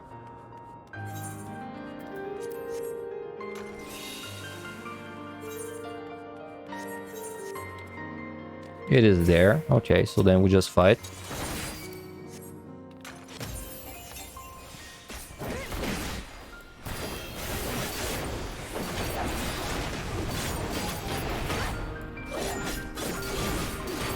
Like 99, I know it's kind of a scary floor because it's the last floor. But like actually the monsters you have to fight in this floor are pretty nice. Like they're not that bad. Especially on tank, I think they're mostly easy monsters. So I would much rather fight 99 than 91 for context. Why is the flight bad since you won't have time to fight many monsters anyway? That's because, let's say I fly and I find a free pet tree on that floor. Well, that's why it's bad. It's in case I find a free floor wipe on this floor.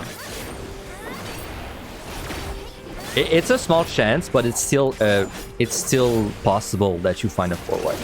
It's this for this reason that I'm decided not to fight. Thanks for the follow, by the way, Genesis. Thank you very much.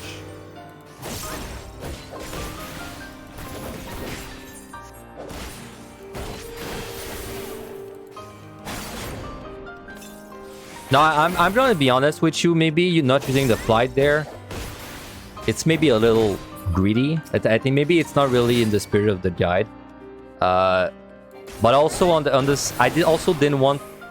Well, I don't know. I should have probably used the flight. If I was less experienced, I think I recommend using the flight if you have it, because like your odds of finding a pitch on the last floor are all kind of small already, and you probably don't want to throw away your run at 99. At least not your first few runs. Once you got a few under your belt, then you know, YOLO, just throw them all you want. But for your very first ones, then maybe not. But well, at least you know why I did it and why I didn't do the flight. Like, just as a reminder, right? Like, it's a slider, right? When you're scoring, it's more of a slider. It's not really a switch.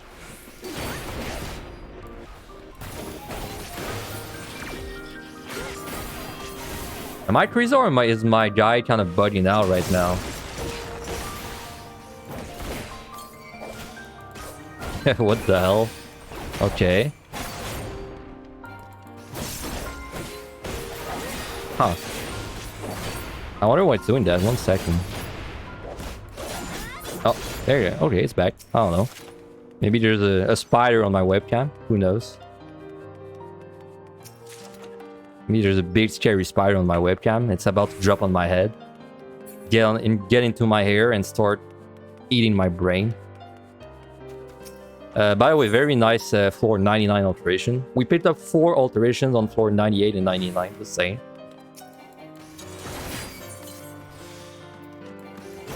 It was a ghost. Ooh. Don't talk about ghosts there.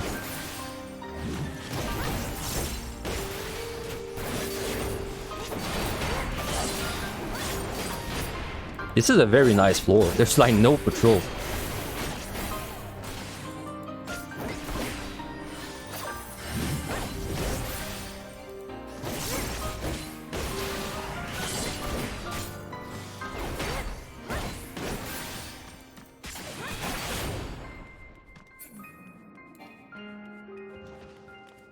No ores convention.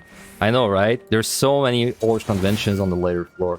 It's very not uncommon to have a bunch of 10 running around on the last floor.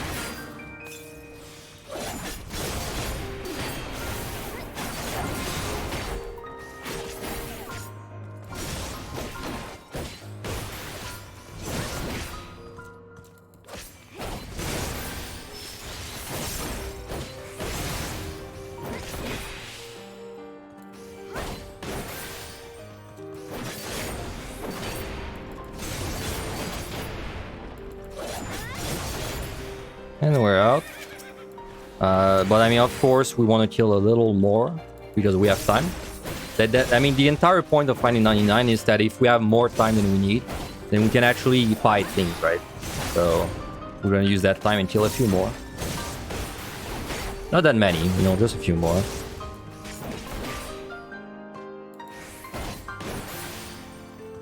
Good thing I didn't flight. Well, I mean, if I flighted this, I'm pretty sure I would have had enough monsters. I would have had enough monsters to fight until the end anyway. We would still have a few monsters left, but that's only if this gold chest I didn't check yet is not a victory.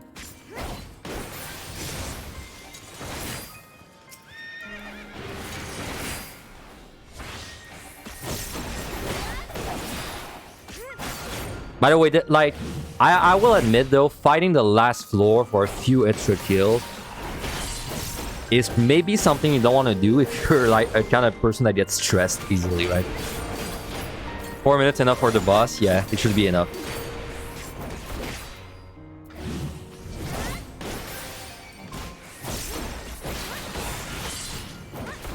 Oh, my strength ran out.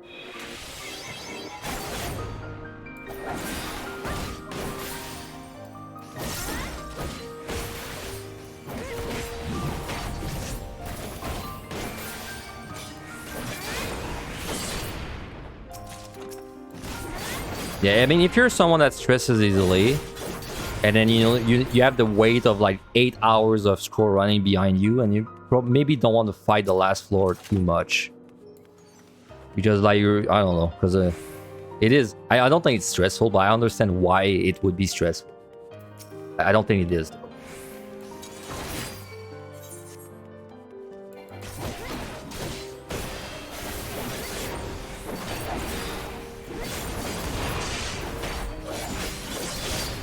Right, can I check that bronze? I know there's a bronze somewhere in there.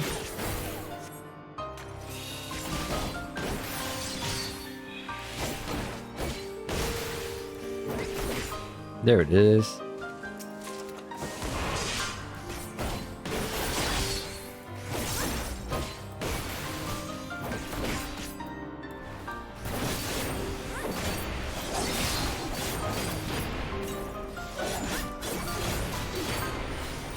Alright, I think we could kill one more, but let's go now.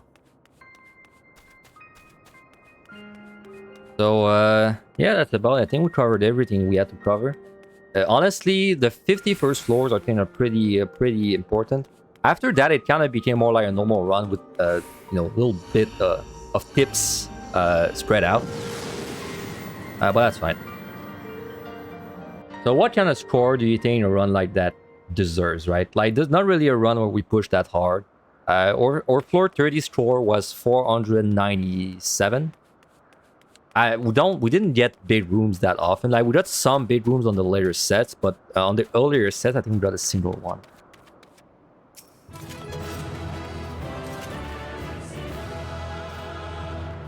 Like I said, my overlay is not working right now. I don't even know how many kills I have. Like, but I have to say, to me, this felt like... This felt something like a 188. If I had to guess. Let's see if I'm right. I have no clue, honestly. No, I think that's too low for 1.88. Pretty close. I mean, if you round to the 1000, I was spot on. So yeah, 1.875. So I mean, this was a long run. I mean, hopefully you're not doing this in one sitting like I did. But I think I went over everything that you should expect from a scroll run. So I didn't go over like basic deep dungeon things. At least I tried not to. Maybe it spilled a little bit in what I was talking about, but you know, like, you should know what the monsters do, at least when you're fighting them 1v1. I try to show what the monsters... I try to show the difference when you're fighting like multiple monsters for the early floors, and in the later floors, it's mostly like the only time you're really doing AoE pulls is when you're doing like you're setting up a petrification, which it's nice to know what monsters do when you do that.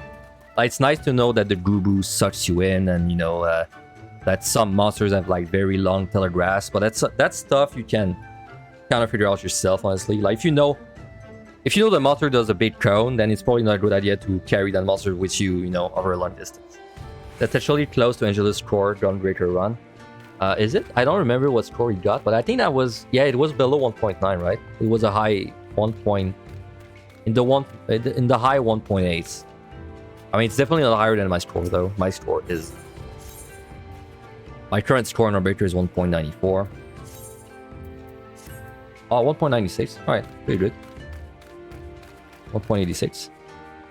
Okay, so, well, anyway, so this entire thing is going to be a VOD, which I will call a guide.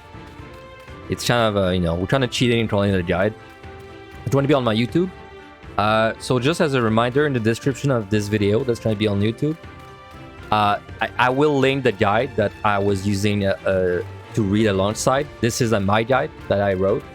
And just something to keep in mind, if there's like changes to scoring in general, like new strategies or like new ways to do things, the guide, the written guide gets updated, like, but not the video guide, of course, because, well, videos are temporary, but the text is eternal or something like that. So make sure to keep, you know, make sure to look out in the description and, you know, give the guide a read. It's a good guide. I put a lot of effort into it. I mean, I went over a few of the, like, I did go over briefly like the sections. We went over like basically basics to know a little bit, but I mean, there's all these sections to read. Like, there's a lot to read if you want to really get into the dirty of it. And, you know, like what job does what. There's a breakthrough of every floor, which is what we followed. Well, I have a VOD of every job. I just have not put them inside of this yet. I have frequently asked questions and additional resource, of course, where I link all the other guides. But yeah, so